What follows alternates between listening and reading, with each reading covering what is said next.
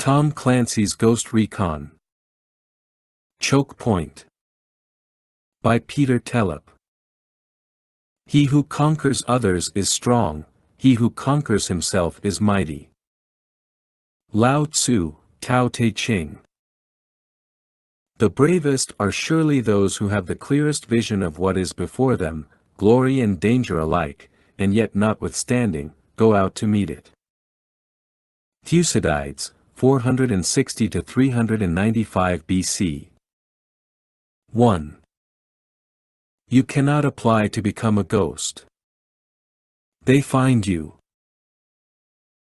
And find him they had, recruited him right out of the Navy SEALs so he could wind up here, in South America, on a search and rescue mission for a CIA operations officer abducted only hours ago by Fuerzas Armadas Revolucionarias de Colombia, more concisely known as FARC.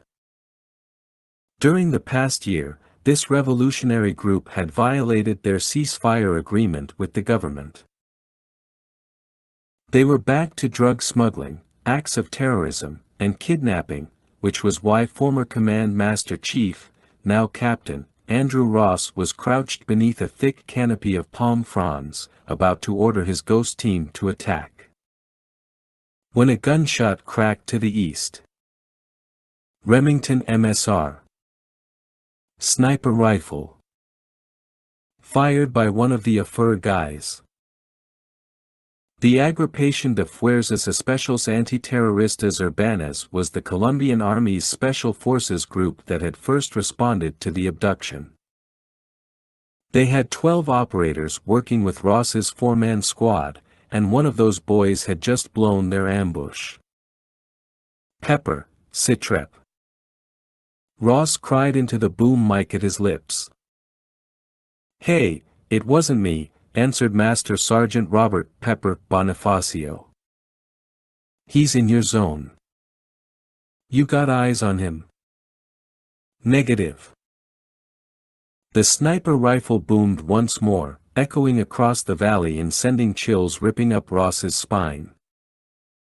Ghost lead, this is Kozak. I got the drone on our sniper. He fired in reflex, 'cause he's dead. They cut his throat. Ross lifted his voice, all right, Pepper. 30K. We're moving in. Kozak, you hold back with the drone. Let's go. As he sprang to his feet, Ross switched to the command net and spoke in Spanish to his counterpart, an Afur captain named Jimenez. One of your snipers is dead. We need a squad in there to take out those troops on the west side. Roger, Captain. I'll send them now. The FARC outpost where the CIA officer was being held lay on Colombia's southwest coast, between the ramshackle villages of San Antonio, Las Juntas, and Agua Clara, all captured like insects within the web of Valle del Cauca's mountainous jungle and the coca fields hidden within. A storm system had just passed through, and the jungle's hot breath rose and hissed from the damp earth as Ross sprinted toward the collection of tin-roofed shacks and lean-tos, partially obscured by enormous fronds. The stench of mold, rotting wood and gasoline grew thicker as he rounded the next knot of trees, then hunkered down just 20 meters away from the clearing. Ahead lay 5 mud-covered jeeps, along with 3 flatbed trucks probably manufactured in the 1960s, an automotive graveyard if you didn't know better. Automatic weapons fire flashed and resounded from behind those trucks, drawing a string of short-circuiting wires in the late afternoon gloom. Ross reached into his web gear, reared back and let fly a sensor grenade. Once the grenade hit the ground behind the vehicles, the exact positions of the hostiles appeared in his crosscom's heads-up display, targets marked by flashing red outlines of the figures, with data automatically sent to the other ghosts.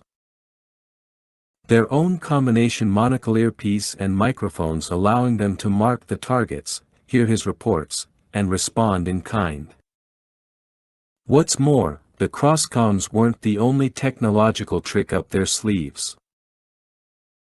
The team's initial recon of the outpost had been conducted by Staff Sergeant John Dmitry Kozak, the youngest operator and self-professed technophile who loved commanding their unmanned aerial vehicle, UAV. More sophisticated than its predecessor, the Cypher drone, this new UAV's quad rotors rotated downward and turned into wheels so it could land and rumble along for an even quieter and stealthier approach on targets. At the moment, though, Kozak had the drone in the air for overwatch, and his voice cut through the team net, but with anxiety, no movement from within the shacks. Something's wrong. They're not moving the package. Before Ross could comment on that, the AFR men, along with Pepper and 30K, returned fire on the rebels behind the vehicles, the barrage of rounds thumping and ricocheting off the jeeps, windows shattering and tires whooshing flat. The AFUR troops were fielding TR-21 Israeli bullpup rifles using standard 5.56mm NATO rounds. That distinctive thunder stood in sharp juxtaposition with the FARC rebels' Chinese-made AK-47s that popped in reply. Noting the hostiles eyed by the sensor grenade, Ross peered out from behind the trees, and the images of his teammates now shimmered in his HUD, green outlines superimposed over the surrounding jungle, along with blue outlines representing the Colombian SF squads. Well, Major Scott Mitchell had been right. This sure as hell was an interesting first mission for Ross, who'd just gone through the selection and qualification phases of becoming a ghost, even after surviving the rigors of a career in the SEALs. Beginning with pre-indoctrination and the infamous Basic Underwater Demolition/SEAL Training, BUD/S. Ross recalled the welcome letter from Mitchell, the explanation of how the D Company, 1st Battalion, 5th Special Forces Group had been deactivated, with the Ghosts reassigned to the newly formed Group for Specialized Tactics, GST, and Mitchell promoted to serve as its commanding officer. There'd been some mention of a joint strike force that would one day comprise all branches of the service, with test operations beginning at the unit level, mostly notably within the GST. In fact, Ross was one of the first non-army operators to become a ghost, and it was with some trepidation that he took on the role of a ghost lead to command 3 members from the U.S. Army Special Forces. In the field it was all business, but during downtime, well, he feared their inter-service rivalry would reach new heights. So far everyone had been cool, utterly professional, but he was waiting for the bomb to drop and for the team to give him a nickname that he would hate more than terrorists, reality TV, and Cupcake, his ex-wife's ferocious white chihuahua. "I'm moving up," he announced. "Cover me now." With that, he sprang from the mushy ground, weaving a serpentine path along the perimeter, elbowing past vines and ducking beneath low-hanging branches with raindrops threatening to fall from them like hot wax dripping from a candle. He was drenched in sweat now, his mouth salty, his eyes burning. He ignored his pulse ringing in his ears and was all about the course ahead, cutting, weaving again, sidestepping, and bounding over 2 fallen logs whose bark was flaking off like sunburn. His boots made sucking noises in the mud, and for a moment his vision blurred and returned as he blinked away more sweat and crossed beneath a stand of wax palms. He broke from there to a small clearing and the nearest shack, where 3 of the FARC rebels had assumed defensive positions beside a wall that resembled a quilt of cannibalized sheet metal with fading soda company logos. One of the rebels glanced back. Ross lifted his $416 Hong Kong dollars assault rifle, the same one he carried as a member of the United States Naval Special Warfare Development Group, also known as DevGroup. Like the AFUR team's rifles, his 30-round magazine was loaded with 5.56mm NATO rounds, and he was about to deliver some flaming hot lead to these rebels. When Kozak's voice buzzed through his earpiece, "Ghost lead. Get down. Got 3 behind you." Ross hit the deck. Craned his neck. And his HUD lit up like the Vegas Strip. 2. Kozak was perched about halfway up the mountain overlooking the FARC outpost, and he had a clean line of sight on the shacks and trucks. With the drone crawler's remote clutched in his hands, he gaped at the LED screen showing the drone's point of view. Ross had just hit the deck and activated his optical camouflage. The team's fatigues, boots, gloves, scarves, everything, were made of a metamaterial specially engineered to reflect the current environment. The drawback was that you had to remain perfectly still. Movement produced a visible distortion as the system's microprocessor attempted to catch up. Moreover, the report of your weapon would send reverberations through your body that often deactivated the system. "Ghost lead, I have you covered," Kozak said, taking the drone into a nosedive, then flying in and out of trees until he reached an opening in the brush. He brought the drone down, the quad rotors rolling into tire position, and thump, she was on the ground, speeding up behind the 3 FARC rebels who were jogging toward Ross. Kozak switched on the drone speaker and spoke into the remote's built-in microphone, "Guti Blaya, Golova, Kak Obazyania Jopa."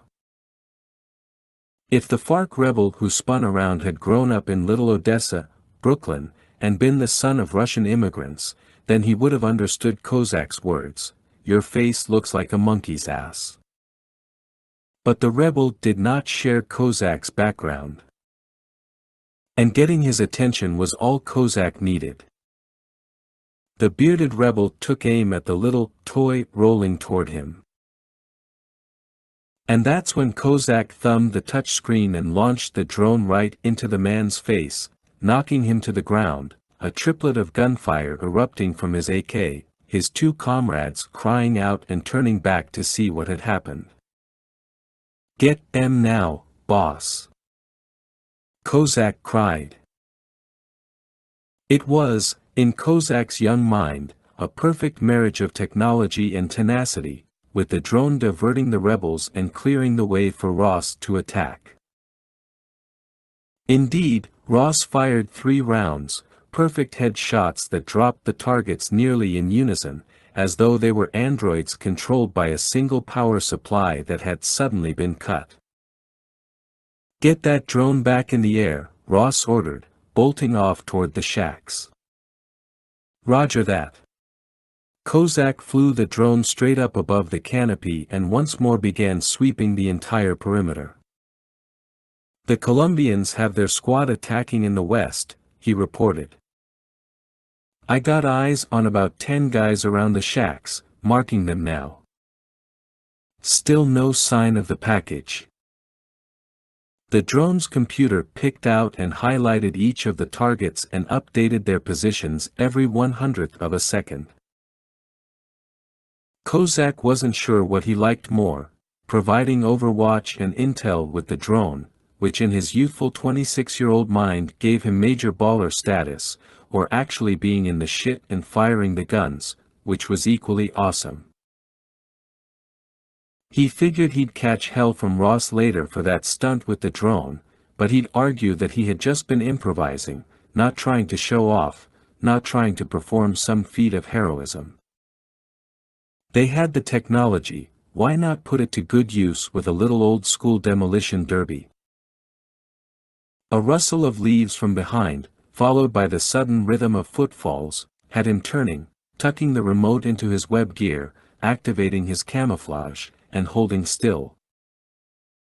Just as 2 dark-faced rebels wearing boonie hats approached from the east, one grunting in Spanish, "I heard him up here, somewhere." The other used his free arm to hold back some fronds while he and his comrade drew closer.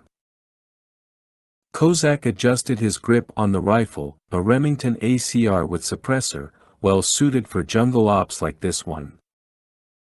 He held his breath. Time slowed.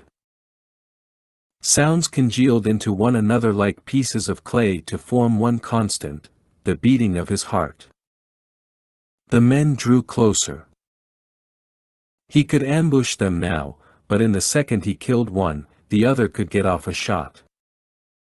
"Don't move," he ordered himself. Being a great warrior isn't just being a good killer. It's knowing when to pull the trigger, and when to shake a hand. It's doing what it takes to win. Kozak's father, Leonid, who'd remained behind in Russia, had said that after learning his son wanted to join the army. And while Kozak hadn't realized it then, he understood now that being a successful Special Forces operator required just that, knowing when. And the only people who'd ever witness his decisions, good and bad, would be his teammates. They were, in truth, the audience he needed to please. You didn't become a ghost to get famous, that was for sure. Credit is failure, Major Mitchell had told them time and again. You became a ghost because you wanted to serve, you wanted to make sure that all those kids who'd suffered through 9/11, those kids who'd lost their families, would never, ever have to go through something like that again. Someone had to do the job, someone who would not lead an ordinary life. Kozak had always known he would be a soldier. He had the Russian fighting spirit in his blood and the love for America in his heart and soul. He was a Russian American. He was proud. There he is. Right there. Cried one of the rebels. Whether he'd been shaking unconsciously or his optical camouflage system had malfunctioned, Kozak wasn't sure.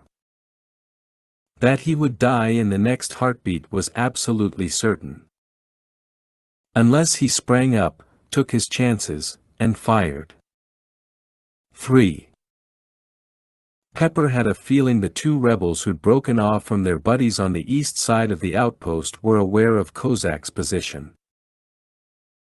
He also noted that the drone was now on autopilot, conducting a series of slow passes along the perimeter out to the river, wheeling around like a lost buzzard without a meal, which all meant that Kozak's attention had been diverted. Pepper's teammates didn't call him Old Reliable, because he was a self-indulgent slacker. No, when he had a hunch, he paid attention to it because years of combat experience had taught him to read the signs and watch the skies in order to better sense danger. These were a hunter's instincts, forged over decades in the field. His Remington M24A2 sniper rifle was now trained on the mountain behind him, and his crosscoms HUD picked out the two men, with Kozak huddled across the clearing, presumably under his camouflage. Pepper adjusted his aim, the reticule now floating over one rebel's head. The moment was before him, the moment he liked most about the job. 30K had once asked him to explain it. You know, that moment just before you take the shot. When it's all lined up and perfect. When you know everybody did their part just right, and you own that battlefield. Then you pull the trigger, and it all goes to hell anyway. They'd never laughed so hard because they'd both been there, done that, understood the blood, sweat and tears the way only other brothers in arms could. And 30K appreciated Pepper's fatalistic sense of humor the way others did not. And here it was, once again, that perfect moment. He took in a deep breath. Yep, it looked like the skinny Russian kid from Brooklyn was a goner if old Pepper didn't loan him some lead. Why Kozak was crouching there and letting them get so close in the first place was beyond Pepper. Was he just taunting them or hoping not to give up his location? Damned brave or damned stupid? Hard to tell which.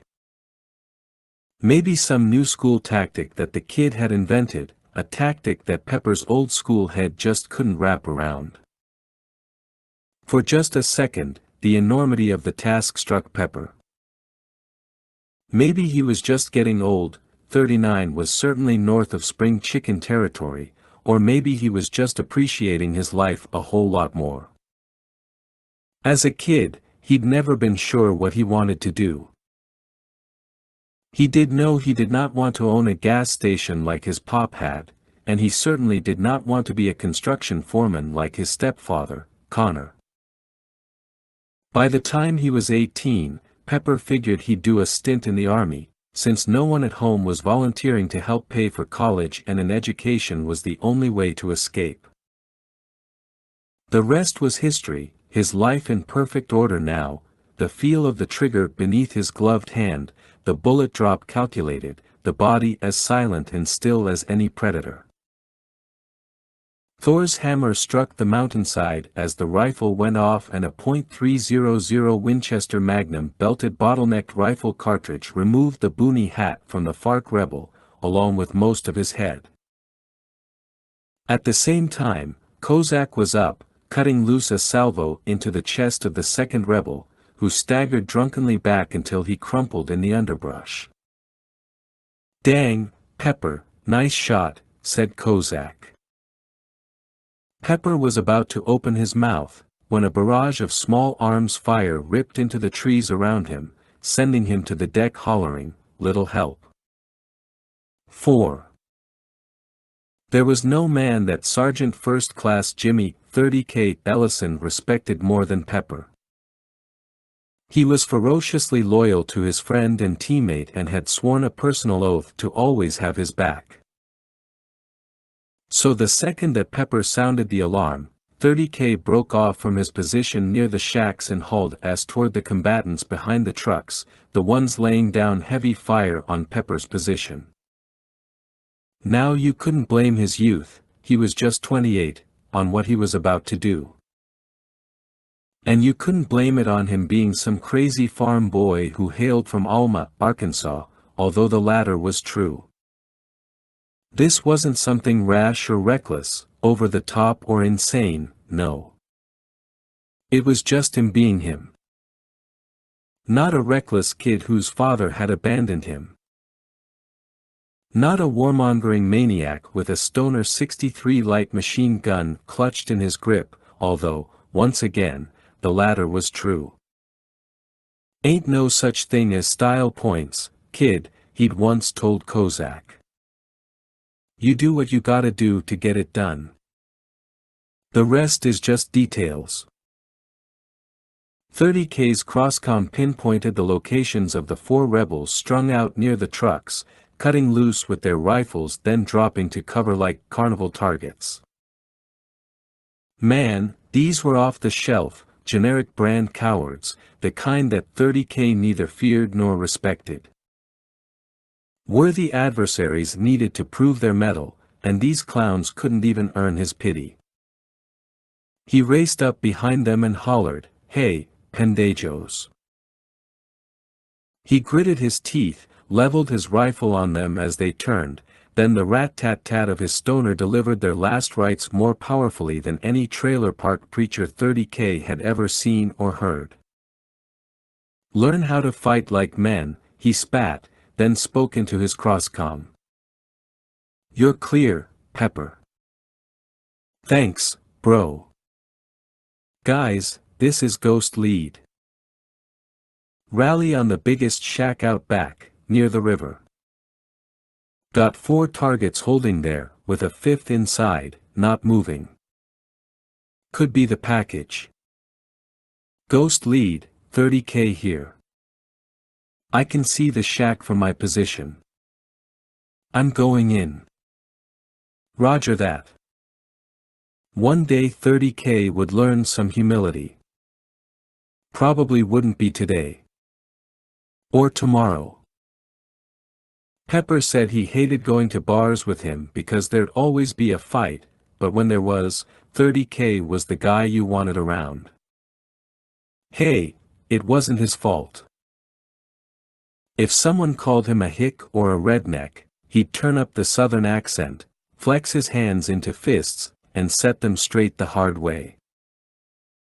He wasn't an evil guy, just evil-minded for the sake of saving lives.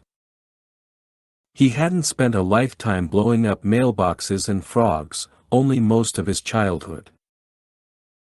He knew the names of every principal from every school he'd been kicked out of because he kept the list in his wallet. These were the men who doubted him, who thought he didn't have what it took. They were just like his father. They didn't want him around. Was he psychologically scarred? Was he mentally and emotionally handicapped? Hell, no. He was just pissed off. But when he'd joined the army, he'd learned order and discipline and had earned the respect of the men in his company. His colleagues and superior officers would often ask why he carried that chip on his shoulder, why he was so angry at the world. And he'd say, "Hey, it ain't me. It's the world." Damned fate had dealt him a shitty hand as a kid. He'd never win the Mr. Personality award. But look where he was now. Was he too cocky? Too confident? Well, if he were writing the Special Forces training manuals, he'd start every chapter with the reminder that you must believe in yourself and your team. You had to visualize the victory and make it real before it happened. And if that was being too cocky, then he was guilty as charged. If you were going in for brain surgery, which doctor would you pick? The one who said she was pretty sure she could help you? Or the one who said, "I'm going to fix you"? Enough said. 30K chose a path that wound eastward along the mottled, oily waters of the river. He remained about 10 meters from the tiny continents of lily pads clustering along the shoreline as he closed in on the shack that Ross had identified. The structure was about 10 meters wide, 40 long, built like an old barn or shed with wide gaps between the wall beams, certainly not a living structure but perhaps a heavy equipment storage house or repair shop or something. The tin roof was alive with crawling vines, and they reminded 30K of an earlier observation he'd made, that there had to be more than 1,000 shades of green in this jungle. There were greens the color of baseball fields, greens the color of flak jackets and Christmas trees and berets. He saw a bird so green that its feathers seemed made of crystal backlit by LEDs.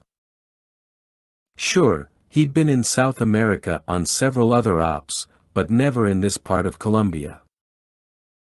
Too bad he didn't have more time to hike up the river, find some local girls and have a beer. A familiar whirring at his left shoulder sent his gaze skyward, the drone. Kozak had his back now and even reminded him of that. "Come on, big brother, move it." With that, the drone raced forward. 30K cursed and stormed after it. He'd been calling Kozak his little brother for a while now because he knew the string bean didn't like it. Hey, if it made the guy with the funny accent work a little harder to prove himself and step out of his big brother's shadow, then rock on, that was fine with 30K. He'd appointed himself the team's morale officer, pushing everyone to new heights because he enjoyed the hell out of annoying them, and the better they were, the better he was, meaning they all had a better chance of staying alive. With the tables turned now and 30K sprinting madly to prove himself, he had red-zoned his heart by the time he reached the edge of the forest to spy on the 4 guards posted near the back of the shack. They had crouched down, rifles raised, their eyes intently panning along the clearing and probing farther out, into the deep maw of tangled branches.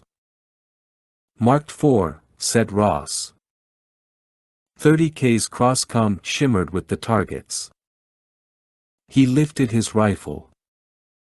Took a breath. He had a bead on the first one and practiced panning right to the second. No scope on his stoner. Just experience and instincts.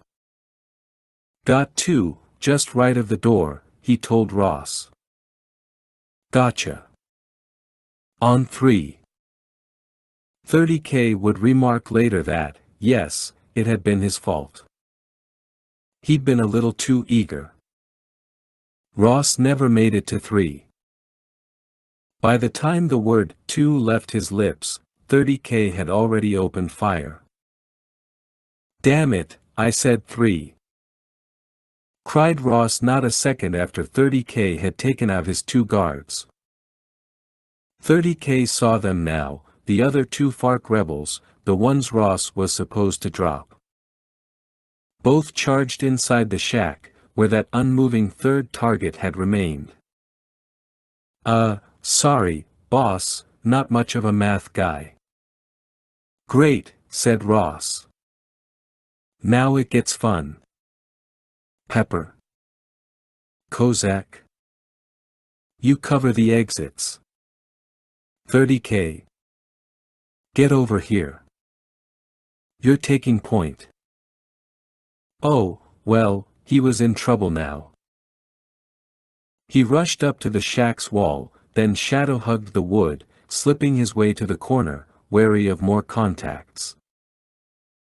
Every footstep was measured, his gaze flicking between the ground and the wall, making sure he didn't do something stupid like trip and give up his location. He turned and met up with Ross near the main door, which was actually a pair of doors, cracked open a few inches. Ross raised an index finger with one hand, cupped his hand to his ear with the other. He nodded over something, then reported over the team net. "Fur guys report the rest of the rebels have fled back into the jungle. Hold fire." After that, Ross nodded and rolled left beside the door, rifle at the ready. He gave 30K the hand signal, "Go." But 30K frowned as he drifted closer to the doors, stealing a look inside. What he saw made him recoil. Whoa. Ross had tugged free a flashbang grenade, and 30K turned back, put his hand over the boss's, and shook his head. "What?" "Take a look." 5. "Ah, hell," grunted Ross. At least 50 plastic gasoline containers lined the shack's rear wall. To the right were bushel baskets brimming with almond-shaped coca leaves, stacked as high as refrigerators. 6 or 7 wheelbarrows filled with what might have been salt or limestone were parked across from the stacks, and at least 20 or more oil drums formed 2 rows down the center of the shack, as though they were stacked on the deck of a cargo ship. Still more containers with labels that read sulfuric acid and sodium permanganate sat on wooden shelves buckling under their weight. Beneath them were piles of brand new microwaves still in their boxes. "Well, they ain't making burritos," said 30K. Ross knew all about the infamous cocaine labs of Colombia and how these guys needed about 1,000 kilos of coca leaves to yield just a kilo of paste or 2.2 pounds. That's why they needed so many bushels of leaves, and the process for making cocaine was painstaking, the materials highly flammable. Drawing gunfire, let alone tossing in a grenade, might send them all into low Earth orbit. "Kozak, get the drone over here," crawler mode. Even as the UAV came over the rooftop, quad rotors humming, or rustling along a rise to their south had Ross scanning the tree line, where his crosscom showed the blue silhouettes of the AFR troops, establishing a perimeter. Nothing would leave the shack, nothing that remained alive anyway. Ghost lead, Pepper. We're secure out here. Clear to do your thing. The drone landed not a meter from Ross and rolled toward the doors. 30K opened one door wide enough for the crawler to roll through. Show it to me, Kozak. A window opened in Ross's HUD, and the camera view and data bars from the drone crackled to life. Superimposed over the video was a wireframe representation of the shack, with dimensions displayed and the drone's coordinates scrolling below as it advanced. Good, said Ross. Put me on the speaker. In 3, 2, 1, and you're live, announced Kozak. Ross cleared his throat and spoke in Spanish. Listen up, boys. Your comrades have gone home for dinner. We have this area secured. You can't run. So you know the drill. Put down your weapons and come out slowly with your hands behind your heads. You do that, and you won't get hurt. You play games, and I'll kill you. The crawler rolled farther into the shack, past the stacks of oil drums to an open area beyond, where in the light of a single flashlight sitting on the floor appeared a figure sitting in a chair, hands bound behind the back, a cowl of some sort pulled over the head. The image was too grainy to make any further distinctions. At either side of the prisoner were the guards, one with a pistol to the man's head. Ghost lead, Kozak. What do you think? Get in a little closer. Kozak complied, advancing another meter with the drone. Hold on a second, said Ross, getting a better look at the prisoner. Don't come any closer, shouted one of the rebels, a clean-shaven man with thick eyebrows and several missing teeth. You know what we'll do. Kozak, get the drone out of there. Say again. You heard me. Back off. Ross faced 30K and shook his head. That's not our guy. Too small. This is a bullshit diversion to stall us. Our package is already on the move. Either way, they got a prisoner. Intel said our CIA guy wasn't the only one in the car. As the drone rolled out of the shack and past them, Ross knew they were out of time. Ghost lead, Pepper. I dropped another sensor just outside the shack. Signal's clean. I can take out the guy with the pistol, right through the wall. Ross smiled inwardly. This was why he become a ghost, to work with aggressive, creative operators from all branches of the service who could teach him their tactics, techniques, and procedures, the good old TTPs of any good operation. Like him, Pepper was an old salt who'd mopped up bloody operations in Sanjin, hunted bomb makers in Waziristan, and danced around the conflicting orders between higher and intelligence offices like the CIA. His experience had taught him to always be thinking ahead and keep the mission tempo high by not succumbing to the deep bitterness and cynicism that could easily rule your life. Pepper, this is Ghost Lead. You're the man. Roger that. Ross looked at 30K but continued speaking to Pepper. Now can you count to 3? Pepper gave a snort. No problem, boss. Okay, then. Here we go. 6. Pepper steeled himself and was just a breath away from firing. The target's head was perfectly centered beneath his crosshairs, and the M24A2 felt magnificent in his hands.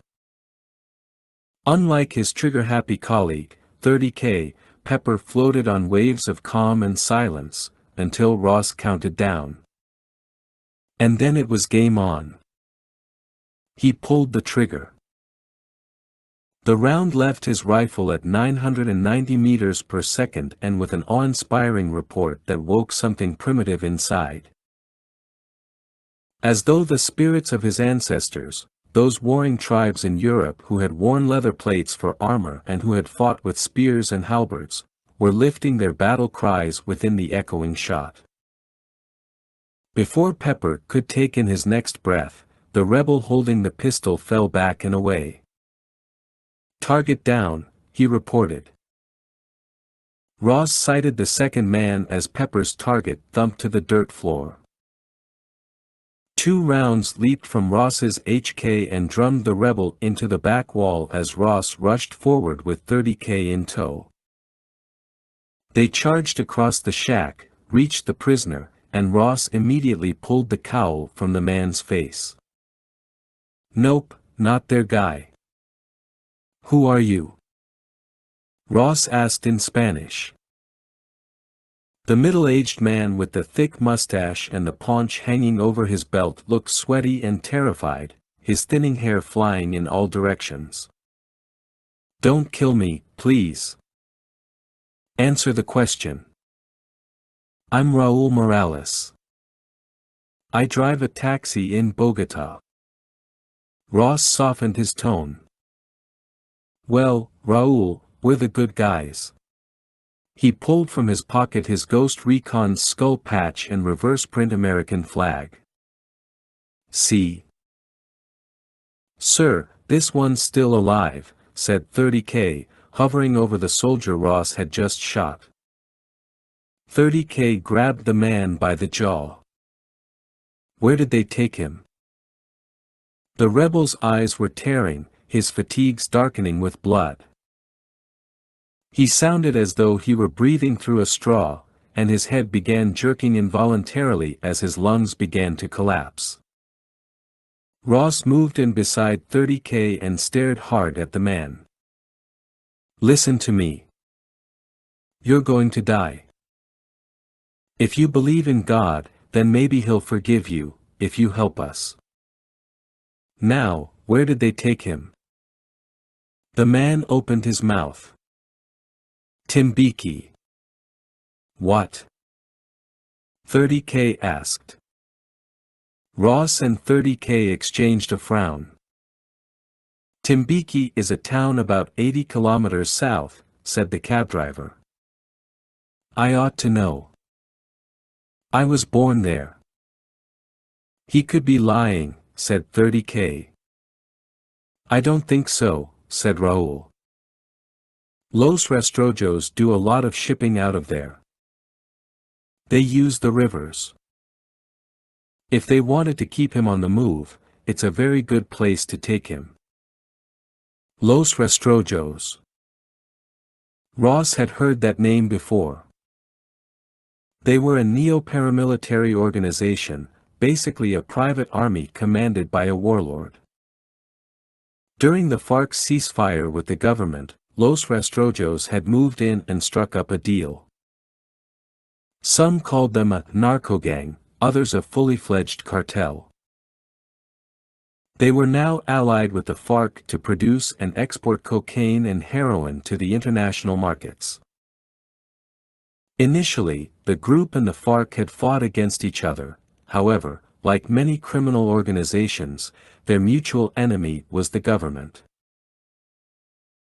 Like Colombia's own military, they fielded the Galil assault rifle, originally made in Israel but produced under a license by Indumil, a Colombian weapons manufacturer headquartered in Bogota.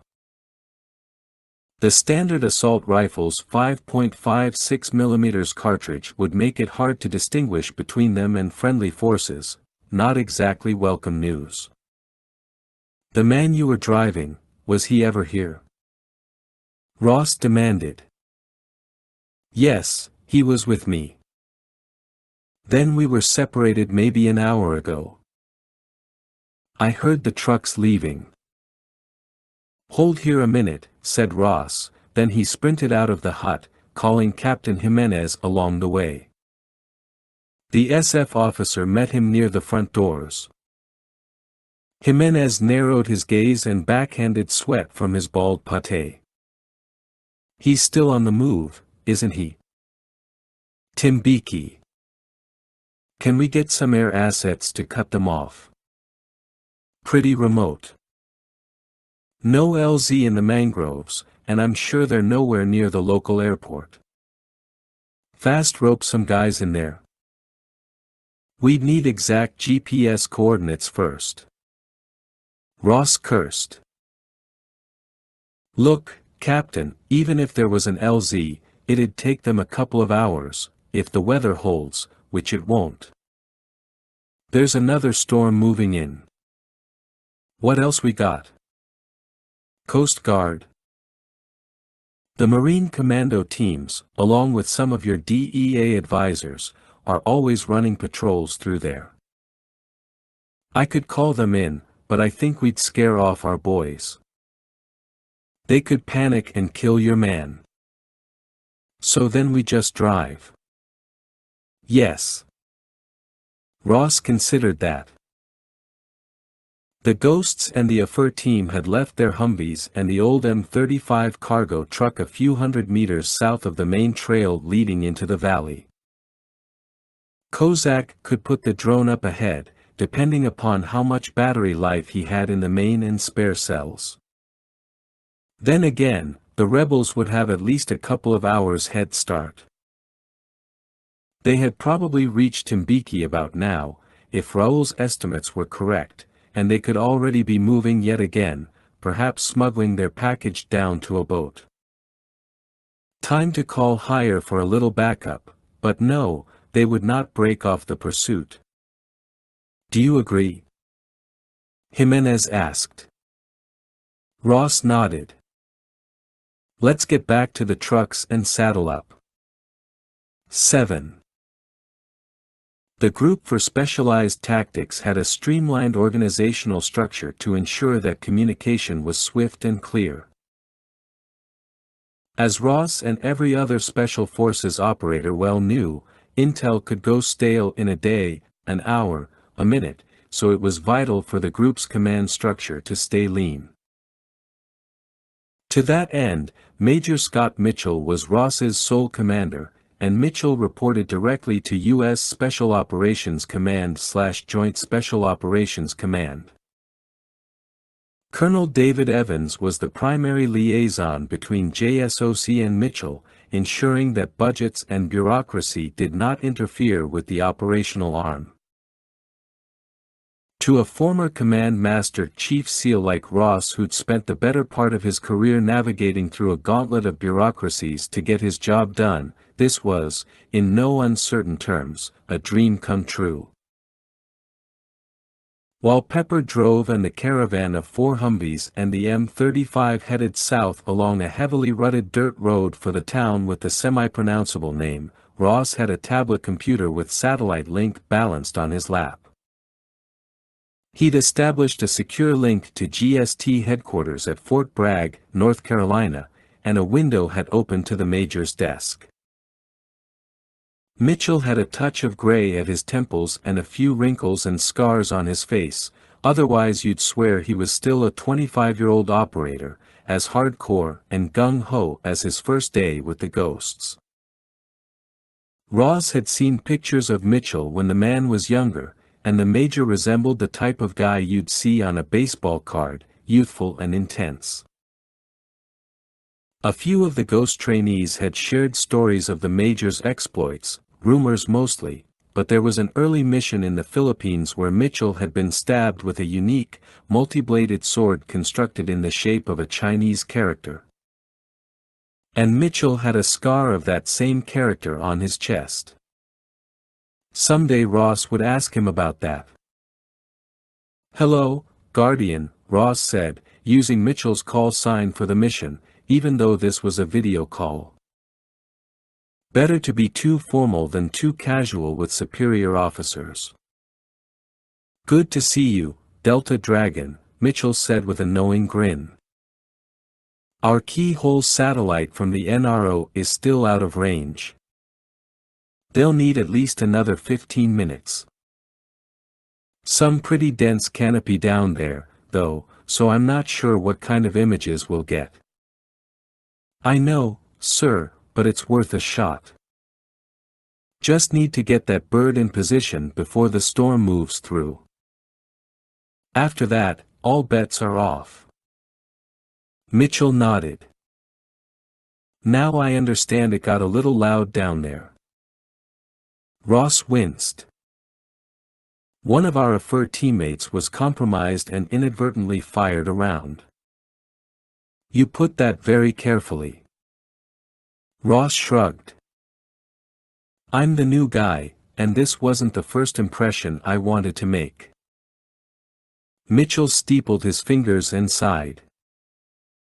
So the shot went off, and it all went to hell from there. Not exactly. Ross, the ghosts are about maximum impact with zero footprint. Absolutely, sir. You told me this was exactly what you wanted, that you needed to be a ghost more than anything right now. I believed you. I still believe you, and I'm counting on you to get this done. So are the Secretary of Defense and the National Command Authority. Ross's breathing grew shallow. I understand, sir. I won't let you down. Good. Sir, we get anything more on Delgado? Mitchell made a face, that same one he'd made during the first briefing in the isolation chamber back at Fort Bragg. Langley won't confirm a damn thing. Unfortunately, there's no love lost between us. Ross repressed his grin. It was no secret that one of Mitchell's operations in southern Afghanistan had got him caught between his orders and a clandestine operation being carried out by the CIA. He'd almost gone up on murder charges until the spooks' little conspiracy backfired in their faces. And here they were now, trying to bail out the same agency that had almost hung Mitchell. Trying not to sound as though he were prying, Ross said, Sir, Langley could have sent in their own S&R team for this. So I'm still asking the same questions I had before we left. What was Delgado's mission? Why is he so important? I mean, come on, they owe us that much, don't they? He's a spy working in Colombia. What more do you need? With all due respect, sir, it's never that simple. A gleam lit Mitchell's eyes, as though he were proud of Ross for prying. All right. It's not much, but Delgado's been in South America for the past 10 years. He's one of the agency's most valuable agents in Colombia. This, of course, I got off the record. Colonel Evans says there might be something more because the secretary made a point of requesting us to get this job done. Fair enough, sir. I'll be in touch when the NRO has our bird ready. Roger that, sir. Thank you, sir. Ross nearly lost his grip on the tablet as they hit a pothole and he thumbed off the link. Pepper looked at him and cocked a brow, hazel eyes flashing beneath his salt and pepper crew cut. Mitchell's a good guy, a straight shooter. He would have been a great Navy SEAL. Somehow I don't think that bothers him. They exchanged a grin, then Pepper said, that was some good work back there. Good work? Ross snorted.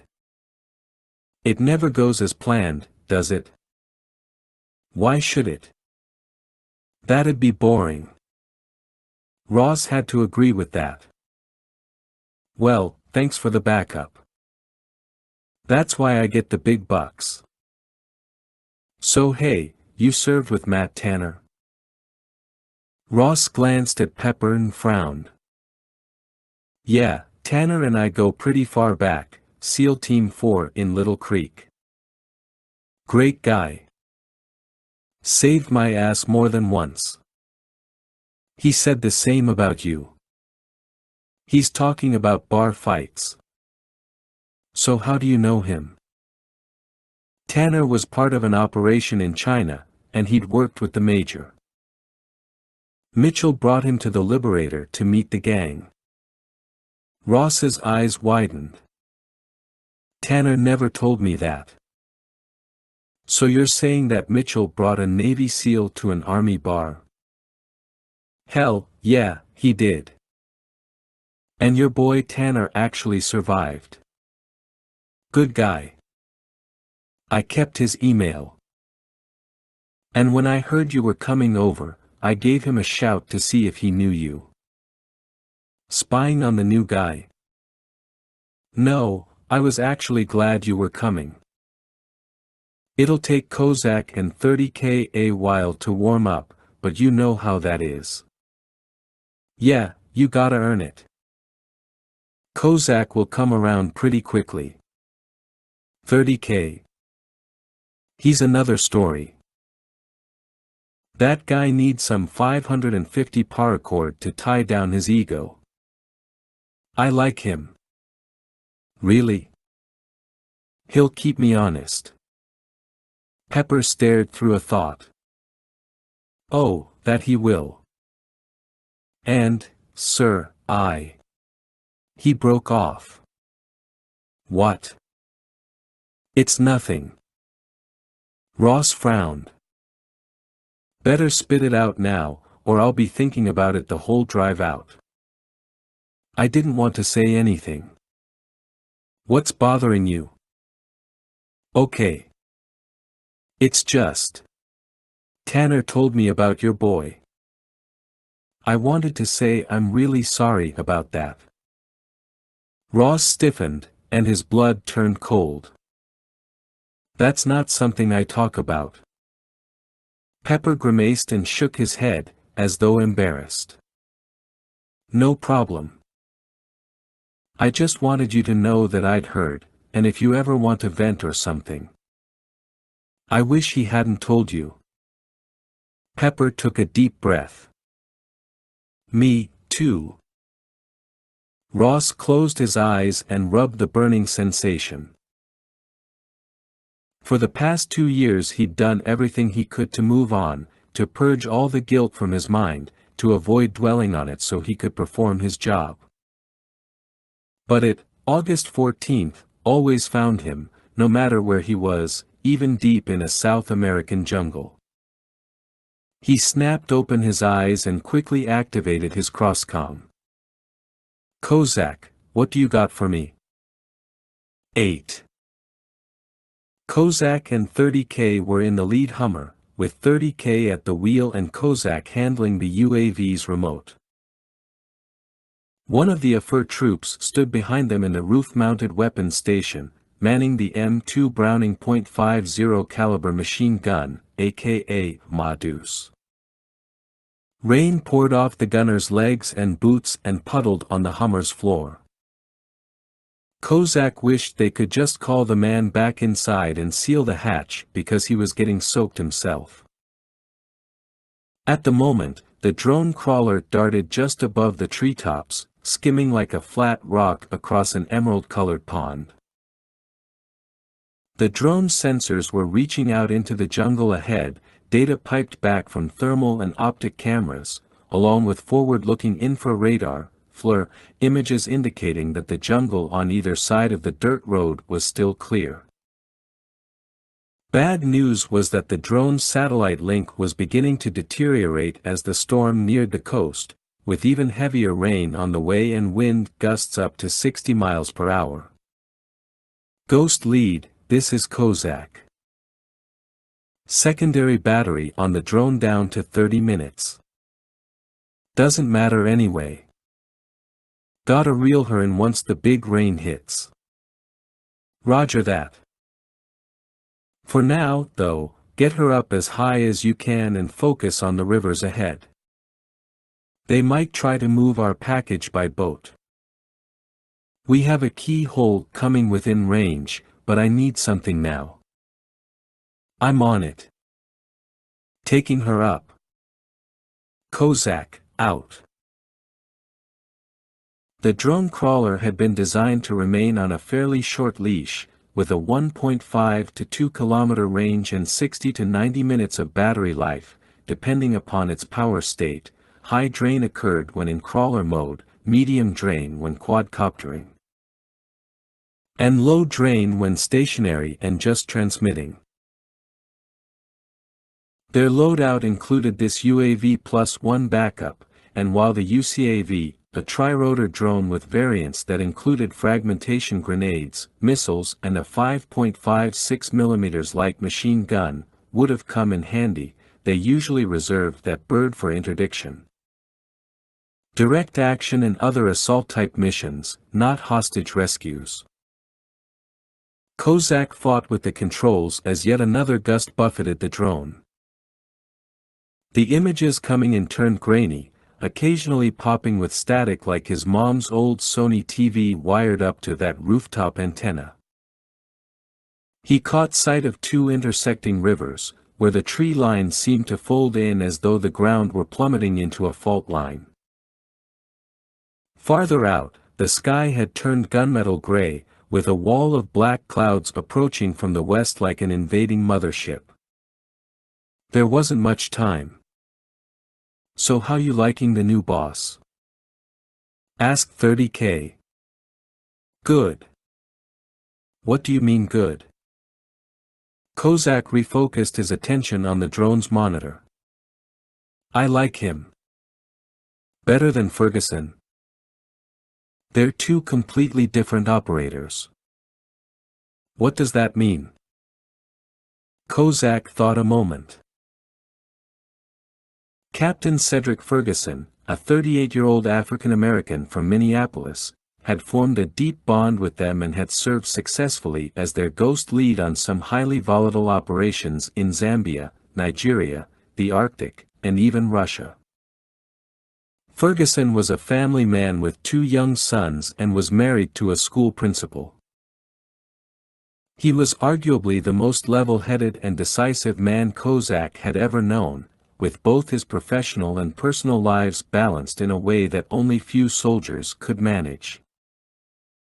The bullets could be flying, people could be dying, but Ferguson's cool and curt commands would put you at ease.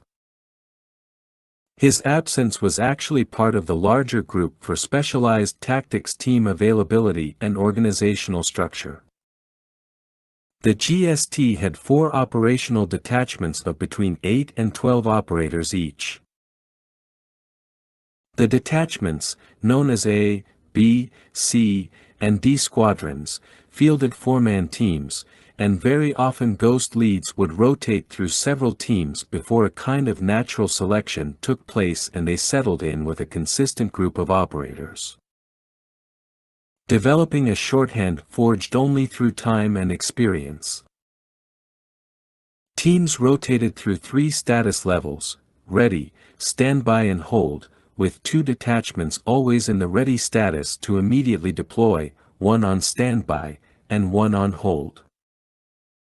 Ferguson had temporarily rotated to a team on hold so he could enjoy some well-deserved R&R and spend time with his family. And yes, news of a new ghost lead taking them out, one who wasn't even an Army SF operator, had unnerved Kozak. The rumors had run rampant, the reservations so tangible that Kozak actually had a bitter taste in his mouth a few hours before he'd met Ross. But when he'd learned of the man's credentials and listened to Major Mitchell speak so highly of one Captain Andrew Ross, Kozak was put at ease. What's more, Ross said he had a grandfather on his mother's side who'd been born in St. Petersburg, Russia. Unsurprisingly, 30K had a problem with new ghost leads, especially those who were, as he'd put it, members of Uncle Sam's Canoe Club. "Well, I get the impression Captain Ross thinks he's above us. He was a Navy SEAL, serving with operators I'm sure he believes were the very best. You know, the SEALs got all the Hollywood hype, so now as he gets older, he's just slumming with us, putting in his time. Kozak glanced incredulously at his teammate. When did you get that impression? First time I laid eyes on him. Or maybe after he corrected you for jumping the gun. I don't like any of this. I don't think bringing in people from other branches is a good idea. You afraid to learn something new? 30K snorted. So if we watch the Army-Navy game, who do you think he'll root for? Who cares? Ah, I'm talking to the wrong guy. I think Pepper likes him. And if Pepper is good to go, then so am I. Besides, when we're out here, none of that shit matters. 30K muttered something under his breath, then said, You're in awe of the guy, aren't you? Hey, you read his record. Silver Star, 3 bronze with V, too many commendations to remember, and even the Presidential Unit citation. We ain't here for medals. He was DevGru, Naval Special Warfare Development Group. It's not like they killed Bin Laden or anything, right? Why don't you join the Navy? Kozak shook his head and sighed. If you're looking for hardcore proof that the guy is legit, then there it is. You're just another fanboy. Give him a chance.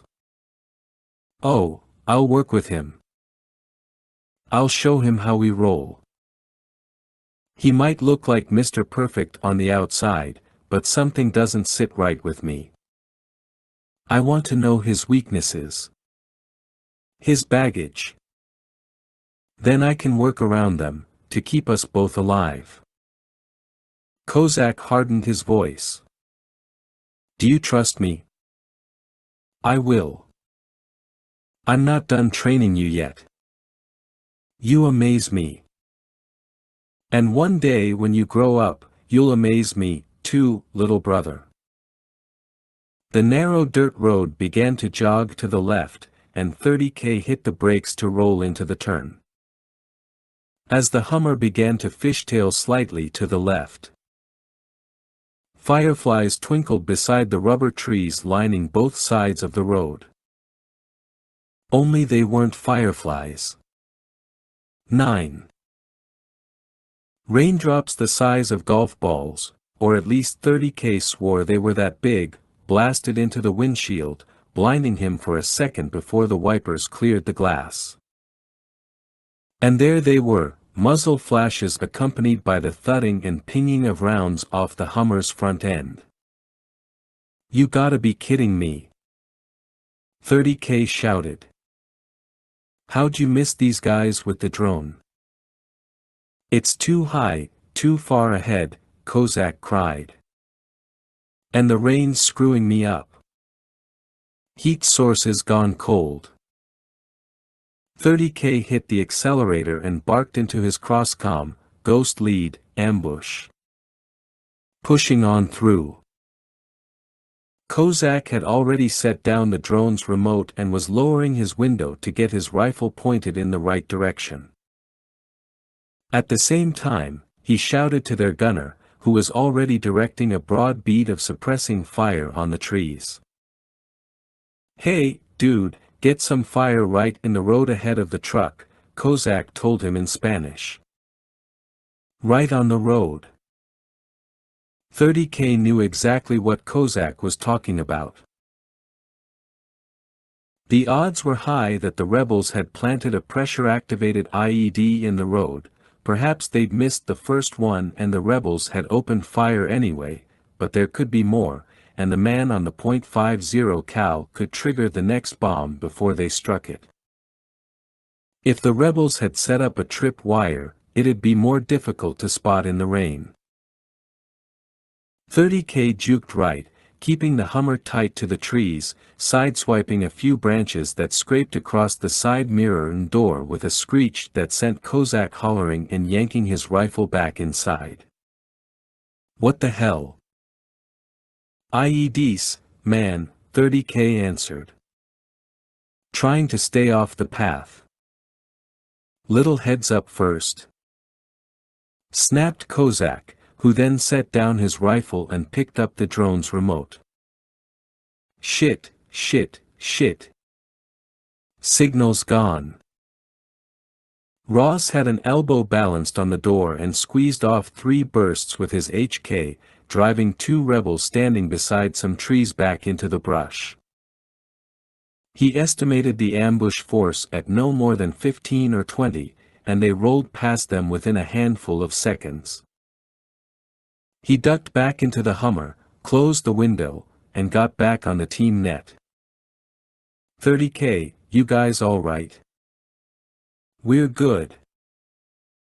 Ross switched frequencies to Captain Jimenez, who was up in the cab of the M35, and asked if his people were okay.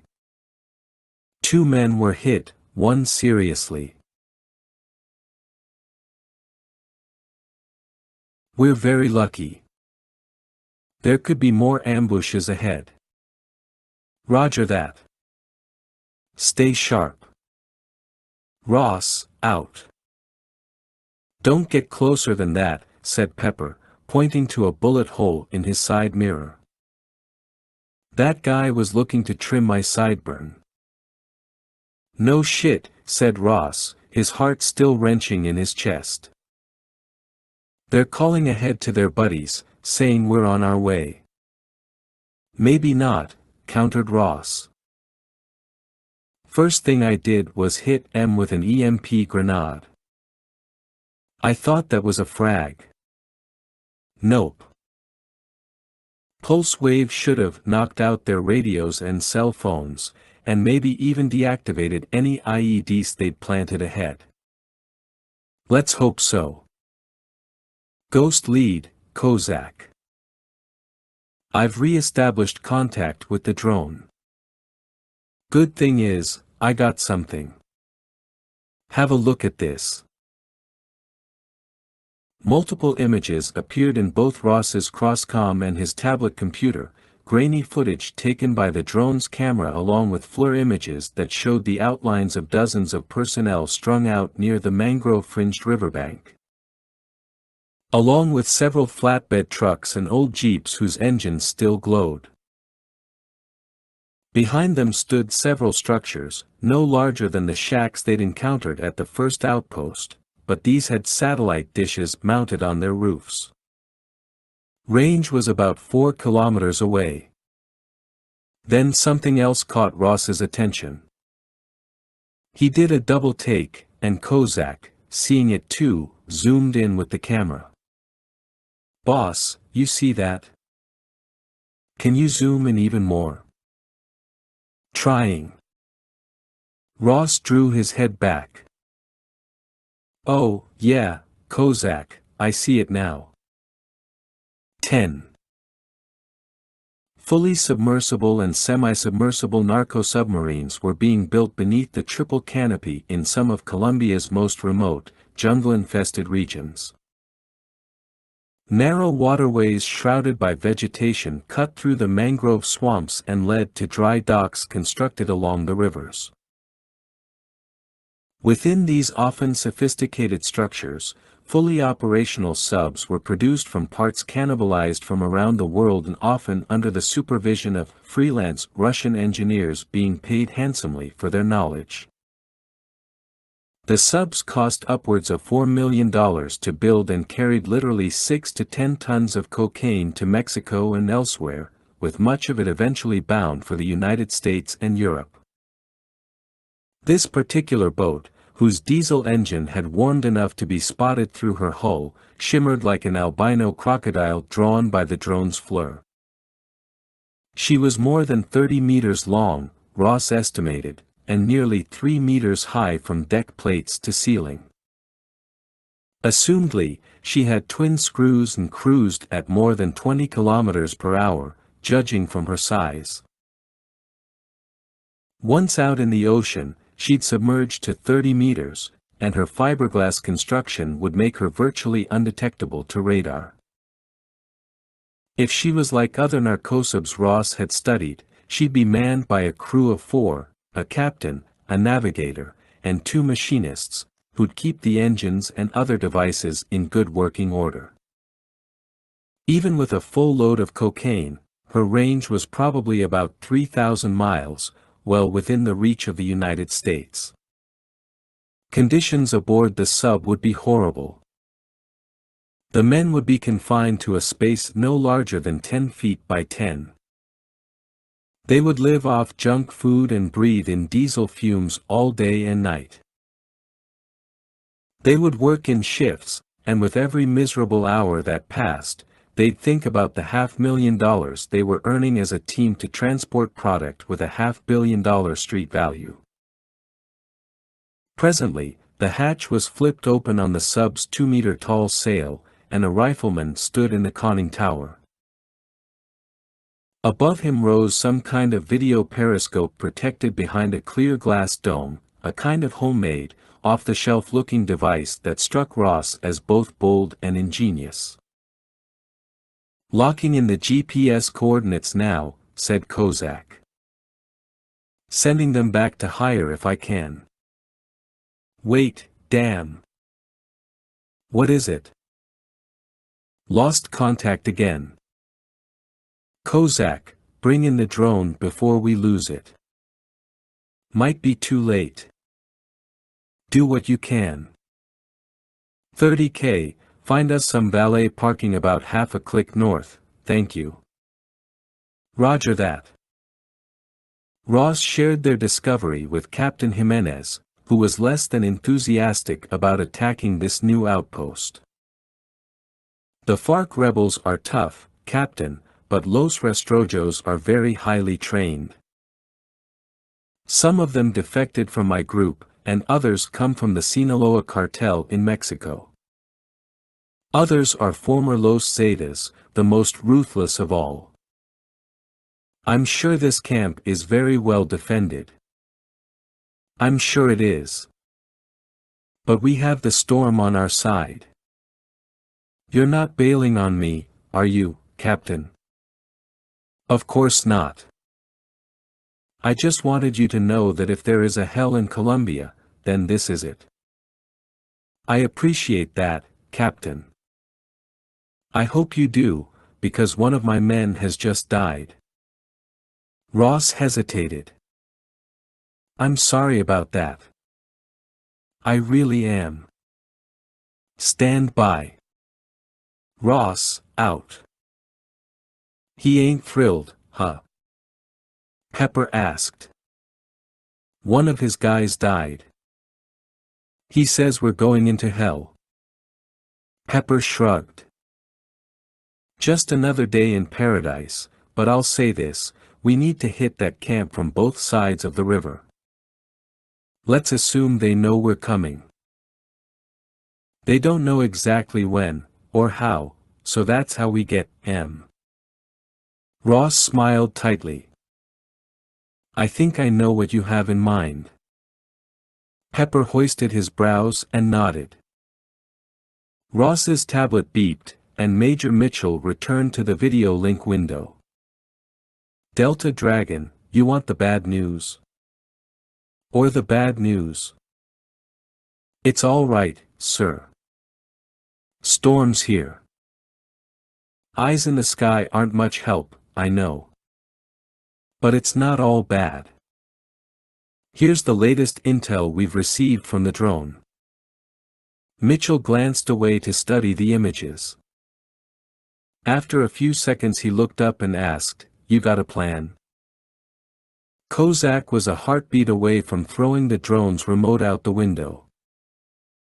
"I think it's stuck in a tree," he cried, still unable to regain a link. He'd managed to lock onto the UAV's locator beacon, an emergency provision if she lost power or was damaged in battle. The beacon had an independent battery and could broadcast the drone's GPS coordinates and elevation, which it was doing at the moment. "You'll have to get your little toy later," said 30K. "You know what the Major says, no footprints. So we gotta go back." "Yeah, dude, whatever, we'll do that later. Hey, that looks good up there, what do you think? 30K pointed to an opening in the forest on their right side where the trees seemed to part like a doorway. Do it, said Kozak, clutching his seat as the Hummer jostled up, off the road and onto the slightly higher ground off the path. They sliced through the underbrush until 30K believed he traveled sufficiently far to allow the whole convoy to pull off the road. Check the range, he told Kozak, who compared their current coordinates with those of the Narcosub camp. Half a click, on the money. Who's the man? Kozak looked at 30K and in a deadpan answered, Captain Ross. But then again he said that Pepper was the man. 30K rolled his eyes. Get out of here. Kozak opened the door and stepped into the torrential rain, the wind suddenly whipping him away from the Hummer and toward a cluster of trees. Holy, the rest of his curse was drowned out by another gust that sent him leaning forward at a 45-degree angle. Toto was already road pizza. The Wicked Witch was somewhere in Siberia, plucking waffles, iPods and family photos from her hair. This was, in Kozak's expert opinion, friggin' nuts and a far cry from the good old days on Brighton Beach Avenue, chasing after those cute girls from Long Island who'd come down and act like tourists. Team, this is Ghost Lead. Listen up, said Ross. Kozak had to turn up his crossgom's volume against the howling wind and thrashing of branches. While the captain went over the plan, a computer-generated map of the base appeared in their HUDs. The map had been created via intel gathered by the UAV. That was the kind of spot-on, up-to-the-second intelligence analysis they needed, the kind of data that kept them one step ahead of the enemy. Ross designated all of their targets and presented the AFIR troops with their own overwatch and attack orders. There was one word that Ross used twice, a dirty word that Kozak never liked to hear prior to a mission. Booby trap. Triggering one would blow the team's cover and get themselves killed without permission. Don't do that, Ross had said. They'd all seen too many good men lose their lives or get maimed because the enemy wasn't man enough to face them. When Ross was finished, Kozak called him and said, Ghost Lead, I have one more idea. I think our primary drone is stuck in a tree, which gets me thinking, let me park the secondary up in a tree near those buildings. I like your style, Kozak. Do it, he ordered. Kozak grinned inwardly, then reached back into the drone holster attached to his utility belt and hanging from his right hip. The secondary UAV's rotors were folded inward, shrinking the craft into a frisbee-size package that was deployed in nearly the same fashion. Okay, baby, don't let me down, he whispered. And with that he tugged out the UAV and tossed it into the air. The quad rotors automatically expanded and activated, and the drone lifted off, veering chaotically into the night. Kozak plugged in the target zone, and now the drone would fly automatically to that area and hover, awaiting its next command, if it didn't crash first. Ghost Lead, the drone's deployed, he said, then he jogged up behind 30K, who was already slipping furtively into the jungle. Hey, bro, you ready for this? What do you think? If anything happens. Dude, now you sound like Pepper, said 30K. We only need one prophet of doom on this team.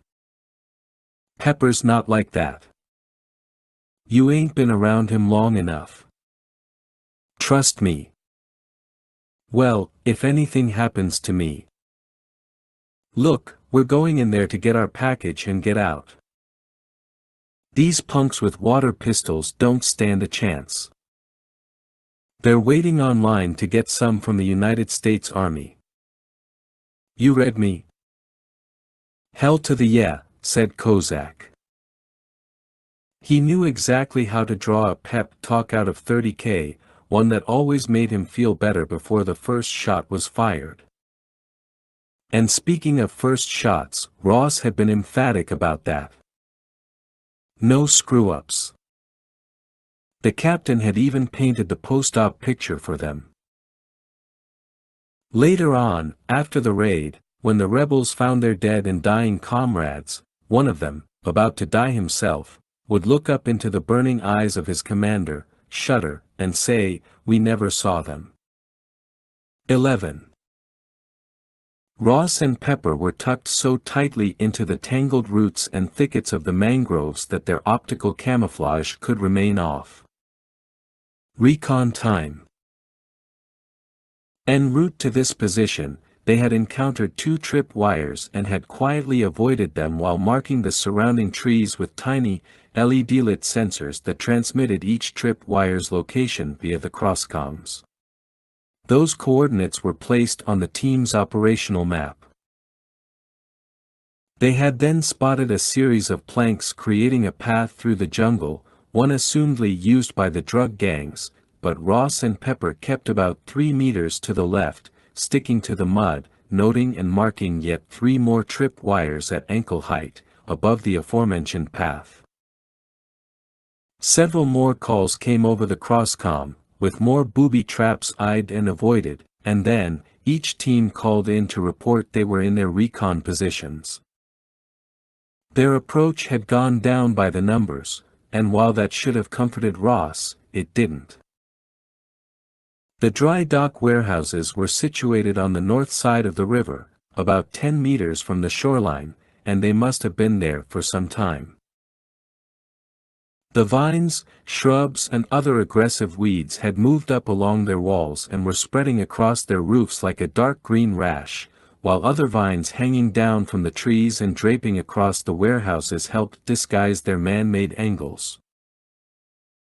Ross was certain that the FARC and Los Rastrojos troops had given Mother Nature a helping hand, shifting foliage so that it would help with the overall effect, and the outcome was impressive. You had to stare hard to discern the buildings. Opposite the warehouses stood a rickety-looking dock, about 1 meter wide and 10 meters long, with a few of the pilings leaning unervingly to the right. The narcosub, whose hull was painted a flat olive drab, sat moored to the dock, bobbing as the wind whipped waves up to her sail. Ross switched to night vision, and the lens mounted on his helmet turned his crosscom's HUD to phosphorescent green.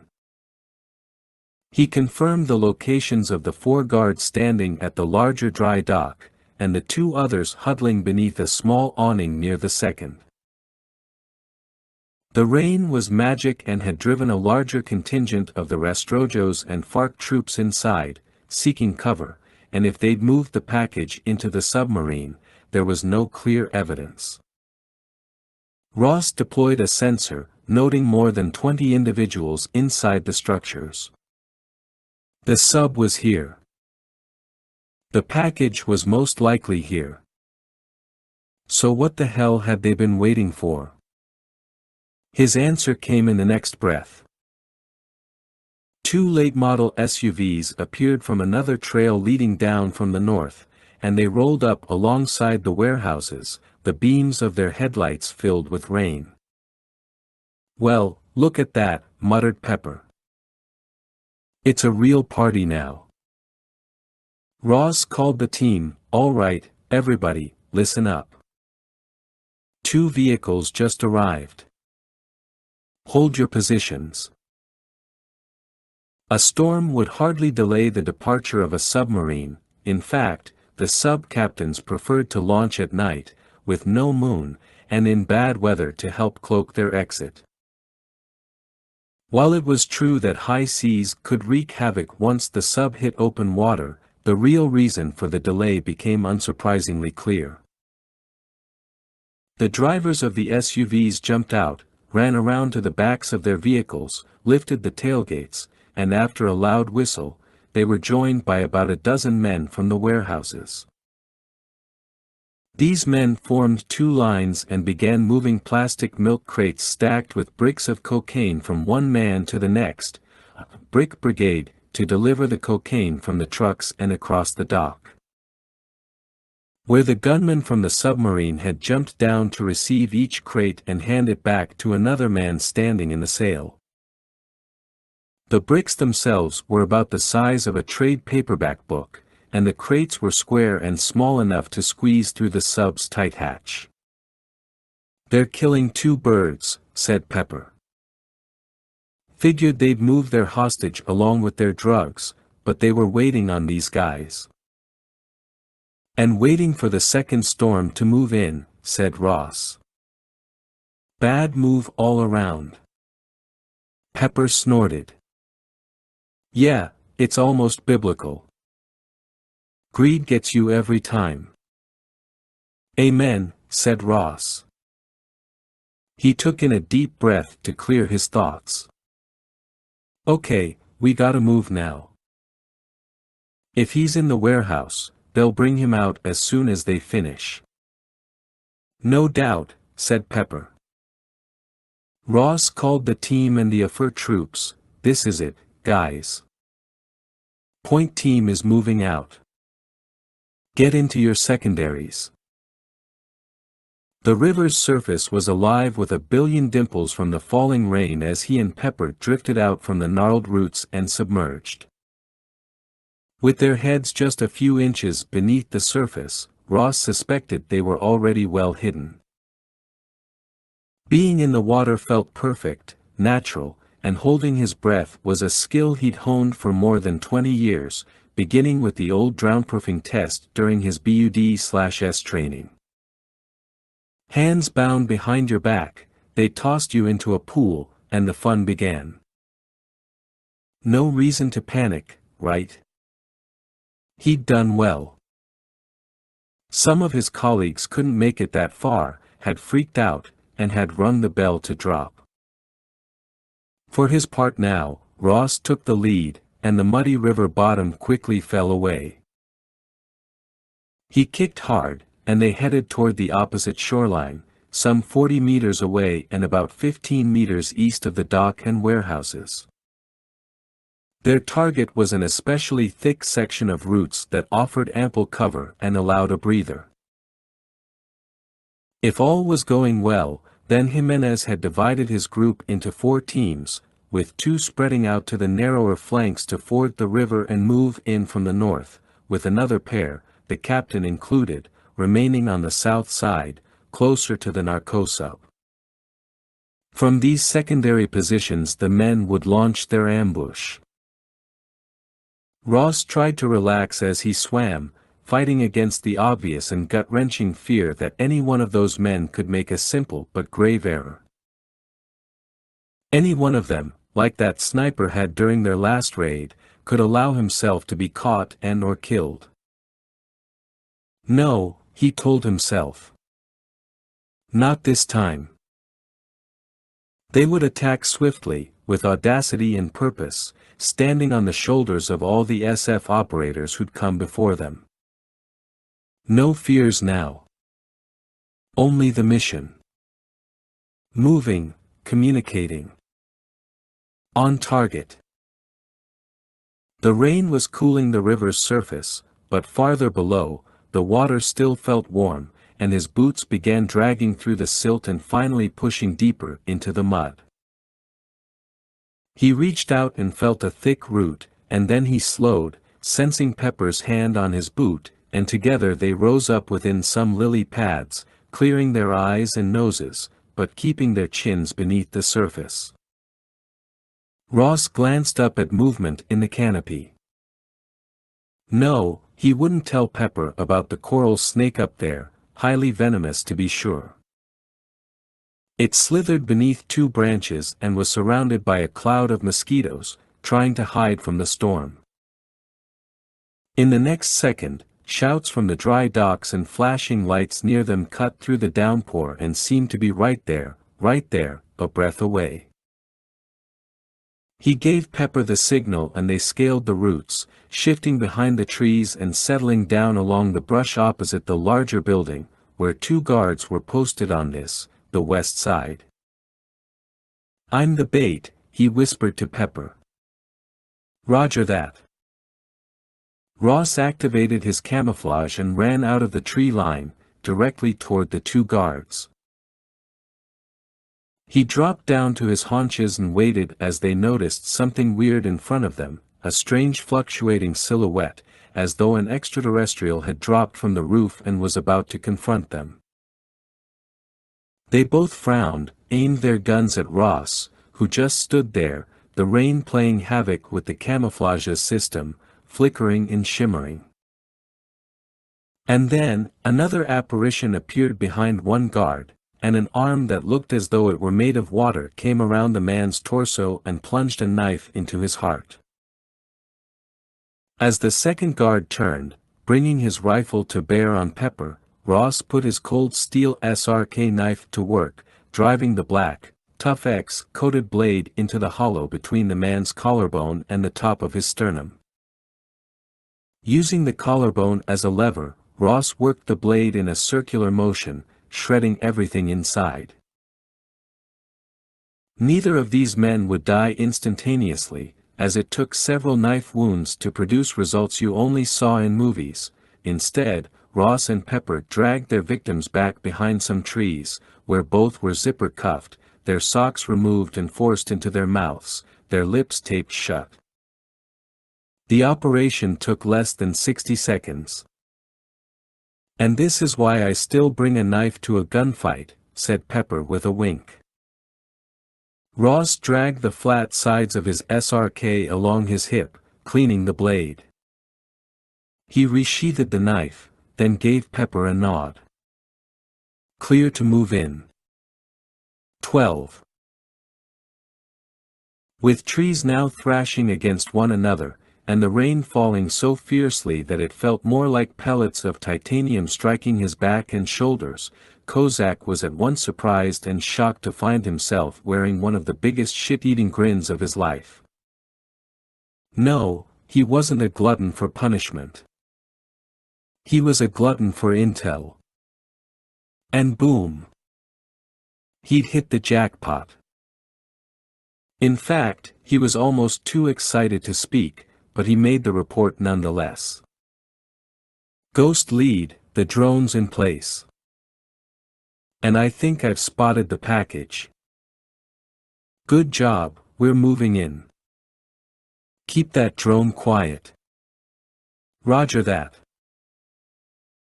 Kozak and 30K had found a cover position at the base of 2 long rows of bamboo that towered into the canopy like the bars of some colossal prison, the chutes groaning and creaking as they bowed in the gale.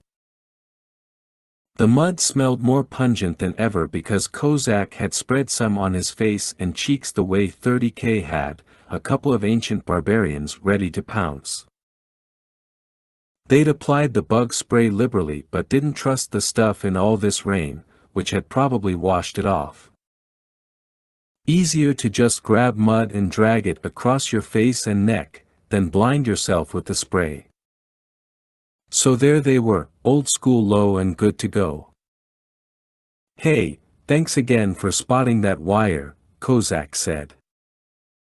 "Just another one you owe me, little brother."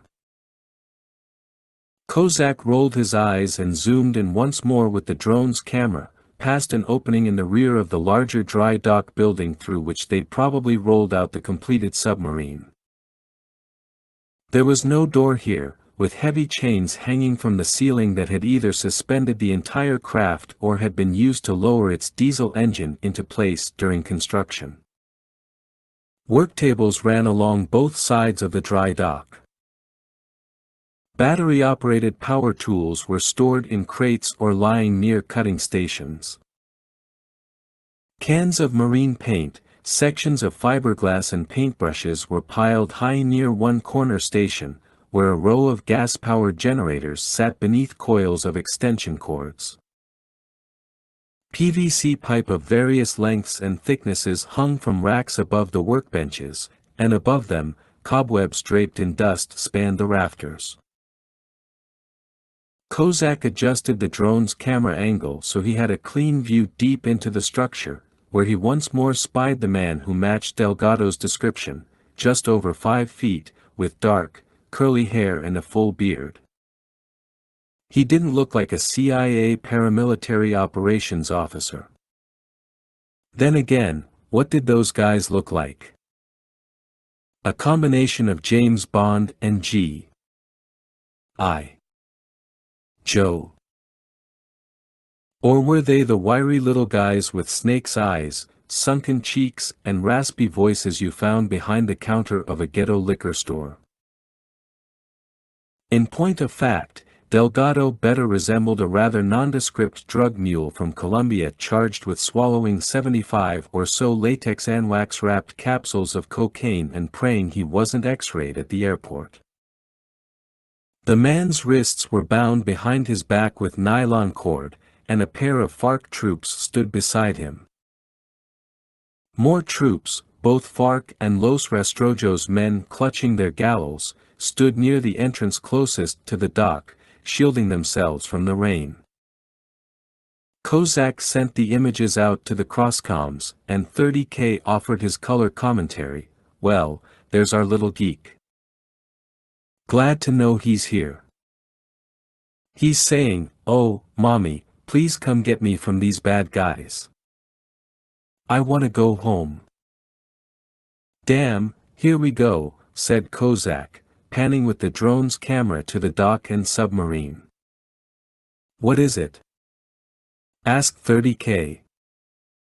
"Looks like they're done loading the drugs. Pepper and Captain Ahab better be ready." "They're not. Ghost lead, this is Kozak. Are you getting this? That's our package. They're moving him now." It had all unfolded perfectly in Ross's mind's eye. The AFUR troops flanking and encompassing the perimeter. He and Pepper slipping into the dry dock and, utilizing their optical camouflage, taking out as many thugs as possible before slipping away with the package, after not a single shot was fired. And then, once they were clear of the dry docks. Ambush. They'd trapped the enemy soldiers in a gauntlet of fire so horrific, so impregnable, that all they could do was cower until a round finally silenced their hearts. And even if a few men posted on the perimeter pulled off the small miracle of escape, they would succumb to malaria or dehydration or the wildlife within a few days as they tried to reach the nearest town. The AFUR troops would move in and claim victory, the government would issue them medals, and the newspapers would report of their triumph. The ghosts would take no credit. They, of course, were never there. It was all so beautiful. And it would have been. If they weren't late. As in 11 seconds late. Delgado was being dragged toward the submarine, and Ross had to make one of those imperfect choices in a universe that now laughed at him. "Hold fire. Hold fire," he whispered loudly into his crosscom. He and Pepper were inside the largest dry dock and hidden beneath one of the workbenches, their camouflage active. Let them load the package into the submarine. Ghost lead, 30K. Say again. I said, let him get on the submarine. And then what? Ross ground his teeth. Stand by. He could almost feel the heat of Pepper's gaze on his back, even though the man lay hidden beneath his camouflage. Decision time. The entire team, along with Jimenez and his men, were now waiting for Ross to issue orders, to deliver a revised plan that would make them grunt, nice, and drive them on with a ferocity that would overwhelm these enemy troops.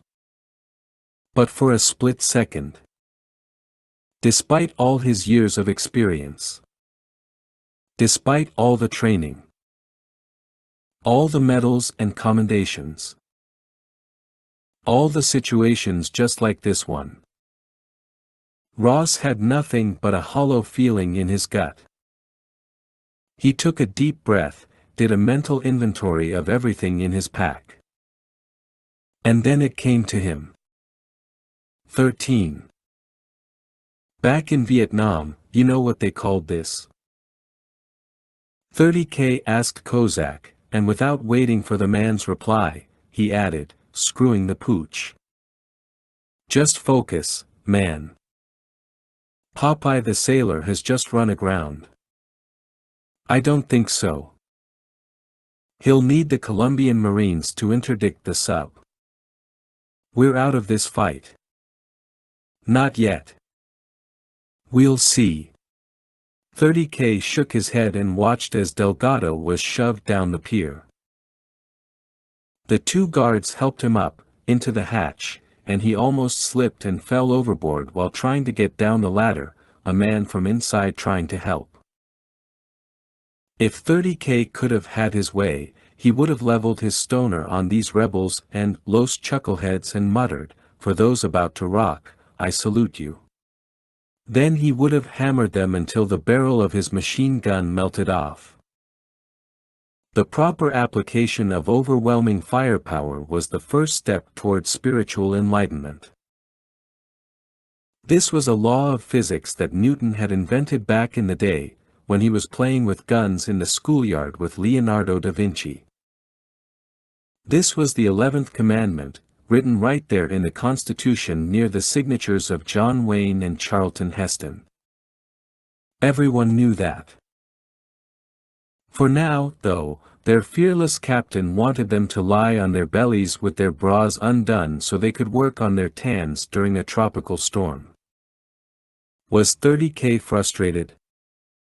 Nah. His damned suntan was coming along nicely. He balled one hand into a fist.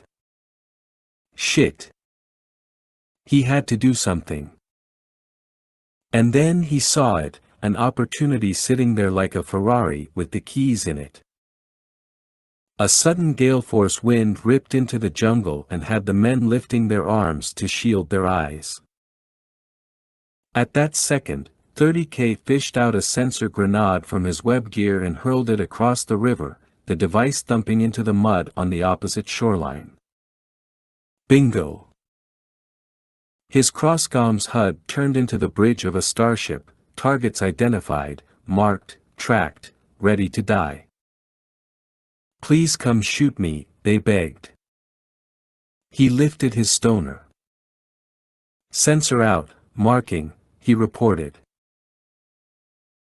And then he saw them, Ross and Pepper, rushing from the dry dock, then stopping to allow their camouflage to catch up with their movements, but the rain was giving up their position and 30K cried, Ghost lead, 30K, they can see you, man. They can see you. Easy, buddy, said Ross. They don't see us yet. The captain was right. Some of the men were running back toward the SUVs, while the cocaine loaders jogged in a group toward the dry docks. Roger that. Everybody, keep holding. 30K cursed under his breath and glanced over at Kozak. So how much longer do we sit on our asses? Not long, answered Kozak. I know what he's doing. Well, that's amazing, General Schwarzkopf, you mind filling me in, because as far as I'm concerned, not only are we letting the package escape, but these FARC losers and Rastaman dudes will be out of here in a second. Lose-lose for everybody. Rastaman? You mean Rastrojos? Whatever. Okay, here we go, Kozak said, pointing toward the river. "Watch. And learn." Ross left Pepper hidden beneath the dock while he swam up behind the submarine, just as the twin screws were beginning to turn. He maneuvered himself along the hull, to where the shaft passed through the thrust-bearing seal. He attached one charge there, the magnet holding fast, then he did likewise on the second shaft, both charges in place. During his long tenure in the Navy, Ross had been taught how to expertly disable vessels, including submarines. He'd learned that the thrust-bearing flange and seal were pressurized from inside on subs because there was no way to make a watertight seal and allow enough room for the shaft to rotate. All submarines controlled the pressure on the thrust-bearing seal, ensuring the pressure inside the sub was greater than that of the sea pressure pushing in from the outside to, of course, prevent flooding. In theory, Ross's C4 charges would damage the watertight integrity of the thrust-bearing seals and distort the shafts. The sub couldn't submerge because the thrust bearings could no longer be pressurized, and the sub couldn't move because the shafts would not turn, or if they did turn, within a few spins they'd tear the ass end out of the sub. Ross swam hard and away, back toward the riverbank, the timer set for 20 seconds. He paddled around, reached into his holster, and produced a 9mm Glock with star-patterned maritime spring cups on the firing pin. The cups allowed water inside to equalize the pressure, which in turn made the weapon more reliable in wet conditions. He could even fire it while submerged. He'd been counting the seconds till detonation. And 3, 2, 1. The muffled explosions were followed by a pair of fountains behind the sub, and as the craft began to slow and the blast wave struck Ross, he gave the long-awaited order, "The sub's disabled. Pepper and I are on the package. 30K. You and Kozak suppress any fire coming at us near the sub. The rest of you, do it. Open fire." Even before 30K could respond, the AFR troops took out the warehouse guards and began moving up. 30K's own stoner beat a vicious rhythm, the entire riverbank now flickering with gunfire, the fronds spitting as they split apart, the Rastrojo's troops near the SUVs dropping behind the cars to return fire. At the same time, Kozak put the drone back up, wheeling in a steady pattern above the submarine, the drone's rotors coughing up rain. "Got you covered, Ghost Lead," he said. Ross grinned to himself as Pepper swam out from beneath the dock and joined him at the sub, just as the hatch flipped open and a man emerged, bringing his rifle to bear. Pepper had his own modified Glock in his fist, and the submariner, probably the captain, barely caught a glimpse of Pepper before 2 rounds drilled into his chest. He slumped in the sail as Ross climbed up and, before dragging the man's body out of the way, he popped a smoke grenade and dropped it down the hatch. As the canister rattled somewhere inside the sub, Ross tugged the dead guy out of the sail, let him collapse into the water, then slipped back along the deck, covering with his own pistol. "Here they come," cried Pepper. One by one they emerged, 3 more crew members gasping and coughing, their eyes burning, hands raised in the air. They appeared unarmed, just straining to see Ross. "Get in the water, right now," Ross shouted in Spanish. "Right now."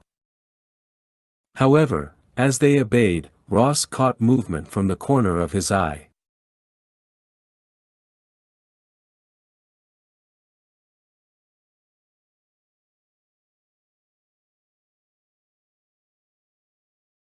By one they emerged, 3 more crew members gasping and coughing, their eyes burning, hands raised in the air.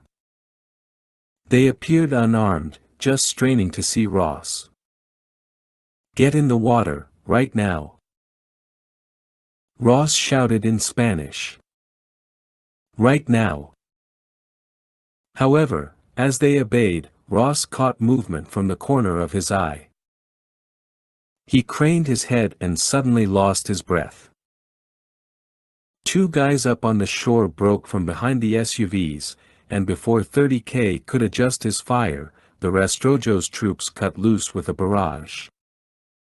"Get back!" Ross shouted to Pepper. They rolled off the deck, into the water, while the still disoriented crew members were left there, swimming right into the maw of fire. As Ross went under then came around, putting the hull between himself and the gunmen, the sub began listing badly, the sail coming straight down at him, with smoke still billowing from the hatch. He kicked to get out of its path, but it was too late, and all he could do was raise his hands, steal a breath, and let the creaking sail crash on top of him, driving him down toward the river bottom with a rush of bubbling water. 14. Pepper should have seen that coming, and he cursed himself for missing it. Knowing their sub-crew was being captured, those Rastrojo's infantry had had no choice but to kill said crew members. Dead men tell no tales about drug smuggling. Between the torrents of rain and cracking of gunfire, it was hard to judge how close those incoming rounds were getting, but it was easy to decide his next move: get his old-timer butt out of there. He dove under the submarine, swimming hard until he came up on the other side. Just as the sail crashed into the water and the wave knocked him backward. No, the river didn't taste like Campbell's soup, more like algae and mud. He coughed, nearly choked, and glanced around, searching in vain for Ross as a fresh spate of gunfire ripped across the submarine's hull, rounds punching fiberglass in a triplet of dull thumps. Pepper tugged free a fragmentation grenade from his web gear, grimaced, then let it fly in a high arc toward the SUVs. "Eat this, mis amigos." He imagined the sound of the explosion. Where was it? He was about to curse when the frag detonated, lifting the front end of one SUV, its engine compartment igniting. Pepper couldn't see the second car because more withering gunfire drove him back behind the sub. There was an eerie rhythm to the battle, automatic weapons booming at one another 1 second, followed by an absolute silence, and then a shout, more fire, and then a more distant explosion. He craned his neck. Where was Ross? Was he, holy shit, inside? Hell, yeah, he was. The package was everything. Pepper dove beneath the rippling surface and toward the hatch. He slipped a penlight from his web gear, thumbed it on, and pointed down as the sub drifted away from him, toward the bottom nearly 7 meters below. He was no Olympic swimmer, no Navy SEAL, that was for sure. But the rigorous cross-training he'd endured during Phase 2 of his recruitment as a ghost had him rescuing trapped pilots from downed and sinking aircraft, along with several other water rescue scenarios that had sent him to the edge of a liquid oblivion and back again. He paddled down toward the hatch and pulled it farther open. The silhouette of something large passed nearby. He repressed a chill. No, he wouldn't dwell on what else was in the water. Ross hadn't wasted a second after the sub had rolled and begun to sink. He'd pushed up, clutched the rim of the hatch, and had allowed the rushing water to carry him inside the cramped confines. He turned slightly to his right, a light pen in his hand, and saw a control station on one side with radar screen and navigation controls and GPS. Farther back was a series of modified water heaters and jerry-rigged air compressors, 3 on each side of the hull. They were used to control surfacing and submerging. The captain would fill the heaters with water to dive, then he'd use the compressors to blow out that water and surface. A label on one of the air compressors caught Ross's attention, but he had to keep moving. Beyond the heaters were 4 bunks, the blankets floating up near the ceiling now, where the smoke grenade still bubbled and hissed. Still farther back was an actual toilet and air conditioning unit. Ross shifted his light, pulling himself deeper into the sub, and there he was, the package, Delgado, captured in the small light's beam and floating motionless, eyes closed, cheeks swelling, some bricks of cocaine surrounding him and turning end over end. As though he were caught in a slow-motion tornado and this was a snapshot captured by a daredevil photographer. Ross pushed through them and seized the unconscious man by the shirt. He glanced forward where Pepper was just now entering the compartment. Seeing Ross coming with the package, Pepper immediately turned around and headed back outside, holding open the hatch for Ross, who forced Delgado through and into the open water. Pepper took over, seizing Delgado and dragging him up.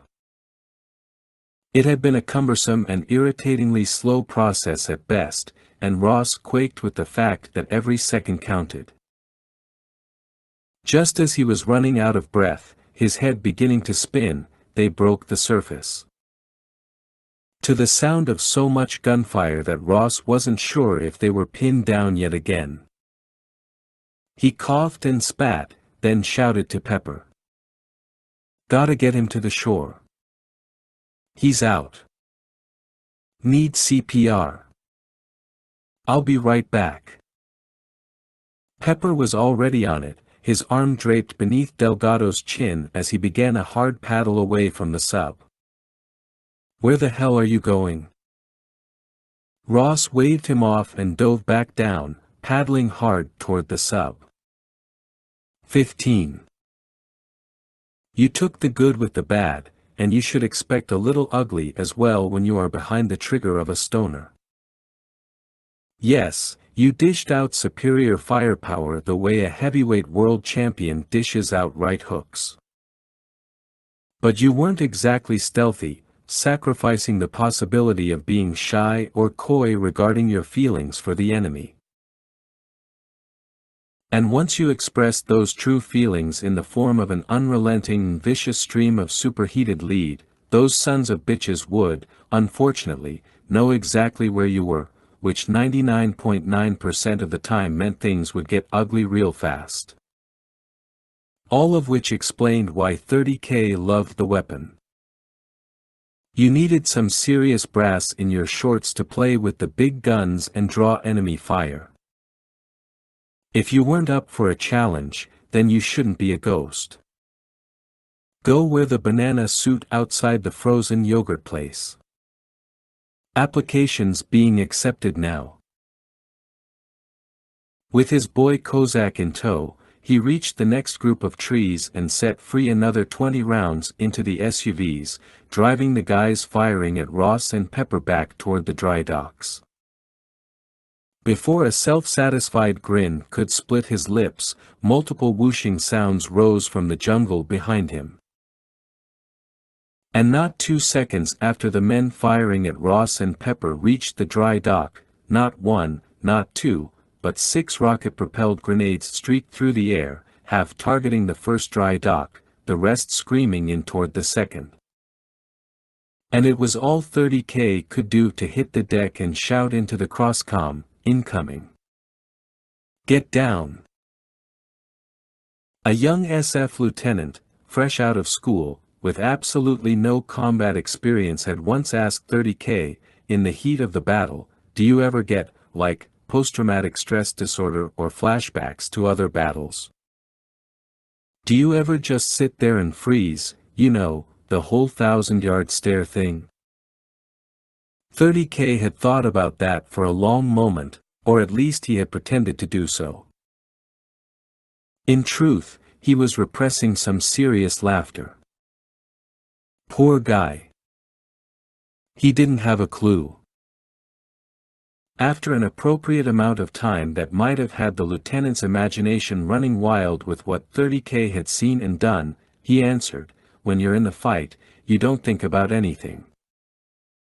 You shoot, move and communicate. You kill anything in your way. And you protect your buddies at all costs. Like I said, you have no time to analyze it. As a matter of fact, you don't even have time to be scared." Sure, that was one man's opinion, but 30K had hoped that he could clean out those dirty fuel injectors between the kid's ears and get him thinking about real life instead of the way things unfolded on TV or in his imagination. Dialing into the ebb and flow of the battle put you in a place both mentally and physically that was much safer. He'd once compared it to riding his mountain bike. You never looked around as you rumbled across hair-raising terrain, you always looked forward, out there, beyond the bike, past that narrow bridge that was barely wide enough for your front tire. You looked where you wanted to go. Same thing in battle. Keep looking out. Not within. The blast wave from all those grenades hit 30K hard enough to wrench his head back, and when he dared steal a look up, his face warmed as twin mushroom clouds of flames haloed in black smoke roared up through the storm, past the canopy to points beyond the gray sheet of clouds. He allowed himself another second to enjoy the bonfires before bolting to his feet and triggering another barrage with his stoner, cutting down a half-dozen troops scattering like insects toward the road leading north. "Ghost Team, this is 30K. They're on the run," he cried. Off to his right, 4 of the Colombian SF guys broke from cover to pursue the escapees. The battle had taken a quick turn in their favor. Or so 30K had thought. The RAS, whatever they were called dudes, had regrouped about 20 meters down the river, near where the submarine had just met its watery grave, and 30K marked at least 10 of them strung along mangroves, laying down fire on the shoreline. Trying to prevent Pepper and Ross from getting the package to safety. Hadn't he just cleared that area? "Don't even think about it," said Kozak from behind him, bringing in the drone above their positions. "I'm going, bro. Get the drone in there, draw their fire. On 3. 1, 2. Kozak cried for him to wait, but he just grinned to himself and took off jogging across the riverbank, rushing up past the dock and alongside the dry docks, now flaming skeletons of timber and smoking debris. A secondary explosion lifted from the smaller building, probably some diesel fuel igniting, and then came the fireworks show of ammunition the drug runners had stored there, now beginning to cook off like popcorn on the stove, rounds bursting, ricocheting and sparking skyward. "All right, Jimmy boy," he warned himself. "Don't screw this up." He juked right, and even as he moved, the cross-comm showed him the targets ahead, the ground at his feet thumping with rounds that either paralleled his steps or cut through his boot prints. "You play with fire and you will get burned," the old saying went. He was going to need cover in about 2 seconds. Holding his breath and still running, he opened fire on the first target, panning away not a second after that guy went down. He struck the second guy and the third before he broke left now, heading toward the river. To hell with cover. He was on a roll now. 3 more guys accepted his free bullets before he had the remaining 4 all shooting at him as he reached the muddy bank. He answered with one more salvo, then abandoned the machine gun and dove beneath the waves. As he swam, sensing they were tracing his path with their shots, he drew his FN-57 from its holster, then came up on his hands and knees, firing 1, 2, 3, 4 5.7mm rounds, striking 2 men. He stole a look back at Ross and Pepper dragging Delgado onto the shoreline. Their CIA operative was not moving. 2 guys left, with only 30K standing in their path. The captain needed time. He scowled at the mangroves within which hid the last 2 soldiers. Get out here and fight like men. The razor's edge between bravery and insanity was a place few operators visited. 30K had bought several acres there, planned to build himself a house, 3-car garage, have some horses out back. It was all about location, location, location, right? If you wanted to save your buddies, you had to be in the right place at the right time. You had to make your own luck. You had to stop thinking in cliches and start firing your weapon.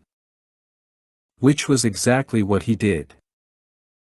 Took out the 9th guy with a single round. Missed the 10th guy with the first shot but got him with the second. But shit, he didn't realize he'd been nicked in the arm until the needles took hold and his sleeve grew bloody. He cursed again, jogged back toward the captain and Pepper. Only then did he realize that Kozak had never brought in the drone to draw their fire. He glanced up in the kid's direction. And realized why. Ah, no.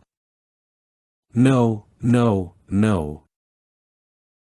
Delgado was turning blue, and Ross was trembling with the desire to save this guy.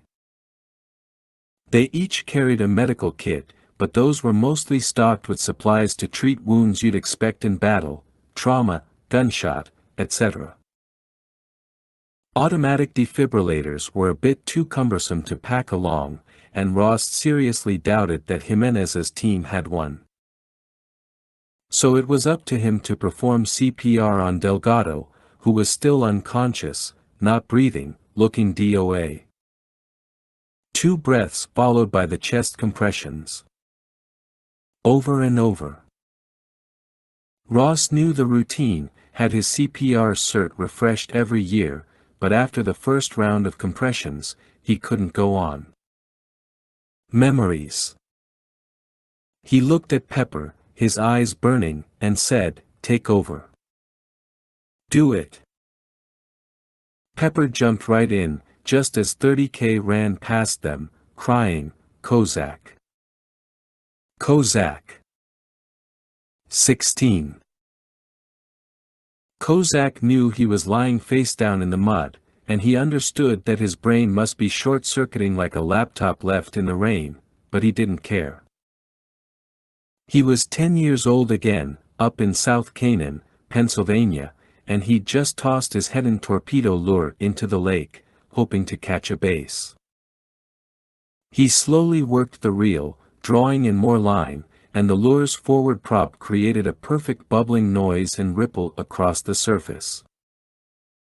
Pepper, a fellow bass fishing aficionado, would have been proud of the city boy's technique, but it wasn't Pepper who'd been proud.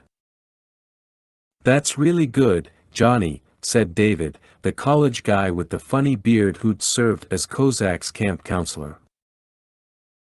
Behind them lay the lush grounds of St. Tikhon's Monastery and Seminary, and Kozak was there attending the annual one-week summer camp sponsored by the Diocese of Eastern Pennsylvania. Russian Orthodox Christians like himself attended services and learned about courage, good sportsmanship, and how to raid a girl's dormitory to steal their pajamas. The older boys called it a panty raid. Suddenly, a bass came up behind the lure and exploded on it. Kozak's line pulled taut, and he screamed, "I got one." But now he wasn't pulling on a line, he was clutching Amy Weissman's arm after she just shoved the engagement ring back into his hand. They stood in her parents' Manhattan duplex on the Upper West Side, near the window, and Kozak was trying to convince her that this was for the best, that he'd be gone for too long, that they were from two different worlds and had somehow fallen in love, but it probably wasn't meant to be. "How could you do this to me?" she said through tears and clenched teeth. "You just led me on." "No, I didn't. But I know what'll happen." "How do you know?" "It's not fair to you." Kozak sensed pressure on his shoulders, and for a second, he was floating, but then there it was, the feeling of the ground on his legs and rump, and when he opened his eyes, he realized he'd been propped up against a tree, and this wasn't the duplex or even Central Park. "I didn't mean to leave you, buddy." I know. I shouldn't have done it. But you're okay. You're going to be okay." He knew the guy talking to him. "30K. Where's Amy?" he asked. 30K frowned. "Who's Amy?" "My fiancée." "Her? You dumped her a while ago." "Oh, yeah. That's right. Look, you're good, dude, you're good." 30K's gaze swept over Kozak's fatigues. "Don't see any wounds. Probably just got the wind knocked out of you." "What the hell happened?" 30K shrugged. "Grenade maybe. Looks like that tree hit you from behind." Kozak craned his head, the motion making the world turn sideways for a second before his vision cleared and he spotted the tree, cracked in half like a piece of balsa wood from a toy glider. "No, look." Near the broken tree lay a jagged piece of tin roof that had blown off one of the dry docks. It had struck the tree like some oversized ninja dart and knocked it down, into Kozak. 30K's eyes widened. "Damn, that thing could have taken your head off." Kozak nodded as a chill rushed up his spine. A sudden cracking of more fire sent 30K groaning to his feet. "We gotta go." He seized Kozak by the wrists and hauled him up. "I got this," said Kozak, but then a realization sent him into panic mode. "The remote? Where's the remote?" His eyes probed the mud, past the rotting brown fronds, until he spotted the slight trace of something rectangular barely peeking out from the sludge. He wrenched the device from the ooze, wiped it off, and breathed a sigh. The drone was still wheeling overhead on autopilot, the signal full strength. "Okay. Ready." "I'm sorry, Captain, but he's not coming back," said Pepper, removing his palms from Delgado's chest and letting his gaze sweep the jungle as Jimenez's men charged up, forming a perimeter around them. Ross stared at Delgado, cursed, then began shaking his head in disgust. Captain Jimenez himself hustled up to them and dropped down beside Ross. "The area's secure. I'll have my men search the bodies." Ross glanced at him. "Good. Will he make it?" Jimenez asked, his gaze riveted on Delgado. Ross practically leapt on the CIA agent and began doing more compressions. "Come on, you son of a bitch!" he screamed. "I didn't come all this way for you to die on me." Pepper shifted around and put his hand on Delgado's neck, checking for a carotid pulse. He waited, then held up his palm. After a few more compressions, Ross finally surrendered and glanced up at Jimenez, who shared an equal look of helplessness and frustration. "No, This wasn't the first time Pepper had been on a search and rescue mission only to have the package expire on them. And it wouldn't be the last. The anger was always palpable. You'd spend months going over every decision you made, second-guessing yourself, considering all the what-ifs, then finally trying to justify why you had failed so you'd do better next time. Ross was a good man, and he didn't need this shit. Not now. Not when he was just starting out. It was just bad luck, Pepper thought. That was all. Bad luck. 17. After retrieving his stoner, 30K ran a sweep of the perimeter with Kozak at his side. The HUD was clear of enemy contacts. The dry docks continued to burn and sizzle, and the stench of gunpowder and gasoline was heavy in the air. The rain had tapered off to a drizzle as they headed back to link up with Pepper and Ross, who'd moved Delgado to some cover beneath the trees. "Look at him," grunted 30K as they approached. "He's dead as a doornail. Mission fail. Shit." "Hey, we got him," said Kozak. "The fact that he's dead could be considered just a detail." "Yeah, a real inconvenient detail." Kozak called in the drone, catching it like a trained bird, then tucking it back into its holster. "I've got the location of the first drone," he said, studying his remote. "We need to go get it." Yeah. 30K had been hoping for a feel-good, kick-ass mission, one for the record books. What he got was a minor gunshot wound and a failed rescue attempt. Not exactly a world-class memory. They reached the captain and Pepper, and Kozak's tone grew a bit more somber as he made his request. Ross glanced back at him. "Take 30K. You got 10 minutes. Marine patrol boats are on their way to mop up, and we need to be out of here by then. Lead the way," 30K told Kozak, and once they were out of earshot, he added, "Ross sounds bummed." "What did I tell you?" Kozak scowled. "I'll give you $1 to shut up, because you couldn't have done any better." "Oh, yeah. Yeah. 'Cause they'll never put you in charge." "Why's that?" "Because in 5 minutes you'd cause an international crisis." 30K chuckled over that. "Yeah, I guess I would." Ross was watching Pepper search the bodies around the SUVs as he put in the dreaded call to Mitchell. "Guardian, this is Delta Dragon, over." "Delta Dragon, Guardian." "Sitrep. We've scuttled a narcosub and destroyed the dry docks." Ross took a deep breath.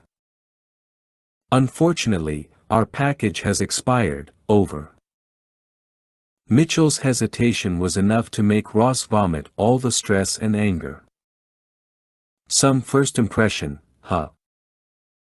"Delta Dragon, you're to recover the body and have it transported back to Bogota. The agency will take over from there." "Roger that, sir." "Now listen to me carefully. On board one of the Colombian patrol boats is an operator called Adamo. He's a U.S. State Department advisor and an old friend. Stay put till he arrives. He's got some updated intel for you." Guardian, out. Updated intel. Ross thought. What did this guy know that Mitchell didn't? Why wasn't Mitchell conveying this information himself? The major had said that there was no love lost between him and Langley, so what was this about? Pepper's body searches had come up empty. When he passed this on to Ross, the man reached into his pocket and handed him a metal plate. I ripped it off one of those air compressors. That's why I went back in the sub. Nice. Pepper used his crosscom's camera to snap a photo of the air compressor nomenclature plate, then he used voice commands to upload that photo to GST headquarters, where intelligence analysts would better identify it. Delta Dragon 2, this is Guardian Base, over, called the intel analyst. Woman's voice. Sexy. But then again they all sounded sexy to him. Guardian Base, this is Delta Dragon 2. That was fast. Roger that. Farsar Tejarat comes up as an Iranian medical air compressor manufacturer. The Model 06 doesn't show in their sales listings. Looks like they're moonlighting.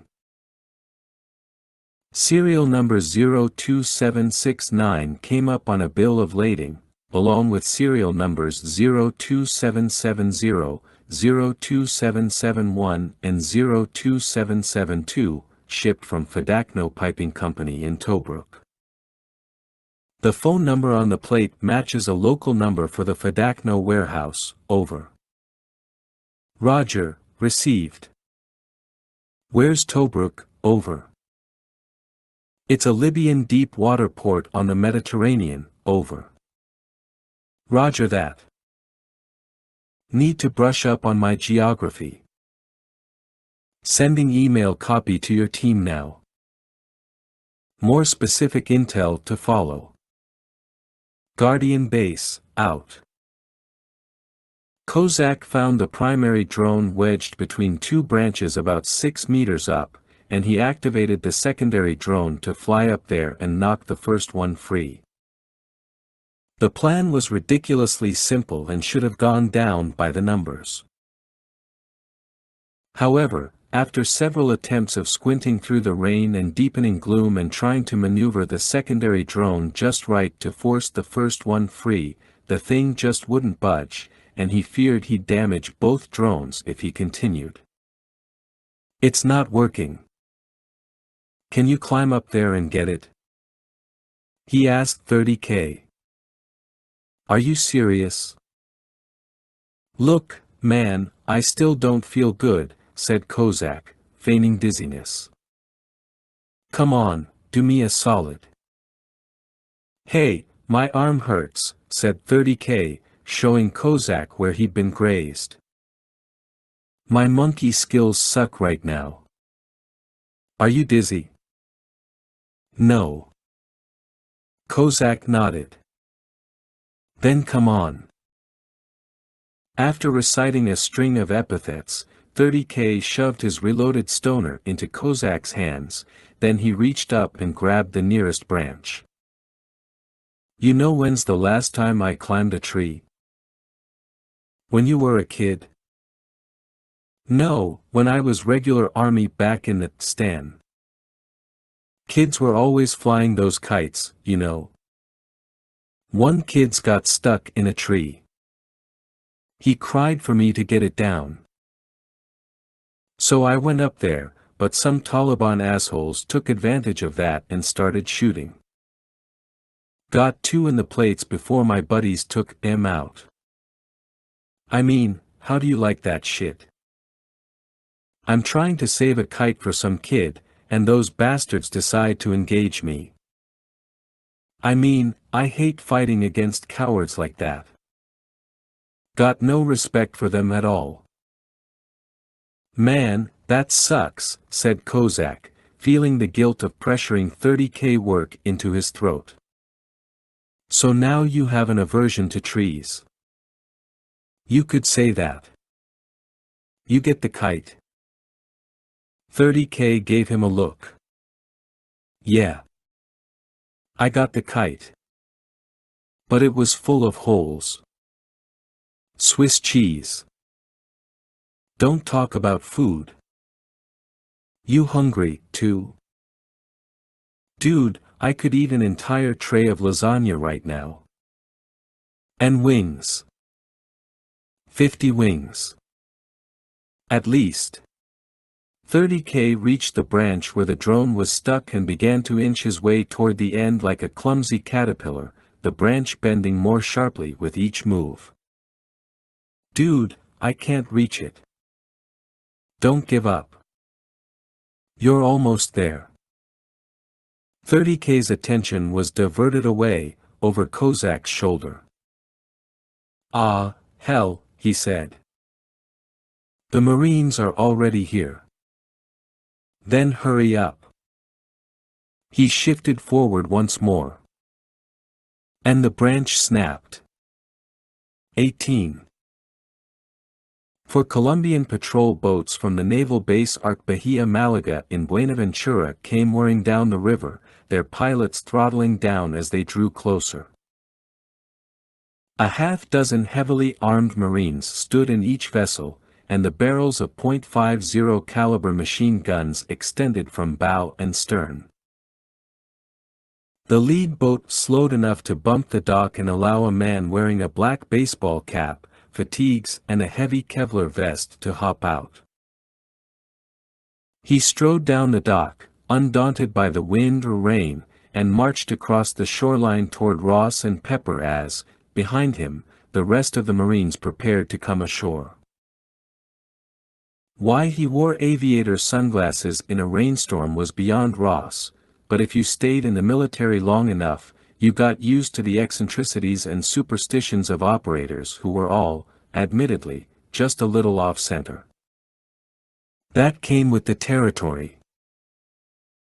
The man stopped before them and tugged off the sunglasses to expose the deep scar running from his nose, beneath his right eye, and down toward his earlobe. His mustache and soul patch were patterned after the old rocker Frank Zappa but were pure white, and his eyes were a brilliant blue. Whether he was bald or not would remain a mystery, as his baseball cap remained fixed on his head. He proffered a hand and said, "You're Captain Ross, aren't you?" "That's right," said Ross, taking the hand. "They call you Adamo?" "Yes, sir. And don't let my present company fool you. I'm an old ex-army colonel. Seems like a lifetime ago, but I was on an ODA team myself. Maybe you heard of them, Triple Nickel." Ross's eyes widened. Hell, yeah, he'd heard of them. ODA 555 was one of the first operational Detachment Alpha Special Forces teams to deploy in Afghanistan after September 11, and their work there had become legendary among all SF operators. "Well, then, sir, it's an honor," Ross answered. He introduced Pepper and Jimenez. "I already know Captain Jimenez," Adamo said with a knowing grin. He added quickly in Spanish, "The captain and I have been working these mangroves for a long time." Jimenez gave a weary grin. "Too long." Adamo finished shaking hands, then regarded Ross. "Mitchell needs good people like you. Don't get discouraged. Now, let me see what you got here." Adamo turned away and crouched down over Delgado's body. He muttered something to himself, studied the man once more, then lifted his voice. "Just what I thought. This ain't him." "What?" asked Pepper. Adamo got to his feet. "That's not Delgado." "Bullshit." The word came out of Ross's mouth before he could stop it. "We got intel. That's our man." Adamo shook his head. The branch had cracked, sending 30K sliding forward, but he managed to maintain his grip, even as his legs came swinging around. Now the branch acted like a vine, and he crashed into the trunk with a heavy thud. When he looked up, he realized he was dangling by a splintering thread, and if he didn't find better purchase, he was going down the hard way at a rate of 9.8 meters per second squared, according to the math guy who had invented gravity. What was his name? Carl Sagan. Wise-ass thoughts like that kept him from panicking, he assured himself, but Kozak wasn't helping matters, screaming for him to hang on. Yes, his little brother had an absolutely keen eye for the obvious. "Reach out and grab that branch right there," hollered Kozak. 30K saw the second branch in question, tried to grab it, couldn't. "Get under me," he ordered.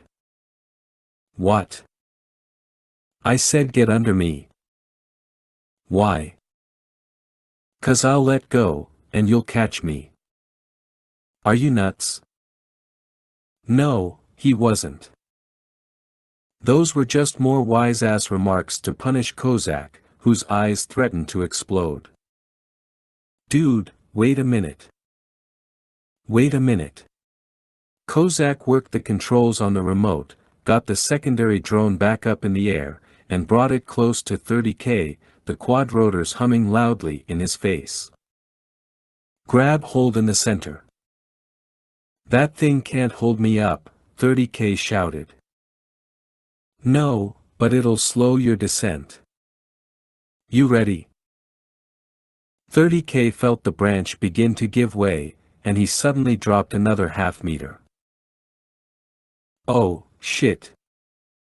Here goes nothing." He reached out, seized the drone, then let go of the branch. The quadrotors whined in protest, fighting against his considerable weight, but lo and behold, his descent slowed enough so that when he hit the ground, the reverberation that rose through his legs was mild. He fell back, onto his rump, and released the drone. And not a second later, the primary drone plummeted from the tree and crashed to the ground, practically in his lap. "Sweet!" cried Kozak. He policed up both drones, then quickly offered his hand. "Nice work, bro." 30K snickered and ignored the hand. "You know how much beer it'll take to pay me back for this shit?" "More than you can afford." Kozak switched on his Russian accent. "What is it with you, country boy? Always beer? Drink vodka. For good health. All right, Sulu. Let's go." Chekhov was the Russian guy. Whatever. Ross had some hard-copy photographs of Delgado tucked into his pack, and he produced them for Adamo. "See, have a look," said Pepper, hovering at Ross's shoulder.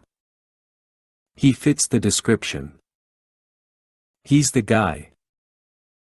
Adamo thumbed through the photos, his frown deepening. "Gentlemen, we got ourselves a bit of a mess here." Pepper threw up his hands. "Oh, here we go. I don't believe this." Ross hardened his voice.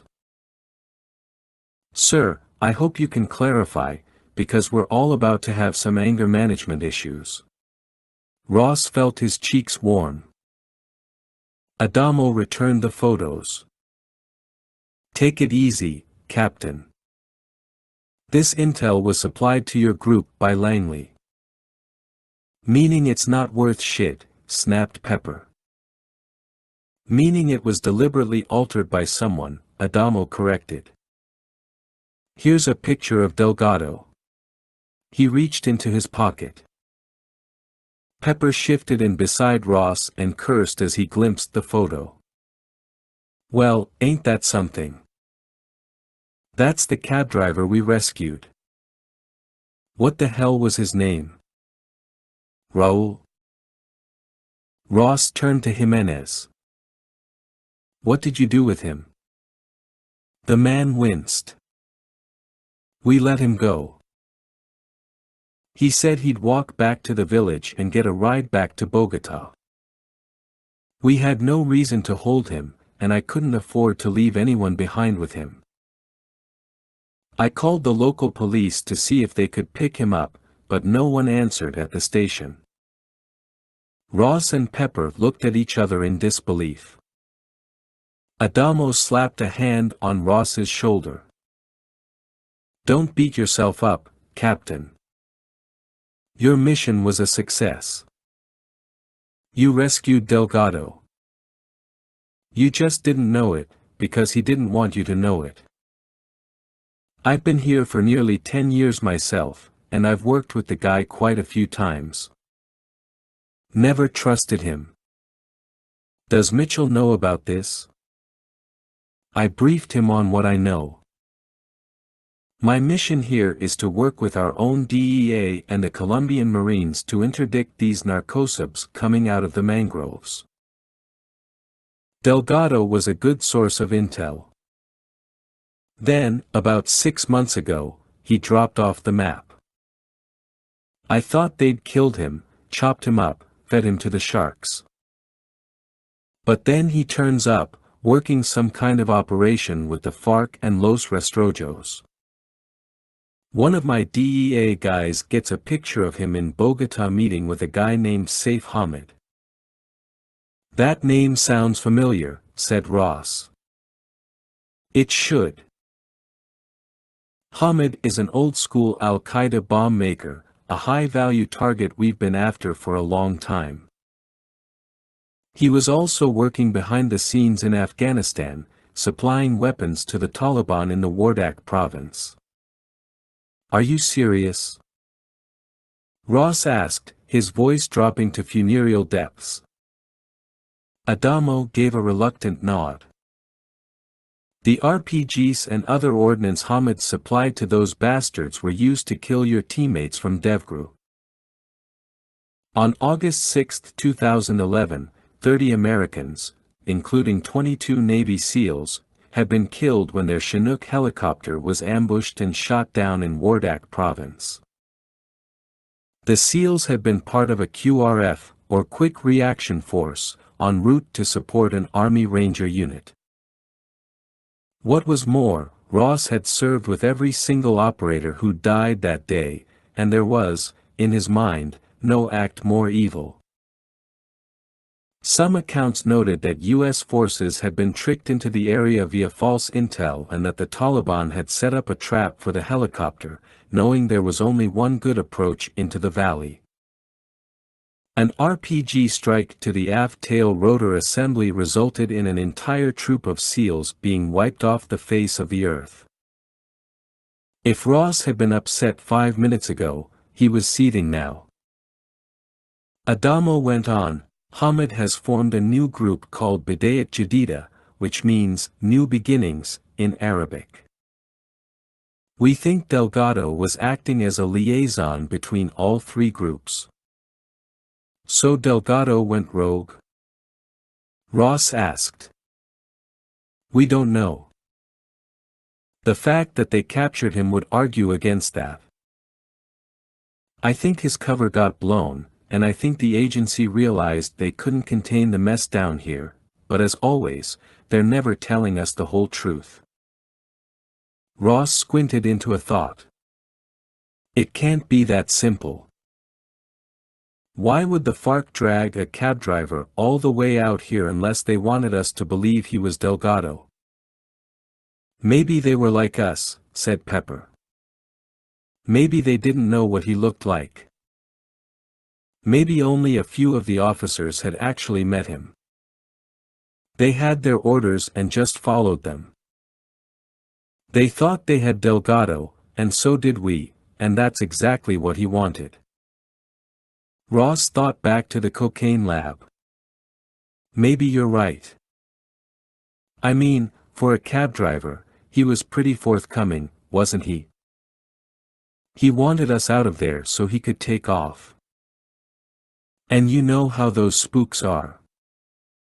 They will never give up their cover, said Pepper. Even to the good guys. We ought to know about that, said Ross. Pepper rubbed the corners of his eyes. I still can't get my head wrapped around this. So whose side is that little bastard on? Adamo grinned crookedly. I'd ask that of his entire agency. Anyway, I need to mark the location of that sub, since we plan to salvage it for study. These Marines will finish with the bodies. What about Delgado now? I'll put out my own feelers with a fur and the DEA, but if Delgado doesn't want to be found, then trust me, we won't find him. And Hamid? Ross asked. I think the agency was tracking him, but I haven't heard anything more. Maybe they lost him. Who knows? We need to find Delgado, said Pepper. That's up to the major, Ross said. Adamo lifted his hand for a farewell shake. Well, Captain, Sergeant, maybe someday we can all get together for a beer. Until then, stay sharp. Adamo gave them a curt nod as he shook hands, then faced the Marines and cried in Spanish, "What kind of disorganized dumbass bullshit is this? Bag up those bodies and get them loaded. Let's go, Marines." 19. As they humped back through the jungle toward the trucks, minding their steps and the booby trap markers they'd set in place, Kozak asked Pepper to go back over the intel they'd received from Adamo. So the guy who died was the cab driver? Correct. And the guy we let go was really the package? Pepper sighed. There it is. 30K, who was standing beside Kozak, said, "That sneaky little runt. He was right there all the time. Son of a bitch." Pepper closed his eyes. "I'd like to get my hands on him for just 10 seconds. Hey, it ain't all bad," said Kozak. Mission accomplished. The package was rescued. Our cover remained intact. And the Colombian Special Forces guys get credit for bringing down a cocaine lab, a narcosub, and the dry docks. Woohoo. Yeah, woohoo, said Pepper darkly. But this ain't over. I just hope the Major agrees with me. Oh, he will, said 30K. And when we're done with that little lollipop kid, he will definitely believe in ghosts. Kozak had heard enough of the chest drumming, so he drifted back toward the captain. What do you think, sir? You think we'll be going after him? Not sure yet, said Ross. No word back from Guardian. For now, we deliver the cab driver's body. Do we know what really happened? I've been playing it over and over. We've got the FARC, Los Rastrojos, and some new Islamic terrorist group in a possible alliance. We've got a missing CIA agent who was either trying to expose this alliance or was part of it. We have a connection via the sub's parts to a port city in Libya. Man, it all sounds very actionable to me. Me, too. Kozak braced himself. You mind if I ask you something? Ross gave him an odd look. Oh, it's nothing personal. Just curious.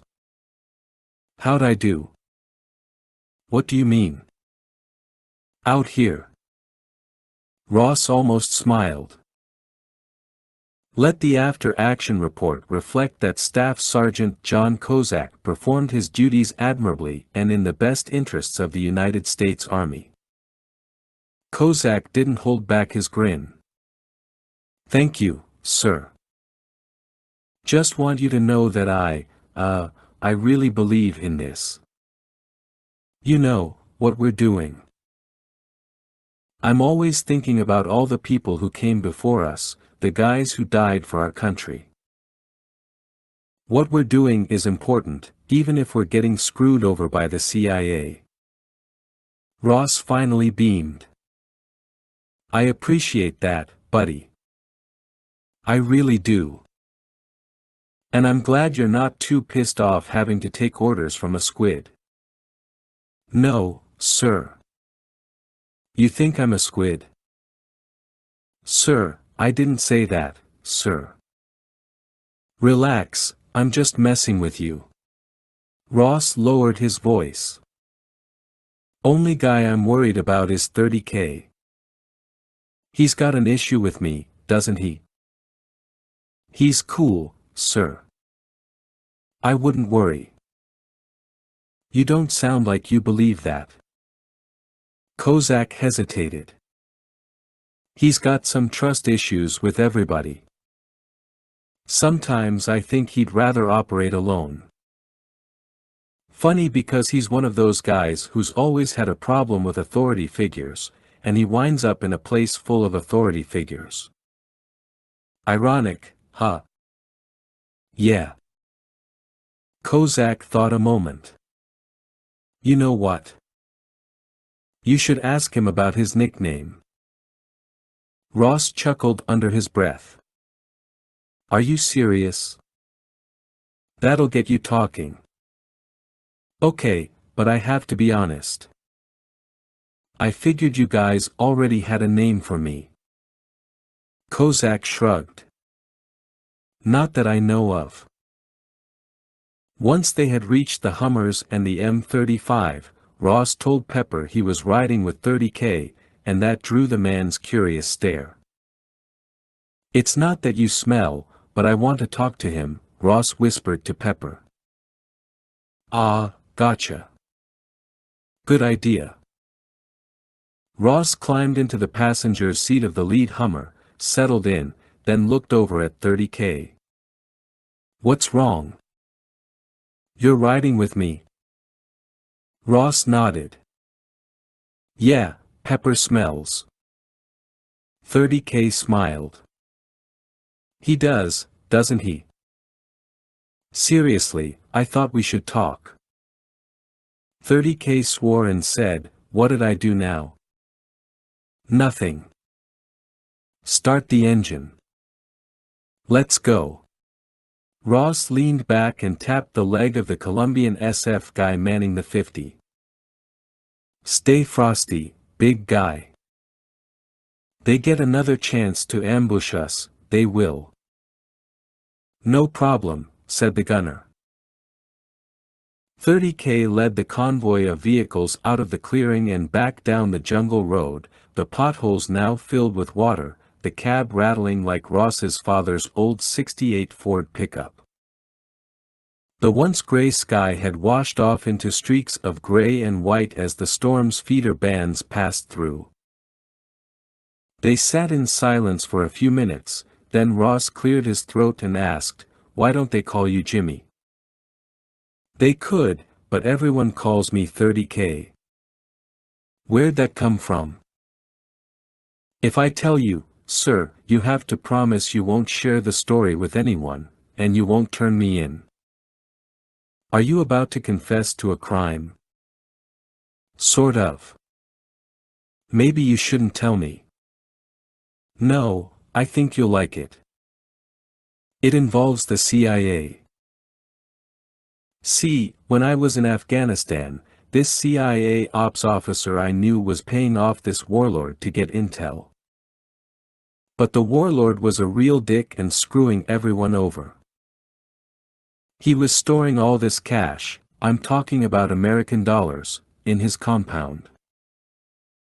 So me and a few guys were out on patrol and got wind of this. We broke in there one night and stole the money. We split it up. We each got 30K. It was my plan, so the guys started calling me 30K. And ever since then, the name stuck. Later on, I felt bad about it. I was telling myself that the CIA was wasting American tax dollars and we were doing a service by saving the money and pumping it back into the economy. But that still didn't feel right. I spent about $1,000 on booze, then I gave the rest to charity. Wow, that almost sounds like a plot from a movie. I know, right? But that's how I got my nickname. So how elaborate will the story be this time? Asked Pepper, who was behind the wheel of the second Hummer. Kozak shrugged. He's a pretty amazing bullshit artist. Maybe he'll tell Ross the truth. The truth? I wonder if he even knows the truth. Every time someone asks him about his nickname, he comes up with a different story. He told Ferguson he won $30,000 in the lottery, so his friends started calling him that. He told me an old girlfriend gave him the name, that it was also the name of a mom and pop bar where they'd met. And he told me his father said he'd never amount to anything, that the most he'd ever make in his life was $30,000 a year, which he told me is bullshit because his father left when he was a baby, so he never met the guy. Yup. So who the hell knows why they call him $30,000? But there it is. Pepper nodded. So, you had a little talk with Ross? Kozak nodded. And how'd that go? Very well. Pepper's voice softened. I want to share something with you, just so you don't get into trouble with him. What is it? I found out some stuff about Ross through a mutual friend. Before he joined the Ghosts, I'm talking about a couple of years ago, there was an accident. His little boy was killed. Broke up his marriage. Nearly ruined his life. You know it's hard, but if you try hard enough, you can get past the deaths of your buddies in combat. We all know what we signed on for. We know the risks. We go on in their name, their memory. That's right, said Kozak. But losing a child, how do you let that go? Kozak pursed his lips. You don't. So what are you saying?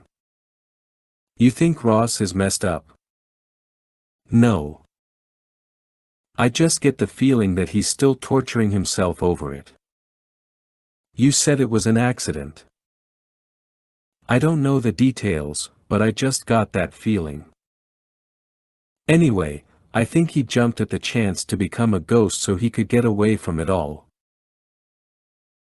New job, new people, you know, not be around everyone saying, I'm so sorry. Trouble is, I screwed up. I told him I knew. I told him I'm sorry, and he really locked up. Then don't talk about it.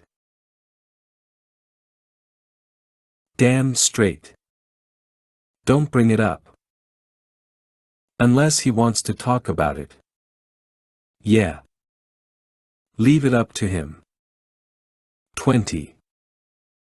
30K sensed that Ross didn't believe his story, but he didn't care. The captain was trying to have a feel-good moment, and 30K figured he'd be cordial but wouldn't go out of his way to be buddies. He'd rather maintain a professional relationship until Long John Silver proved himself. And the only way that would happen was over time, over blood, sweat and tears. The record was one thing.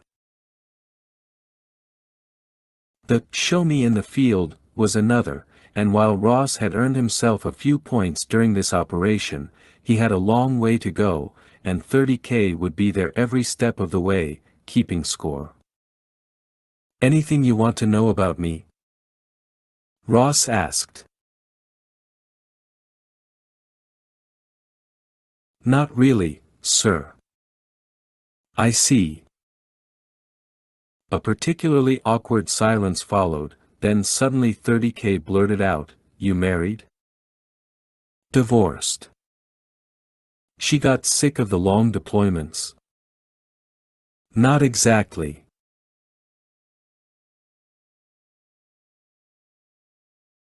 "I don't care what they say. If your wife is hot and you're gone more than half the year, she's going to cheat on you.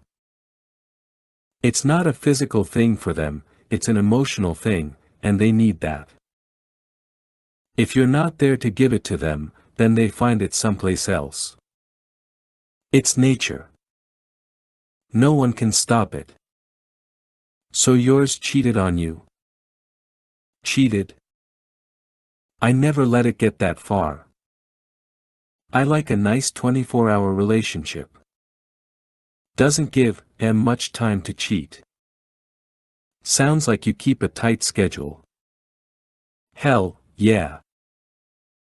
Works for now, but when you get to be my age, you start thinking about a family." "Damn, that's the last thing I want. My mother raised me alone. My piece of shit loser of a father walked out when I was a baby. I'd kick his ass now if I saw him." "That's too bad." "Yeah, I guess I got some daddy issues. Not sure I'd ever know how to be a father. Maybe one day." "That kid looks into your eyes and calls you dad. That's hard to beat. How many you got?" "I had one. A little boy. She got him in the divorce." Ross didn't answer at first, and when 30K looked over at him, he had his eyes closed. "Sir, you all right?" "Yeah, man. Let me call the major back. Harass him a little. See if he's got new orders." "Cool." 30K swallowed and adjusted his grip on the wheel. Whatever happened to the captain's little boy didn't sound good. Mental note, don't go there again. Still, the captain's honesty regarding his personal life had just scored him a few more points. Not many. But a few. 21. Ross was preparing several arguments as to why he and the ghosts should remain on this mission, not the least of which was because Saif Hamid was involved. Second, Ross planned to remind Mitchell about the SEALs who died in Wardak province and add how the SECDF and National Command Authority had undoubtedly known that the agency was involved in something borderline illegal in Colombia, and that's why they wanted the ghosts involved instead of allowing the CIA's own paramilitary officers to conduct the rescue. Admittedly, the latter was speculation, but he'd offer that opinion nonetheless. Ross placed the video call to Mitchell, inserted his earbuds, and to his mild surprise, all of his potential arguments were for naught, because not 60 seconds into the conversation, he realized he would have been preaching to the choir. "We eyed one of the dead at the sub-dry dock as Juan Marquez, a lieutenant with Los Rastrojos and a liaison between his group and the FARC," Mitchell explained. Turns out he used one of his known aliases to do business with Fedakno in Tobruk, but he wasn't just buying compressors for narcotics. "Oh, really? So what's up with Tobruk?" "The port might be a distribution hub for Colombian cocaine being smuggled into Europe. Hamid's group, the Bidayat Jadida, may be using their old Al-Qaeda contacts to reopen those markets. Obviously we want Hamid, but let's see how deep the rabbit hole goes. The SECDF and National Command Authority aren't getting straight answers from Langley, and we've been ordered to find out what the hell's going on out there." "Roger that, sir." "Any word on Delgado?" "He report back in?" "Nothing.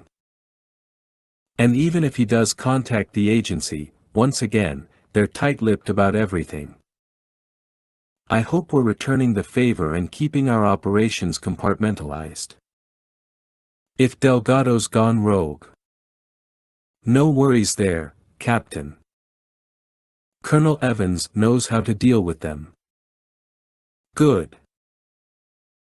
Your friend Adamo told me about Hamid's connections in Afghanistan and the link to Wardak province. Hamid's a scumbag of the highest order, and I can't think of a better ghost team to bring him in. Ross made a face. You want him alive? Come on, Captain, you've been down this road before. With all due respect, sir, I have. We often assume they have valuable intel, that we need to bring them back alive and question them. Maybe even use creative interrogation techniques. But in the end, most of them don't know shit, don't give up shit, and need to be put out with the rest of the garbage. Sir. Mitchell paused to consider that. Take him alive. If possible. Terminate his command. Roger that, sir. All right then. You and your team will proceed to Tobruk. I've contacted Mohammed Darhaub. He'll meet you at the airport. Darhaub's from the Transitional National Council, their military council rep. I've worked with him before. He's a good guy. He's already offered a platoon of NLA troops. NLA? Is that the National Liberation Army? Exactly. They're the guys who took over after Gaddafi's army fell. Most of them come from the original Free Libyan Army, and I'd say more than half of them are officers who defected from Gaddafi's forces. I wouldn't say they're the highest caliber operators, but they've got courage in spades. Trust me on that. I will, sir. And oh, yes, in regard to the Fadakno Company. They're an Iranian distributor/wholesaler of valves, flanges, fittings and pipes to the Tobruk refinery. Their home office is in Tehran. So Hamid is supported by the Iranians. We can't confirm that. The office may be just a front for his operations, and he might have bribed the management team, leaving the Iranian government out of it. That's what I'd do if I were him. Bringing in the Iranians and the Quds force opens him to security leaks. Ross nodded. Mitchell went on, the Tobruk office includes 2 large warehouses out near the piers. The place is manned by 5 employees who may or may not be aware of Hamid's operations. Darhaub sent a few men over there, and they'll keep a safe distance for now. He just called to say there's been no unusual activity thus far, just the regular trucks coming to and from the airport, along with cargo being loaded onto ships. They could be smuggling cocaine right now. That's good. Maybe they haven't been tipped off, which means we'll need to move quickly. And we will. I also called the ISA for human and SIGINT support. Mitchell was referring to the United States Army Intelligence Support Activity, aka, the Activity or ISA, an Army Spec Ops unit that gathered actionable human and signals intelligence in advance of operations like theirs. They worked for both the regular special forces like the Rangers, Delta Force, and SEALs, as well as the GST.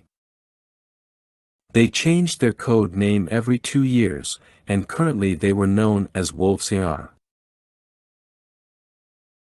Anyone who'd ever worked with them would confirm that they were the unsung heroes of countless operations, providing crucial information and pathfinding in some of the most hostile regions on the planet. They were, Arguably, the most underrated, least known group within the army. "I'll take all the help I can get," Ross told the major. "Good. I'll have transport waiting for you in Bogota. We won't be late. If there's any change, I'll update you ASAP. Try to get some sleep." "Thank you, sir. And Captain, one more thing.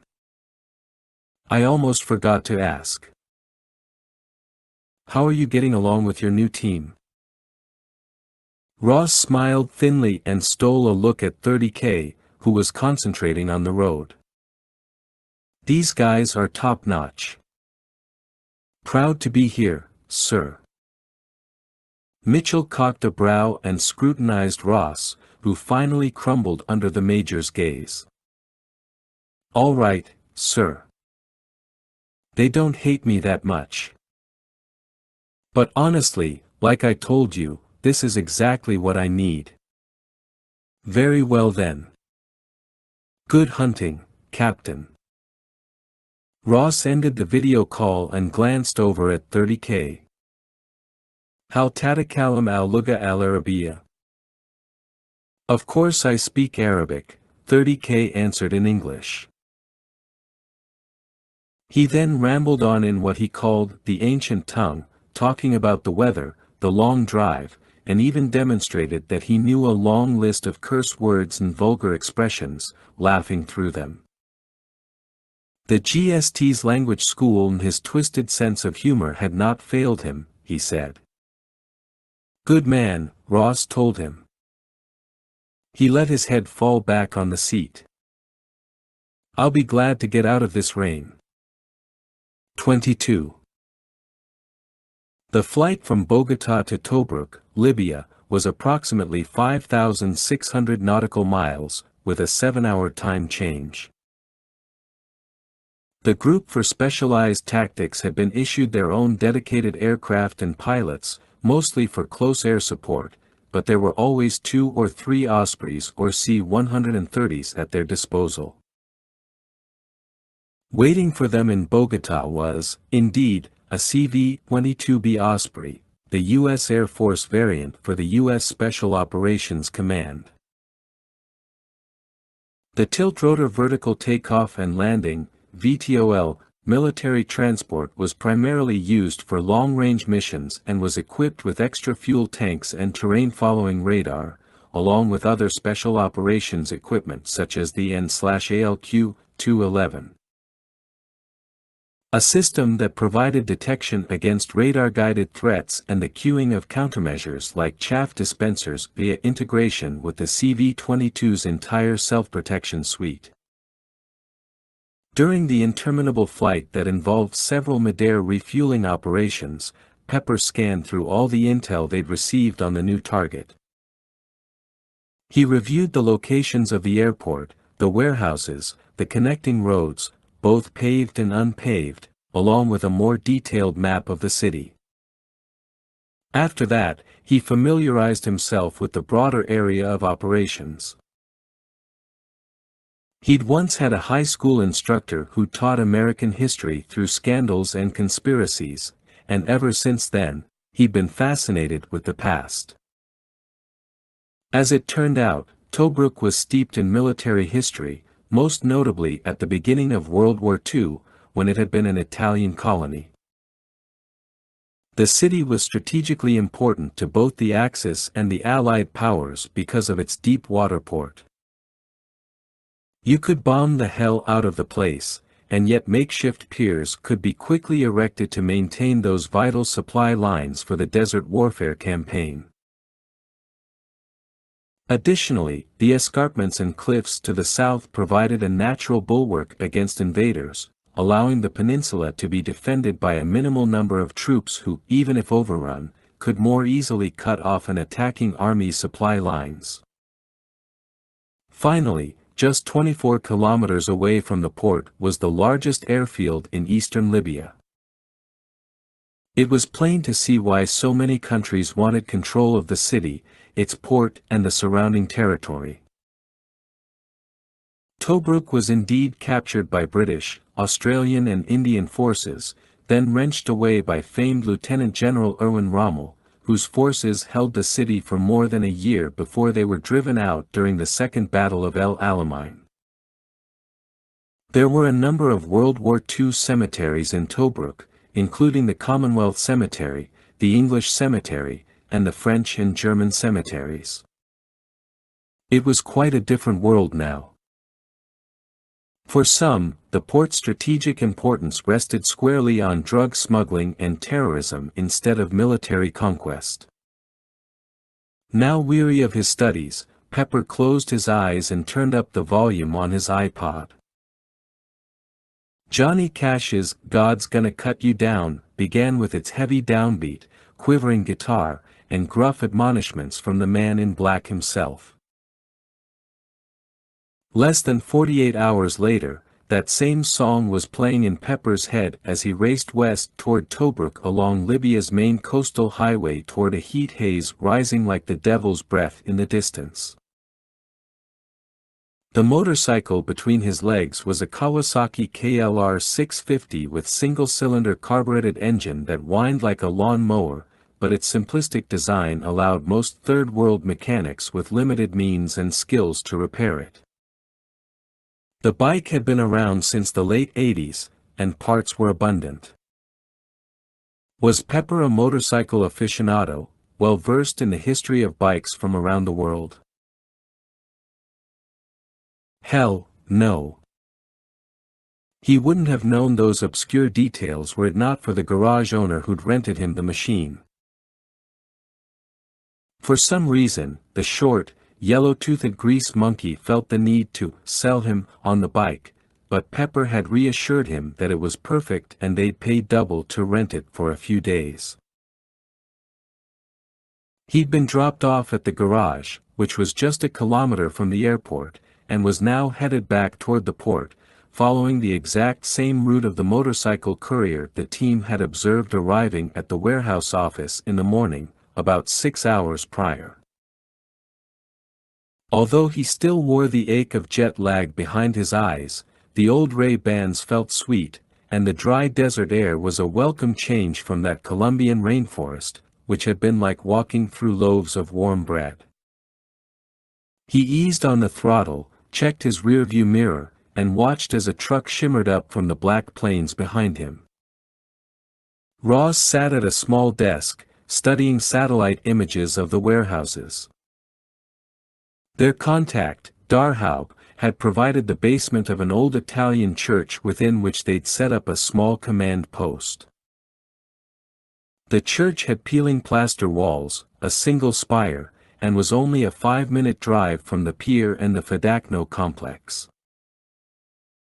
Once their satellite dish was safely concealed behind the spire, Ross had established communications with Mitchell and had received another set of intel files.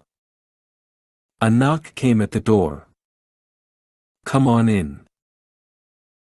"Here he is, sir," said one of the NLA troops, a lieutenant who escorted the lean, broad-shouldered man into the basement.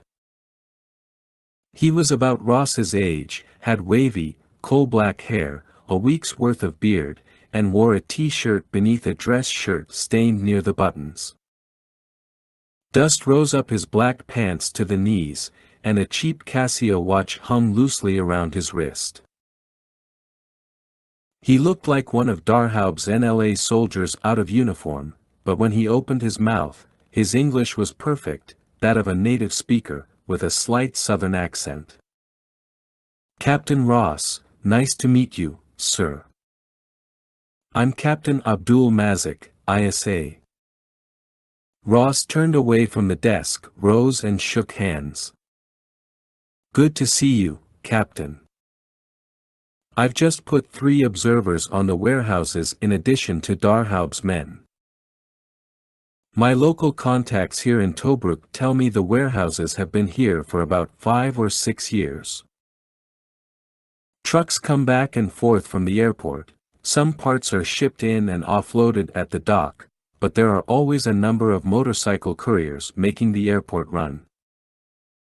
Could be delivering company mail or small parts orders to other customers, or at least that's what they want us to believe.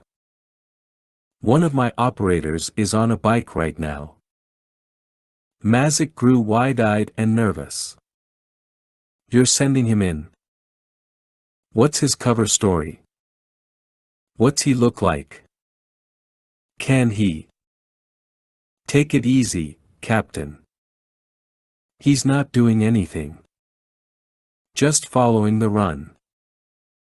If we need him to pose as one of their couriers, we'll be good to go. Mazik sighed deeply. Please, Captain, let me do my job first before you make a move. I know the drill. I worked with a few of your buddies in Waziristan.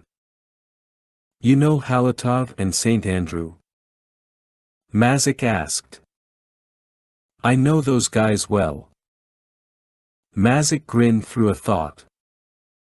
Damn, it's been a long time since I've seen them. We went through a lot together. Bottom line is they trusted me, and so can you. I'm not here to steal your thunder. Good. Because I'm here to make sure you have yours, so give me some time. I'm working with all the three-letter agencies on signals intel, and that takes a while. Not Langley, though, right? He nodded. The major was very specific about that, but they've got a man here. I've known about him for a while.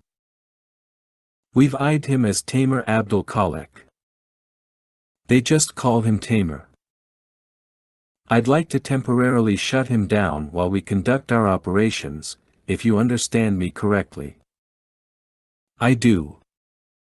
Just get me the intel on him. It's already being sent over. Now, if I'm correct, you have 2 more operators. Where are they? You getting nervous again? Mazik snorted. I'm afraid of ghosts, especially the ones who like to shoot first and apologize later. Ross's mouth fell open. We're, just an ODA team. Okay, whatever you say. They told you who we are. I spoke to Mitchell myself. I used to be a ghost, before you guys became the GST. Wow. He never said anything. It's really not important. So if you don't mind me asking, why'd you leave? The group was changing, there were politics involved, and I just needed something different, he said with a deep sigh. Politics? In the military? Ross asked, beaming through his sarcasm. Mazik grinned crookedly. I was always good at this part of the job. Couple of guys I knew on ODA teams were recruited by the ISA and ran ops in Afghanistan, so I went for it. Haven't looked back. And I'm happy to support your operations. We're happy to have you. And I understand what you mean about needing something different. I really do. So about your other guys. Ross checked his watch. If I'm right, they're a few hours away from heatstroke, and they're about to call and remind me. 23. Kozak and 30K had established an observation post on the roof of an old British aircraft hangar at Tobruk Airport. They had donned NLA desert fatigues and were carrying the same weapons as those local troops, AK-47s and Russian TT-30 pistols. The hangar beneath them had been buffeted so severely by the wind and sand that most of its surfaces had been worn smooth, while a thick layer of sand had caked along its sides, allowing it to vanish into the landscape. As though it were some desert animal's burrow rather than a World War II storage facility. Tobruk Airport was one of many small, third world airstrips Kozak had visited during his travels.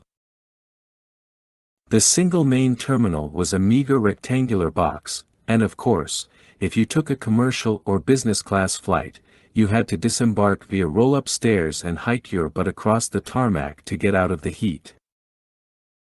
Apparently, there had been plans for a big renovation and modernization of the airport before the Civil War. Now it might take years before that project was put back on the table. The Libyans had more important things to consider first, such as rebuilding and reinforcing their government. For his part and much to his satisfaction, Kozak was operating the drone crawler and had flown it over to the end of the runway, where several emergency vehicles were parked. The drone was parked atop the cab of a fire truck, and from there he watched close-up images of the incoming flights, while 30K checked them against the terminal data being sent from Fort Bragg. Analysts there had accessed the terminal system and drawn the flight data because, wouldn't you know, that data wasn't available on the web, even though it should be public knowledge. Third world airport to be sure. Can't we just leave the drone, have its signal sent to the web, and pick it up from there? This way we can go back to the church and cool off. Asked 30K. And if something goes down? Kozak challenged.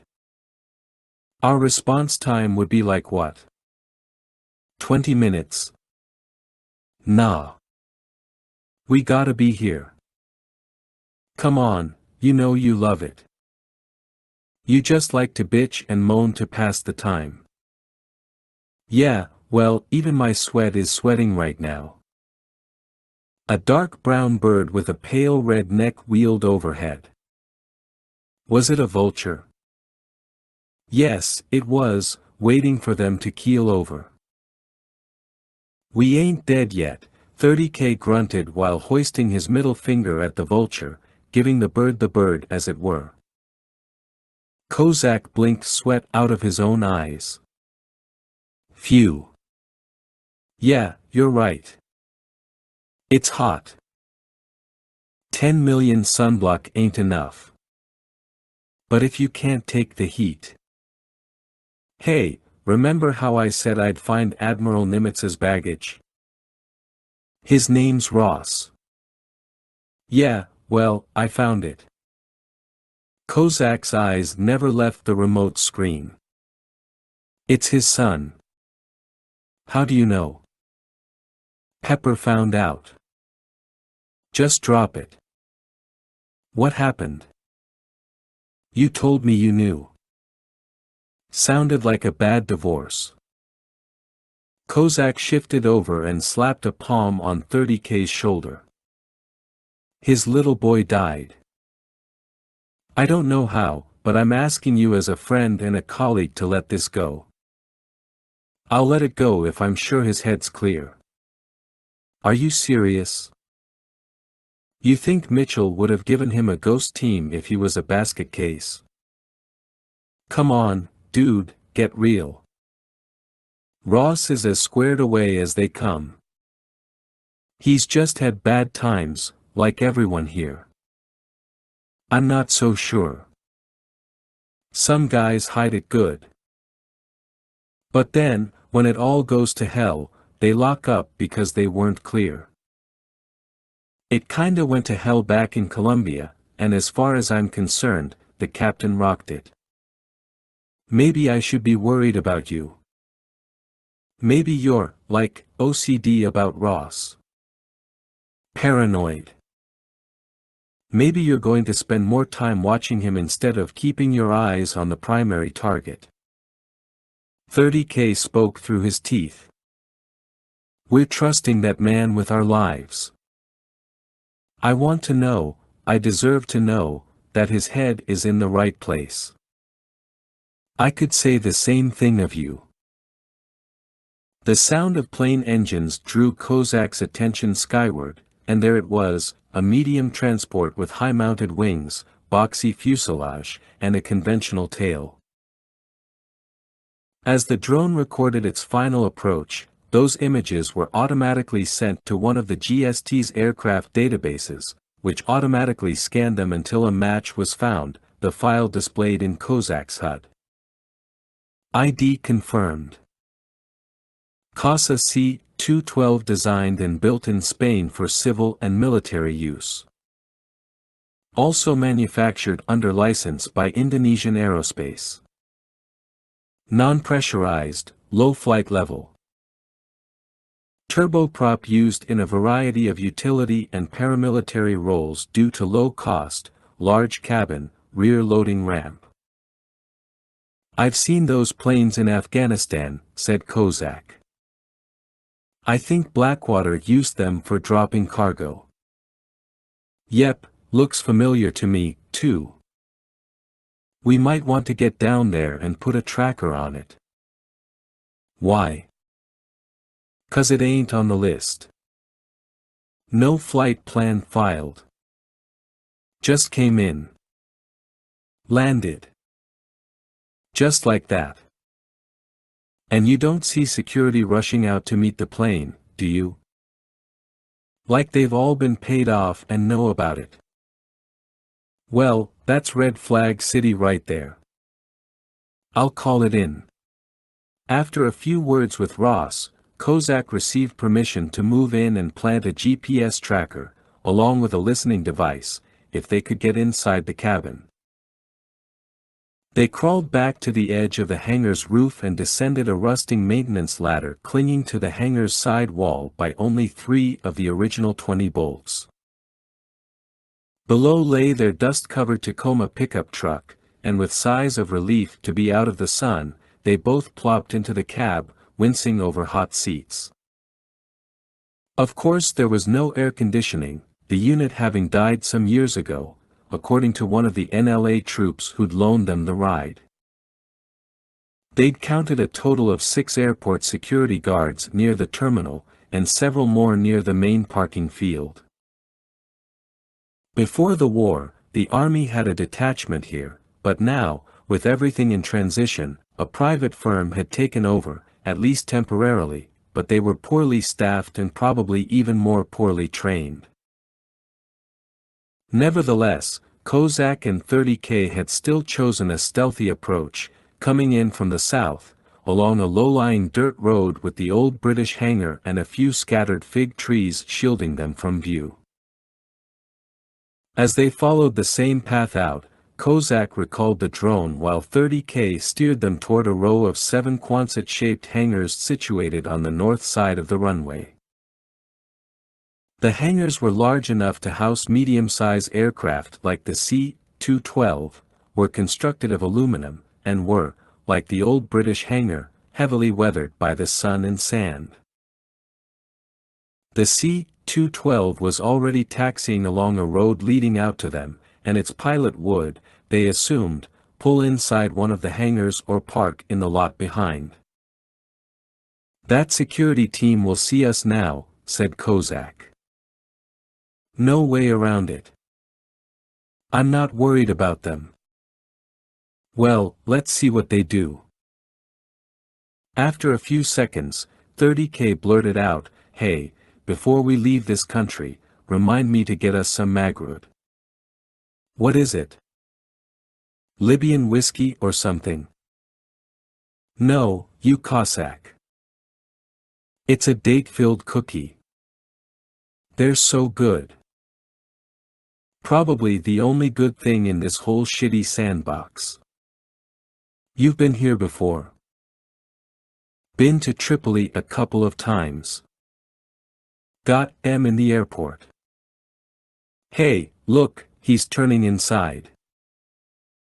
The C-212 slipped into the last hangar on the right, and 30K veered suddenly off the road to park beside the first hangar.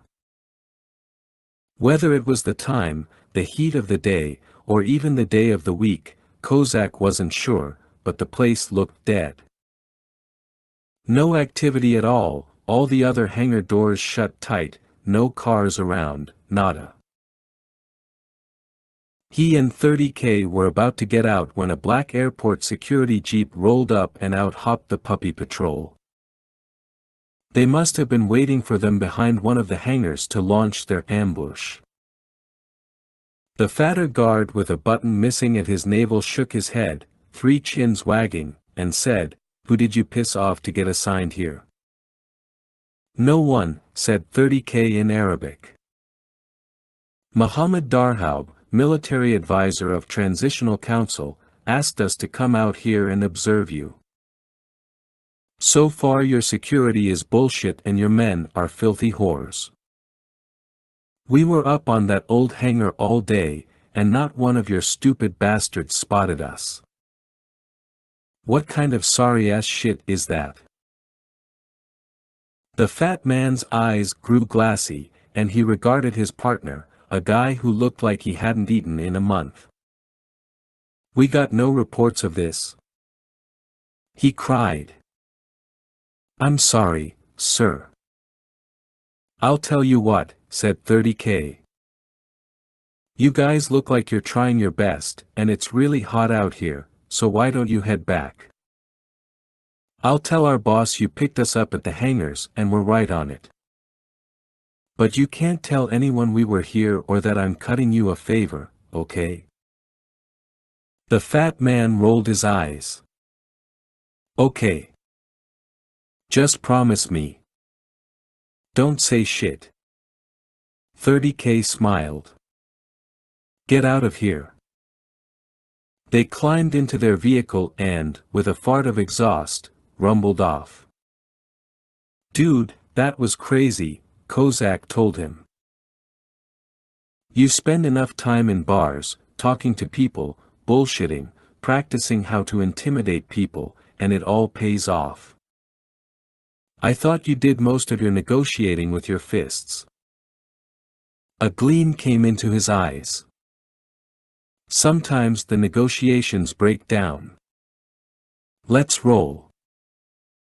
Kozak followed 30K along a path behind the hangars. They kept tight to the walls and avoided the windows mounted within a few of the back doors.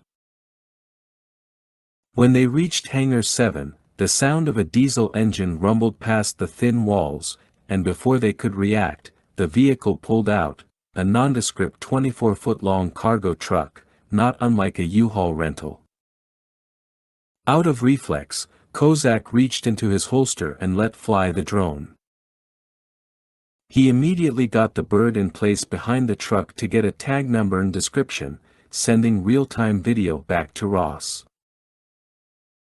The words al-Jamahiriya, which were used by Gaddafi to refer to Libya and to argue for his ideologies, were embedded on all vehicle registration plates, and they were present on this truck's tag as well.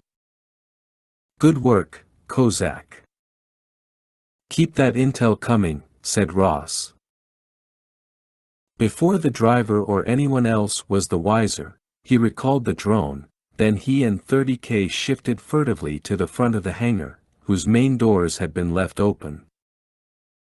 Kozak peered around the corner, holding his breath. Inside lay the plane, and along the left wall were parked 4 more cargo trucks identical to the first. Suddenly, voices echoed from inside, and from the corner of his eye Kozak spotted an airplane mechanic in greasy coveralls striding across the hangar toward the airplane, with a second mechanic in tow. Kozak gave 30K the hand signal, and they fell back behind the open doors. "We're putting a lot of time into this hangar," Kozak said. "You sure about this?" "They got the plane, the trucks, no flight plan. Come on, dude, what do you need?" "A sign that says, 'We smuggle cocaine for less.'" "Okay, you're right." "Of course, I'm right." "Now they'll track that truck with the satellite. If it arrives at the warehouse, bingo, we're good to go," said 30K. "What now? Can you get the crawler in there so we can eavesdrop?" Kozak hoisted his brows. "I got a better idea. 24. Pepper pulled up behind the old church, switched off the motorcycle, then headed down the back staircase to the basement entrance. He knocked twice, then said, "Delta Dragon." The door opened and one of the NLA troops allowed him inside. He passed through a narrow, dimly lit hallway toward an office on the right, where Ross glanced up from his desk. "I thought you signed on to see the world, not sit behind a computer." Ross chuckled under his breath. "Can't say I mind a little recon, though. More boring but less dangerous." "No doubt. What do we got?" 30K and Kozak spotted a small cargo plane at the airport. "Pulled in a hangar. Pilot seems to have taken a truck. Might be headed here. Good deal. Cargo traffic to and from the airport is fairly high, so that's nothing unusual. We need to see what's inside that truck." Ross nodded. "How's the bike?" "Pretty sweet for an old girl." "You link up with the guy from the ISA?" "Yeah, Abdul Mazik." Pepper grinned in recognition. "Hell, I know Mazik. We go way back." "Yeah, he told me he was a ghost." "Where is he?" "He's tracking down a problem." "What now?" "Old spookies in town." "How many?" "Just one for now. Once Mazik locates him, you and I need to address this. Let's call it a security leak." Pepper lifted his brows. "Sir, I can't wait. We need to be careful. Just take him out of the equation temporarily until we're long gone." "How you want to do it? Old school or new?" Ross frowned. "Do I look new school?" "That's what I thought." Pepper showed Ross his best evil-minded grin. However, Ross quickly added, holding up an index finger. "We're gonna have to do this new school. I won't break the law or violate the rules of engagement." Pepper nodded. "That'll make things a little more difficult, and dangerous." Ross smiled broadly. "I was going to say more interesting." Kozak was trembling with excitement. "Dude, this is the first time any ghost team has fielded this baby. This is one small step for a kid from Brooklyn, one giant leap. Man, kill the theatrics. That thing looks like it'll break from just staring at it too hard." "How much it cost?" $1 million. "I don't know." "Why are you so negative?" "Because we fight with guns, not shit you find on aisle 5 of toys, us." "Oh, this isn't a toy," Kozak argued, staring wide-eyed. "Say hello to my little friend." In his palm sat a MUAV, or Micro Unmanned Aerial Vehicle. Shaped like a dragonfly, the battery-operated ornithopter remained aloft for 90 minutes by flapping its translucent wings as its tiny camera transmitted sound and images back to Kozak's cell phone. A smartphone application allowed him to pilot the craft and record its operations. Kozak considered the Dragonfly a close-quarters drone, and with the push of his right thumb, the MUAV hummed softly and flew away toward the roof of the hangar, then descended to zip inside. "Those geeks got too much time on their hands," said 30K, his mouth falling open as Kozak showed him the camera images piped in from the tiny craft. The two mechanics were discussing something near the plane, while Kozak flew the drone past them and into an office area cordoned off with cubicle walls. There on the desk were inventory lists and shipping manifests with the Fadakno logo at the top, everything written in Arabic. Kozak hovered over them and began taking snapshots. You know what's even more cool? He asked 30K. The fact that there really are dragonflies here in Libya, so even if these guys spot the drone, they'll just think it's a bug. So you're a bug pilot. That make you feel proud? Yeah, it does. Now shut up. Kozak worked his thumbs on the screen, and the dragonfly ascended and wheeled back toward the mechanics, who were now standing atop a rolling ladder and gaining access to the plane's starboard side engine. Kozak kept a safe distance and decided to have the dragonfly alight on the fuselage just above them. Once the drone was in place and stable, he zoomed in on the men and turned up the cell phone's volume. The conversation was so dull that Kozak fought to keep his eyes open.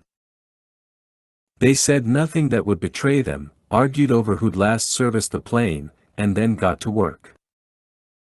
I'm going in with the blanket, 30K said. Or if you like, I can just walk in there with another story. Whoa, whoa, whoa. Slow down, Kozak began. You're going in. What are you going to say? I'll feel them out. I'll say how pissed off Hamid is, that this poor aircraft maintenance is ridiculous, and Hamid was mad enough to send us here with orders to kill them if they don't fix it. Kozak gave him a look. Why don't you run that idea by Ross? 30K frowned. If you're talking to them, how are you supposed to plant the tracker? That's where you come in. I don't like it. 30K threw up his hands. The blanket it is. Let's just wait. Wait here all night. Kozak narrowed his gaze. They'll be done soon. In the time it's taken to have this conversation, I could have been in and out.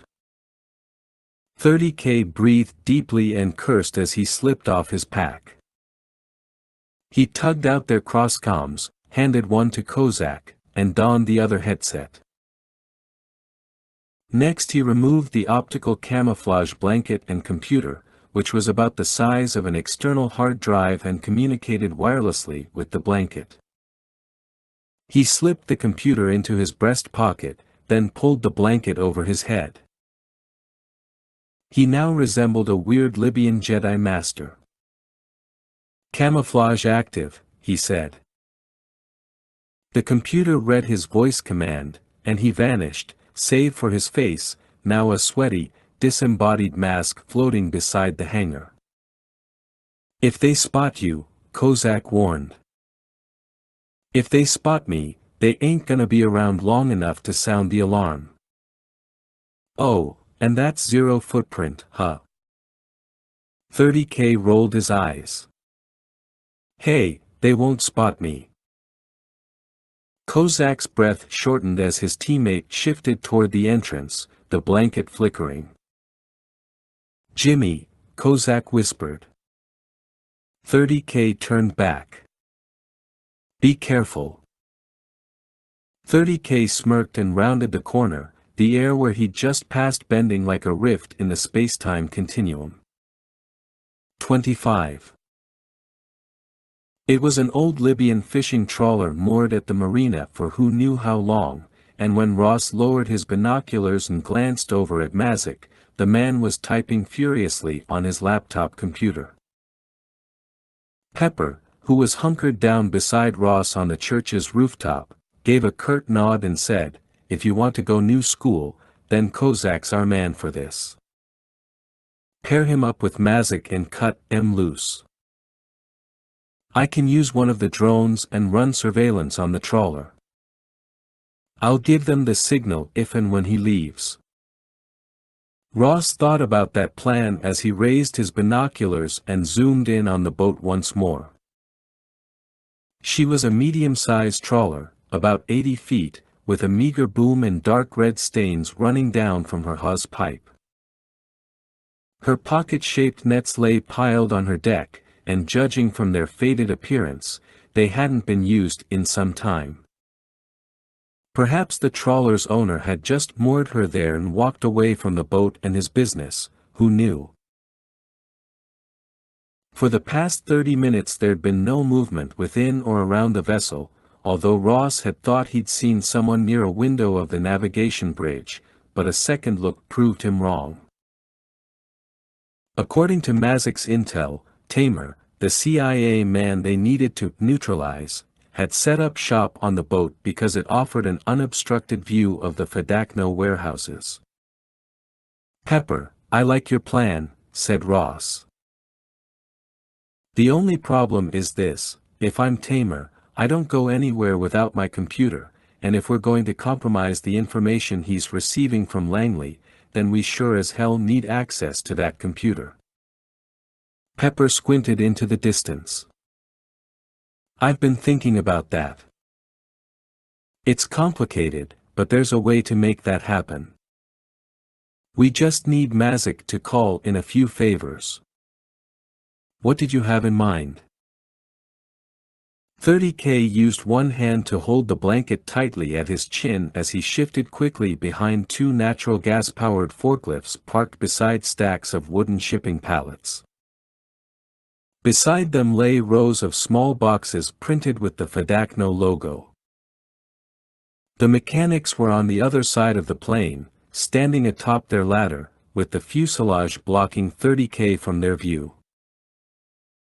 Kozak, who was observing the entire hangar via the Dragonfly, spoke softly to 30K as he moved. "Okay, bro. You're still clear." 30K took a deep breath, left the wall, and began to cross the open area between the pallets and the plane, just 5 meters between himself and the forward landing gear.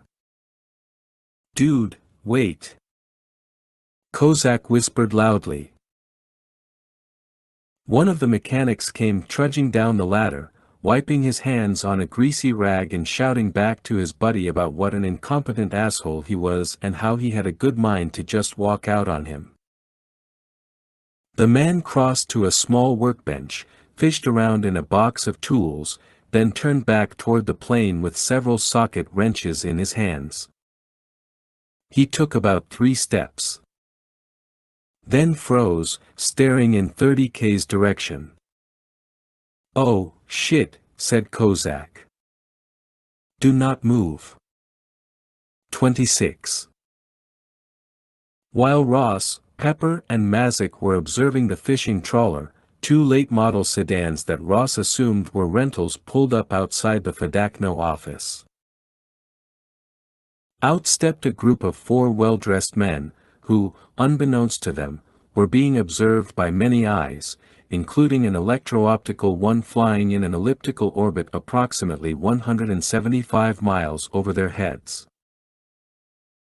Each man was photographed as accurately as possible, the images instantaneously run through facial recognition databases for biometric tagging, part of what the military called TTL, tagging, tracking and locating, which was further qualified by the designations hostile forces, HF, or clandestine or continuous, C, tracking.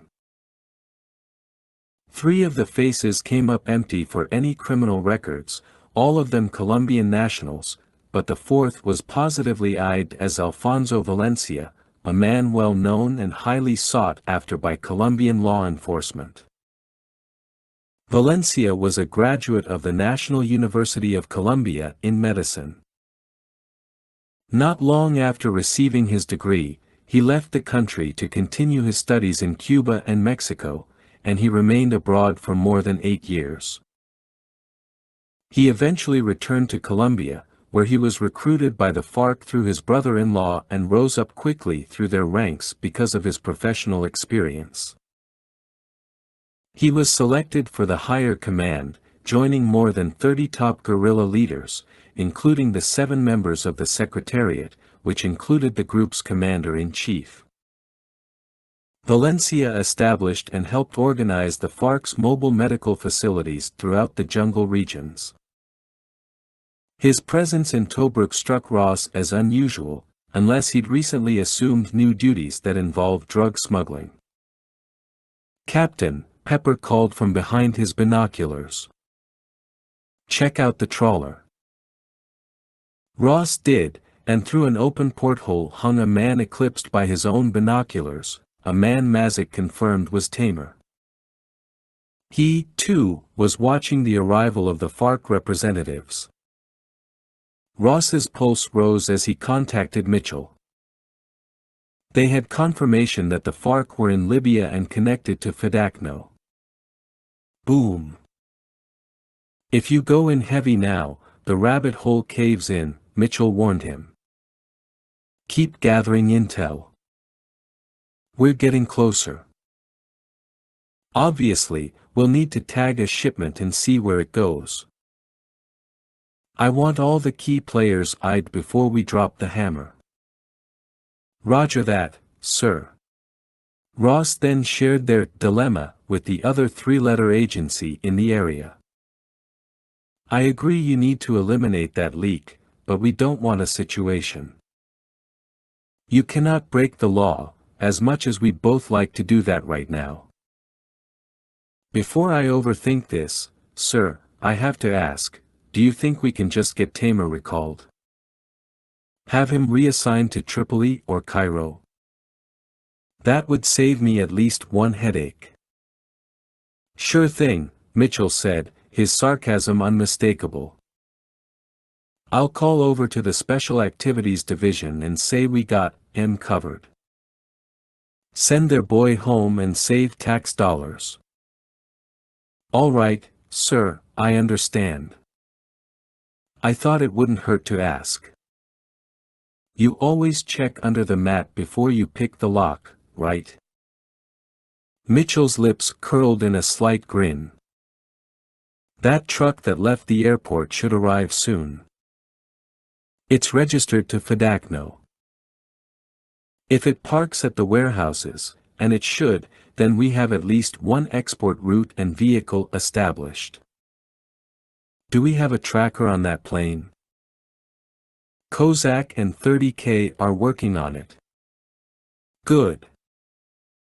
Keep me updated as usual." Guardian, out. "Captain, we got something else here that's kind of interesting," called Pepper. "It's a kid coming out of the main office." Ross watched the wiry teenager with shaggy hair climb aboard a bicycle he'd parked out of view behind the office. He rode away, past the FARC vehicles. "Mazik, who's the kid?" "Darhaub's men told me he's just a delivery boy. Brings lunch to the warehouse employees every day." "Oh, he's bringing them lunch," said Pepper. "But that's not his only job." "No, it's not," Ross agreed. Pepper pointed. "Here's my take, that kid is a field agent recruited by Mr. Tamer, our local spook." "I'd agree," said Mazik. "The boy is gathering intel for him." The kid reached the pier, and although he didn't turn out toward the marina where the fishing trawler was moored, he gave a look in that direction. Ross stiffened. He loathed missions where kids were involved. When he was operating in Waziristan, he'd had little choice but to pay off many young boys to plant beacons inside the homes of known Taliban leaders so that those targets could be marked for drone strikes. Of the 5 or 6 he'd recruited, all of them had performed their missions expertly. All except one. Kid named Ali. He'd been caught in the act. They found what was left of him just outside the forward operating base's gate. They'd left him there to send a message.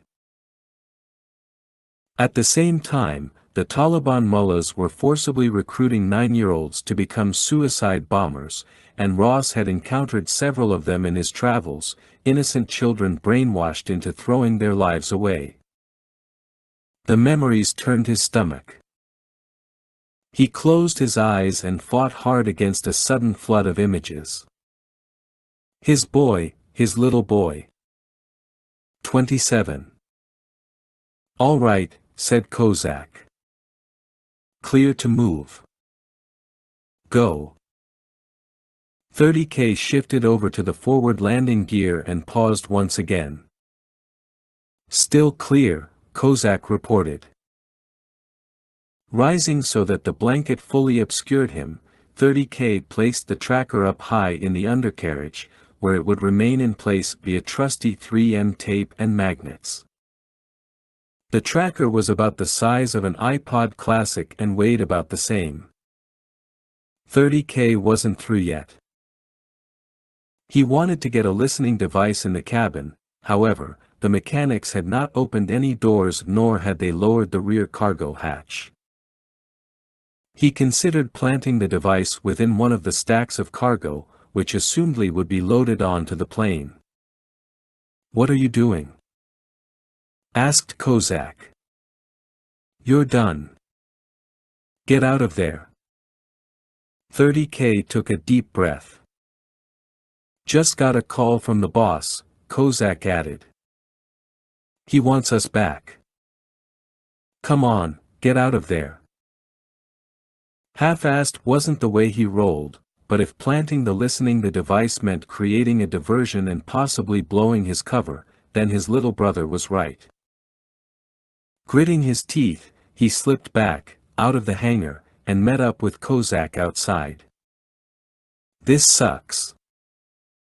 I only got the tracker on the plane." "That's good enough. What's going on?" "Stuff at the warehouse. I'll tell you on the way back." They jogged away from the hangar and were breathless by the time they reached their pickup truck. 30K seized the wheel and tore off, rumbling back onto the highway and toward the port. He checked the rearview mirror, where dust clouds whipped behind the truck. For now, they were the only car on the desert highway. But within 5 minutes they were passing several other shipping trucks heading back toward the airport, along with another motorcycle carrier. 28. The truck driven by the C-212 pilot arrived at the Fadakno warehouses at sunset. Ross was frustrated because they'd failed to capture a distinct image of the man before he'd slipped into the main office, remained there for about 10 minutes, then left in a car belonging to one of the employees.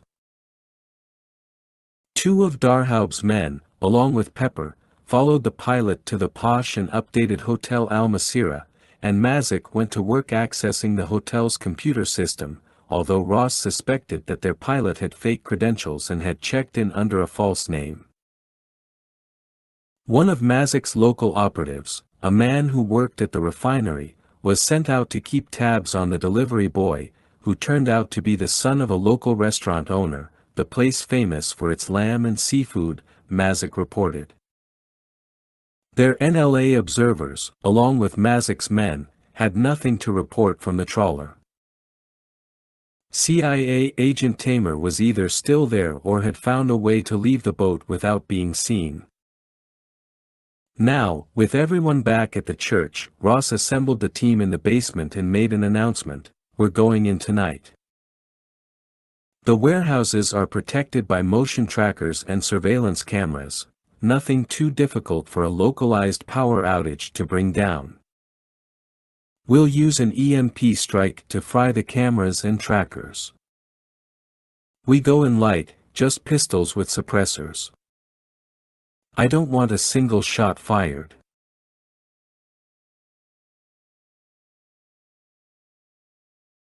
Not a single shot. Mazik lifted an index finger. I assume Tamer will be out of the equation by this time. That's correct. How? Ross smiled, then glanced over at Kozak. You ready? Hell, yeah. Ross then faced Mazik. Okay, bro, here's how. Deploying the MUAV back at the airport hangar was, according to Ross, a stroke of genius, because it gave him an excellent idea of how to conduct reconnaissance inside the fishing trawler and pinpoint exactly where Tamer had set up his command post. Kozak was more than pleased with that assessment, most particularly the phrase stroke of genius, and for his part he now was seated inside a car parked outside the marina and piloting the Dragonfly above the trawler and toward one of the open portholes on the ship's starboard side. However, before he directed the drone inside the boat, something caught his attention, and he pulled up, steering the Dragonfly into a wide turn, then banking around to spot the restaurant delivery boy Ross had mentioned. Kozak was wearing his cross-comm and issued his report. He's right on time. Good boy, said Ross. See how close you can get, and patch me into the signal. Roger that. Kozak then called out to his buddy, 30K, you're good to go. Roger, bro, on my way. Kozak watched as the boy pedaled to the end of the pier, then got off and leaned his ride against one of the moorings. He removed a small box from his bike's rear basket and hiked it up the gangway. Tamer, a bony man probably in his 30s with a bald pate, a closely cropped beard, and an unfortunate nose, came on to the gangway and accepted the package. He handed the boy a stack of blue, red, and green dinar notes. Kozak brought the Dragonfly down to the railing, just above and behind them, and with the waves lapping softly at the trawler's hull, the drone's buzzing wings went unnoticed. Thank you again for dinner. What else do you have for me today? Tamer asked in Arabic. I heard them talking about the pilot, and a new shipment going out in the morning. What about Delgado? Did you hear the name, Delgado? No, I did not. This new shipment. Did they say what time it will go out? No, just in the morning. And where is it headed? Sudan. Anything else I should know? Not that I can remember. That's all I heard. Are you sure? Yes. Your dinner is getting cold. Beatty, is there anything else you want to tell me? The kid shrugged. You're certain that no one else has tried to talk to you? No. Tamer's voice grew menacing. Why are you lying to me, Beatty? The kid took a step back. Come on, inside the boat, said Tamer. We need to talk about this. I can't, Beatty answered. I have to go. Ross and Pepper had met up with the boy at his father's restaurant, and they had explained to him and his father that he could no longer work for Tamer, that it was much too dangerous, and that they would offer him one final payment to deliver Tamer his dinner and then never come back. The boy's father was ready to beat him because he had known nothing of this, and Ross and Pepper defended him, saying that this was very common, that the boy was only trying to help his father with the extra money, and that they were here to help. Beatty, crying and scared, agreed to make the last delivery, and Ross figured this would be the break they needed. The kid would delay Tamer long enough for Kozak to get the Dragonfly inside and help guide 30K to his destination. But now, as Ross crouched on the church's rooftop and watched Beatty step back from Tamer, he knew the plan had suddenly and irrevocably gone south. 30K was floating soundlessly in the water at the trawler's stern. While Tamer was talking with the kid, 30K had tossed up a line and hook that had caught the gunnel with only the slightest thump since the hook was coated with heavy rubber. Kozak had just given him the word, so he'd ascended the rope, come over the gunnel, and shifted across the deck to crouch down beside a ladder attached to the docking bridge. He was waiting for Kozak to guide him directly to Tamer's computer while the man was distracted with the kid outside. To be even safer, 30K had changed into his ghost fatigues with the Velcro patches removed so he'd have access to his optical camouflage and avoid the more cumbersome blanket. The camouflage was active, and he'd faded into the shadows. Clutched in his right hand was his familiar and reliable FN-57 with attached suppressor. "Kozak, what's the delay, man? Come on, I'm ready." "Wait, dude, something's wrong." Kozak was losing his breath as Tamer took another step toward Beatty. "There's no reason to lie," said Tamer. "I know some other men came to you. They're my friends. Come with me now." "I told you I can't." "What did those men say?" Beatty was panting now. They told me I can't work for you anymore. They told me it's too dangerous." "Captain, are you hearing this?"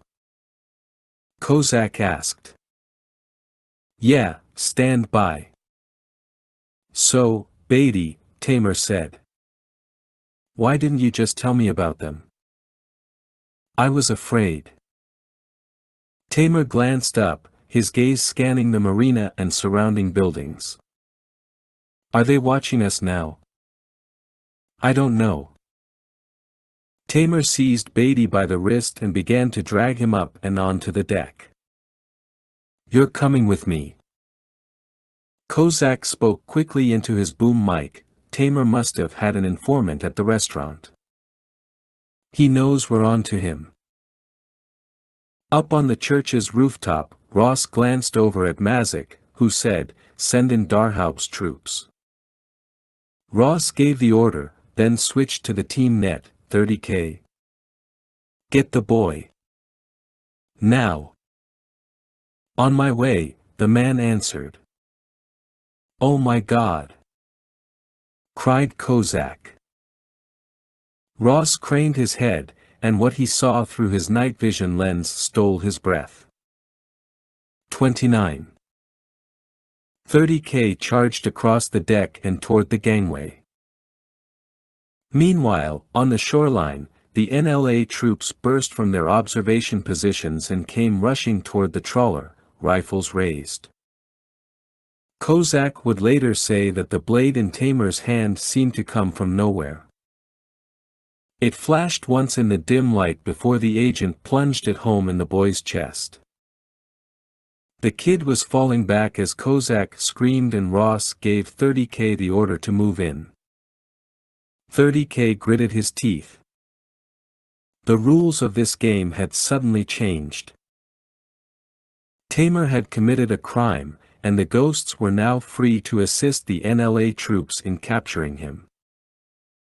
30K, we need Tamer alive, Ross reminded him. Understood, he spat, then swore under his breath. Not 2 seconds after Tamer killed the boy, and seeing that the NLA troops were moving in, the little runt scurried back across the deck, through an open door, and disappeared into the navigation bridge. 30K was only a few heartbeats behind. A dark passageway lay before him. Then a sound from above, someone scaling a ladder just a few steps away. He seized the rungs, rushed up. Arriving breathlessly in the trawler's bridge, dimly lit by several battery-powered lights. And there, near the main controls, was Tamer, initiating a rapid-fire sequence of keystrokes on his computer. "Hold it," 30K said in Arabic. Tamer did not turn back. Two more NLA troops rushed in behind 30K, along with Kozak. "Get your hands off the keyboard!" screamed 30K. Tamer kept banging away. "I said stop." Tamer typed even faster now. Well, the boss had said they needed Tamer alive. There had been no mention of unharmed. 30K shot him in the leg, and when the man whirled back to face 30K, he had a pistol in his hand. But it wasn't pointed at 30K. Tamer lifted the weapon to his own head, and 30K practically leaped toward the man, shouting, "No, no, no." The gunshot was deafening inside the bridge, the windows sprayed with blood as though from a powerful hose. 30K caught the agent as he was collapsing to the floor, his limbs twisting at improbable angles. Kozak rushed around 30K and went directly to the laptop. "He's erased the entire drive, all the files, the whole nine." Smoke began pouring from the keyboard. "Holy shit, acid bomb, too," said Kozak, beginning to cough. 30K checked Tamer for a pulse, a formality to be sure. At least the little bastard was proficient at suicide. "This guy," Kozak began, thinking aloud. "He's gotta be dirty, killing the kid, man. He's in bed with Delgado probably. He didn't bolt because he wanted to question the kid, see how bad his own leak was. Shit." 30K stood and backhanded something off his cheek. "Blood. What a mess," he grunted. They stood there for a few seconds, just collecting themselves and staring down at Tamer until 30K took a deep breath, cleared his throat, then shared the grim news with Ross and Pepper. "Clean it all up and get out of there ASAP." "Do it now," snapped Ross. 30K looked to Kozak. "Get me something to wrap around this bastard's head so he doesn't bleed all over me." Then 30K regarded the NLA troops and added in Arabic, "Get outside and get the boy. Get him back to the church." The two troops nodded and rushed off. "This was going to be so beautiful," said Kozak. "We'd hack into his computer, send him misinformation, order him out of here, and keep him in the dark the entire time. It was going to be sophisticated and high-tech, not a friggin' bloodbath. Like you said, he had people watching that restaurant like a hawk. You can have all the toys in the world, but they don't beat a pair of eyes on a target, and there's no way to tell which set of eyes was watching. Could have been anybody in or around that restaurant. It was a calculated risk. They took it. And now look at what we got. Well, our hands are clean. I got the boy's murder on video." "Nobody can say shit," said Kozak. 30K regarded Tamer's body. "What about his suicide?" "Crosscom got that." "So then yeah, I guess you're right," said 30K. "We're clean.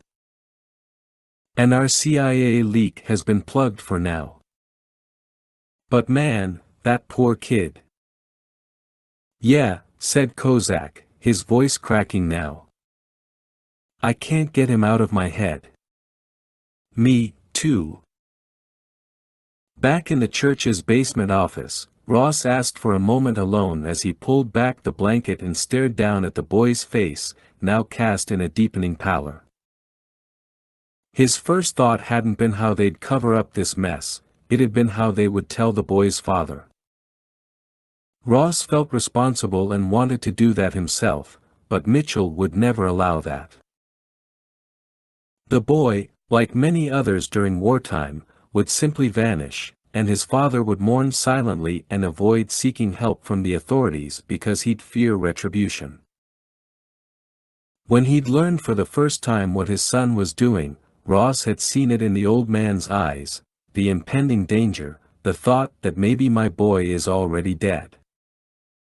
A resignation.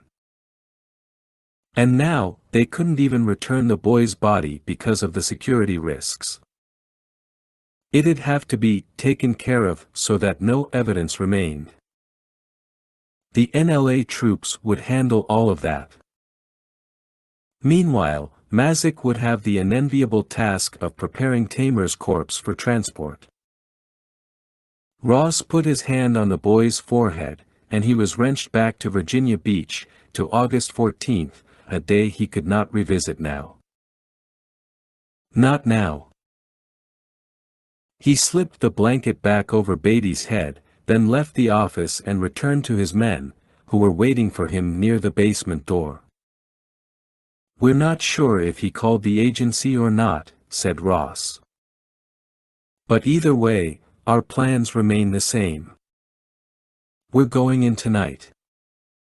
"What about lunch?" asked 30K. The question caught Ross off guard. "Lunch?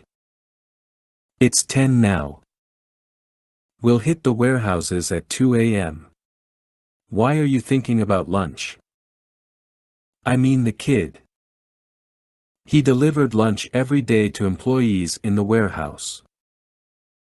He ain't gonna show up tomorrow."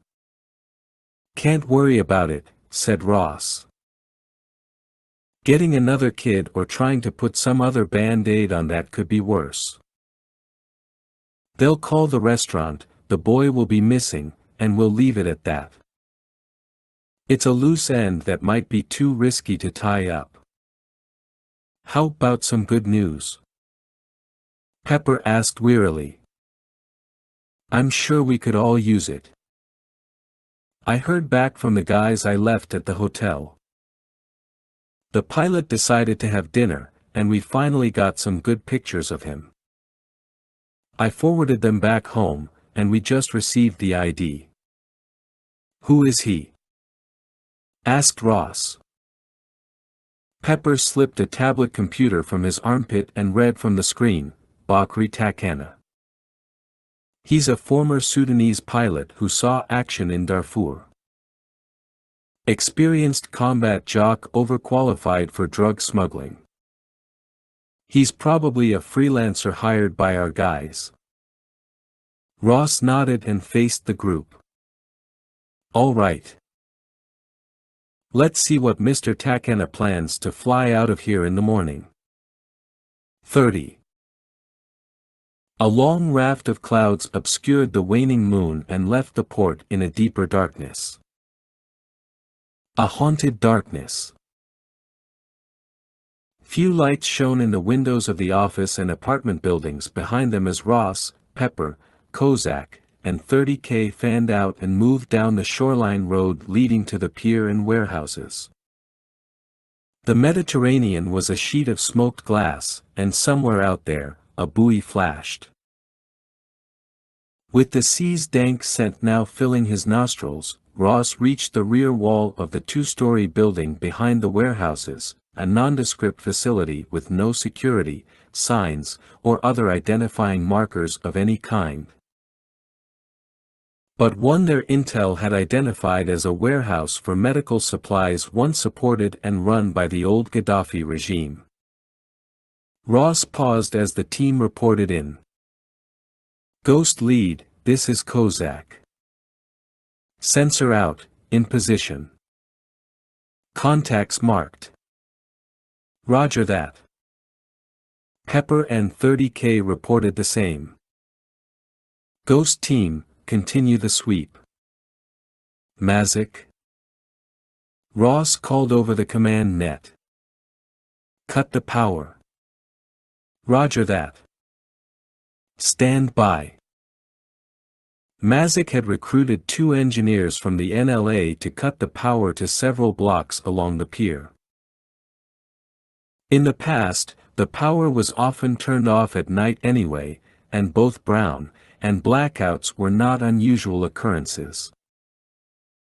Ross shifted around the corner, and with his crosscom he zoomed in on the Fedakno office's security camera mounted over the front door. The red status light winked off. And 3, 2, 1, it returned, operating on battery backup. "Power's down," said Mazik. "Ghost lead." "Confirm." "Confirmed," said Ross. "Ghost team. Everybody out of the zone." The men checked in. They were clear to drop EMP. "Stand by." Ross withdrew the cylindrical EMP grenade from his web gear, pulled the pin, and hurled it toward the office's front door, just outside of the camera's view as it was panning toward the south corner. The grenade, technically a flux compression generator bomb, was a metal cylinder surrounded by a coil of wire called a stator winding. The cylinder was filled with high explosive surrounded by a jacket, and the stator winding and cylinder were separated by empty space. A bank of capacitors was attached to the stator, and a switch connected the capacitors to that stator, sending an electrical current through the wires to generate an intense magnetic field. As the grenade hit the ground, a fuse ignited the explosive material, and the explosion traveled up through the middle of the cylinder, coming in contact with the stator winding and creating a short circuit that in turn cut off the stator from its power supply. This moving short circuit compressed the magnetic field to create an intense non-nuclear electromagnetic pulse that rendered useless all electronics within a prescribed target radius. A faint thud came from near the door, followed by another sound, like static from a broken television. The security camera's status light winked out once more, it remained black.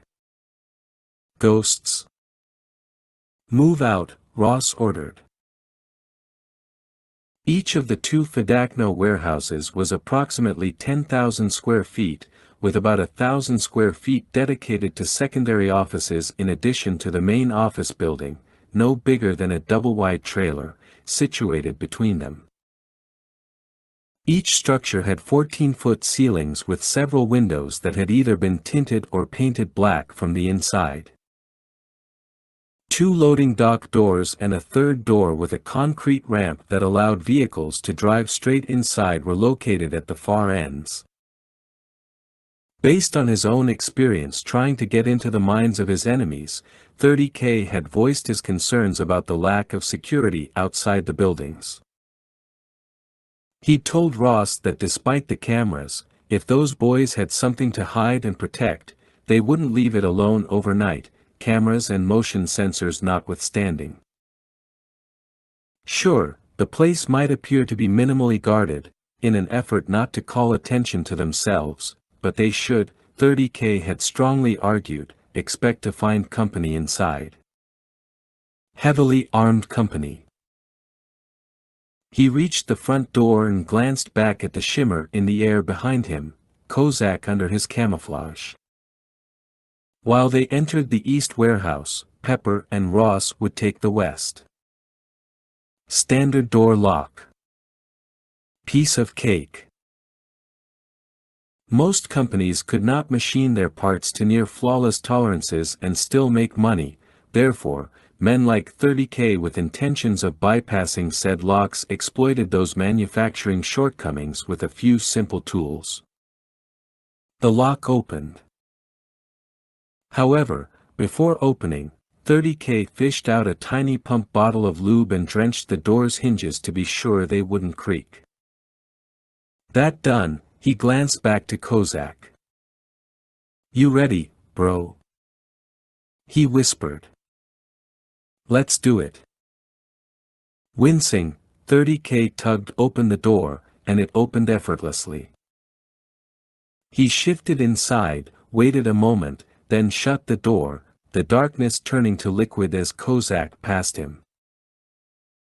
Rows of shelving stretched off into the shadows like monoliths lined up on a moonscape, and now voices echoed from somewhere on the other end, near the loading docks. Were they speaking Arabic? He wasn't sure. "We've got contact inside," 30K whispered over the team net. "Roger that, so do we," said Ross. "We confirm that the truck isn't here. Must be in your warehouse. Move in on it now." 30K turned to Kozak and gave him a hand signal. Time to earn their keep. 31. To the casual eye, everything about the warehouse appeared legitimate, from the hundreds of various size boxes stored on rows of steel industrial shelves to the orders packed on shipping pallets with attached invoices, the boxes stacked 2 meters high and bound together by clear stretch wrap. At least 20 such pallets were lined up near the loading dock doors, and these commanded Ross's attention.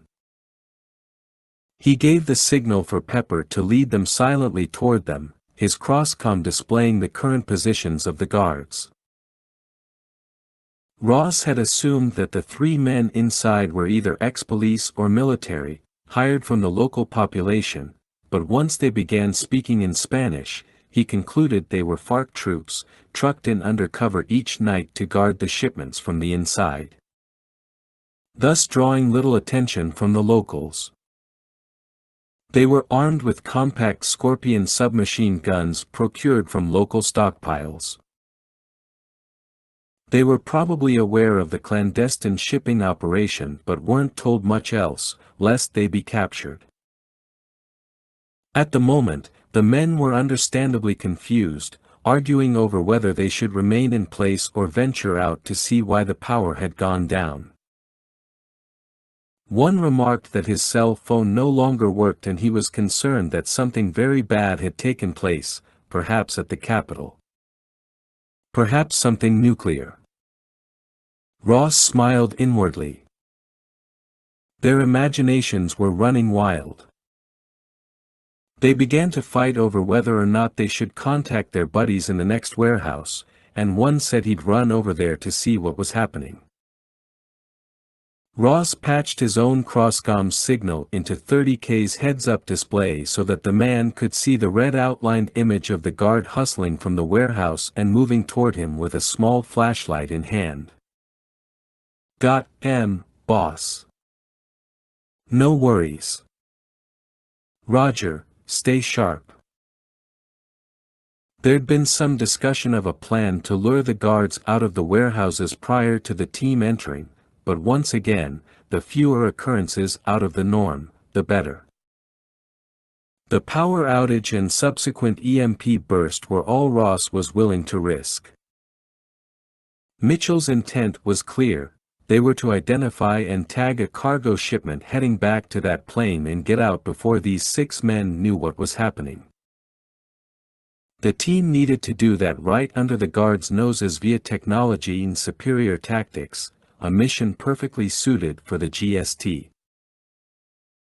However, just as Ross's confidence level was beginning to spike, Pepper, under camouflage but whose heat signature was visible in Ross's HUD, raised his hand, the signal to halt.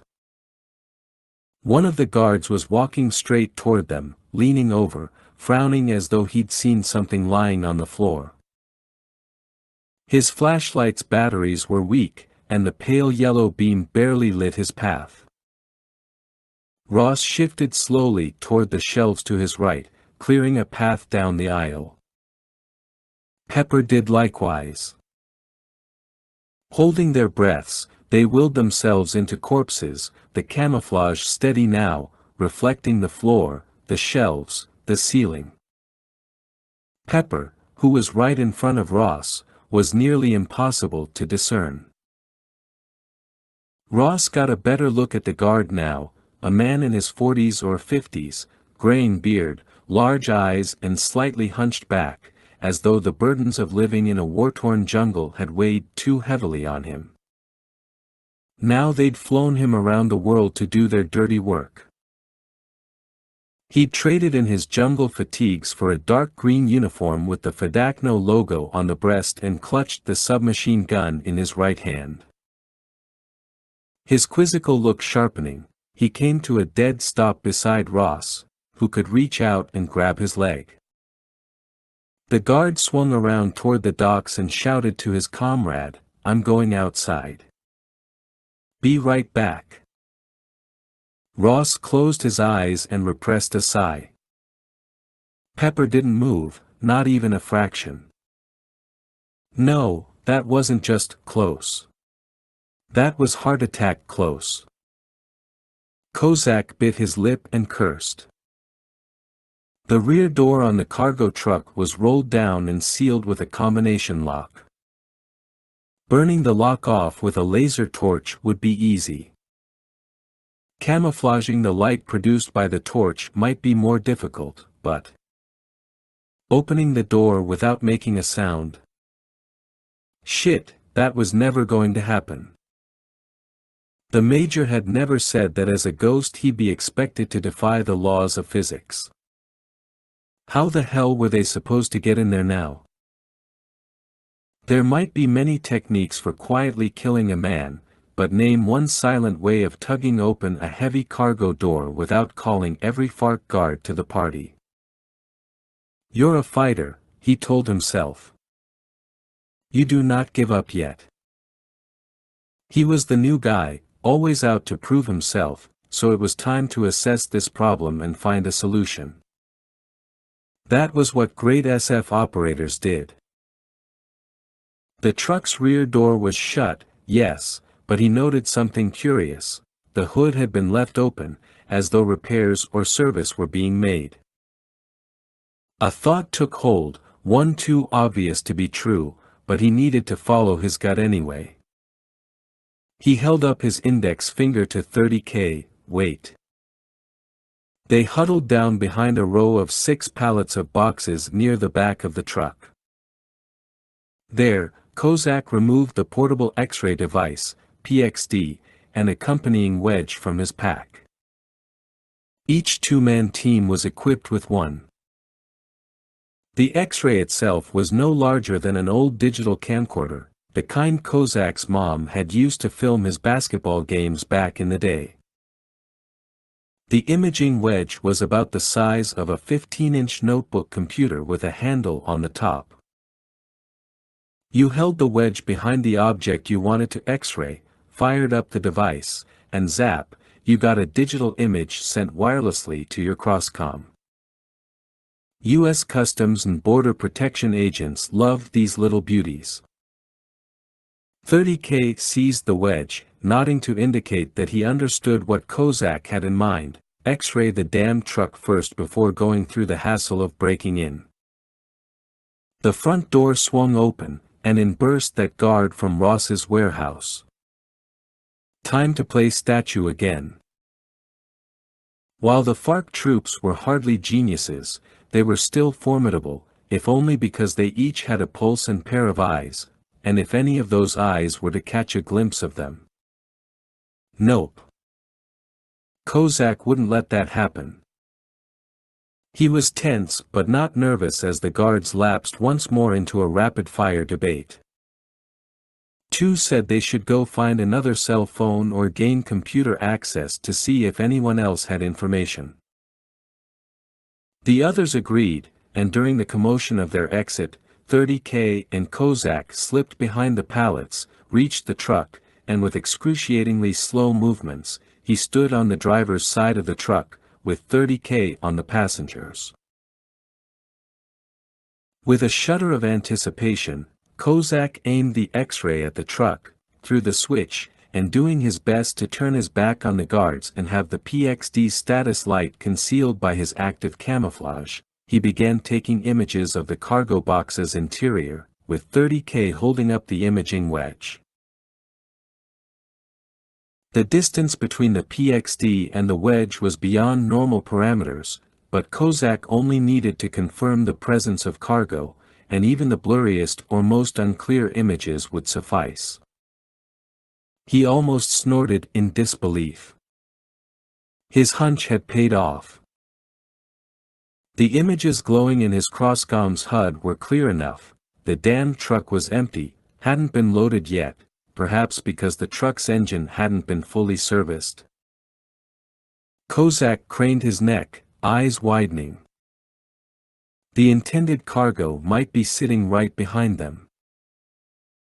With his breath quickening, he steered himself back toward the pallets, hunkering down behind the 2 rows, the boxes rising to just above his head.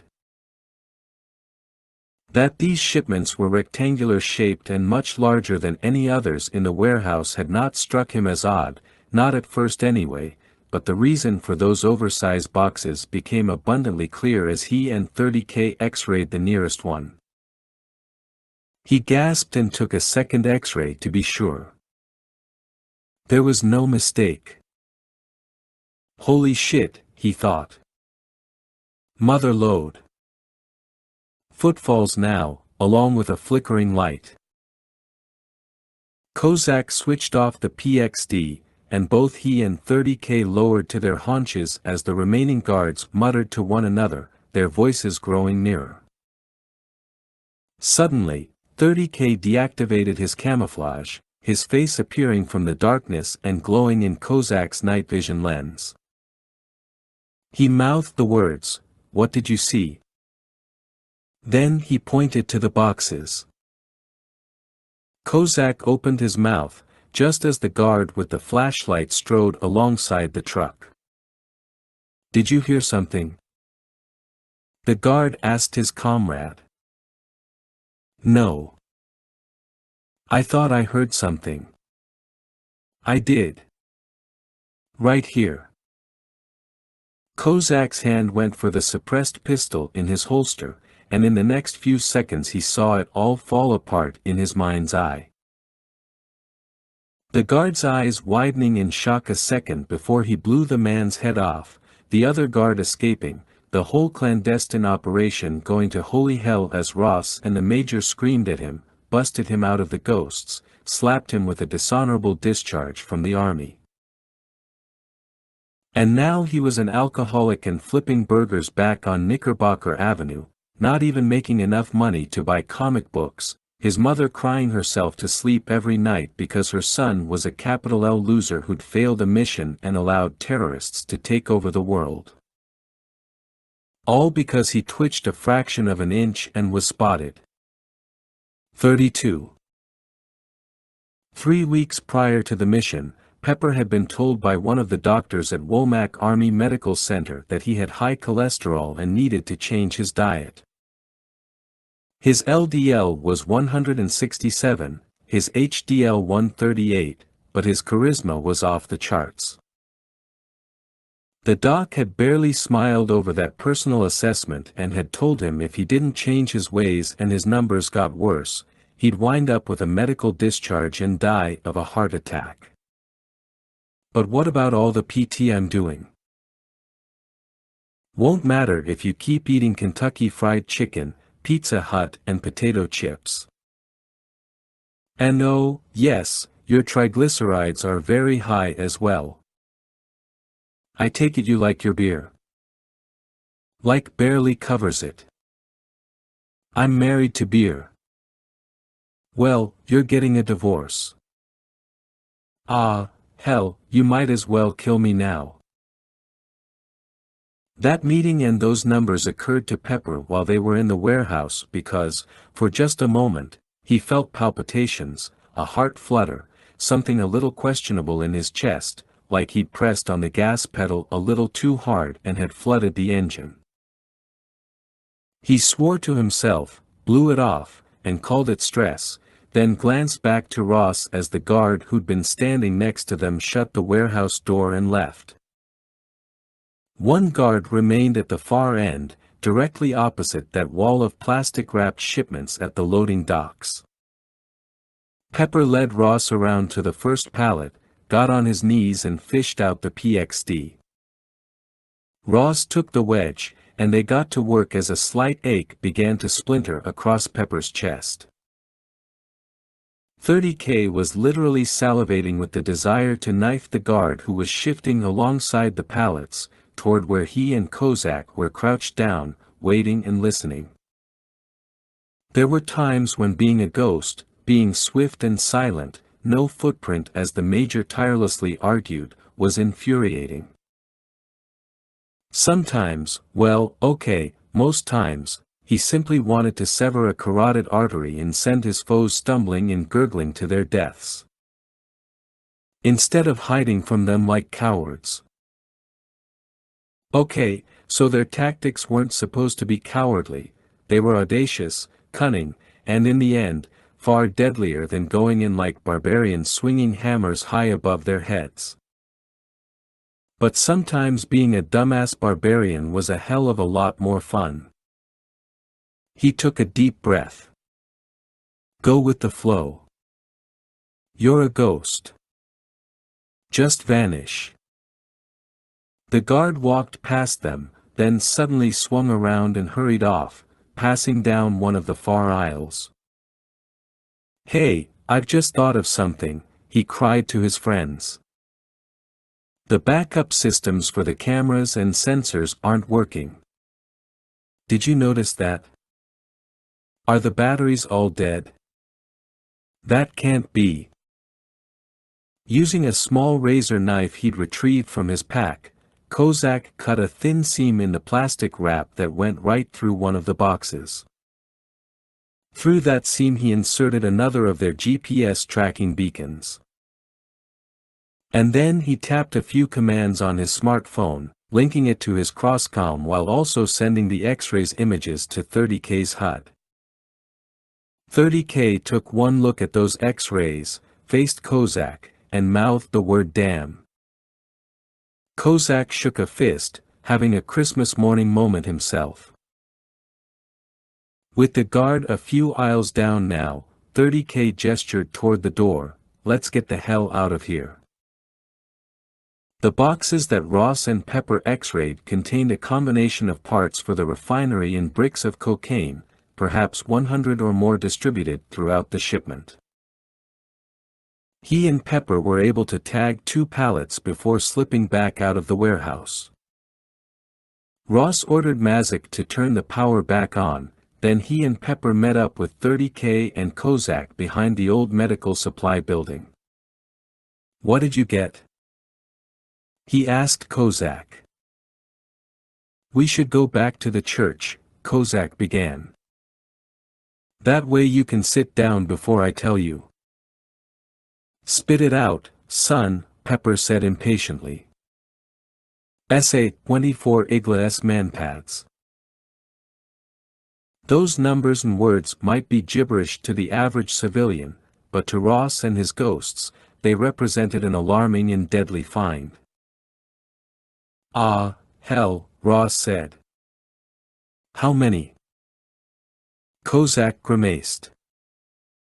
By my count, 126.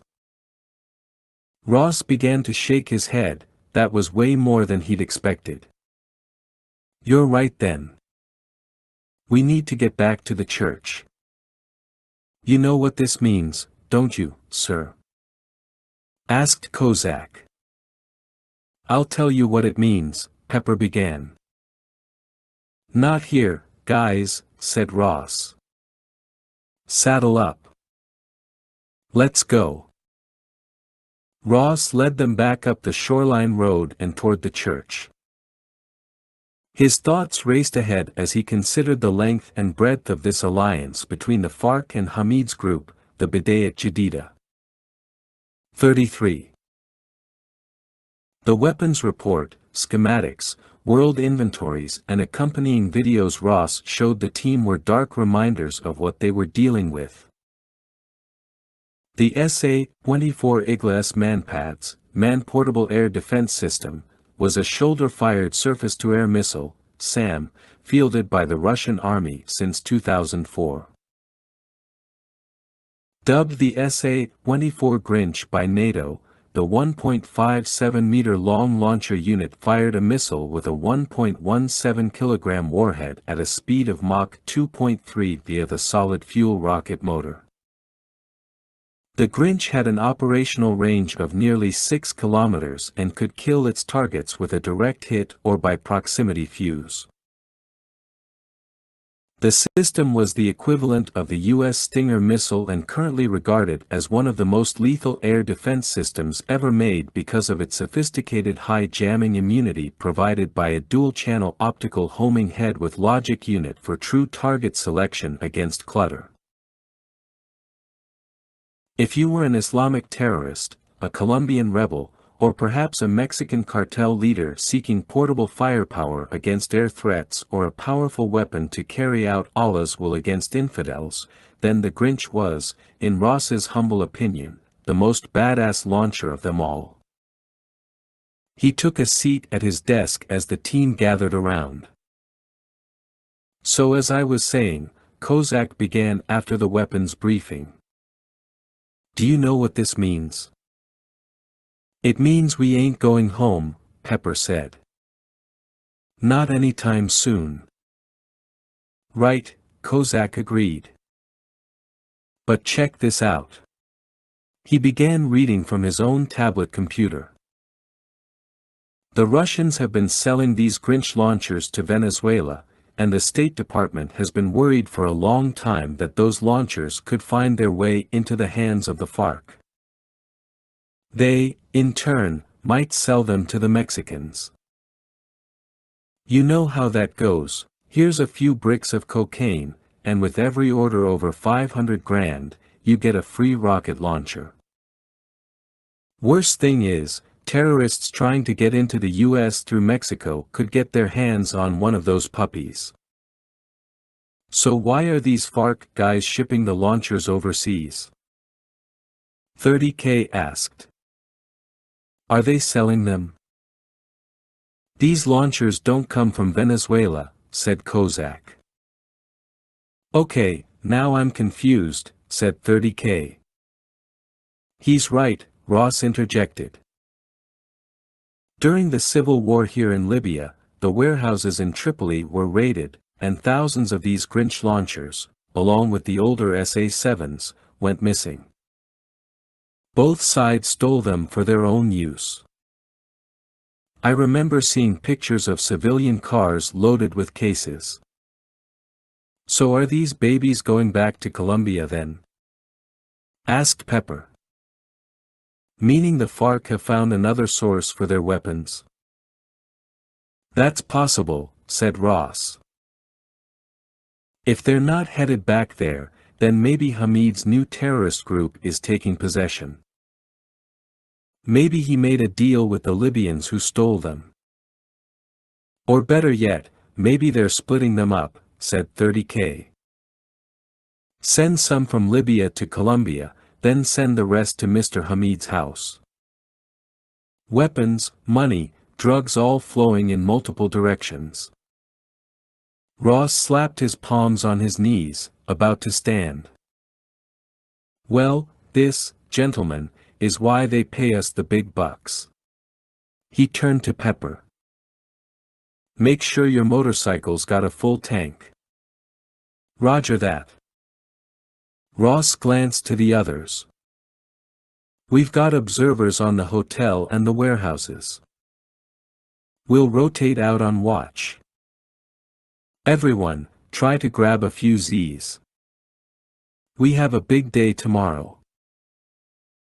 Ross had his arm draped over his eyes and was lying on his back, the support poles of the bed digging into his spine.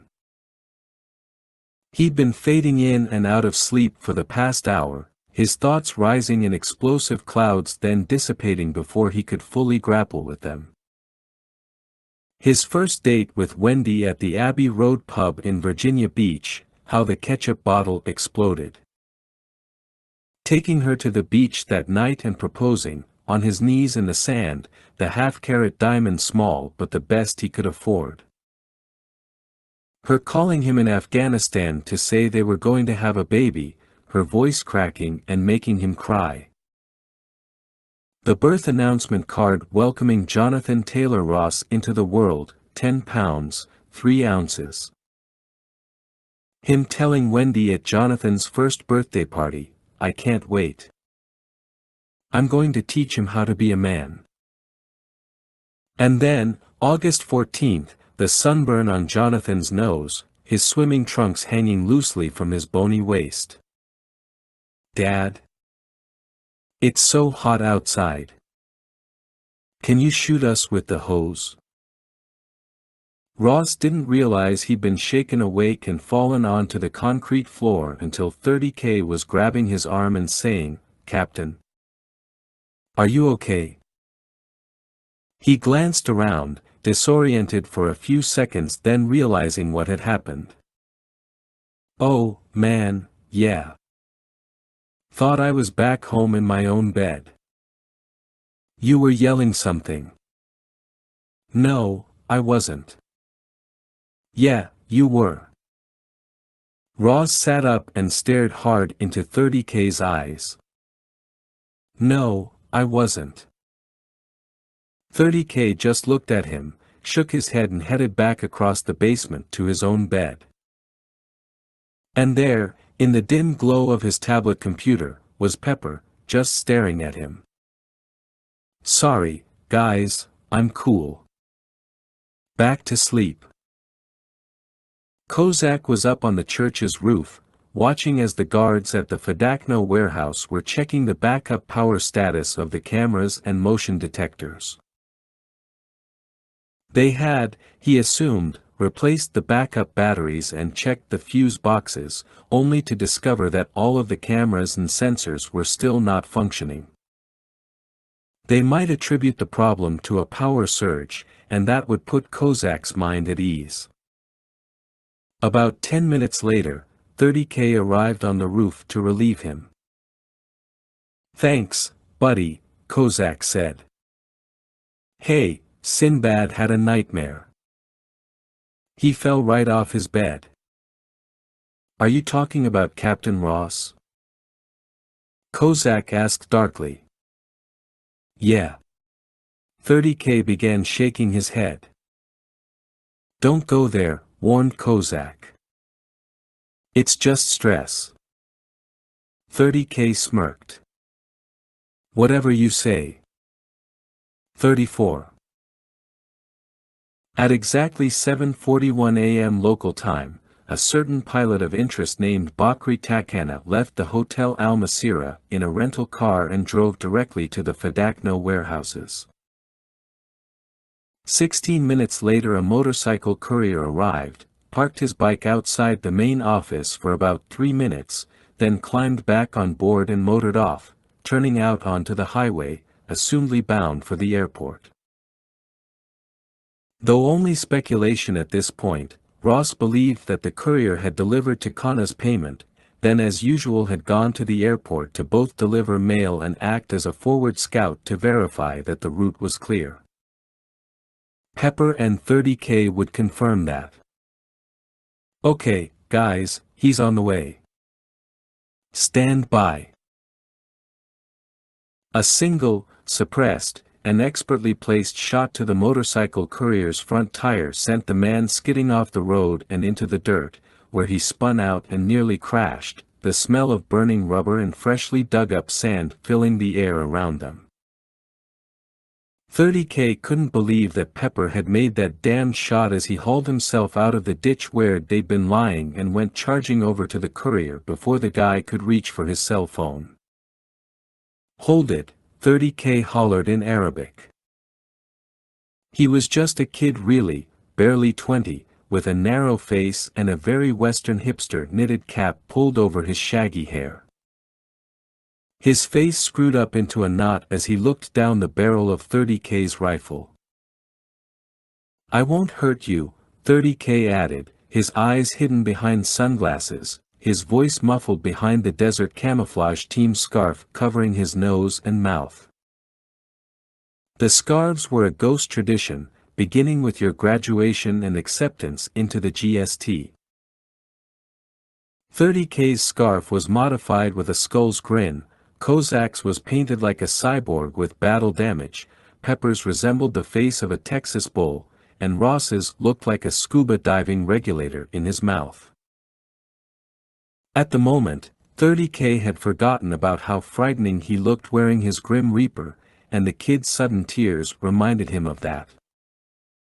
"I'm just a mail courier. I don't have any money. 30K almost laughed. We're not here to rob you. What's your name? Yusef. Well, Yusef, today's your lucky day. Pepper walked over, wearing his bull-face scarf and holding a wad of cash. You want to make some money? He asked the kid. How? 30K lifted the boy's chin with his rifle's barrel. All you have to do is talk. We have enough money to buy you a new bike and a new life. Okay. I will talk to you. Without thinking, 30K released an onslaught, his mouth operating on full auto.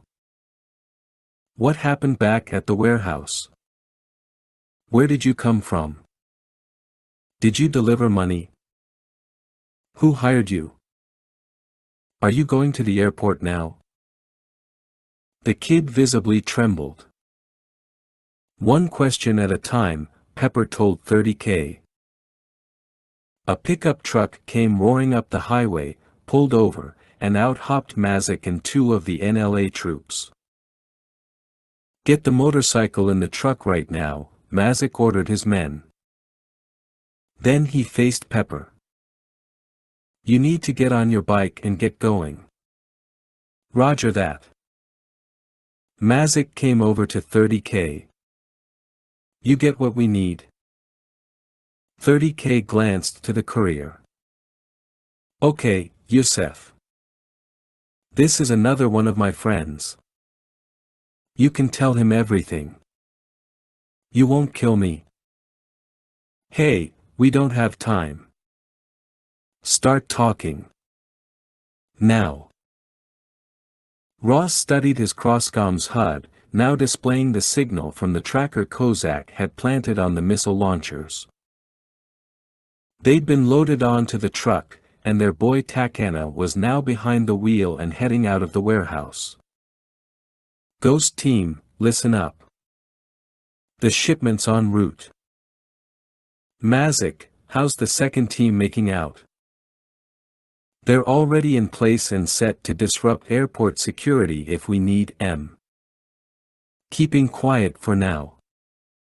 We intercepted the courier. Just finished interrogating him.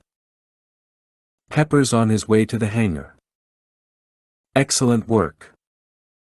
30K, we get anything out of that kid? Not much, boss. He makes the money run. Picks up the package in Tripoli at another Fadakno warehouse. Names? No, sorry. He doesn't know the names of the people who give him the money. He says he has no idea where the shipments go or what's in them, but he checks the route and gives the airplane mechanics the heads up when the shipment is coming. That's all he does. You trust him? Yeah, he's too young and stupid to be given any more responsibility. He's just a runner like we thought. Okay, but don't release him till we're done. You got it, but technically speaking, is that kidnapping, sir? Ross snickered. Hell, no. We're just giving him time to count his tax-free donation in a safe and comfortable environment. 30K laughed. Gotcha. Pepper rolled onto the access road running parallel to the hangars, the motorcycles grumble announcing his approach. Oh, yeah, he was bad to the bone. He throttled up, dust swirling in his wake as he sped directly past the first few hangars, turning sharply past the open doors of the last one and roaring inside. Where the 2 mechanics swung around, took one look at him, got pissed off, then began yelling at him from their perch atop their maintenance ladder. As Pepper turned off the engine, lowered the kickstand, and began to dismount, the taller of the 2 men came rushing down and confronted him. Where's Yusef? Pepper had removed his bull scarf but still wore his dark sunglasses.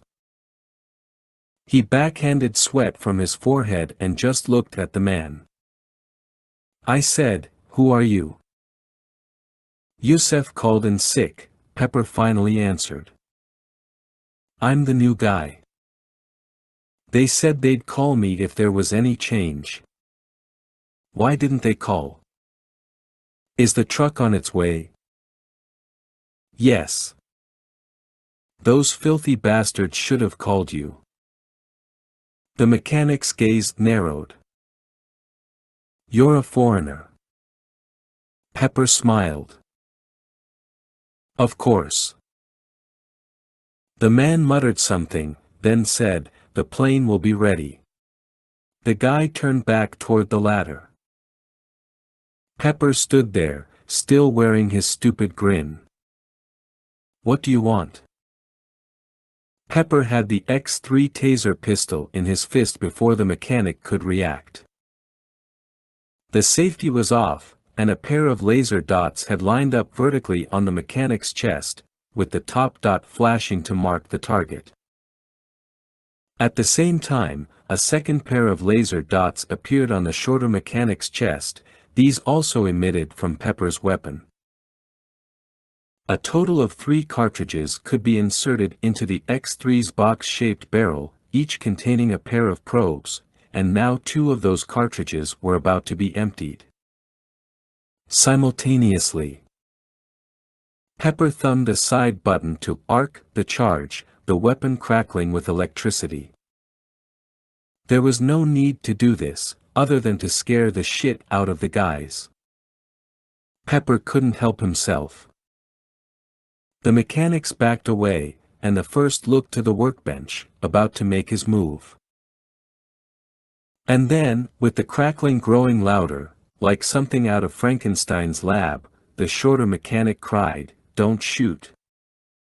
He was about to swing himself off the ladder like a gymnast when Pepper squeezed the trigger, firing both sets of probes, the attached wires zigzagging away from the barrel like folded fishing line, the mechanics now screaming like medieval torture chamber victims as they fell toward the deck, writhing. A weird metallic smell made Pepper grimace. "Oh, come on, guys, man up," he told them in Arabic. "Take the pain. It won't last long." An airport security truck carrying 30K, along with 4 NLA troops, rolled up outside, squeaking to a halt.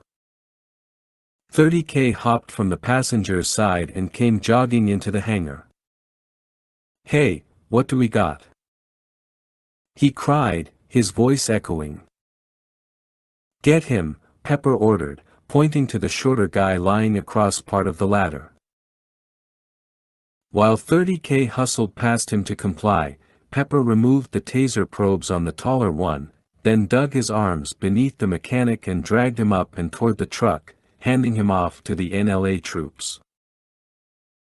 30K delivered his man to the truck, then told the driver to get out of there.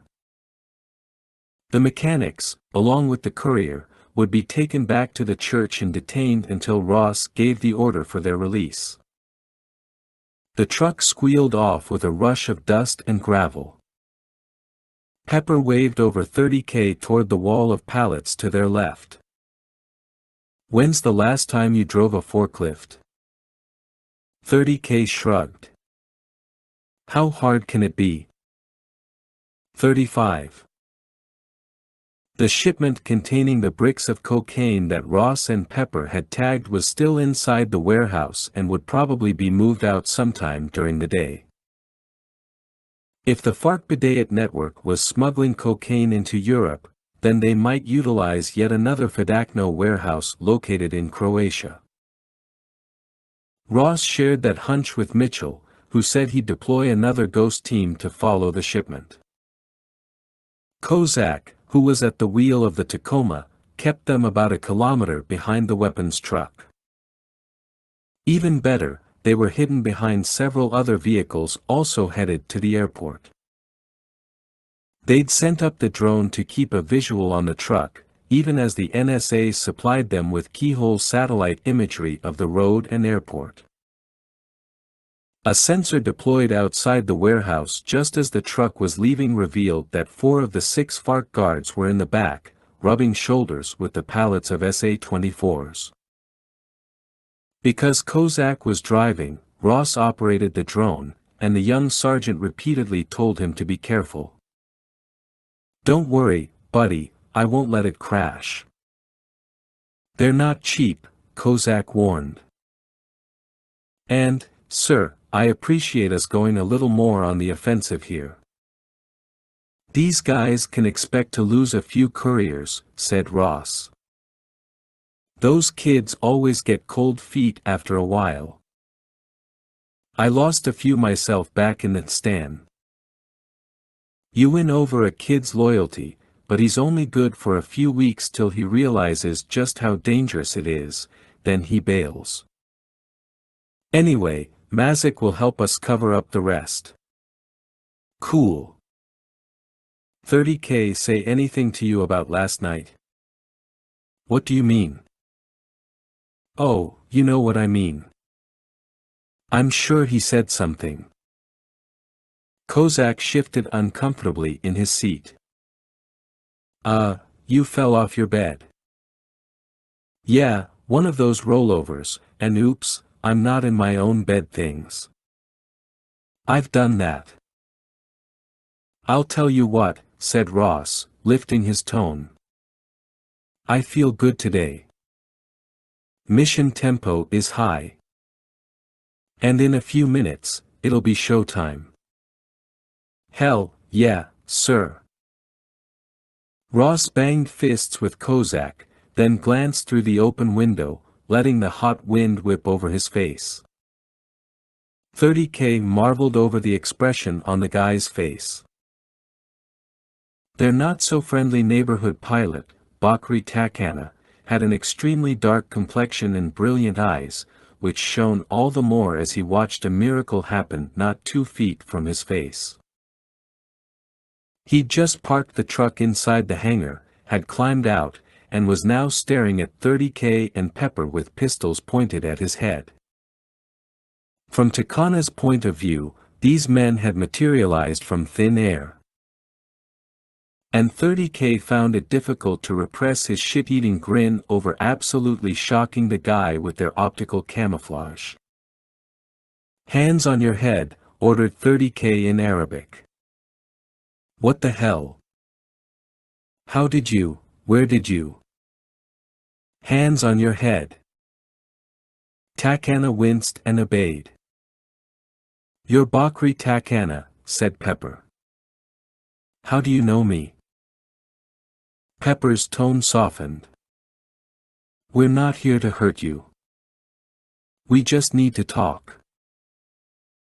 30K shifted behind Takana and patted him down, discovering a pistol tucked into the small of his back, another in a calf holster.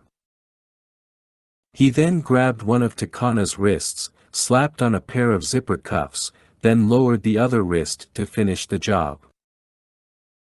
While clutching the man's bound wrists with one hand, 30K leaned in close and growled, Okay, Sundown, what's the combination on that lock? Who are you? Let's just say we're the good guys, said Pepper. Give us that combination.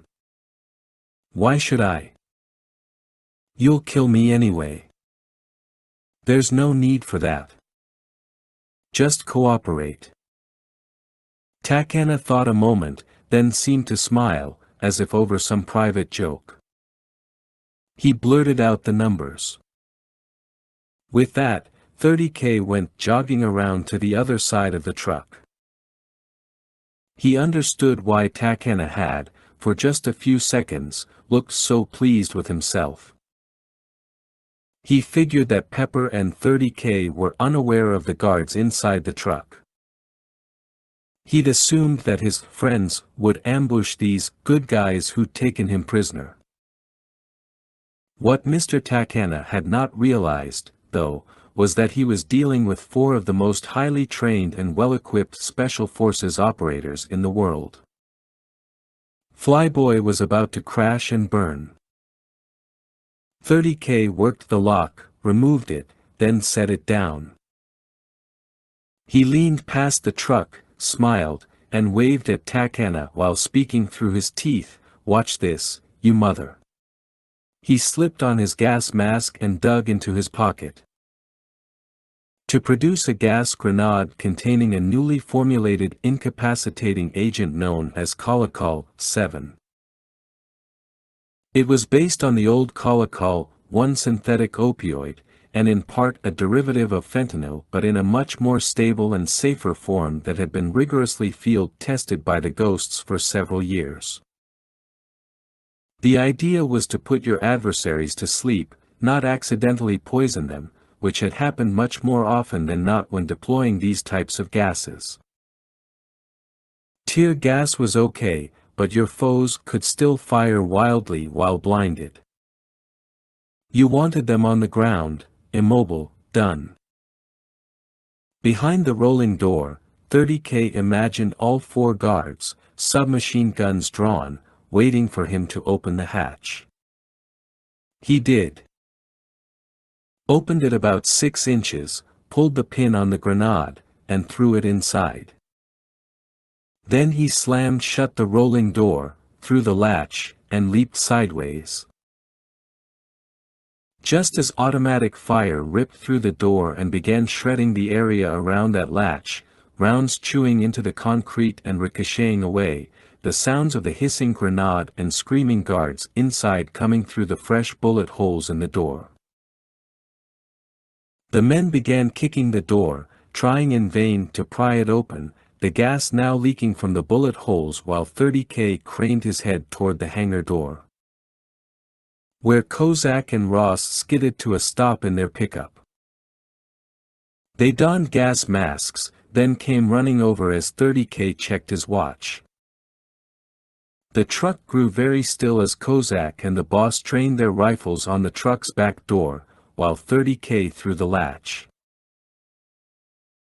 With a slight shiver, he used both hands to shove the door upward as hard as he could, the rollers rattling as thick clouds came pouring out and finally thinned to expose the pallets and the four guards lying slumped on the floor or against the wall.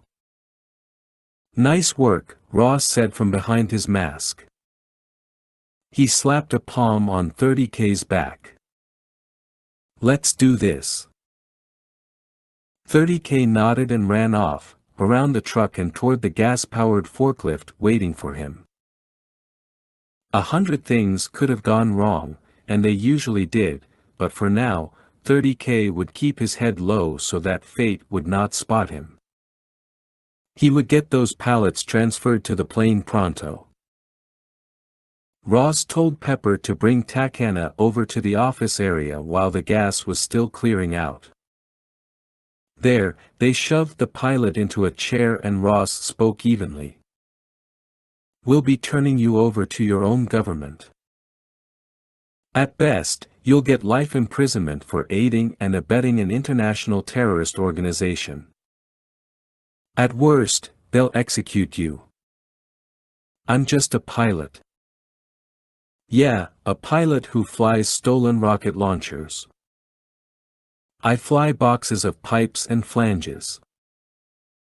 Ross hunkered down to level his gaze on the man. "Bakri, listen to me.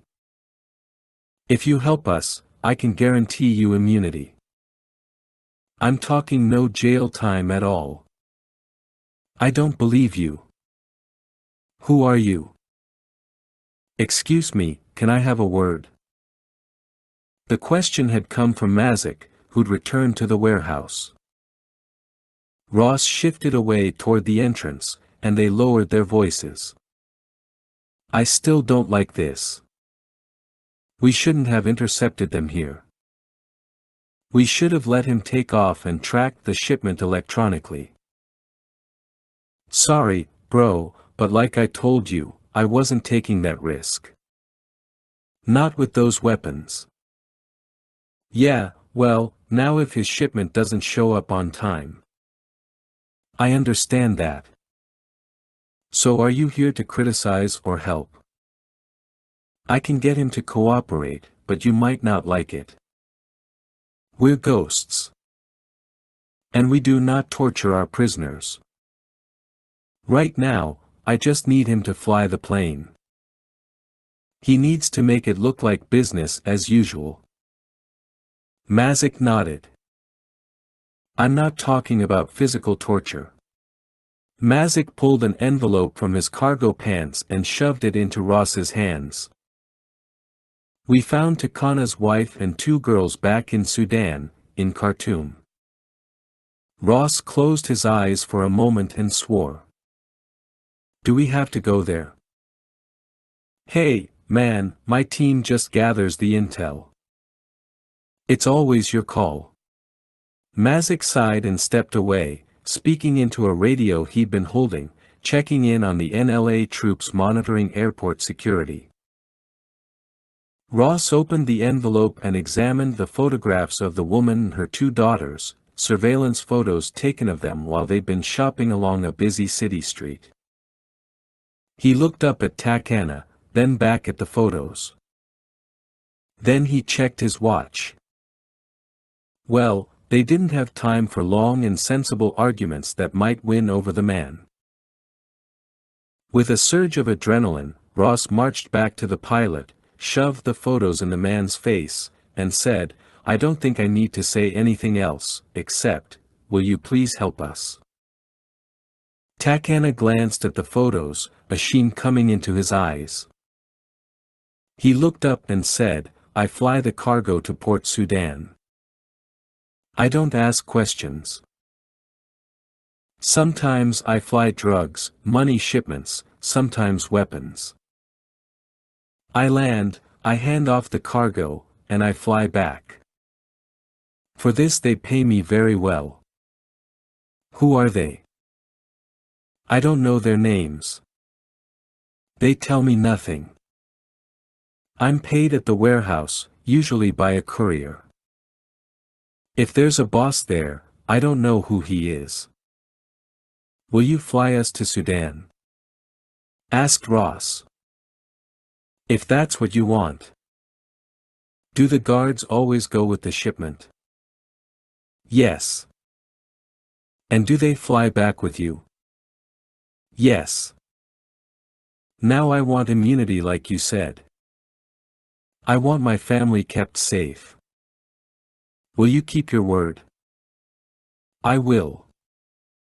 I'm not a bad man, said Takana. Ross raised his brows. Not as bad as the people you work for. Ross put his hand on the pilot's shoulder.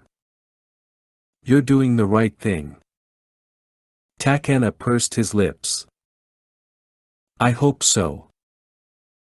A thunderous crash came from the hangar, sending Ross and Pepper rushing out toward the truck, where they found 30K still at the controls of the forklift.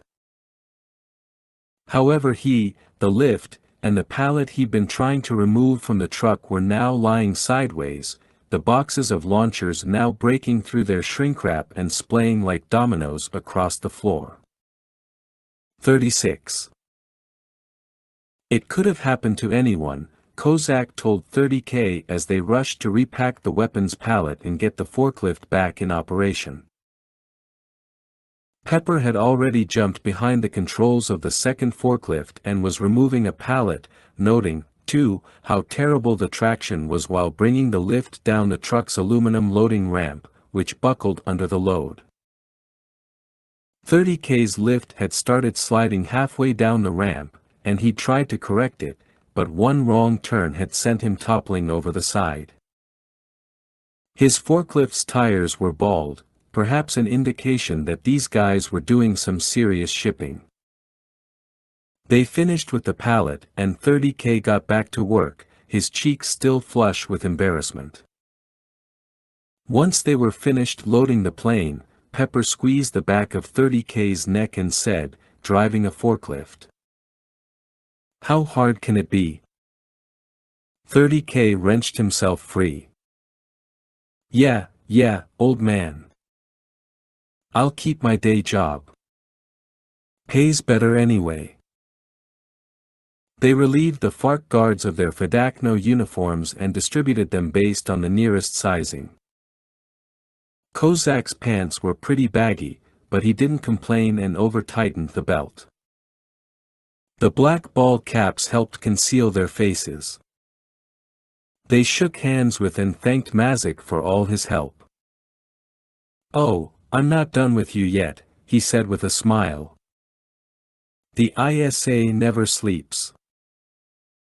So yeah, be safe, guys, and even though none of us exist and everything we did never happened, it was good to work with the old team." "You miss it now, huh?" Ross asked. Mazik smiled and raised an index finger. "I wouldn't go that far."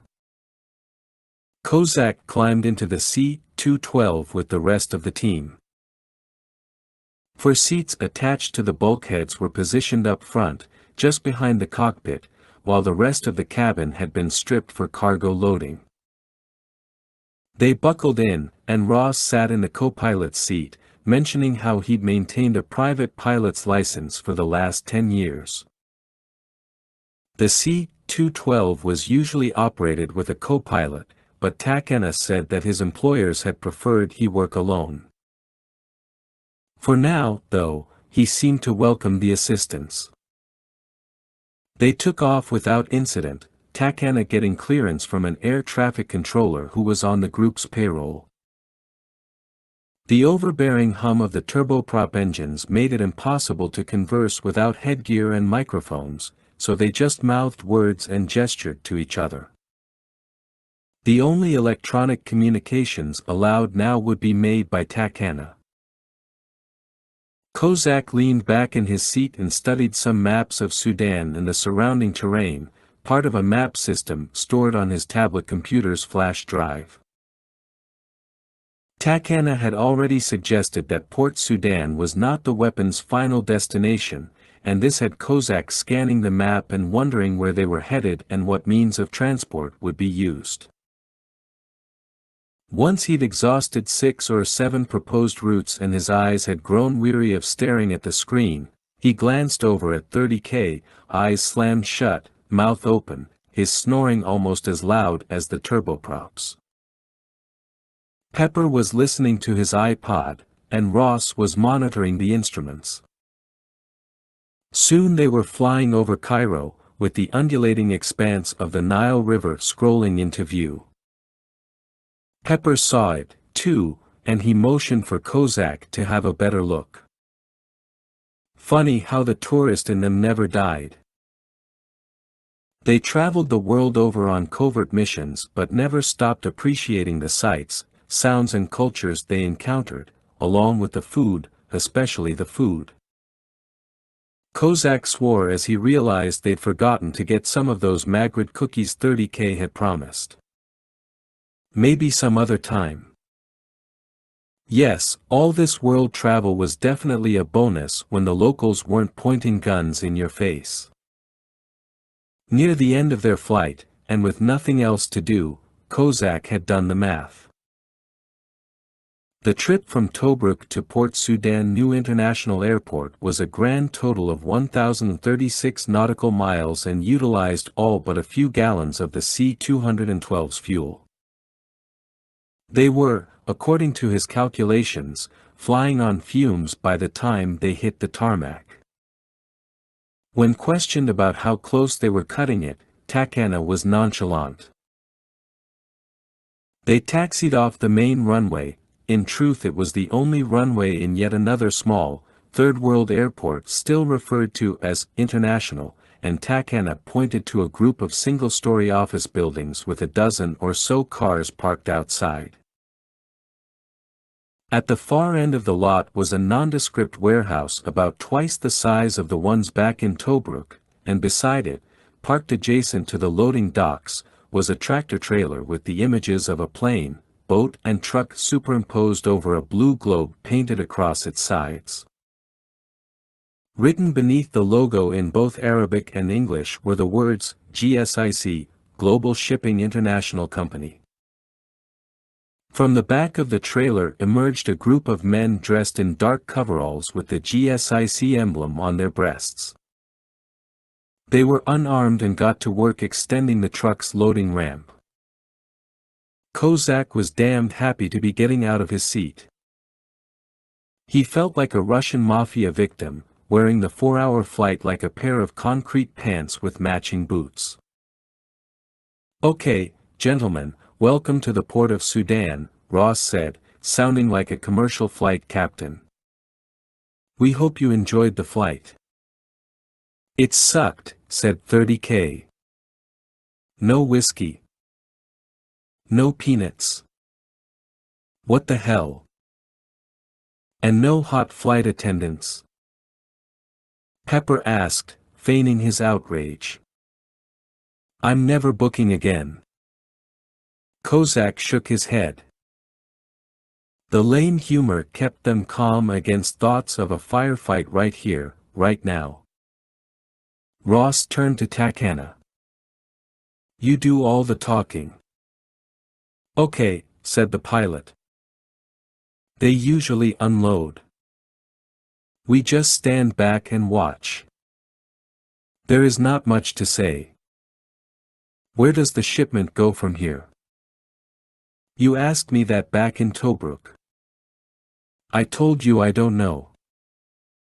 The port is about 10 miles north. Maybe they go up there. I usually just refuel. Sometimes I fly right back to Tobruk.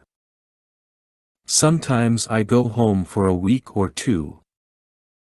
They will tell me what to do. I bet you've thought about quitting, but you were just too scared," said Ross. "You thought if you quit, they'd wind up killing you because you know too much." "I have thought about that." Ross's tone grew more serious. "Then just remember, buddy, we're holding your ticket. You'll have immunity. Your family kept safe.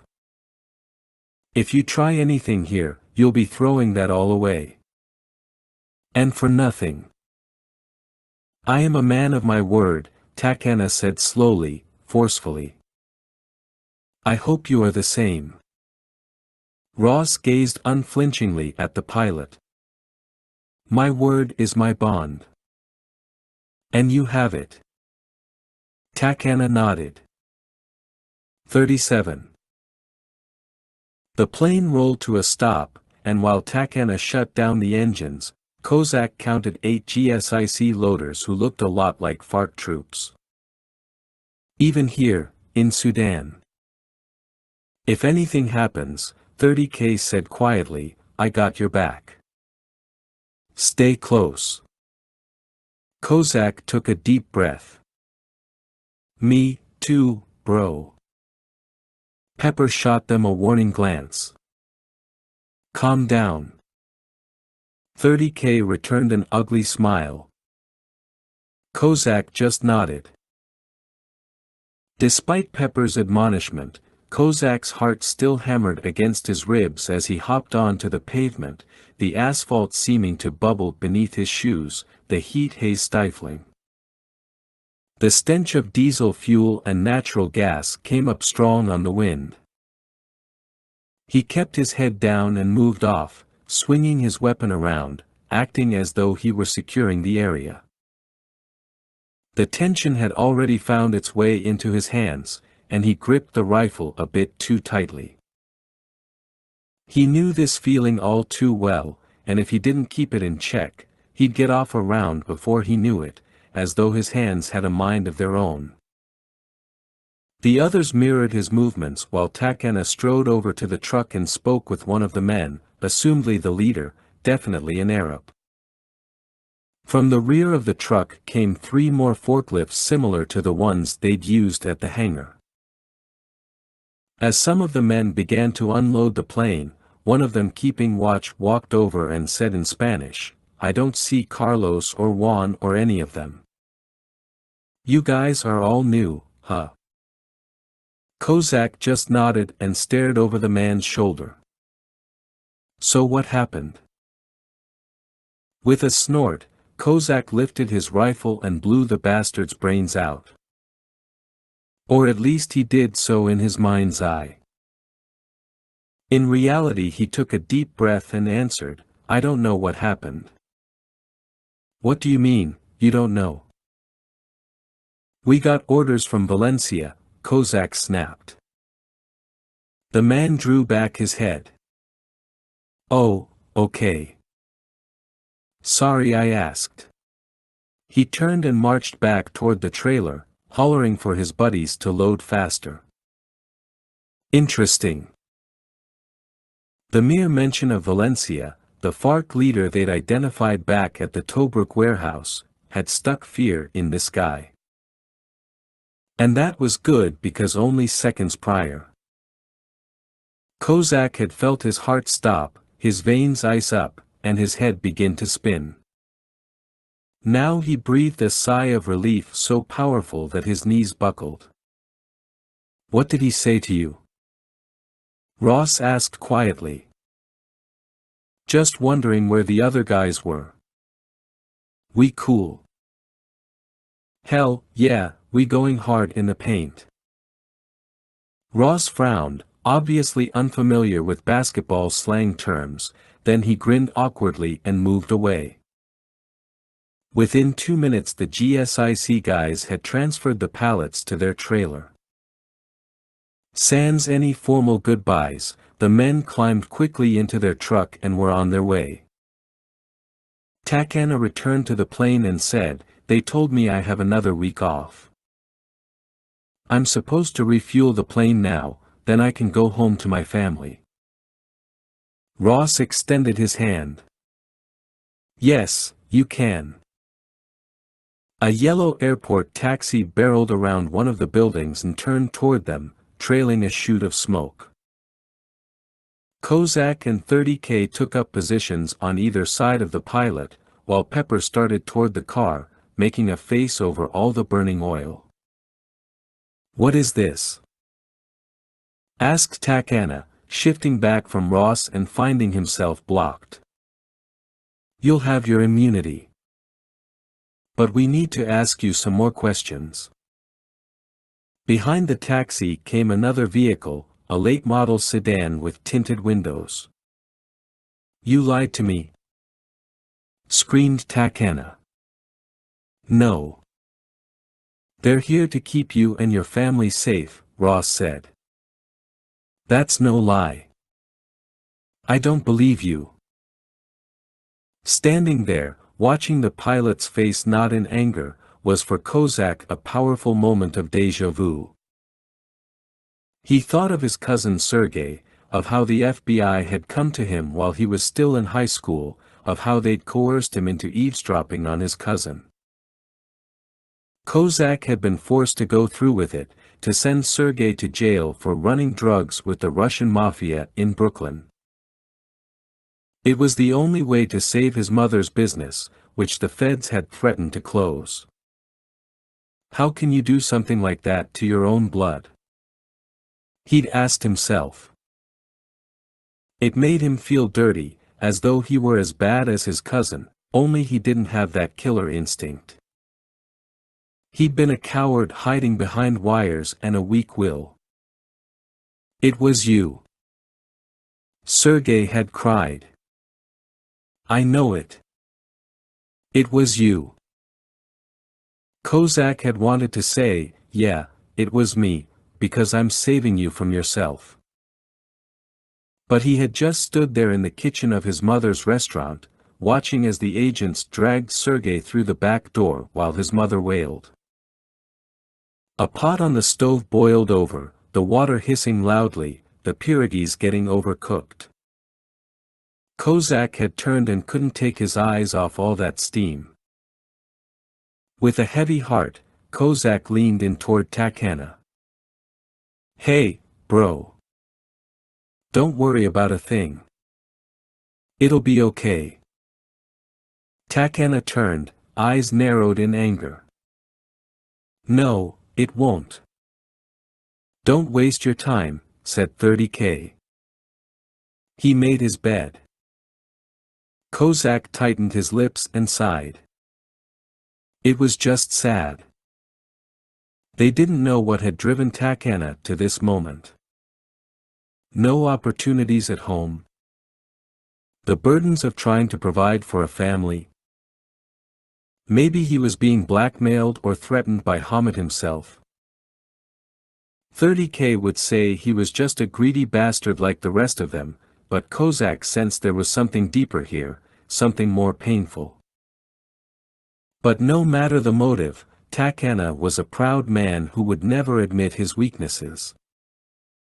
Come on, bro, let's go, said 30K. Don't blow another second thinking about this scumbag.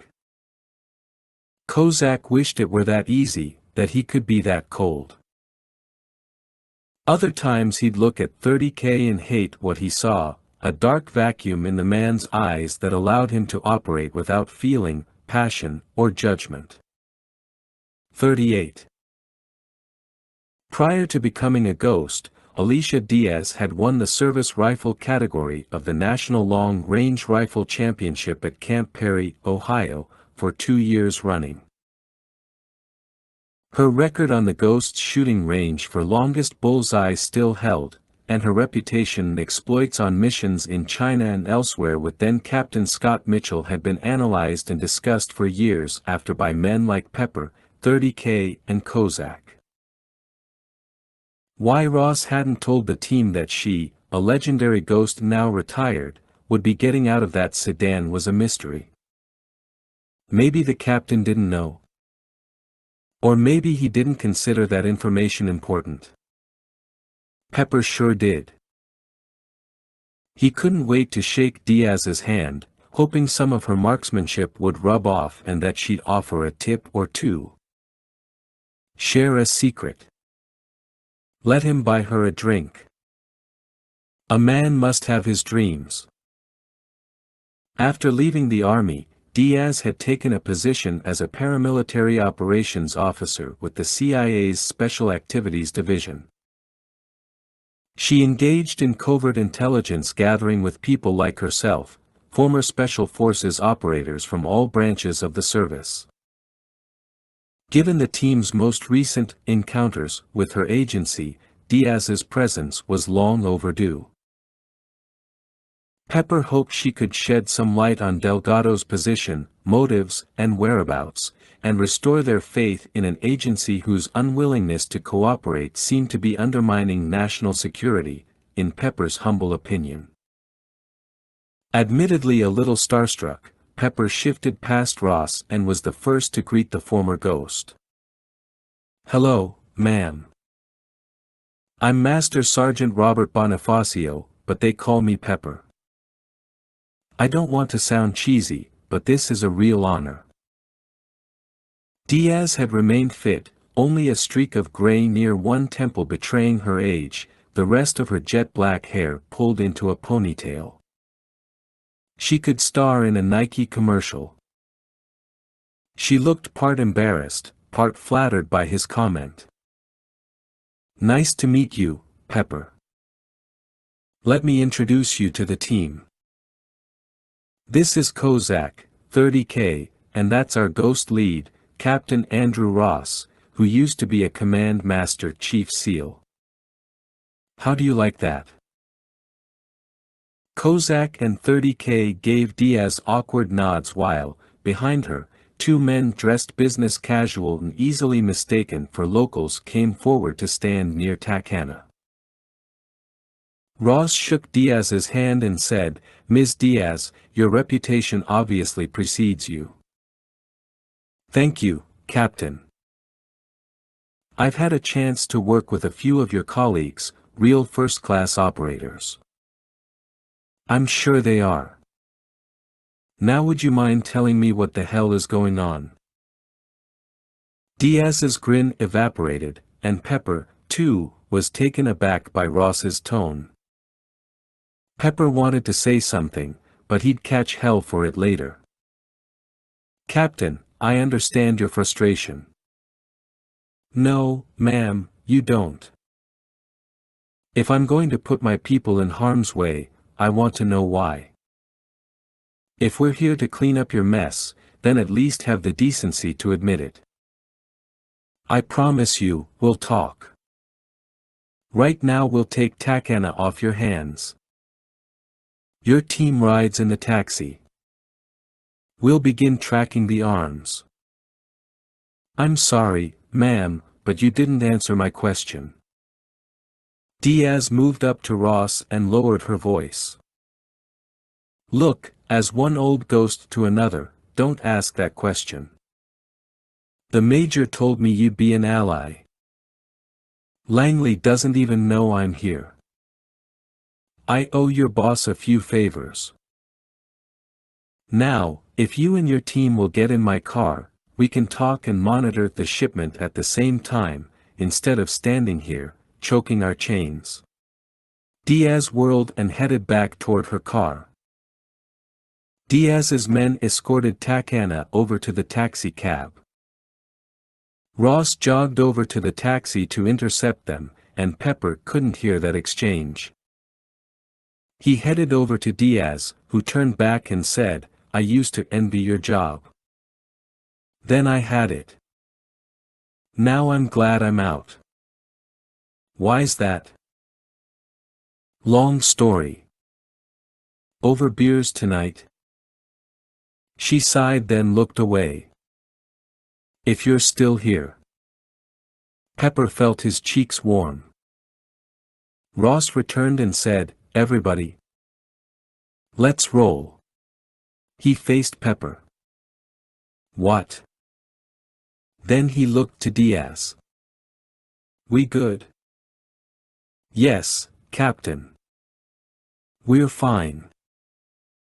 Just before they got in the car, Kozak leaned into Pepper and whispered, I think you got a shot with her. Pun intended, haha. Shut up, asshole. Diaz promised that Takana would be transferred to one of the agency's private jets and flown down to Mogadishu's Aden Atta International Airport. At a facility near there, the CIA ran a counterterrorism training program for Somali intelligence agents and operatives. The program was aimed at building an indigenous strike force capable of snatch operations and targeted combat operations against Islamic militant groups like Bidayat Jadida. When she wasn't out in the field, Diaz taught classes there. She had guaranteed that Takana and his family would be protected, but said that relocating them would pose some challenges. She'd asked Ross why he was so concerned about helping a drug and weapons smuggler, and he'd just shrugged and said, good people in bad situations, sometimes they just do bad things. You change the situation, and sometimes you fix the problem. Be nice if it were that simple, she said. I think your faith in Mr. Takana might be a little misplaced. I can't tell you how many people I've met just like him, people caught up in the shit with no way to escape. They don't even remember how they got there. I haven't given up hope yet. Wow, and I thought being cynical and pissed off came with the territory. Don't get me wrong, Ross warned her. I still feel that way about you, and your people. She rolled her eyes. He glanced out the window. They were headed north toward the port, following a strip of paved road running through rolling desert hills as mottled as tanned leather. 30K drove, with Kozak running shotgun. Ross, Pepper and Diaz were crammed into the back seat. Pepper had made sure to sit next to Diaz, his fascination with her schoolboy obvious and stronger than his resentment for her employers. Looks like they're still heading toward the port, Ross said, studying a map of Sudan with the tracking beacon's location superimposed with a flashing red dot and data box displaying latitude and longitude. In another window flashed satellite photos of the tractor trailer as it moved up the highway, passing beneath a broad stone archway. "I have another car at the port that'll pick them up, so no worries, Captain, we have backup," said Diaz. "Must have been something big," Ross said. "What?" "The favor you owe Mitchell." "Why do you say that?" "Because you've got, 2 teams already helping. 3, actually. All local informants employed by me, all unknown to Langley. So what do you know?" "That's the thing. Not much more than you. This one's completely compartmentalized. And to be honest, that scares the shit out of me." "Why?" "Because it means they're trying to plug a leak." "A mole? Rogue? Double agent?" She took a deep breath, clearly disgusted. "Delgado is a wild card. They put Tamer on him, even though I warned against it. I worked with Tamer once before, and I told them he couldn't be trusted." Ross stiffened. "You know the whole story?" "If you're talking about the boy in Tobruk that he recruited and killed, then yes. Wouldn't be the first time he's terminated his own informant. Son of a bitch." She shifted in her seat to face him. "Ross, let me tell you something. It's a lot different on my side of the fence. They tell you to gather the intel. They tell you not to break the law. But they don't ask questions. And you're okay with that?" "No, I'm not. But sometimes I have to be, if I want to stay alive." Ross swore under his breath. They were both caught between duty and politics, between doing what was morally correct and what would best keep the country safe. If making those decisions had been easy, neither of them would have been there. "All right, you've been around this block a few times and so have I," he said. "So what do we got?" "Sam's smuggled out of Libya, flown down to Sudan, and off to where? Afghanistan? Maybe. Or the missiles could stay right here in Africa. You know, I could rattle off 20 other places they could go, Basilan, Chechnya, Syria." Ross felt her frustration. "Here's something else bothering me. Why are the FARC being used overseas? Why doesn't Hamid use his own people? Our intel on the Bidayat is still fragmentary and evolving. His Al-Qaeda allies are dead or in prison, so he's developing a new network.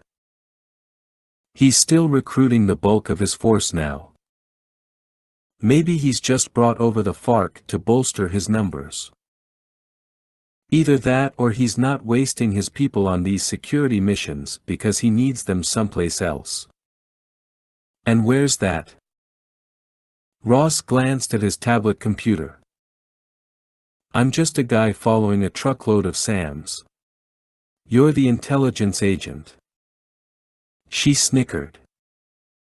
"I'm sorry, I couldn't be more intelligent. I was going to say enlightening. Look, once we get to the port, we'll figure out what these bastards plan to do with the Sams, then I can tap a few more resources if I need them. I'm willing to bet our boy Delgado has all the answers. You guys need to find him. Oh, trust me. We will." 39. Soon Port Sudan and its environs rose out of the ancient sands of the coastline desert, and Ross had never seen so many cargo ships gathered in one place, with 40-foot-long intermodal containers stacked like colorful pieces of Lego across their decks. The deep, coral-free harbor allowed those vessels to arrive with imports of machinery, cars, fuel oil and construction materials, while cotton, gum arabic, oilseeds, hides and skins and senna were shipped out. Behind the port lay the oil refinery receiving petroleum from onshore wells and piping more oil down to Khartoum. They followed the GSIC tractor-trailer to the south side of the harbor, where the truck vanished down a road leading through a vast shipyard of cargo containers stacked in a labyrinth of rows and avenues. Diaz suggested they hold back there. Within minutes the truck passed under a network of blue scaffolding as large as any major bridge Ross had seen, but that framework was actually part of the elaborate container crane system that traversed the quay and was equipped with a moving platform or spreader. The spreader lowered down on the container, fitting into the container's four corner castings, then twist-locked into place. Ross watched as the spreader descended now toward a container positioned at the edge of the yard. He tugged out a pair of binoculars, rolled down his window, and turned his attention toward the cargo container ship being loaded. She belonged to the Maersk line out of Liberia, the word Maersk prominently displayed on her hull. Diaz was pulling up data on the ship since the tractor-trailer was now parked, the pallets being offloaded into a container whose number, 111-32001, Ross forwarded back to Fort Bragg. "Okay, I've got it," Diaz said. "That ship's the Ocean Cavalier, Liberian registry." "Bound for," Ross began. "Bound for a number of ports, any one of which could be our transfer point. Her first stop is Massawa in Eritrea, followed by the port of Aden in Yemen." The latter struck a nerve with Ross. The very first attack ever carried out by Al-Qaeda occurred in Aden back in late December '92. A bomb had been detonated at the Gold Moher Hotel, where U.S. troops were staying while en route to Somalia. Thankfully, the troops had already left before the explosion, but years later other American servicemen were not so lucky. On October 12, 2000, the USS Cole, an Arleigh Burke-class destroyer, was moored and refueling at the port when she was attacked. The bastards came up alongside the destroyer in a small craft carrying 400 to 700 pounds of explosives molded into a shaped charge. At 11:18 a.m. the bomb went off, blowing a gaping, 40 by 40 foot hole in the Cole's port side. 17 crew members were killed with another 39 injured. The current rules of engagement at the time had prevented the Cole's guards from firing upon the small boat as it approached, and even after the explosion, as a second boat neared, guards had been ordered to stand down. Never again, Ross thought, gritting his teeth in anger. "So Aden's on their list," he said. "But what if the SAMs never get there? What if they're transferred at sea?" "No way," said Diaz. "Certainly not without us knowing about it." "Can we get on that ship?" Ross asked. "I'd advise against it. I'll see if we can put up a long-range drone to shadow her." "The beacon's still good," said Ross. "But for how long? And good luck getting a drone up in this airspace." "Sir, may I interrupt?" asked Kozak from the front seat. "The tracker's signal is clean, and for now the ship's not out on the ocean, so it's pretty doubtful we'll lose contact. Mazik and the ISA are still tracking as well. Let's just fly ahead of her. Get down to Massawa and wait. No chance of being spotted in a boat while trying to tail her. We know where she's going, so we should have the advantage." "I can get you a flight down there," said Diaz. "Let me clear it with Mitchell," said Ross, trying to ward off his skepticism. Diaz booked them passage to Massawa via one of the agency's Gulfstream jets. She told them not to bitch, as they were flying first class, and the jet was, in a word, sweet. There in Massawa, holed up in a hotel near the airport, they continued to track the Ocean Cavalier, and when she came into port the next day, they waited with bated breath while she unloaded. The missile container was not moved. With impatience clinging to them like napalm and igniting their tempers, the team got back on another jet, this one a Yakovlev Yak-43 engine airliner provided by Mitchell's contacts with the Yemeni Air Force. They flew to the port of Aden, landing approximately 18 hours before the ship was due to arrive. On the tarmac they got a better look at the ancient city that lay in the caldera of an extinct volcano. Behind them rose the Shamsan Mountains, and farther off towered the latticework of cranes at the Aden container terminal on the north shore of the inner harbor. They were met at their jet by a man pushing 70 who looked more like a sorcerer than a van operator. He ambled up to Ross and grunted in Arabic, "Are you trying to find your luggage?" He stroked his wispy beard as though it helped him to think, and when he smiled, his picket fence of broken teeth made it difficult for Ross to return the same. "Are you trying to find your luggage?" That was the challenge question the Major had given to Ross, and this old man knew it. "Yes, we're looking for our luggage," Ross told him. The driver nodded and said, "Then come with me, lads." He spoke perfect English with a British accent. They climbed into the van, a Mercedes whose seats were worn to the springs and whose engine gurgled as though it were running on mouthwash. The driver handed out small branches with dark green leaves. Pepper and 30K had tentative looks on their faces, and Ross gave them a nod of reassurance. Kozak leaned over and whispered, "Some kind of gift." "They call it khat," Ross explained.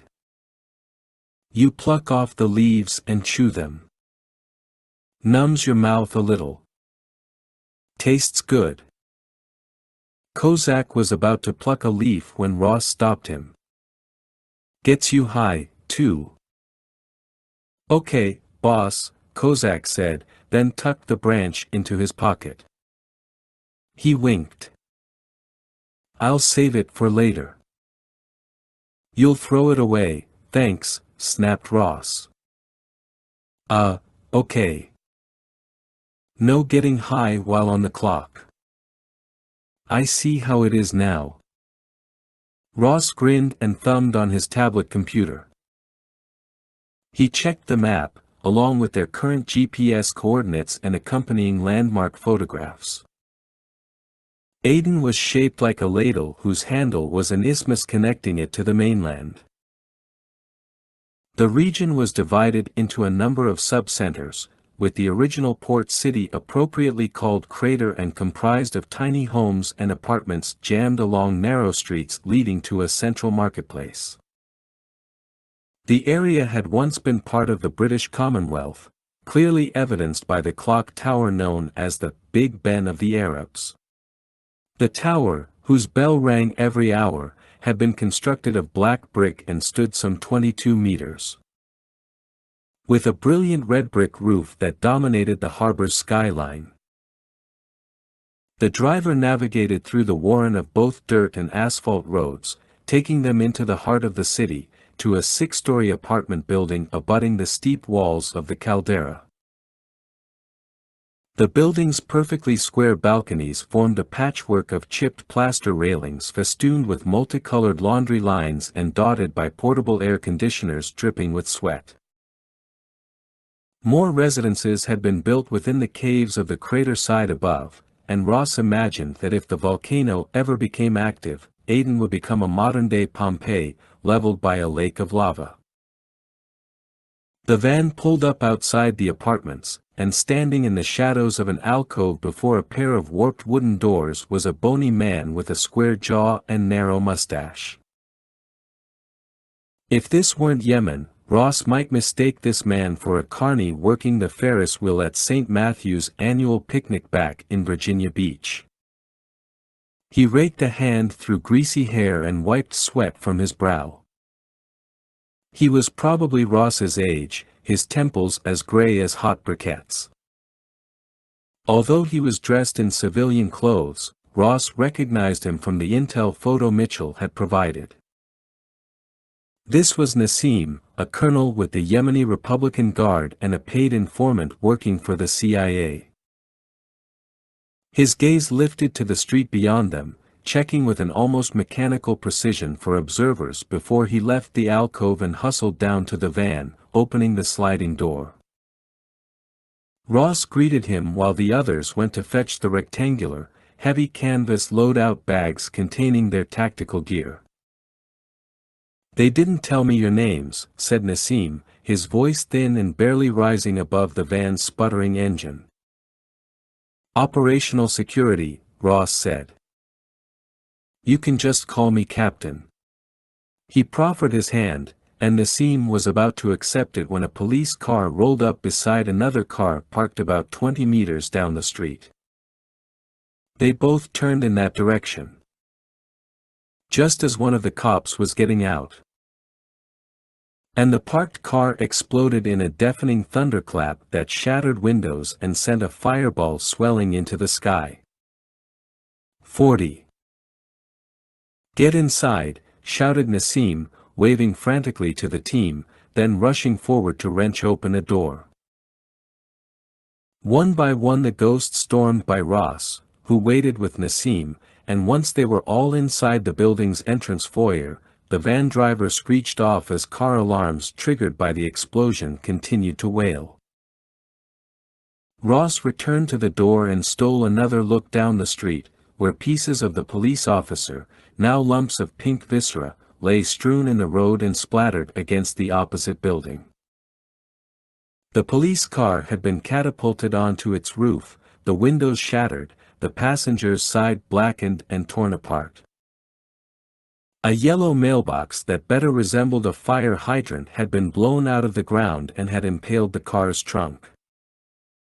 Several dogs were charging the flames, barking, then running back to charge again.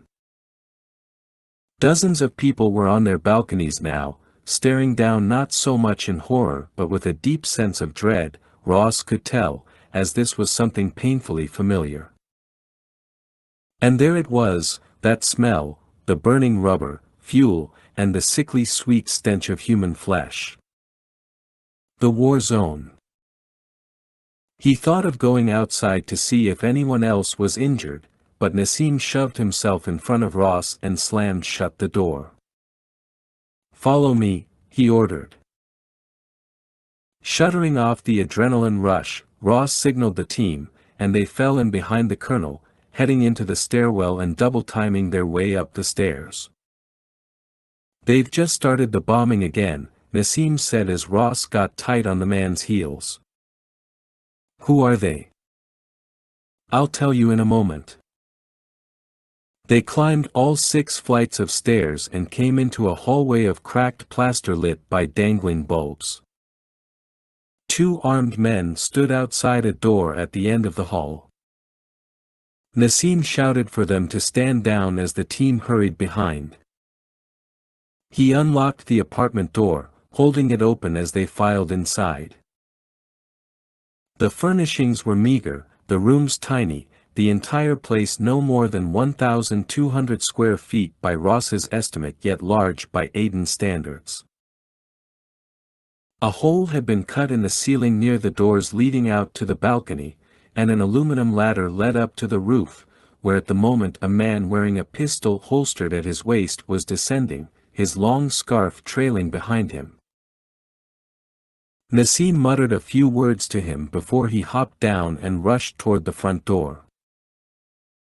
Then Nassim regarded the entire group, with Ross staring hard at the man, demanding answers.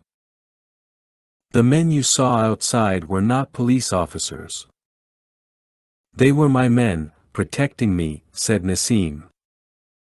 But they must have figured that out. Who? We call them the Harak, but you may know them as the South Yemen Movement. They've been organized since 2007, and they refer to us in the north as Dabashi, basically savages. They want the South to secede from the government, and their numbers and support are growing. Up in the mountains of Jaffa, there's no longer any government control. They call it the Free South, and now they've begun flying their flags here, just outside of Aden. This like an Arab Spring thing? Asked Kozak. No, we had an uprising in 2011 to oust the president, which I'm sure you heard of, but this movement has been around for much longer, said Nassim. Back in 1994 during our civil war, the North created several fatwas that advocated the killing of women and children and religious sheiks in the South, branding them all communists. That for me marked the beginning. Since then, the North has been trying to eradicate any Southern identity and eliminate the desire for independence. But the harder they try, the deeper these people dig in. They see themselves as far more modern than us, abandoning the old ways, the tribes, and they view our military presence as an occupation. Sounds a lot like the American Civil War, said Pepper. And if you're heading in that direction, there's gonna be a lot of blood. That's why my guard troops are here, Nassim said. The rumors of war are growing. I know a little about the Harak, Ross chipped in. And I know it's pretty rare for them to resort to violence. There have been a few incidents over the years, but nothing wide-scale. That's all changed, said Nassim. One of their more famous leaders, Zion Haza, was recently executed in the north. He's become a martyr, and his death we believe has sparked a new wave of violence. We've brought in 2 companies of Republican Guard and dressed them like local police to hide our numbers, but now. He drifted off into a thought, then suddenly faced them. All of this is really none of your concern. You'll remain here until your ship nears the port, and then I'll take you to another safe house in Al-Ma'ala. From there you'll be able to observe the ship and cargo operations. Excellent, said Ross. And we appreciate your assessment of the situation here, but can we have a word in private? Nassim nodded and steered Ross into an adjoining bedroom, where on a small nightstand sat a pistol and a copy of the Quran, the image surreal and reminding Ross of any number of old westerns he'd watched or read as a kid. What is it? Asked Nassim. Back in 2011 during the uprising, more than 7,000 of your colleagues in the Republican Guard defected to the anti-government movement. Let's just say the people in my community were watching that incident very closely. That's true. I was in Nam at the time, at our barracks. I fought against some of the traitors. You were there, all right. But you let them take over the barracks. Nassim shifted back a few steps, his hand drifting down toward the pistol holstered at his waist, right beside the short, curved dagger known as a jambia. Who are you? Ross shrugged. I'm just a guy, and I'm asking, why are you lying to us? 41. Pepper was crouched near the window, watching as Aiden's ill-equipped fire services attempted to put out the burning police car with portable extinguishers instead of high-pressure water from a hydrant. Behind them lay a funnel-shaped scorch mark that extended from the asphalt near the mangled car's chassis all the way to the opposite curb, where other first responders were gathering pieces of debris and shoving them in plastic garbage bags. At the same time, Pepper was listening intently to the voices coming from the bedroom. The conversation had taken a turn for the worse, he feared, and as he was about to rise and head over toward the door, another explosion thundered from somewhere north, followed by a few shouts from men up on the roof. The small group of firefighters down below shoved radios into their back pockets, and a trio fled in a pickup truck toward the sound of the detonation. "Somebody's having fun with firecrackers," grunted 30K, coming up beside Pepper. "Nothing ever gets to you, huh?" "Actually, this apartment does." "Know why?" "Because we can't defend it. The escape routes suck. Next building's too far to jump. Gotta run a line of paracord. I'd rather be on the first floor." "Me, too. This is shit. We're bailing." The bedroom door opened and out stepped Ross and Nassim, the latter looking a little pale. "Stay away from the window," he said. "We get that," said 30K with a roll of his eyes.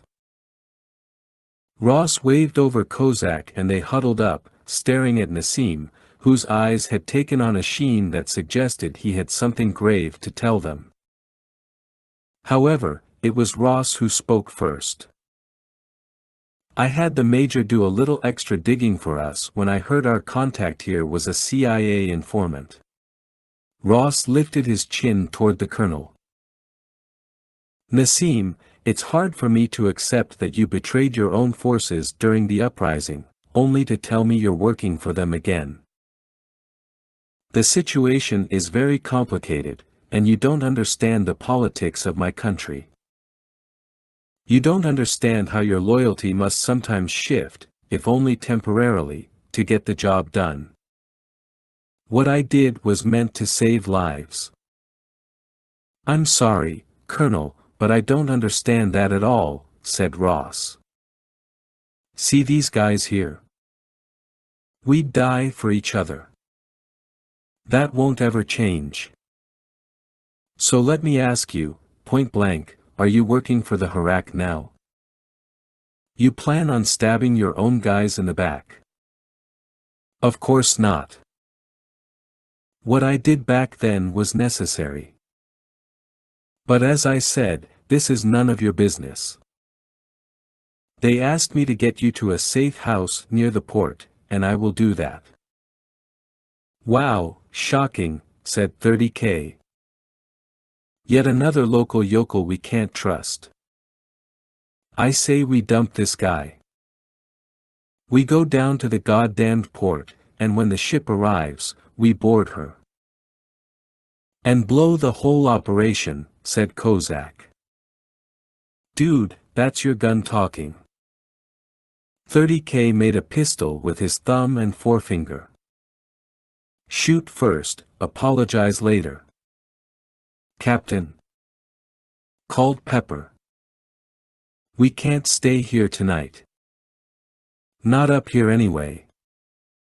"That's correct, you won't be staying here," said Nassim. "I have an apartment on the first floor as well, with a back door exit and van waiting outside at all times. This place is for our observers on the roof. I took you here in case there were more car bombs."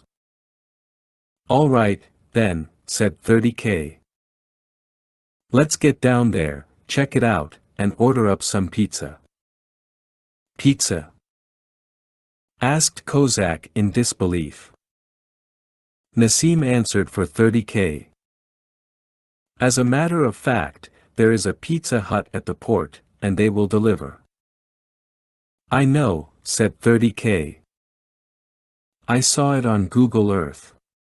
He glanced at Pepper. "Double pepperoni?" Pepper sighed. "Nah, pork's illegal here anyway. Probably just a salad." Another explosion close enough to shake the building sent Nassim darting for the ladder. The Ocean Cavalier was running ahead of schedule and would dock at the port of Aden at exactly 3:41 a.m. local time. Current time was 9:04 p.m., and Ross was satisfied that, for the time being, the team was safe. Kozak had deployed the drone, which was now in a fixed position on a rocky escarpment overlooking their position. They had marked all the friendly forces within an 800-meter perimeter and were closely monitoring the comings and goings of any pedestrians brave enough to hit the streets.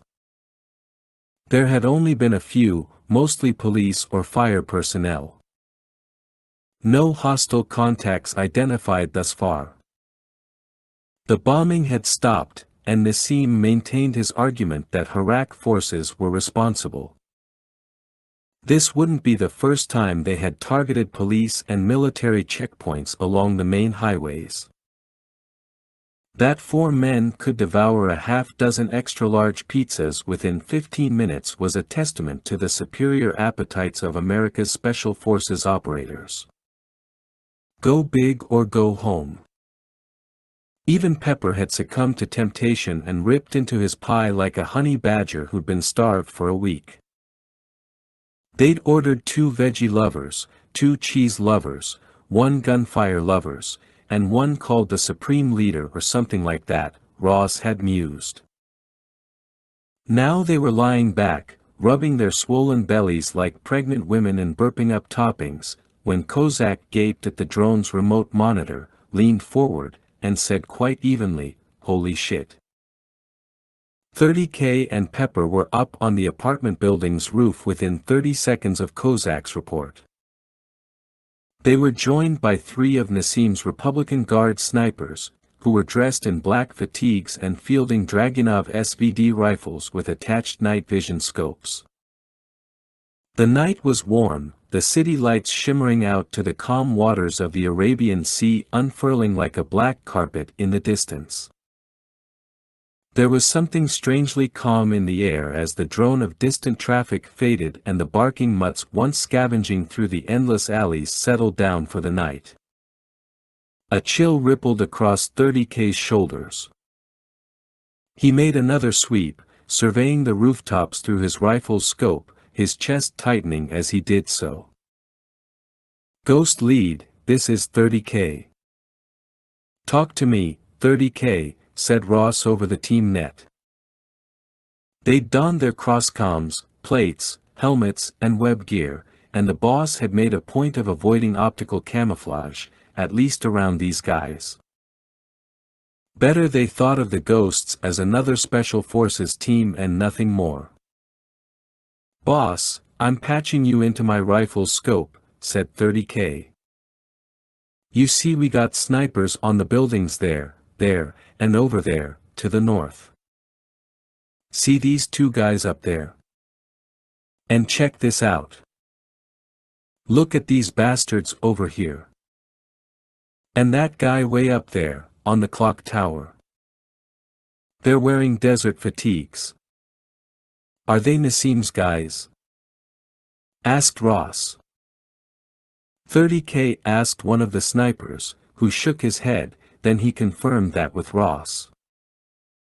The bottom line was that Iraq forces had posted snipers all over the rooftops in Crater. That, in 30K's opinion, could mean only one thing. He lowered his rifle and told Ross that they should get the drone out near Queen Arwa Road, the one leading through the mountain pass and over to the container port in Al Maala, the only good route to reach the port without hiking across the mountain. Or more precisely, their best escape route. "I know what you're thinking, bro," said Ross. "Good call. I'll see if we have a keyhole in position." "Drone's heading out now," said Kozak. 30K shifted along the rooftop and came up alongside Pepper, who turned to him and said, "The sons of Noah called this place the land of milk and honey.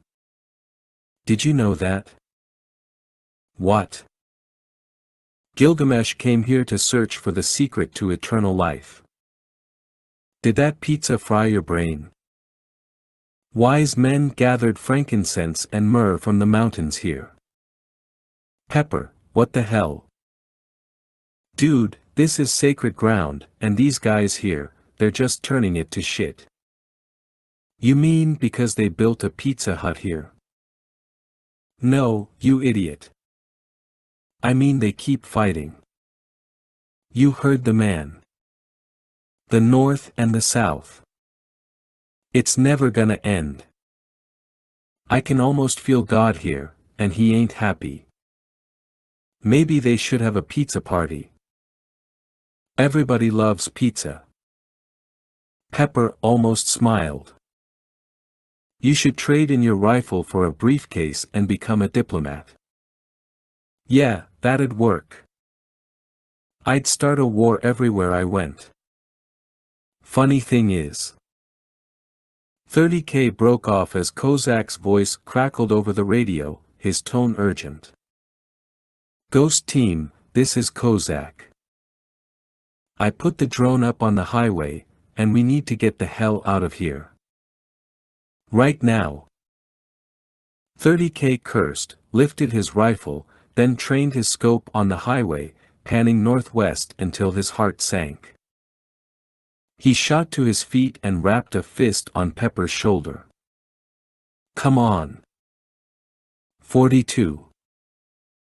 Ross had deployed the second drone himself, taking the UAV to 1,000 feet in a broad sweep of crater's south side.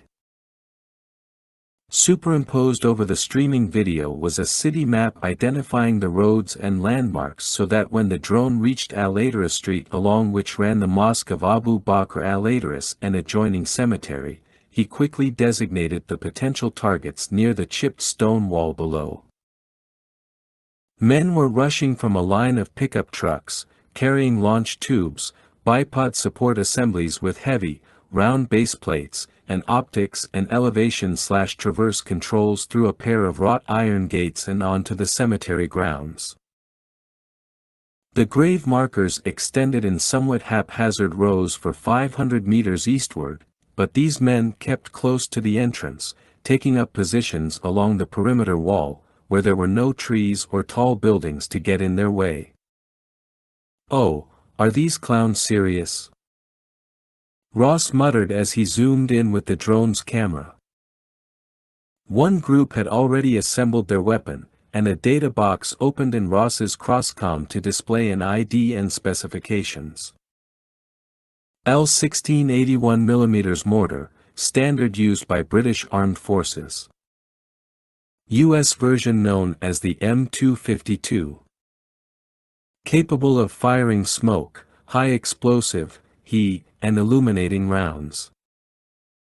A good crew could launch 15 rounds per minute, and it appeared these men were setting up as many as 10 mortars within the confines of the cemetery.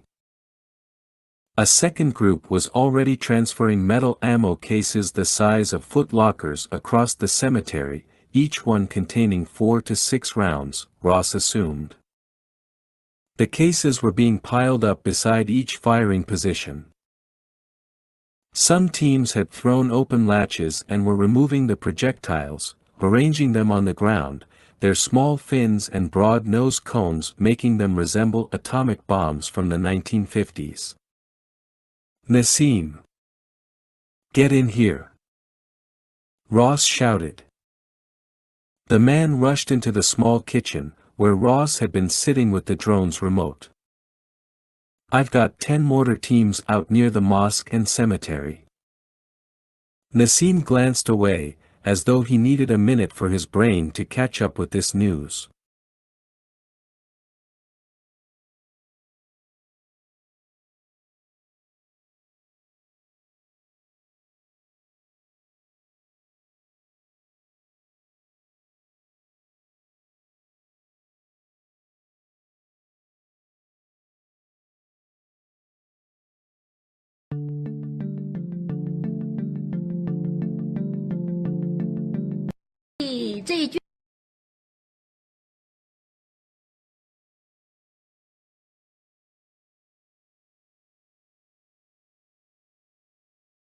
He drew his pistol and chambered around. I didn't think it would happen this soon. I thought you'd be gone before this. Before what? The Harak are launching a major offensive. Ross got to his feet. That's it, then. We're going to the safe house by the port, and you're taking us. Captain, you don't understand. 30K's voice broke over the team net. Ghost lead, I got a sitrep you ain't gonna like. The guards at the checkpoint on Queen Arwa Road are dead. Those Harak guys have brought in some panhards with 90mm guns. Count 4 blocking the whole road with 2, maybe 3, squads taking up defensive positions, over. The Panhard AMLs were light armored 4x4s that resembled SUVs with tank-like main guns mounted on their roofs and pairs of 7.62mm machine guns as secondary weapons. Ross began to reply when those 81mm rockets began to rain down over the city, popping and booming, reverberating and echoing, as secondary explosions rumbled through the first ones, the cacophony growing near, the building shaking once more. A few rounds sledgehammering into a building just down the street. The port of Aden was under siege. Ghost team. Meet me out back. We're out of here. Ross grabbed his loadout bag and started for the door. Where are you going? Asked Nassim. We can't get to the port. Not now anyway. The hell we can't. What's the address of the safe house? Nassim looked confused. I'm coming with you. Fine, but give it to me anyway, in case something happens. Nassim tore free a page from a tablet lying near a landline phone and scribbled down the information. He proffered it to Ross, saying, "Not sure this will matter. There may not be a safe place here. Not tonight." Ross took the paper, stole a look, then shoved it into his breast pocket. Kozak had gone out onto the apartment's balcony, where he was now marking the positions of several more roadblocks manned by Harak troops, who were, at first glance, indistinguishable from Yemen's regular army. The 3 major highways running through Crater and intersecting with Queen Arwa Road were being cut off by more panhards, while 6 M113 armored personnel carriers had pulled up outside the Bank of Aden's modern office building, with 10 troops dismounting from each.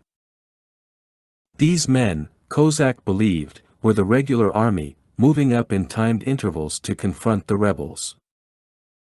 "Kozak, where the hell are you?" shouted Ross. "On my way," he answered, then bolted off the balcony, through the apartment, and went slamming out the back door, where he found 30K holding open the side door of a van similar to the one driven by their airport driver. He threw in his loadout bag, then collapsed into one of the back seats beside 30K, who'd already rolled down the window and had his AK-47 in hand. Meanwhile, Pepper smashed open the rear window with the butt of his own AK and was now covering their 6 o'clock. Nassim was at the wheel, and Ross was up front with him, still working the controls of the second drone, his gaze widening.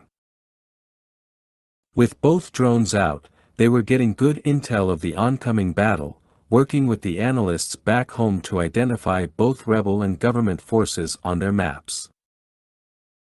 The GST was monitoring communications between Army forces and the Republican Guard, and Nassim had provided Mitchell with intel sent to him by his commanders. Kozak began to designate the blue forces, friendlies, and began observing how those troops were being engaged by Harak forces operating in squads on hit-and-run missions. The rebels seemed to appear from nowhere. Not nowhere, actually.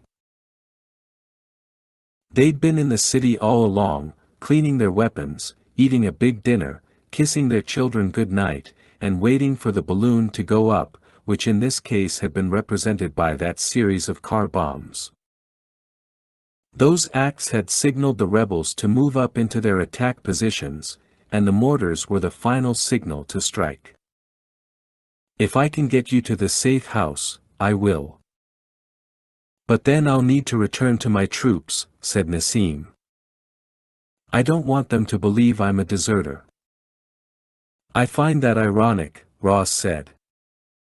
But okay.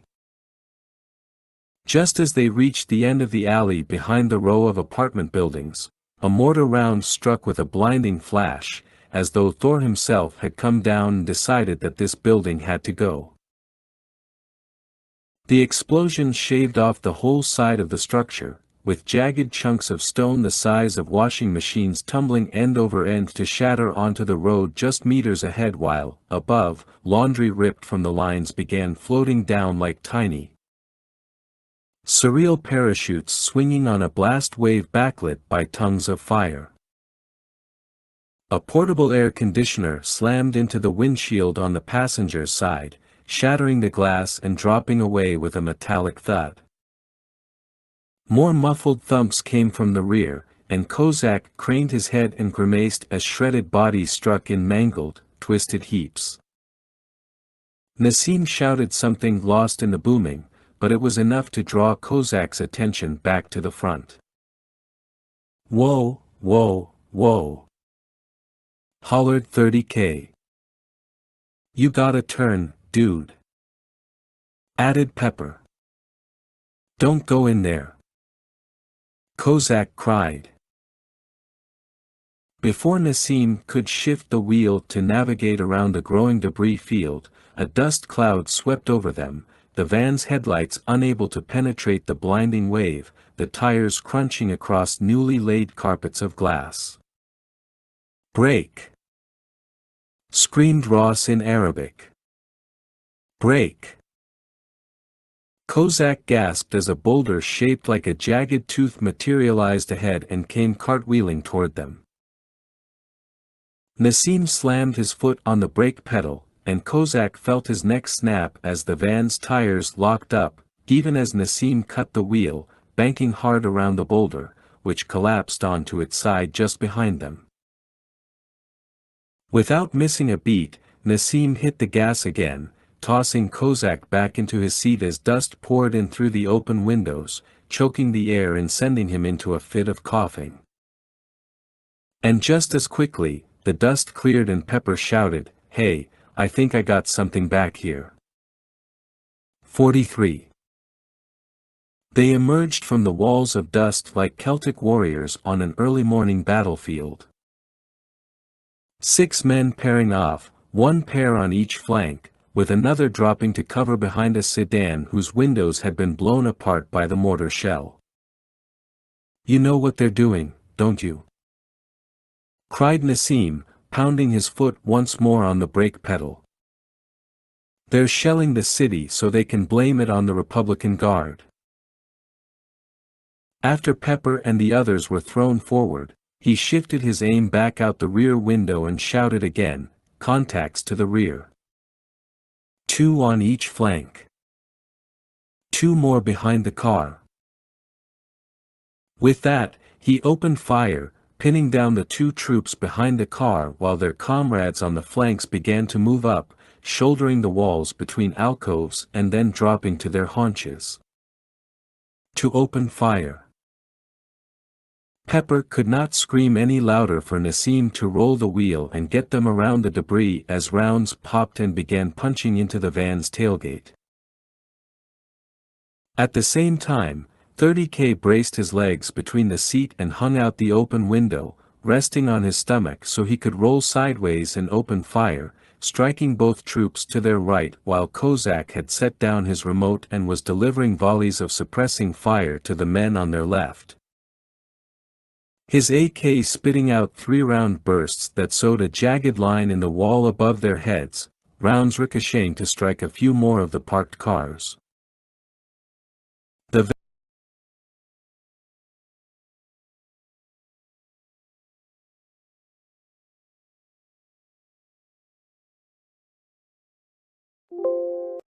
At the same time, 30K braced his legs between the seat and hung out the open window, resting on his stomach so he could roll sideways and open fire, striking both troops to their right while Kozak had set down his remote and was delivering volleys of suppressing fire to the men on their left.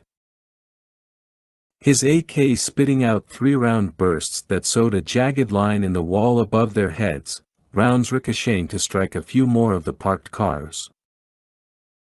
The van jerked hard to the right, hitting what felt like back-to-back speed bumps before the road leveled off and they cleared the debris, the piles of stone now shielding them from more incoming fire.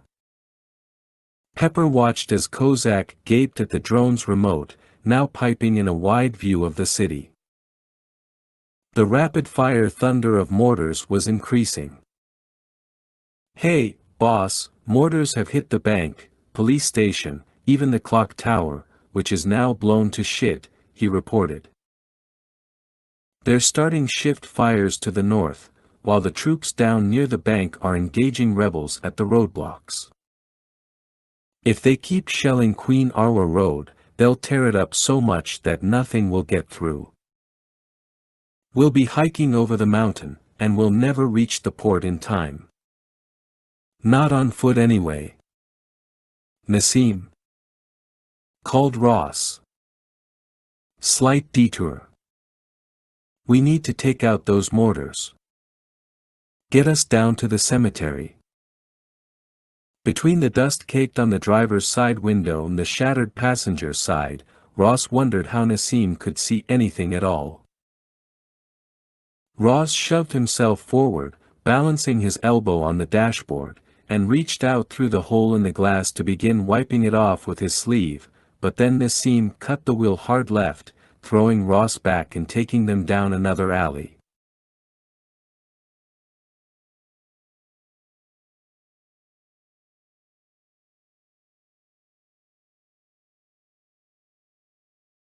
Nassim cursed and bit his lip. 2 more buildings up the road had been shelled, the rubble blocking their path, the air filled with the scent of leaking natural gas and shattered concrete while women and children were evacuating the buildings, screaming and crying, running along the sidewalk. Nassim threw the truck in reverse. Just as another explosion erupted from the ground ahead, and Ross didn't need an engineering degree to know that the leaking gas had ignited. His ears rang as Nassim swung around, rolling the wheel like a stunt driver, the van listing badly, tires squealing and burning as he hung a right at the next corner. Allowing the man to drive had been a calculated risk, and a test. Nassim knew the city better than any of them, and if he wanted to prove his loyalty, he could do it right now, and the rebels provided plenty of opportunities to do that. Ross shifted his attention to his crosscom, where the drone's feed had been updated to show a wider overhead image of the cemetery, the mortar teams hard at work, dropping shells into the launch tubes and rolling back. The tubes flashing brilliantly like a formation of lightning bugs as the rounds arced skyward. It was an indirect fire operation as deadly as they came, turning corners of the city into piles of debris and half-buried corpses.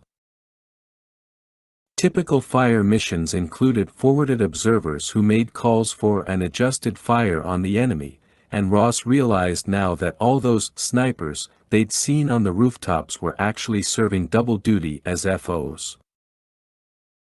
There was usually a fire direction center that computed range, trajectory, and shell use info to the gunners, but Ross suspected that the teams were speaking directly to their FOs and putting fires on grid coordinates northeast, directly north, and northwest of their positions. "I want to come in behind them, so take us west of the mosque, get around it, then get us as close to the wall as possible.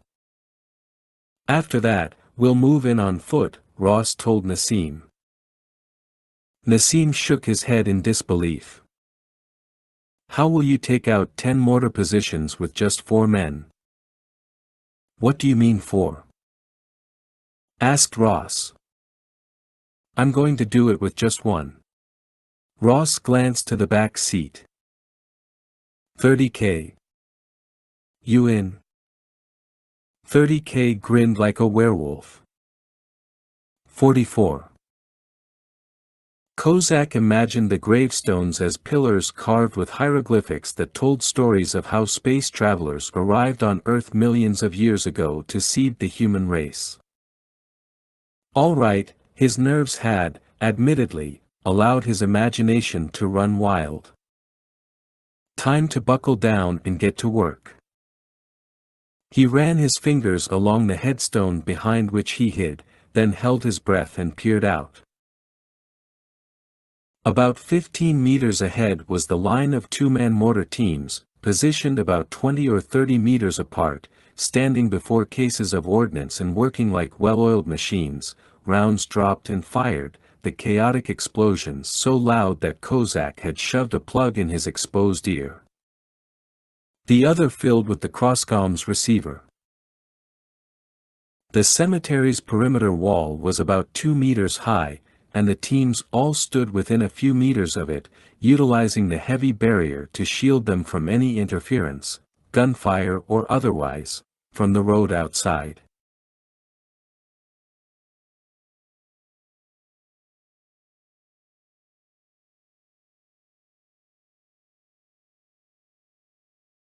Kozak, how we looking? Called Ross, his voice barely discernible above the din. Stand by, boss, he answered, then consulted the drone's remote. He thumbed a button, and his HUD lit with a data box showing the drone's overhead point of view, a wireframe grid superimposed over the cemetery and marking the positions of each mortar team, along with a ruler overlay showing the length and width of the wall. Okay, Ghost Lead, good to go from here, Kozak said. I've got positions and the overlay. Pepper, Citrep. Ordered Ross. The chest pains were just indigestion, Pepper thought. Famous last words of all heart attack victims, right? His love affair with food had to end. He couldn't ride the roller coaster anymore. He was kicking out that bitch, and no, he didn't care to know her name. Just leave, and take all your calories and bad health with you. He swallowed hard and balanced his elbows on the edge of the balcony. He'd traded out the AK for his trusted M24A2 Remington and now clutched the sniper rifle, hoping the wood and smooth metal would help calm him. He'd found the mosque empty, the locks easy to hammer off, the staircase leading up to the minaret and balcony a bit too steep for his liking. Now the damned pizza was waging war with his gut, his breath shortening, his ribs feeling as though they were caving in.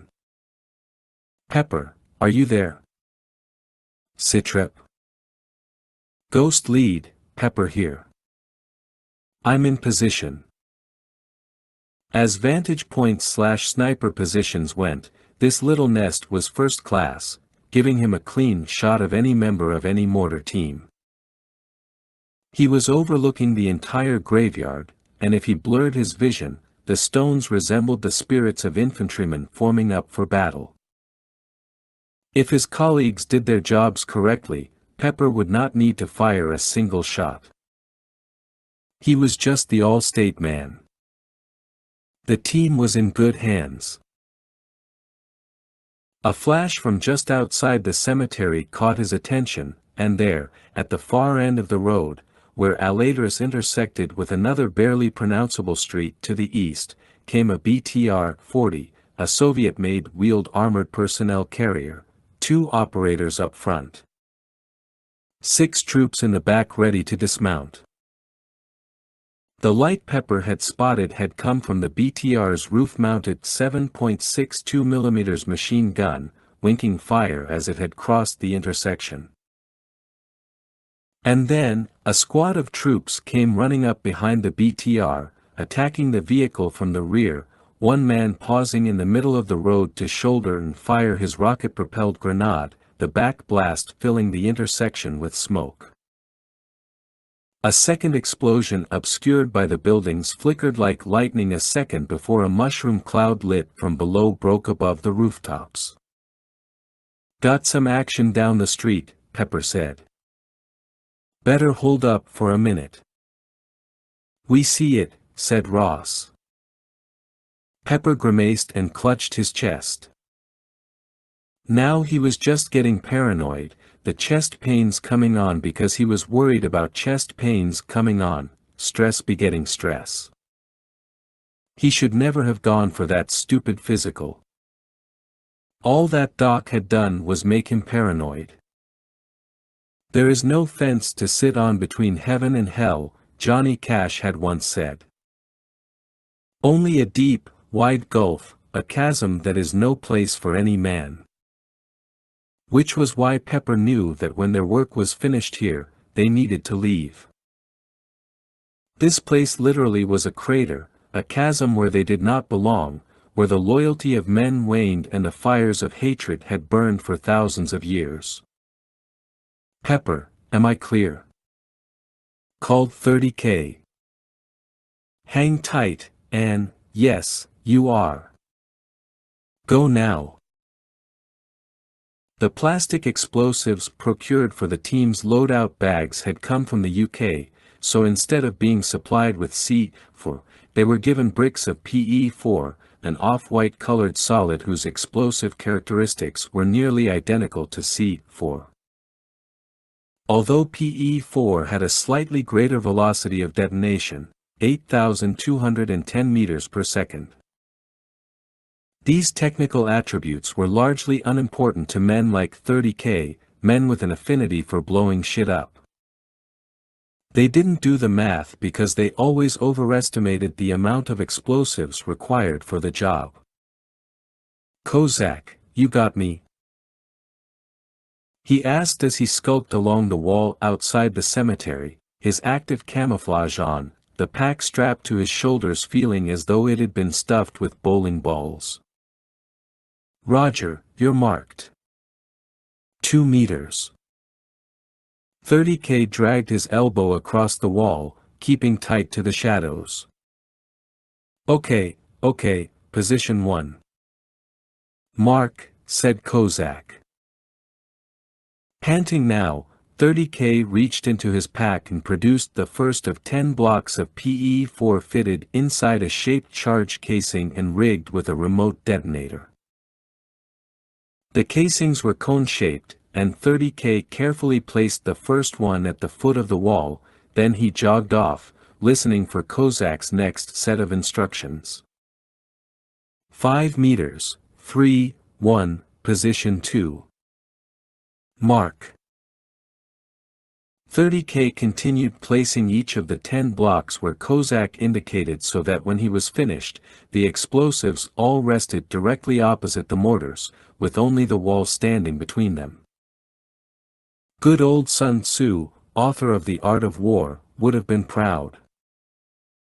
He'd said that subduing the enemy without fighting was the acme of skill. Sure, they could have gone into the cemetery as 30K had suggested, letting him do his Rambo/Conan/Gladiator thing, running and gunning like a fire-breathing serial killer inhabited by the spirits of ancient warriors and movie stars, but the chances were high that once he took out the second crew, the others would cease fire and turn their small arms on him, drawing the rest of the team into a firefight that would waste valuable time and even more valuable ammunition. And oh, yeah, he could die. Besides, the ghosts were much more cunning than that. Consequently, they'd gone back to the drawing board, or more accurately, gone back to their packs, where they always carried explosives. They relied upon shaped charges for taking out armor or structures like bridges, and they were always looking for any excuse to lighten their packs and satisfy their inner pyros. Of course, there were some men like 30K who just wanted to see the world explode. Ross had come up with the plan after analyzing the positions of the mortars, and while it was half as glamorous as 30K's run and Governator maneuver, they needed to trade demigod status for deception. However, if 30K was the designated pack mule, then he'd argued that he and only he got to push the button. Ross had been fine with that. Ghost lead, 30K here. I'm at the end of the wall. Charges set. The image displayed in 30K's HUD showed each of his charges as flashing red triangles nestled tightly against the wall. Just on the other side were the mortar teams, and 30K literally shivered with anticipation. On your mark, he told Ross. Roger, on my mark. Pepper. What do you think? Silence. Pepper, this is Ghost lead. Sitrep. Here, boss, sorry. We're clear. Ready to blow. Okay, 30K. Mark. The remote detonators had all been set to the same frequency and would trigger the charges simultaneously. If for whatever reason a charge failed to go off, Pepper, 30K and Ross would take up the slack, moving in to finish off those crews. 30K had transferred detonation control to his crosscom, through which he could now issue a voice command.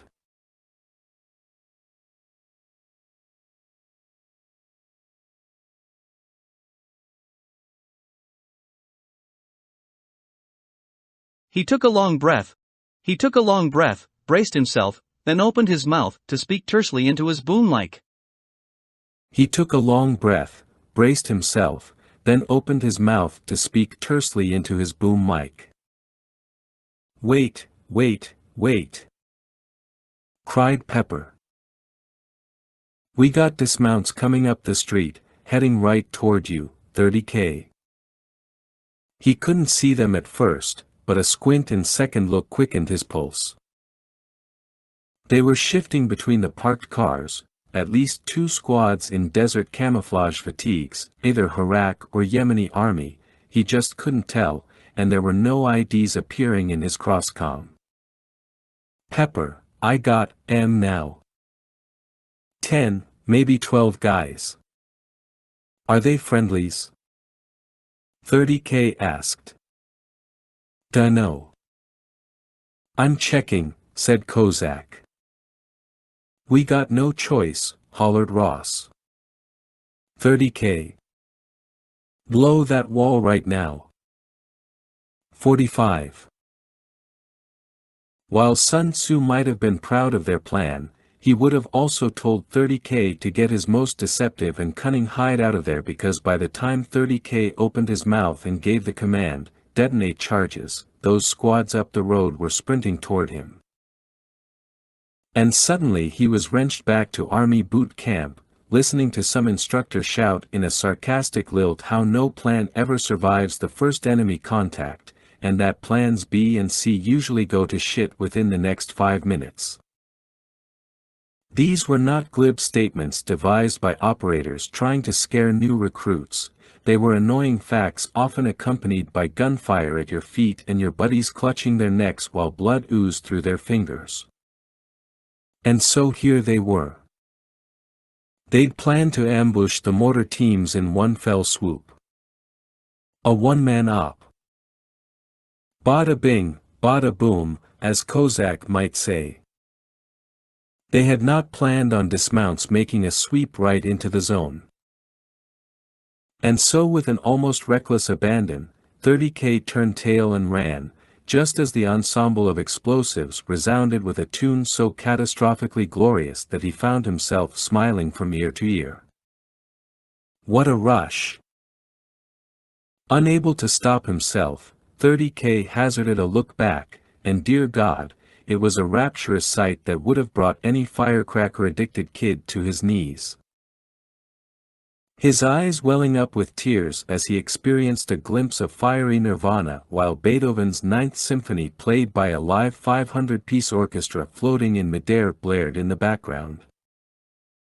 10 bricks of PE-4 had lifted 10 separate tornadoes of shrapnel and stone that blew through the cemetery toward the mortars.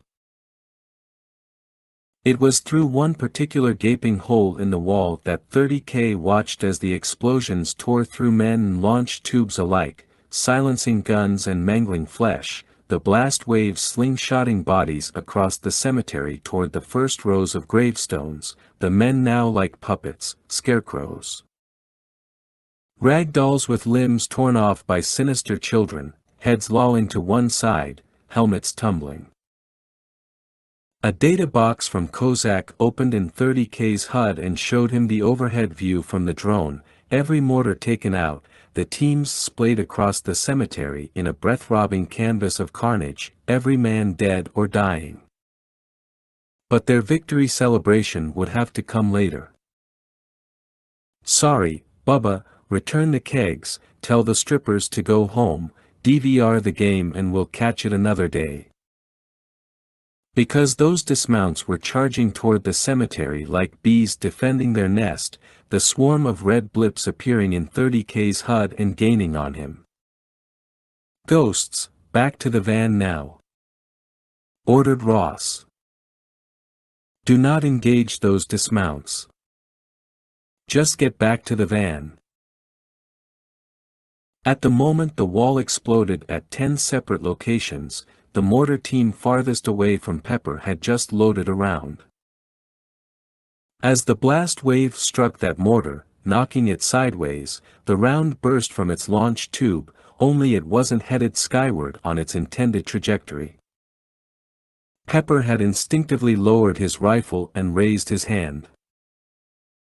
Struck by a pang of utter helplessness that rendered him like a buck in the headlights, Pepper only had time to gasp and blink, the better part of 2 seconds. As the round flashed across the cemetery and hit the minaret, just below the balcony. He was in denial, he knew, telling himself that the shell had detonated much farther below than it really had, that he was going to be okay now, that the stone floor would not give way beneath his feet. Until it did. And he plunged some 5 meters down onto the crumbling staircase, along with hundreds of pieces of plaster and stone, his boots hitting hard, knees flexing a second before he fell onto his rump, looked up. Saw another shower of stone superimposed against a field of stars plunging straight toward him.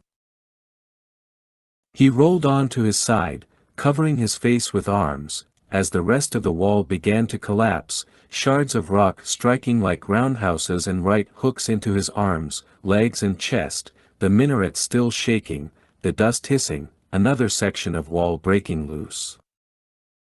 And burying him alive.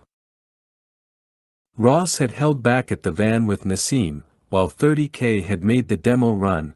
Kozak had engaged in some close-quarters recon while providing drone intel, and Pepper had served as sniper and overwatch. They'd parked the van between the mosque and the cemetery, beneath a cluster of trees opposite the main parking lot. So when that minaret had been struck by mortar fire, Ross knew instantly that Pepper was in trouble. He screamed in vain over the radio, but Pepper did not reply. 30K. Kozak. Rally back on the mosque. Nassim threw the van in gear, whirled around, and raced through the parking lot, arriving just outside the minaret, where the dust was still rising from piles of stone that had fallen from the shattered tower and now blocked the main door. Ross was out of the van before Nassim hit the brakes. He bounded up onto the shards of concrete and carefully picked his way across them, climbing down the other side to reach the wooden door whose knob and lock had been smashed off. Seizing the door, Ross shoved hard, but it would only open a few inches. Shit. It was blocked from the inside by more stone. Ross cupped his hands around his mouth, pressed his face into the gap between the wall and the door, and cried, "Pepper, you hear me? Pepper." The voice was faint, distant, but there. I hear you, boss.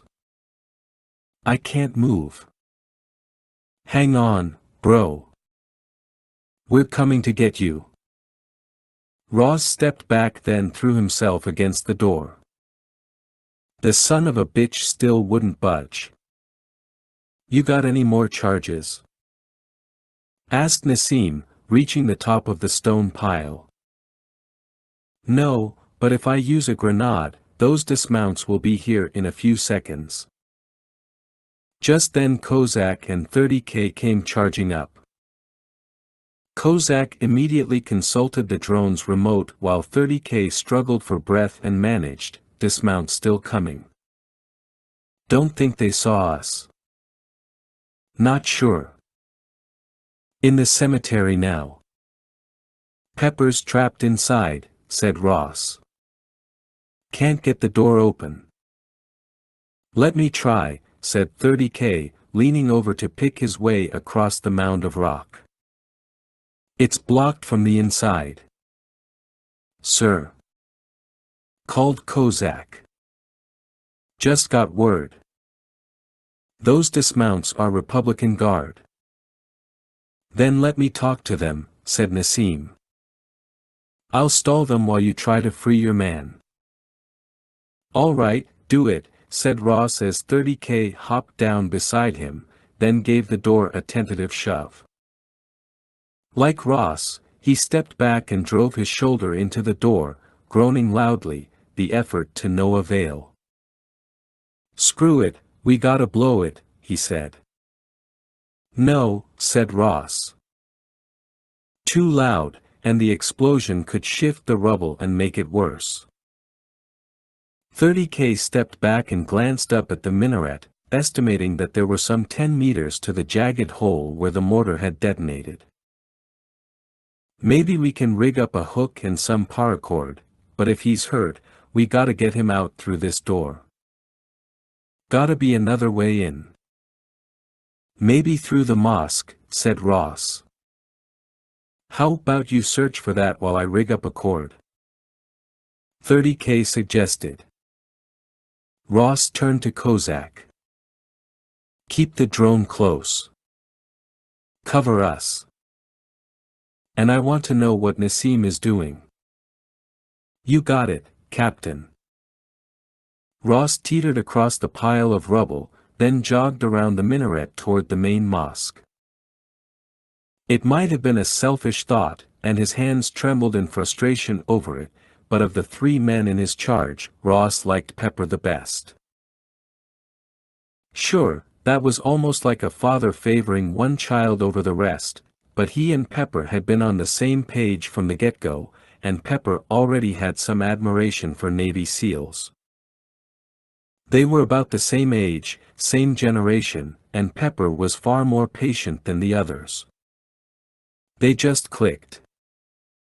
Damn it, Ross would save this man. Or he would die trying. They were up to their knees in the clear, warm water of Squaw Creek Reservoir, the Texas sun hanging low on the horizon, their shadows long across the riprap lining the shore. They were exactly as he'd remembered them, dressed in full combat gear and wearing the fatal wounds that had ended their lives, Joe, Tommy, Lewis, Big Dan, Howie, Franklin and Radiator.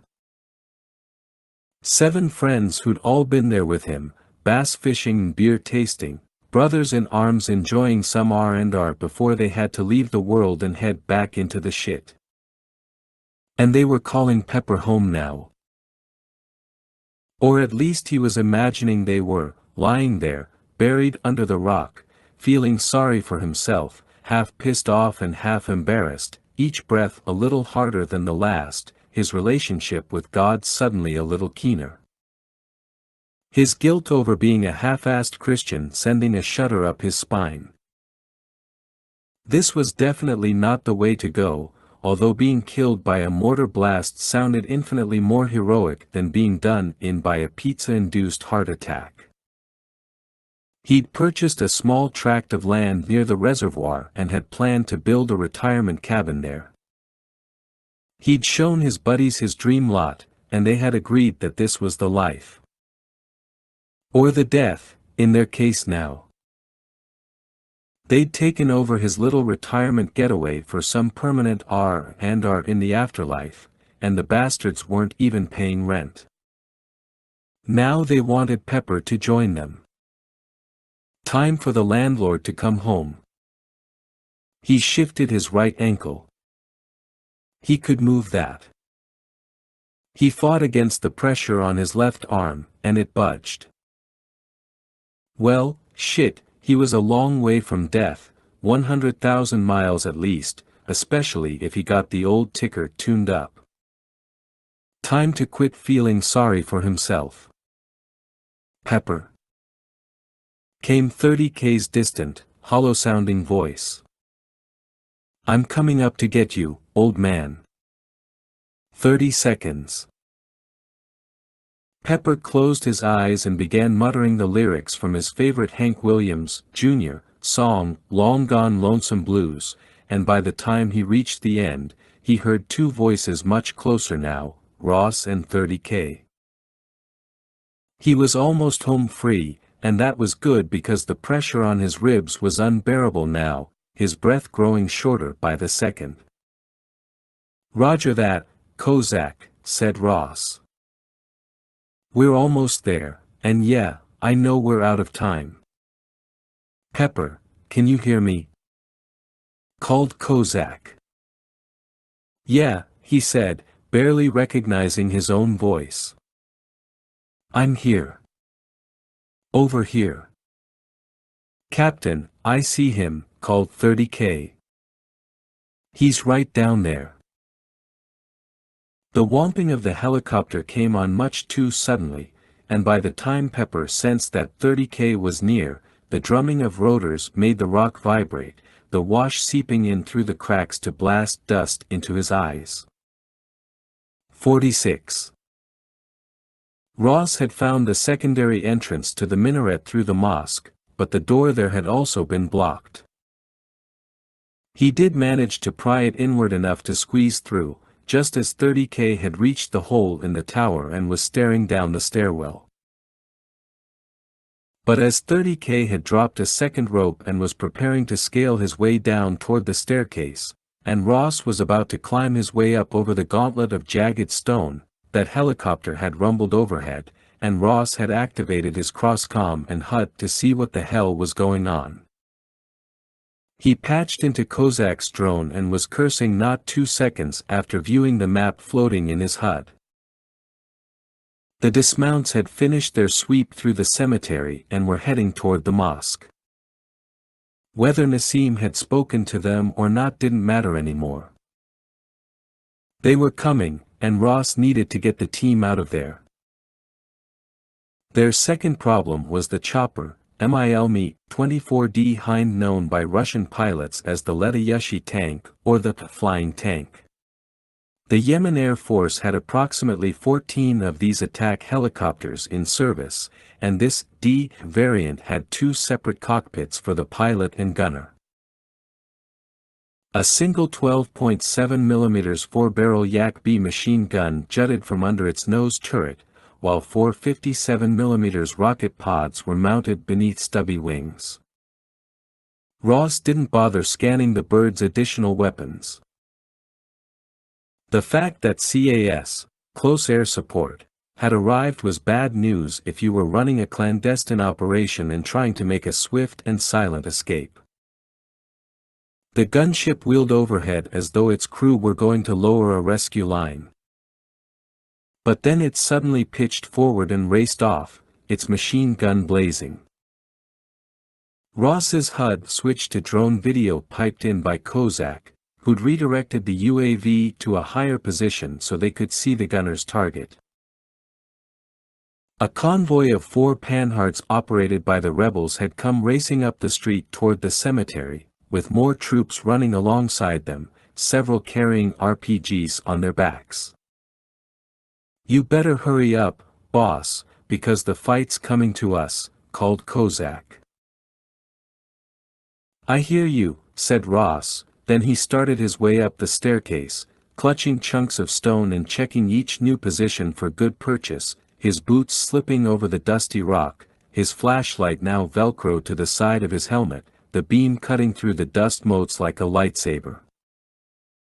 The sweat was burning his eyes, and he grimaced over the taste of plaster. 30K was coming down the inside wall with the speed and agility of a man who'd been bitten by a radioactive spider, and Ross couldn't help admiring the operator's youth and unwavering sense of purpose. He, too, was burning with the desire to rescue his buddy, and he reached Pepper a few seconds before Ross did. Only Pepper's left boot was visible, otherwise, he was completely buried by chunks of rock, and one by one, Ross and 30K worked together to uncover him. They cleared away his face and legs, but the largest section of stone, about 2 meters square and a half-meter thick, was lying across the sergeant's back, and it seemed the only thing that had saved him from not being crushed to death was that he'd been slammed and tucked into one of the stairs. With the staircase itself absorbing most of the kinetic energy. Explosion hit the mortar, and the damn thing went off right in my face, Pepper explained. What are the odds? What kind of shitty bad luck is that?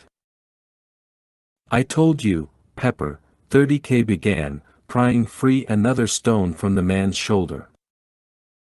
You gotta start living on the straight and narrow like me. You need to stop tempting fate. Oh, Jesus, you hear this, Captain? This from the monster of mayhem. How you feeling? Asked Ross. I mean breathing. It's rough, said Pepper. I'm jammed in here really good.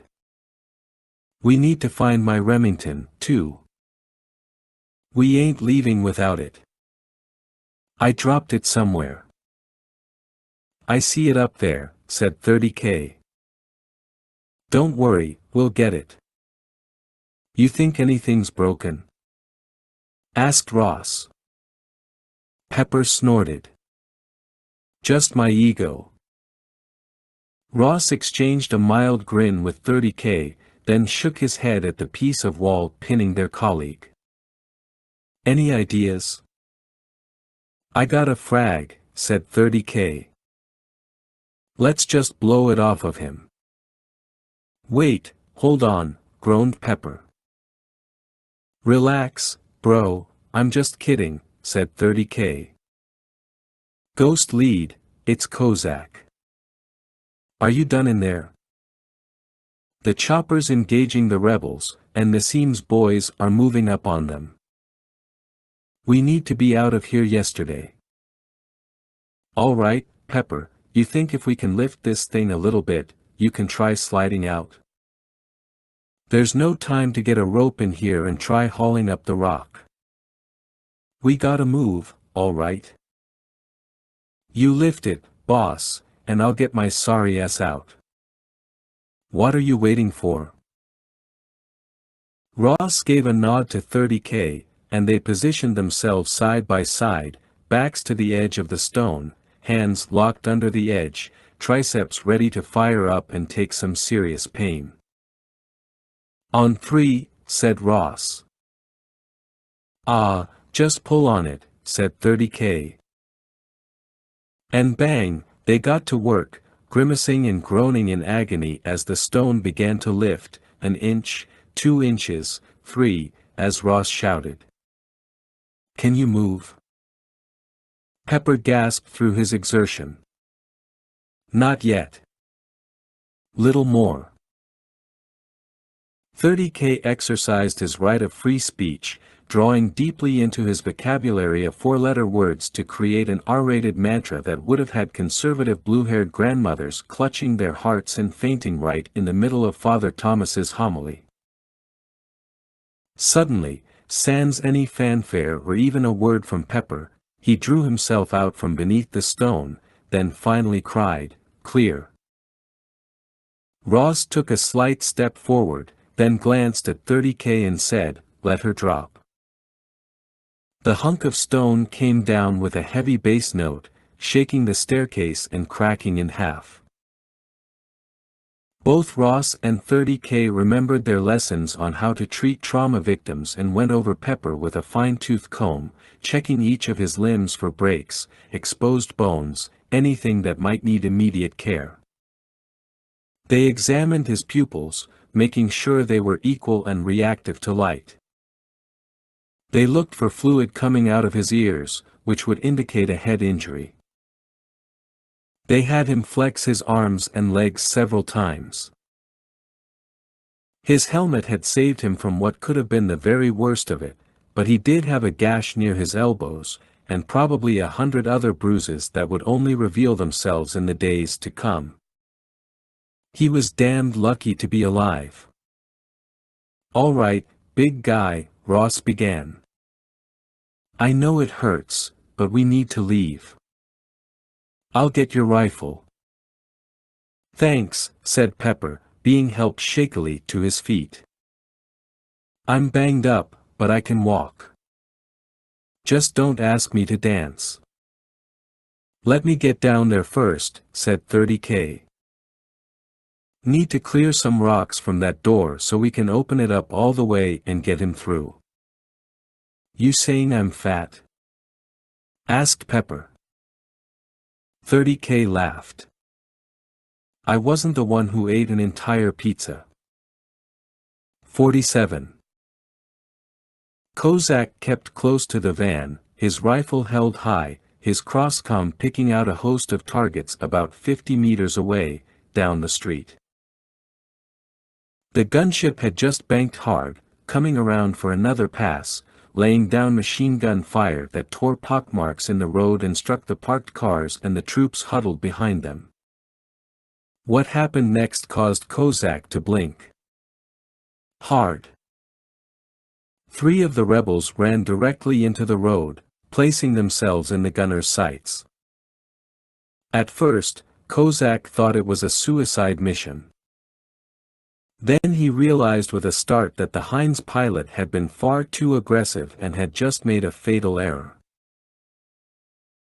Before the chopper's gunner could bring his machine gun around, each rebel shouldered an RPG, and nearly in unison all 3 fired, the rockets whooshing up from the ground as if attached to thin plumes of smoke, the chopper hovering there, too big and too slow to evade this expertly timed attack.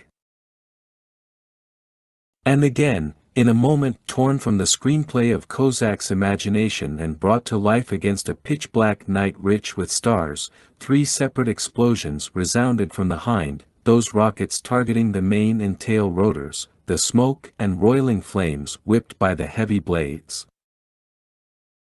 The chopper beginning to list as the engines coughed and whined, and every rebel troop below screamed and turned their rifles skyward, showering the bird with small arms fire, the fuselage suddenly alive with 1,000 sparking and ricocheting rounds.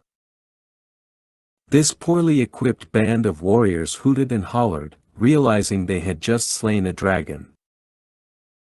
Trailing black smoke, the engines sputtering louder in their death throes, the chopper rolled to port on an erratic angle, then came around, plummeting straight toward Kozak. He blinked again. "Really? Right toward me?" With a stab of panic, he shot a look back, where 30K and Ross were helping Pepper hobble toward the van.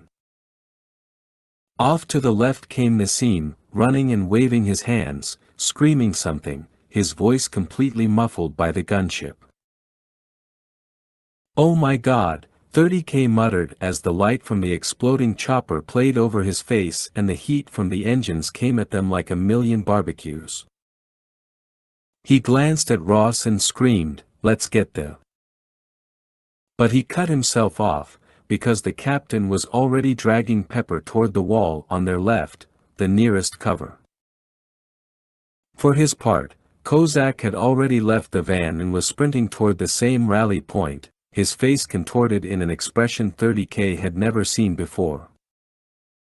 Nassim wasn't as lucky.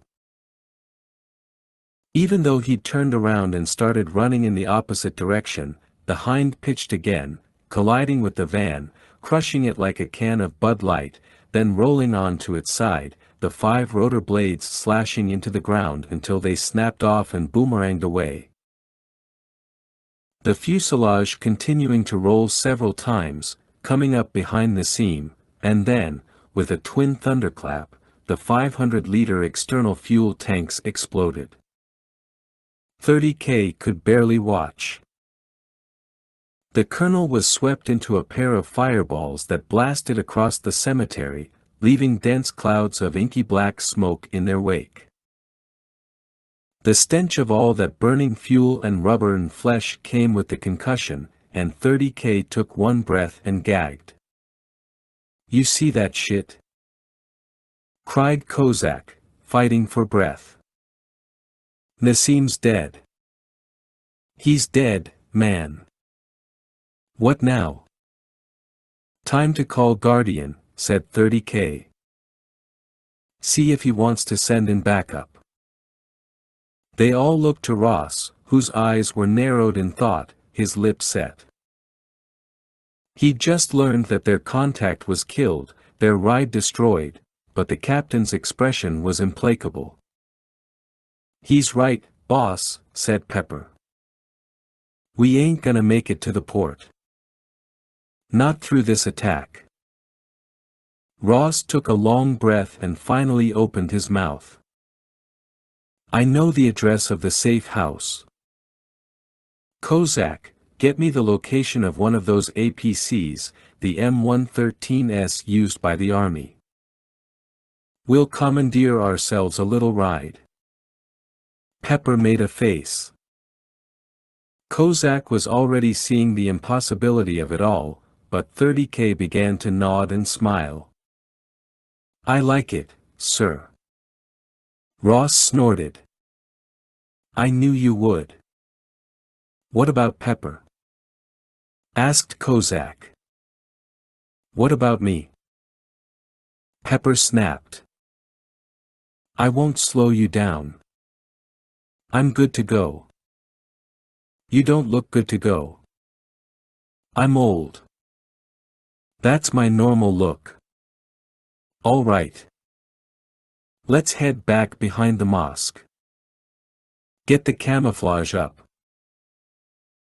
As the rebels and government troops began to clash in the cemetery behind them, gunfire and grenades booming with an almost rhythmic pulse, the chopper wreckage still burning, the renewed stench of gunpowder heavy on the wind, 30K kept close to Pepper. And in a couple of minutes they were back at the mosque.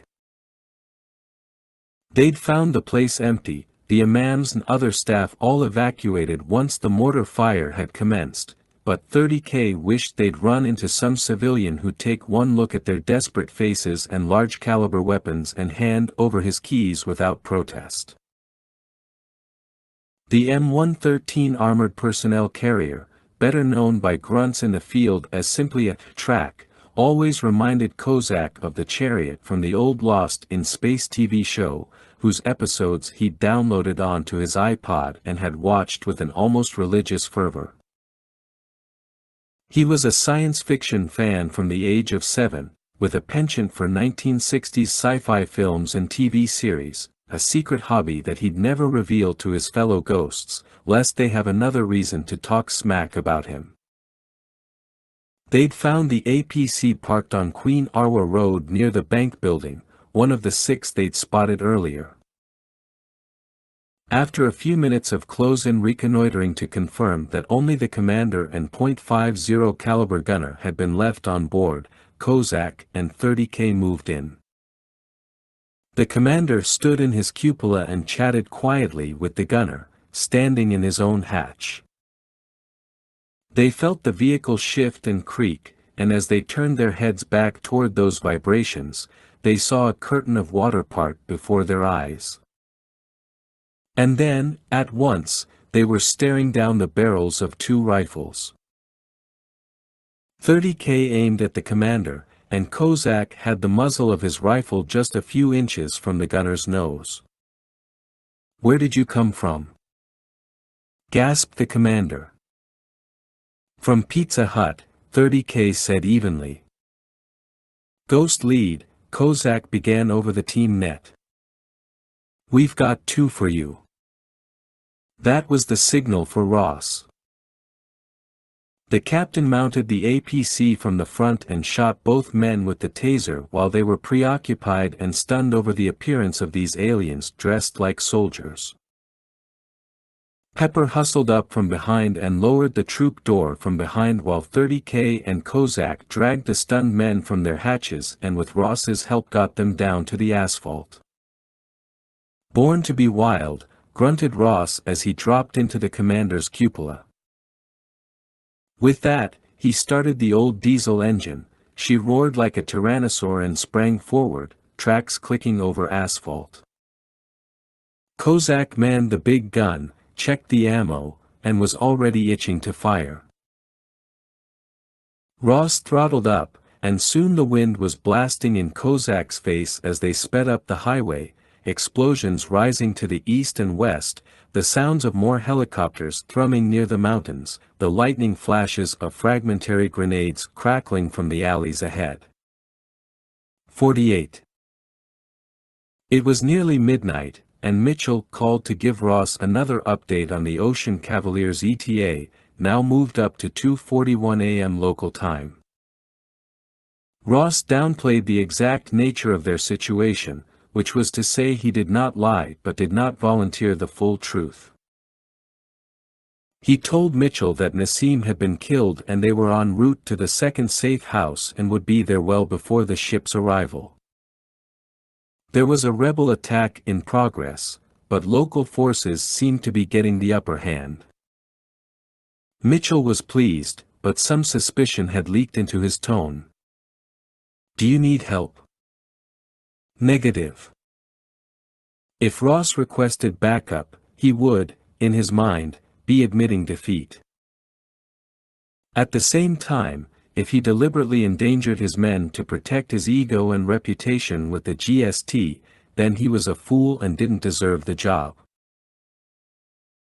He was reminded of a quote from his favorite American president, Theodore Roosevelt, who had once said, "Far better it is to dare mighty things, to win glorious triumphs, even though checkered by failure, than to take rank with those poor spirits who neither enjoy much nor suffer much.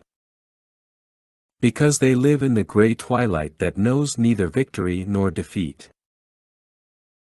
Incoming fire forced Ross to cut short his update to Mitchell and put Kozak to work on some troops strung out along the highway and several snipers posted on the roof of a hotel. Ross ducked into his hatch as the rounds pinged and popped, and Kozak was going to town on the 50, trying to silence the bastards, brass arcing over the APC's roof and tumbling over the sides. Ross couldn't pry any more speed out of the engine, barely doing 60 kilometers per hour, the steering yoke growing hot in his hands. He hadn't forgotten about the roadblock ahead, lying just before the Gate of Aden, a stone bridge that spanned the soaring mountains on either side of the road. "Pepper, what do you got?" Ross asked. After leaving the mosque, they'd called in both drones, but just before commandeering the M113, Ross had ordered one UAV redeployed. Pepper, who'd sworn he was okay, was now monitoring that drone from the troop compartment, and his report was about as morale-lifting as warm beer and stale pretzels. "Well, ladies, we still have 4 panhards in the D-file, which means we're staring down the barrels of 4 90mm guns. Looks like 3 squads on the roadside now, with some RPGs and even a few mortars, although there might as well be 1,000 dismounts because those guns will blow the shit out of us before we get within 100 meters of the checkpoint. They'll need to call in some archaeologists to dig us up and identify our remains. I say we go in there and kill those bastards with our good looks," 30K said. "Sorry, Pepper, we don't need you." Pepper chuckled under his breath. "Okay, bro, you're the scout. We'll send you up there and see what happens. Glad you guys can joke around, snapped Kozak. What the hell are we gonna do? Relax, gentlemen, Ross said. The fact is, Pepper's right. There's no way we'll breach that checkpoint. But we didn't borrow a tracked vehicle for nothing.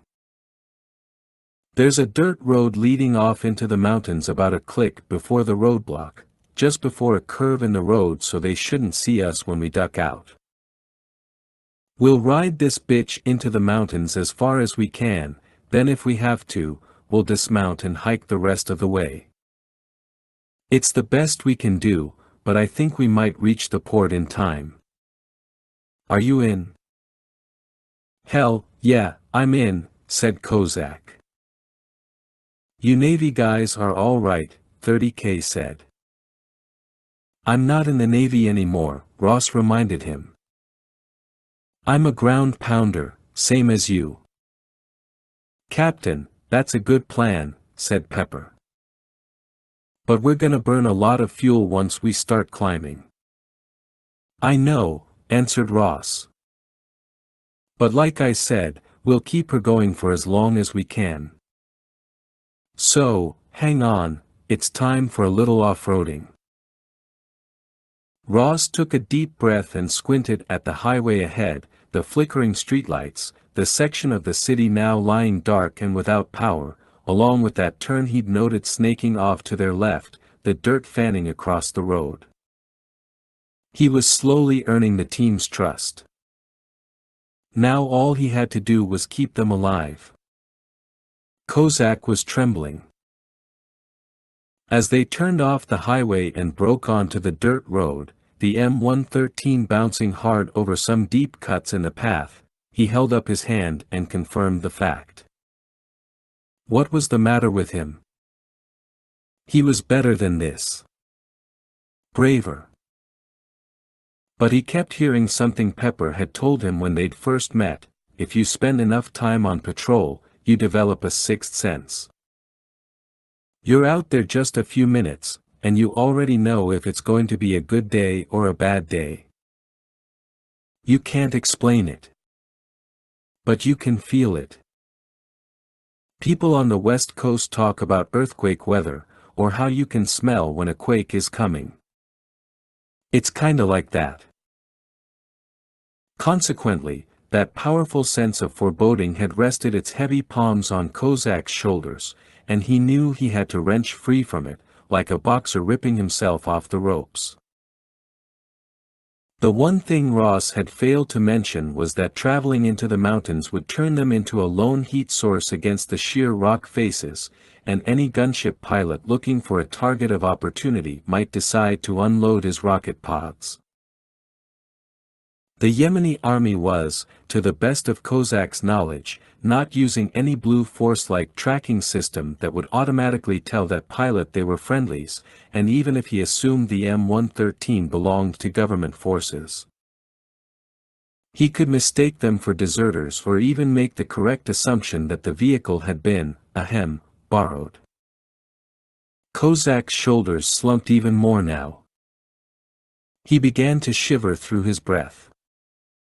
Pepper, this is Kozak. Are you scanning for aircraft? He asked. Yeah, they've got 4 gunships running CAS, spending most of their time taking out some APCs and small armor, but nothing coming this way, not yet anyway. Cool. Kozak glanced over at Ross, who gave him a quick nod, as if to say, we'll be fine. They were kicking up one hell of a dust trail, the tracks grinding through the hard dirt and rock, Ross relying upon night vision to navigate around the larger rocks and keep them on the trail. But the farther they got from the road, the more vulnerable they became, Kozak knew, and his paranoia increased exponentially. Still clear? He asked Pepper. I'll sound the alarm if the drone picks up anything, bro. Okay, stay sharp, man. What do you think I'm doing back here? Sorry. I kinda like flying the drone myself. I noticed. Don't worry, I won't miss anything. Thanks. The dirt road veered off to the left, and the grade increased dramatically to perhaps 10 or 12%. The engine's drone deepened for a moment, then became much higher pitched as it strained against the slope. Kozak stole another look at Ross. The captain's face was hard and unreadable. He'd had a plan and was working that plan like a machine. So this was the way to develop fierce loyalty, to get your men to follow you into hell. You were always thinking 2 steps ahead of them and kept your emotions in check. Your commitment and courage allowed them to believe in you, the mission, and themselves. Kozak still had a lot to learn. He pricked up his ears. Was that the engine straining again? The tracks crushing more rocks? Or was that a helicopter approaching? Down below in the troop compartment, 30K was seated next to Pepper and staring over his shoulder at the UAV's remote. Pepper's breath was a little strained, and 30K suspected the man might have cracked a rib or 2 but wasn't saying. Hey, Pepper, before when I said you gotta lead the straight and narrow, I wasn't kidding. What? Seriously, you scared the shit out of me back there. What are you talking about? I got banged up by some rocks. Dude, listen to me, you're the most experienced guy we got. You're the best shot. We can't lose you. Pepper laughed under his breath. Okay, I'll try not to die. Dude, I'm serious. You're just overtired. Look, every time we go out, I say the same thing, if Pepper buys it, I'm screwed. Why's that? What does like?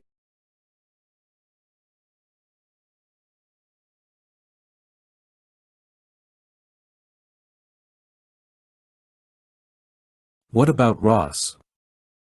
He's got more experience than me. He don't count. Why? Because he just doesn't. Pepper frowned. You okay? Look, I want you to stay close. No more risks, all right? I'll tell the captain we need to pair up from now on. Where's this coming from? Maybe that pizza fried your brain. What's the matter with you? 30K shook his head. I don't know. But I can't shake it. So just do me a favor. You stick with me. Pepper sighed, failing to hide his grimace. Jimmy, you're a good kid, but if I had a daughter, I still wouldn't let her date you. 30K was about to smile when the drone's proximity alarm beeped, and Pepper's glance riveted on the remote. He lifted his voice into his boom mic. Kozak, you son of a bitch, you jinxed us. 49. They were nearly at the summit of a mountain pass that would take them down toward the port, the lights of the cranes and container ships out at the terminal just coming into view, when Ross got Pepper's report. Gunship inbound.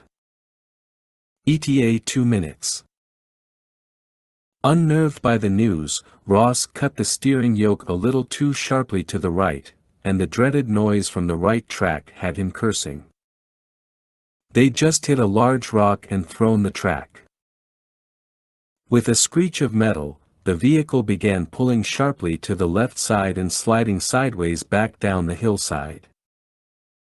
Even as Ross tried to brake, he realized with a start that throwing the track was only the first of their problems. The APC was losing ground quickly, and he screamed for Kozak to get down in his hatch. Ross did likewise, and not 2 heartbeats later. The M113 rolled on to its side with 100 groans of contorting metal, track shoes burrowing into rock, the side walls rumbling and making it sound as though they were trapped inside a snare drum during a rock concert. And all at once, they came to a squealing, coughing, shimmying halt. Ross immediately turned off the engine and hit the master switch, trying to prevent a fire hazard. Knowing that spilled oil and gasoline could still catch fire, and with that incoming gunship still at the fore of his thoughts, Ross barked his orders, "Everybody out.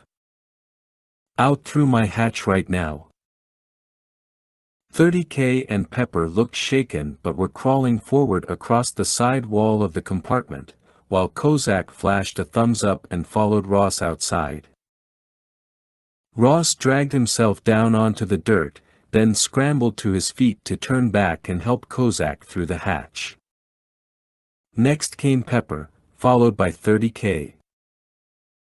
From the muffled booming of gunfire and explosions in the distance came the distinct and inevitable sound of beating rotors. Ross whirled in that direction and spotted the running lights, tiny and innocent, down there in the valley. He brought up his cross-comm and zoomed in with night vision. No, that wasn't the local news chopper come to report on fender benders down on the highway. Pepper's gunship was less than 60 seconds away, wings spread, rocket pods full, fangs out. "Let's go. Let's go," he ordered. "Pepper, call in the drone." Ahead lay a deep groove in the mountainside, and Ross was reminded that this entire place wasn't really a mountain at all but the inside of a volcano, and this groove might have been produced by flowing lava eons ago.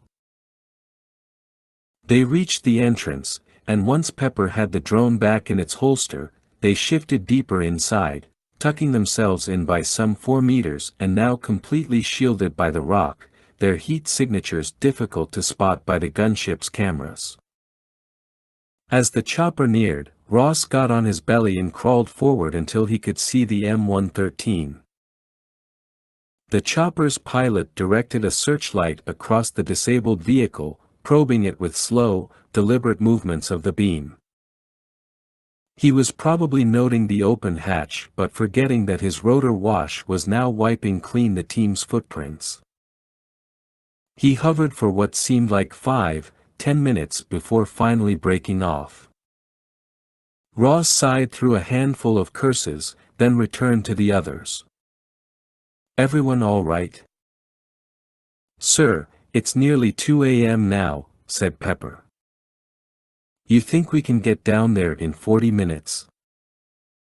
"I think we can defy the laws of physics, tell the universe to go to hell, and make this shit happen because we're the best there is. That's the way we roll. That's the way we put our money in the bank." "Hoo, sir," said 30K. "Let's do this." Pepper shrugged. "Still would have been nice to drive down there, but you take the good with the bad, and sometimes she ain't the prettiest girl but she's the only one in town." Kozak shrugged at Ross. What he said. They moved out into the darkness. Exactly 37 minutes later they reached the nearest road running parallel to the port, a main artery that no doubt by day was coursing with traffic. They kept low along the embankment, and Pepper confirmed that the Ocean Cavalier was already in the harbor. Ross spied the terminal through his binoculars. One other container ship was already moored there, and he spotted the second berth where he assumed the Ocean Cavalier would dock. "I've got a clean signal from the tracker," said Kozak. "Missiles are still on board, and we're good to go so far." "I've got the safe house marked on our maps," said 30K. "It's about 800 meters. In your HUDs now." Ross examined the wireframe map and the suggested course they should take to reach the apartment building. "All right, guys. Camouflage up. Here we go."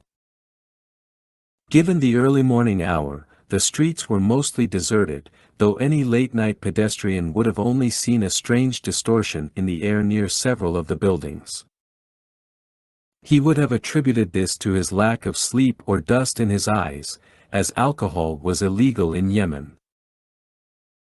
A familiar Mercedes van was parked outside the apartment, and Ross noted the license plate and confirmed that the van belonged to their driver from the airport, one of Nassim's contacts.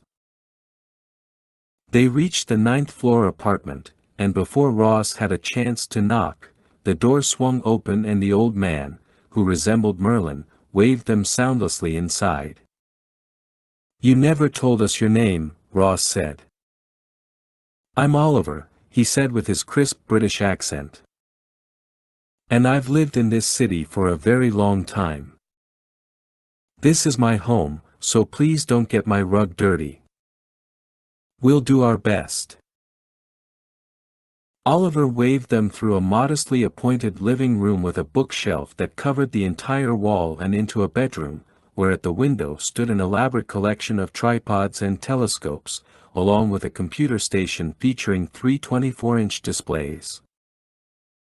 A veritable cockpit for information gathering. "How'd you know we were coming now?" Ross asked. "Diaz told me. And if you don't mind my saying, you gentlemen are a sodding mess." "We could use a couple of minutes of downtime," said Ross. "Too bad we don't have it. You got an observation post on the roof? I'll get you the key to get up there. Kozak? You and 30K, up top. Get the drone ready. Fixed position near the ship. Obviously, I want eyes on those cargo containers as they come off." "What if this ain't it?" asked Pepper.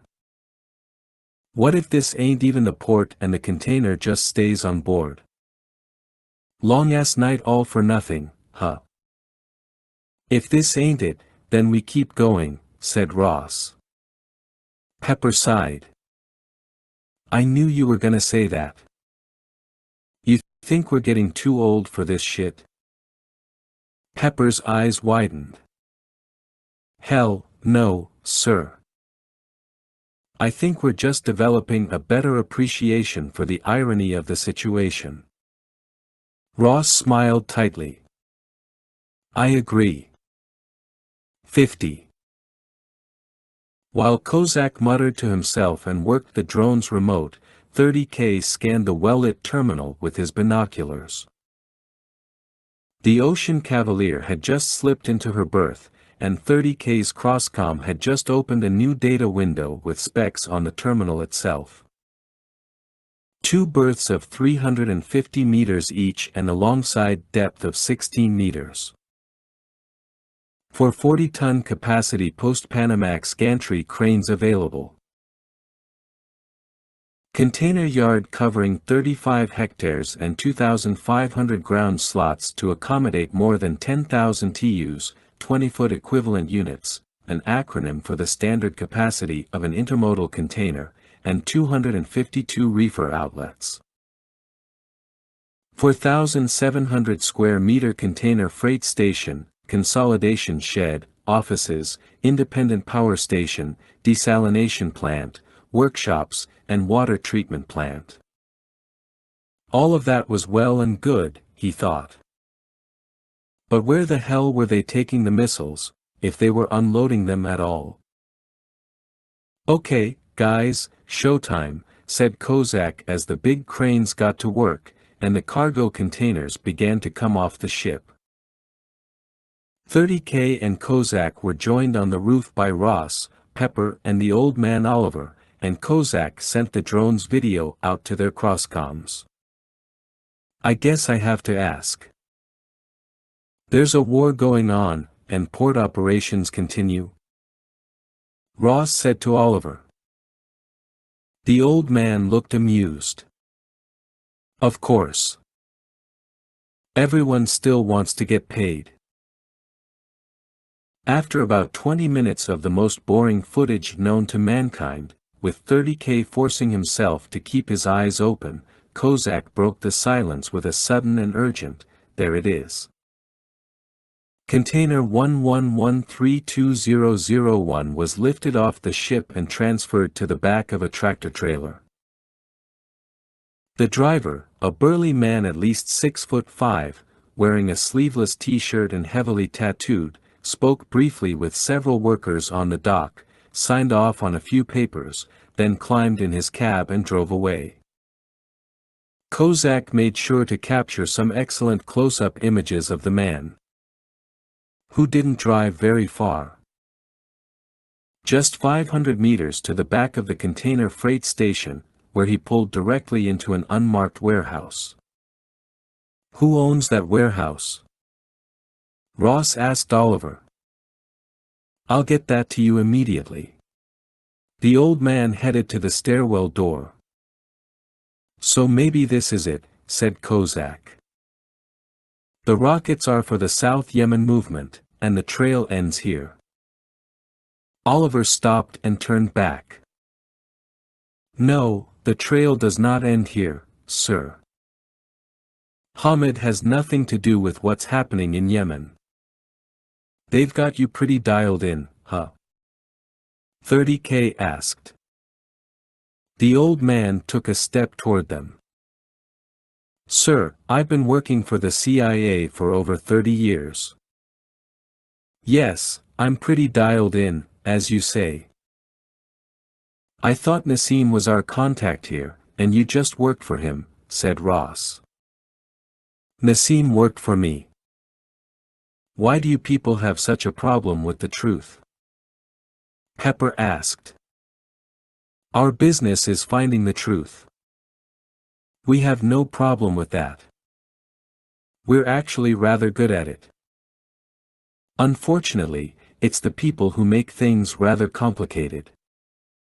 Ross stepped between Pepper and the old man. "All right. What do you think?"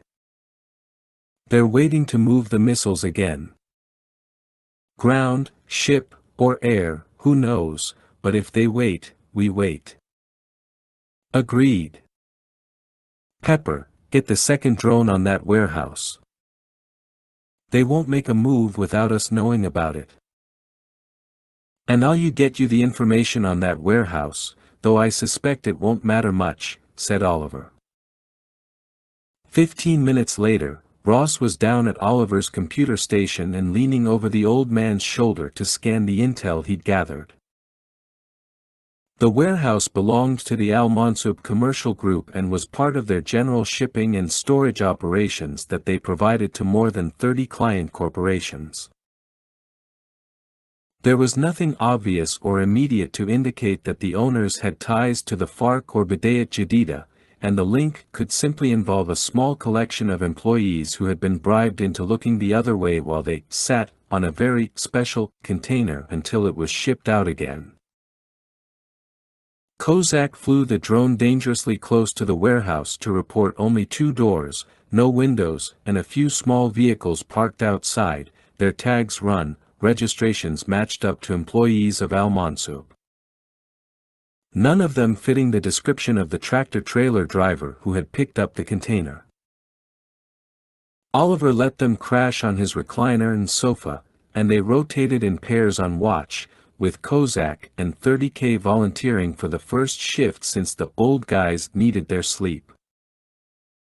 Ross took that jab without retort, and within 10 minutes of his head hitting the sofa, he was sound asleep. It was the old man who woke them, offering tea and biscuits for breakfast. Ross called up to Kozak and 30K, who said there'd been absolutely no movement around the warehouse and that the tracking beacon signal was strong. The big guy with the tattoos who'd picked up the container must have had a bunk either in his cab or in the warehouse, as they were certain he had not left. The fighting in Crater has stopped for the time being, said Oliver. But I suspect once night falls, the attacks will resume. Ross noticed a picture on one of the bookshelves. A much younger Oliver was standing on a white sand beach with a young woman of about 20, a lithe blonde with a spectacular smile. Who's that in the picture with you? My daughter, Yvonne. On her 21st birthday. A very special day. Beautiful girl. She was. Ross looked at Pepper, who averted his gaze. Perhaps he was being too blunt, or prying, but Ross felt compelled to ask, how did you lose her? Oliver's gaze went distant. She was coming home from a friend's house. She got into a car accident with a drunk driver. They pronounced her dead at the scene. She was an only child when her mother passed away, so I'd raised her by myself. This was long before I joined the CIA. Ross closed his eyes. I'm very sorry for your loss. Thank you. I miss her every day. Pepper had spent most of the night back inside that tower, reliving the moment when the floor collapsed and he had plunged toward the staircase. In addition to that looping nightmare, his body cried out with new pains that woke him at least a half-dozen times. The bruises were beginning to form on his arms and legs, the once minor aches turning into shooting pains. He was pretty sure he'd broken a rib or two. Now, as he hunkered down on the building's roof, quietly observing the warehouse through his binoculars, with Ross at his side, he imagined lying on a waterbed and being tenderly massaged by a team of supermodel nurses. He quickly shook off the thought. Stay focused. Don't torture yourself. He and Ross spent the entire day on that rooftop, allowing 30K and Kozak to get some much-needed rest. Those two boys had looked pretty ragged when Ross and Pepper came up to relieve them. It had been a long journey since Columbia. I don't like this, Ross said, consulting his watch. Other ships have come and gone, trucks at the other warehouses, lots of activity and movement all around our target. What do you mean? I mean, if this is just a transfer point, wouldn't you want your cargo to be on its way as quickly as possible? The longer it remains in one location, the more vulnerable it is. Not necessarily, said Pepper. They could be waiting on another ship or truck. The delay could be a necessary evil. So you think I'm just impatient? I think by nightfall you'll send 30K and Kozak down there to pick the lock and get inside. Kozak will send off his little dragonfly. That's what you do. Pepper lowered his binoculars and regarded Ross with a faint smile. We ain't gettin' any younger. 51. 30K's watch read 10:41 p.m. local time. He had the warehouse door open in 7 seconds and lost his bet with Kozak. He'd bragged to his teammate that he could do it in 6.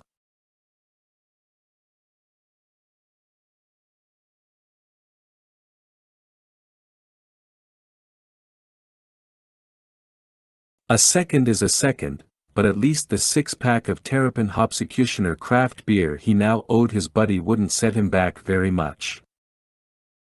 Kozak had wanted to wager $50, but 30K was too damned cheap for a bet that large. So there it was, 6 seconds or a 6-pack.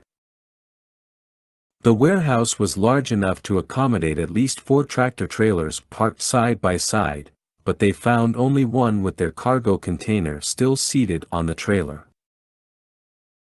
Assuming that at least the driver was still there, they shifted to the nearest wall and remained still, hidden beneath their optical camouflage while Kozak deployed the drone, wings buzzing as it flew toward the container.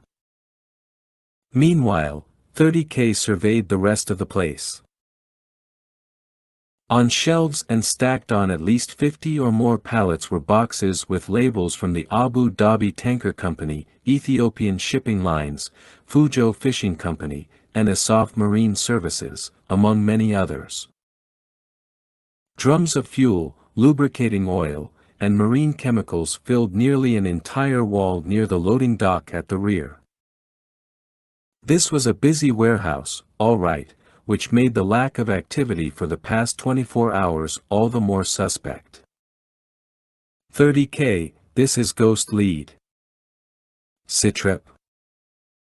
Ross was crouched down on the apartment building's roof, along with Pepper and Oliver. Pepper was staring through the sight of his Remington while Oliver had borrowed a pair of the team's binoculars. Ghost Lead, 30K. We're inside, came 30K's whispered report. A window opened in Ross's HUD. A night vision enhanced image of the warehouse's interior captured by 30K's helmet camera showed the tractor trailer and container exactly as Ross had imagined them. Containers still locked up, said Kozak. Cab is empty. Our driver's either sleeping in the back and I can't see him, or somehow he got out of here. Go check that office in the back, Ross ordered. At the same time, Ross's cell phone vibrated. It was an incoming call from Diaz. Not now. The call was immediately followed by a text, I need to talk to you. Urgent. Another data window opened in Ross's HUD, and he now had access to the drone's video as the micro-UAV swooped down and through an open door, wheeling over a desk.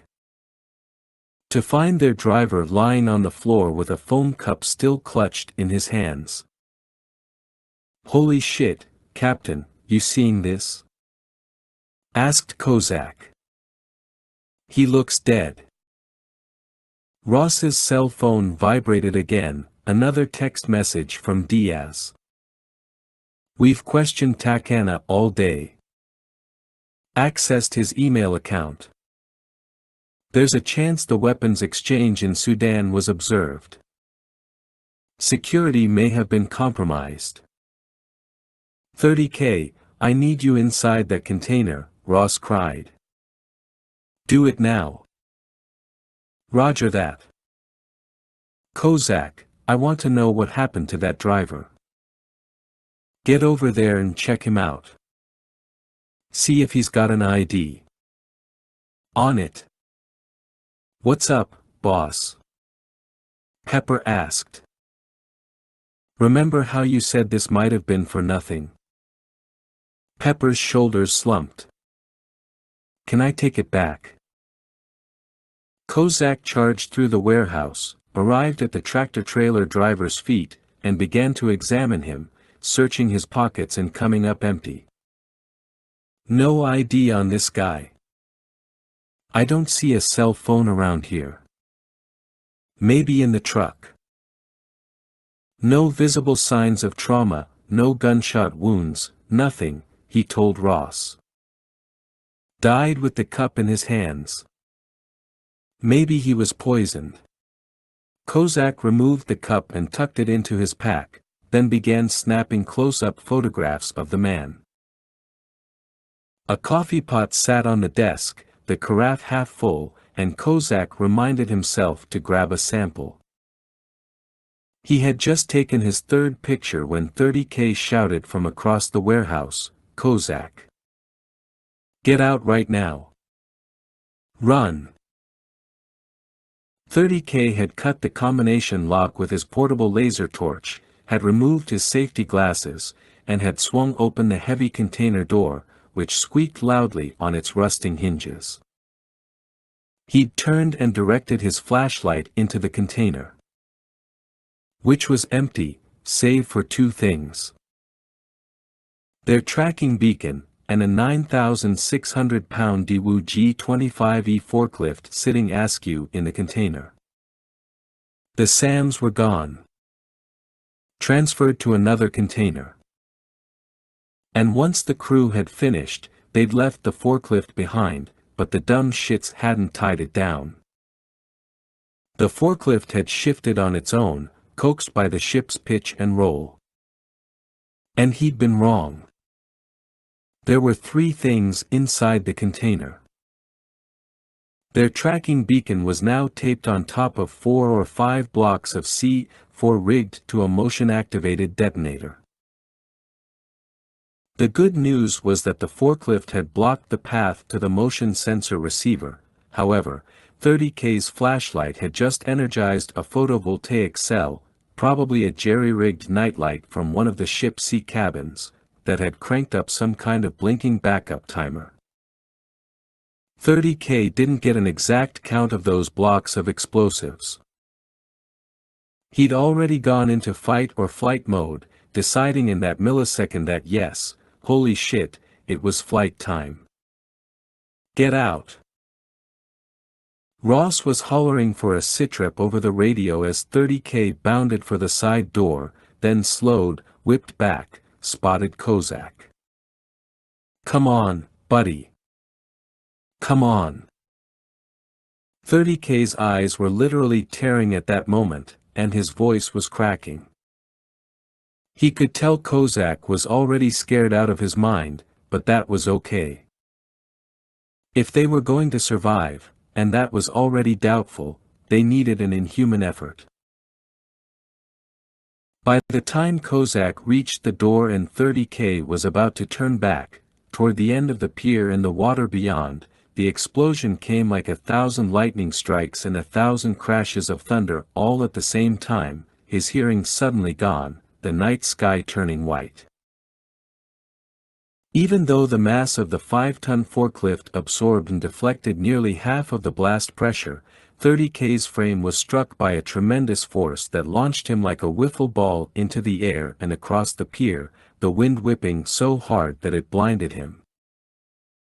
That he remained conscious was either a blessing or a curse, he couldn't decide. It either meant he had a chance to live or a few more seconds to contemplate his death. He thought he heard Kozak shout, but he wasn't sure. There was no life flashing before his mind's eye, just that resigned thought that, yes, he was about to die. Yet as a warrior through and through, he taught himself to abandon that negativity and just go on. So maybe he wouldn't die. Maybe he'd have one hell of a story to tell those apes back at Fort Bragg. Ross gasped and watched the warehouse burst into 100,000 flaming pieces, the fire and smoke beginning to rise as he sprang away from his position and bounded for the stairwell. Pepper was just behind, and they reached the street within another few seconds and were racing across the road and down onto the pier as heat from the blast struck like jet engine exhaust. An alarm blared out near the end of the terminal, a second explosion booming from within the piles of debris, knocking down a small section of the warehouse's wall that had remained standing. Fires were raging now, the flames 6 meters tall, the place a powder keg of noxious chemicals. Ross coughed and waved his hands in front of his face as he jogged along the road, leaping over sections of aluminum, shipping pallets splintered and burning, along with a tattooed arm that nearly sent him tripping to the asphalt. They reached the back of the warehouse, saw how the cars parked there had been blasted clear across the lot and into the water some 8 meters below. Ross ran along the pier at the water's edge, spotting a few of the cars in the darkness, a glimmer from a rear bumper, a sudden coruscation from a side mirror as the vehicles began to sink. And then it began to settle in, like talons clutching his heart, the nails piercing valves, the blood beginning to spill and slowly kill him. His men had not escaped. 30K and Kozak were dead. 52. What 30K saw at the moment might have been painted by an artist who'd swallowed some magic mushrooms, a long-haired recluse who preferred watercolors and whose palette was limited to simply black and white. As for the rest of his senses, well, they seemed jerry-rigged back together with electrical cords, duct tape, and a dab of Gorilla Glue.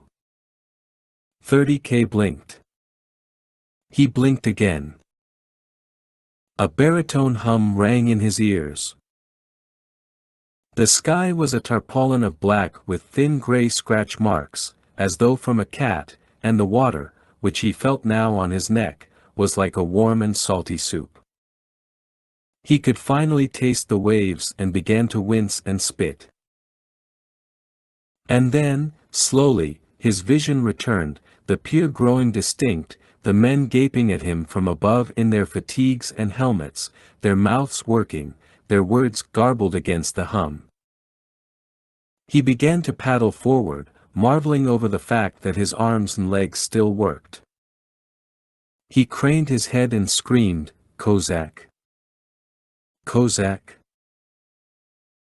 The problem with being a geek is that you know too precisely how explosives and other ordnance can kill you, which was why Kozak should not have stolen a look into that open shipping container to spot that C4. He could have spared himself the misery. But no, he had, and even as he'd vaulted forward, knowing that he might only have a few seconds to live, he'd been contemplating the math, calculating how much force the explosives would produce, how much air pressure the human body could survive versus the pressure produced by the explosion. And he'd been doing that right until the explosion stole all of his senses. It was the pier, the descent, and the water combined that had helped to save their lives, he concluded as he swam toward 30K, barely hearing the man's voice above that sound in his ears that reminded him of the emergency alert system. His mind kept taking him back to the exact moment of detonation. They'd been launched like RPGs, carried by the blast wave, then had drifted out of it to plunge into the water before further damage could be done to their bodies.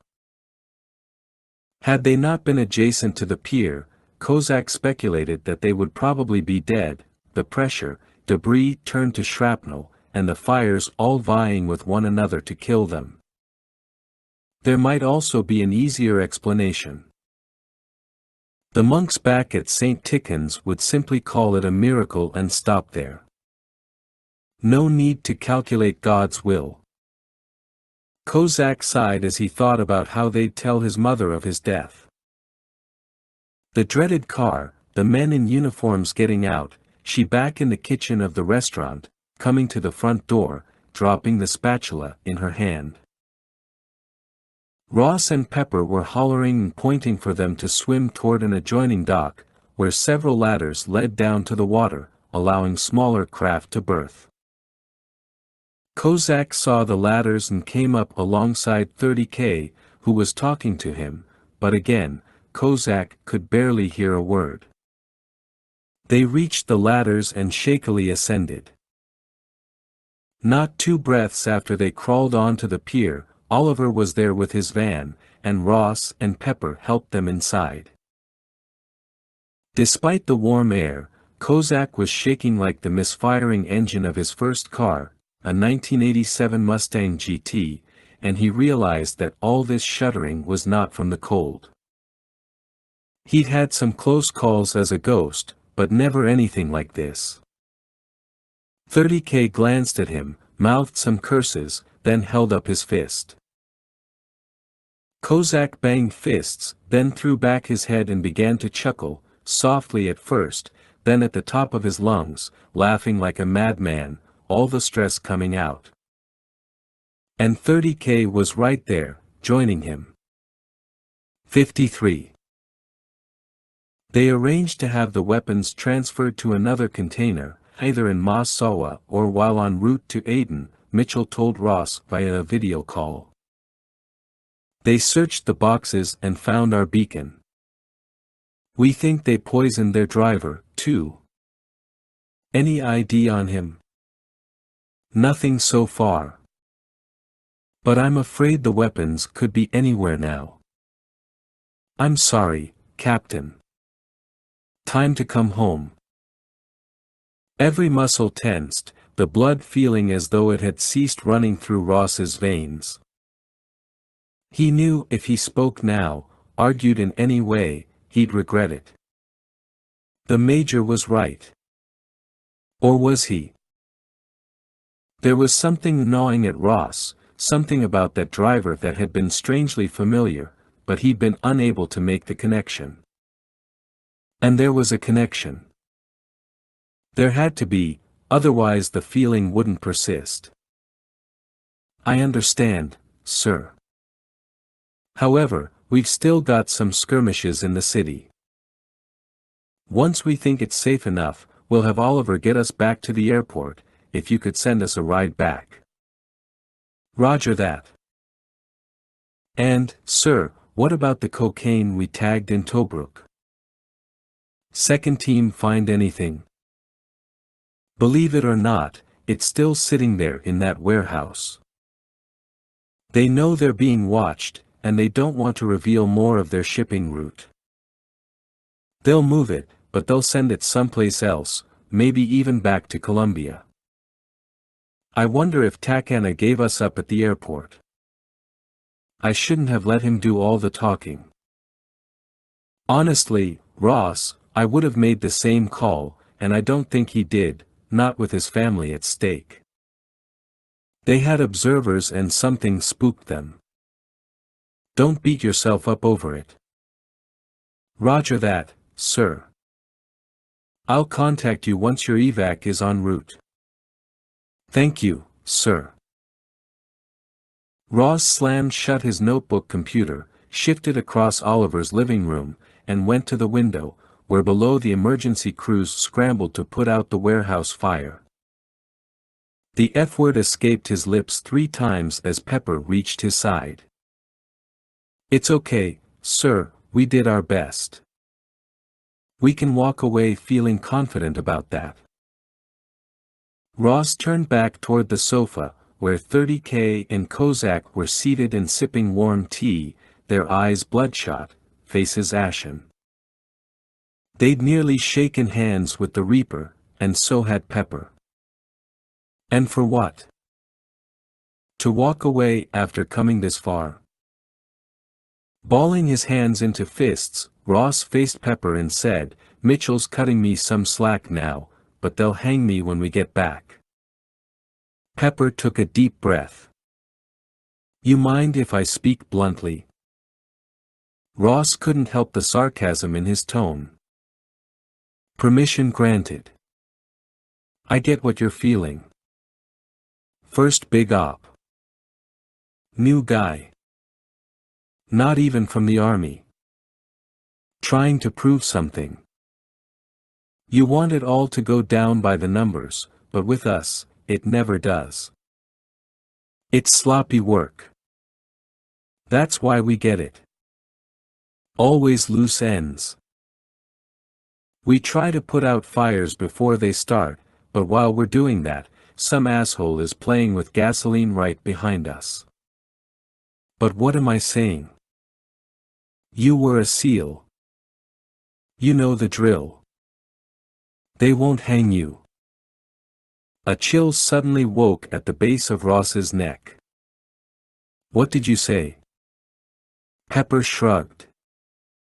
You want me to repeat the whole thing? No, you said I know the drill. That's it. That's what? Ross stormed back to his computer, threw back the lid, and logged on with shaking fingers. Sir, what the hell? Pepper asked. That guy with the tattoos. Those weren't just any tattoos. I've seen them before. I just couldn't remember till now. It was back in '05. We were doing some anti-terrorism drills in Jakarta, and we had a couple of local liaisons to work with. I remember one guy having all the same tattoos. He'd told us about them, but I still can't remember what the hell he said. It was Jakarta, though. Ross dug out his phone and called Diaz. The driver with the tattoos. They're Indonesian. See what you can get on them. Specifics. And I need it yesterday. Shit, I'll have it for you last week. Diaz winked and broke the link. With a rising pulse, Ross called their old buddy Mazik from the ISA and put in a request for a list of every ship that had left Massawa and Aden, along with all their destinations. Mazik said he'd establish the search parameters and get back to him ASAP. Sir, you think we got a lead here? Asked Pepper. Hell, yeah, I do. The way you beat these guys is through their mistakes. The little things they overlook. Ross clicked on the pictures Kozak had taken of the driver. The guy had been wearing that sleeveless t-shirt so they could see how the tattoos came in black lines down the center of his neck, across his Adam's apple, then spanned his shoulders like an oversized necklace. More lines ran vertically down his arms and across the backs of his hands, while rings encompassed his wrists. Oliver, who'd been listening to them from his own computer station, lifted his voice. I've heard back from one of my contacts down at the terminal. The driver's name was Shihab. He was a foreman there, but he'd only been working for about 3 months. He handled special deliveries and didn't talk with anyone. He might have stayed at a private residence while he was here since my contacts at the hotels don't show any registry under his name, nor have any of them seen him. With those tattoos, he'd be fairly memorable. Thanks for that, Oliver, said Ross. And I'm telling you, I think this guy's the key. I don't know, said 30K from the sofa. Yeah, you're right about beating these guys through their mistakes, but how did they screw up? I mean, the missiles are gone and we're sitting here. Ross held up an index finger. You just wait. And I'll show you. 54. A piece of debris must have struck Kozak's shoulder blade during the explosion, because he had a welt the size of a grapefruit forming there. He stood in front of the bathroom mirror, strangely fascinated by the wound. After a moment, he rinsed his face and frowned over the commotion coming from the living room. He ventured outside to find everyone huddled around Ross's computer, with Diaz's face appearing in one window, Mitchell's in another. Diaz was glancing off-screen, scanning a report. Those tattoos are Mentawai from Sumatra, Indonesia, she explained. They come in 3 phases. The first takes place during childhood, at 11 or 12, with tattoos beginning on the upper arms. The second happens at 18 or 19, when they get tattoos on their thighs. The third and final phase occurs when someone is fully grown. What interests me the most are the tattoos on your driver's wrists. Ross nodded. They look newer, don't they? Yeah, they do. Maybe a few weeks, maybe just a month ago, suggesting that he's been there recently. Suggesting that maybe they recruited him from that area, said Ross. And he's been coming back and forth. You could be right, said Diaz. Another window opened on Ross's laptop, and now Mazik had joined the call. Hello there, Captain. I have the information you requested, all the ships that left both Massawa and Aden after the Ocean Cavalier arrived. I used a 6-hour window. But I have to tell you, the list is pretty long. I count 17 vessels between both ports. Are any of those ships headed for Sumatra, Singapore or Malaysia? Ross asked. Checking. Ross, I admire your tenacity, but this is a long shot, said Mitchell. I know that, sir, but if you'll just give me a chance. I'm confident they recruited this guy out of Sumatra. This is interesting, Diaz said. About 3 months ago, Saif Hamid was spotted in Singapore before we lost him. The sighting has been confirmed, so he was definitely in the neighborhood. I've got 3 ships all headed in that general vicinity, said Mazik. 2 out of Masawa, but this one looks like your best bet. She's a Panamanian registered bulk carrier, Duman. She arrived in Aden at 0623 local time and pulled out at 1420. If the weapons were transferred to another container, they could have been offloaded to the container yard in Aden and just sat there until Duman arrived. That's exactly what happened, Ross said. Duman's not scheduled to arrive in Singapore for another 11 days. 11 days? Asked Pepper. Mazik frowned. She weighs 36,000 tons, and her max speed is only 12 knots. What are you complaining about? Said 30K. That'll give you plenty of time to heal up. Ms. Diaz? Mazik? Thank you for the intel, said Mitchell. We're in your debt. Now if you don't mind, I need to speak to Captain Ross. No problem, sir, said Diaz. Good to see you again. You, too. I'm here if you need me, said Mazik before his calm window vanished.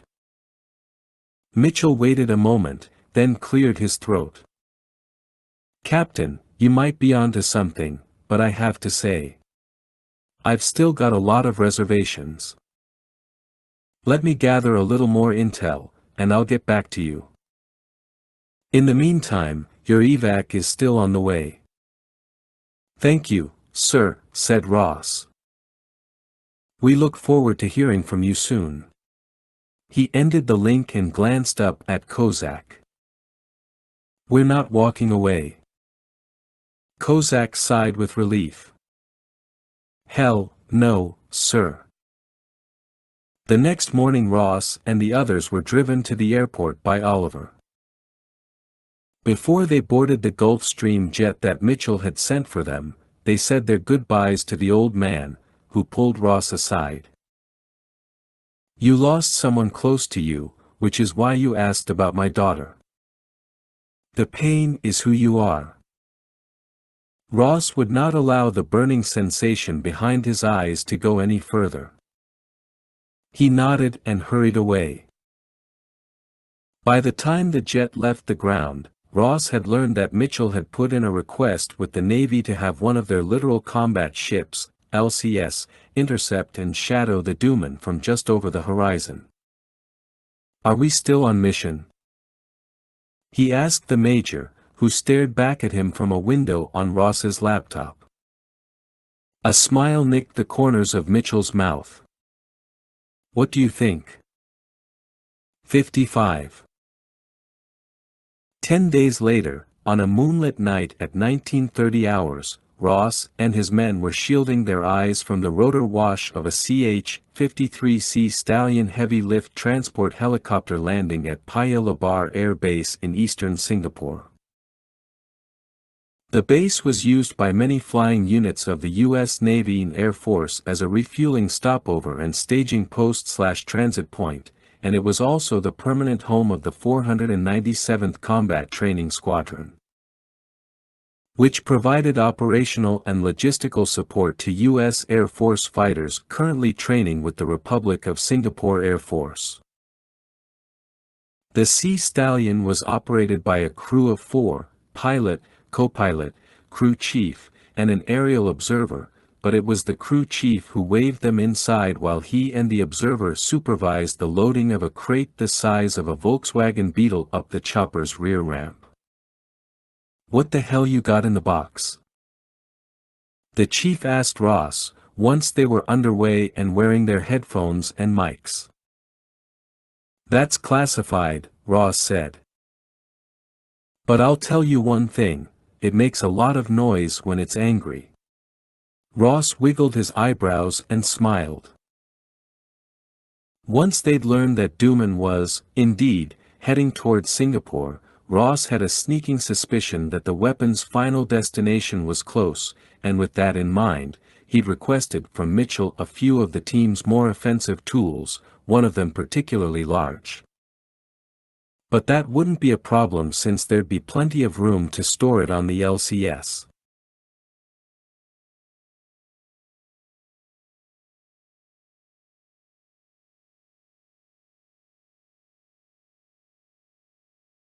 After about a 2-hour ride, they neared the USS Independence, LCS-2, a unique littoral combat trimaran warship.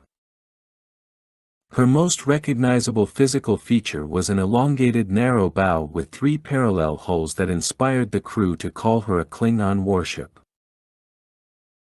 Her silhouette was most definitely futuristic, with aft landing deck and container-size mission modules on her port sides, the containers capable of carrying all types of mission-specific hardware, vehicles and ordnance.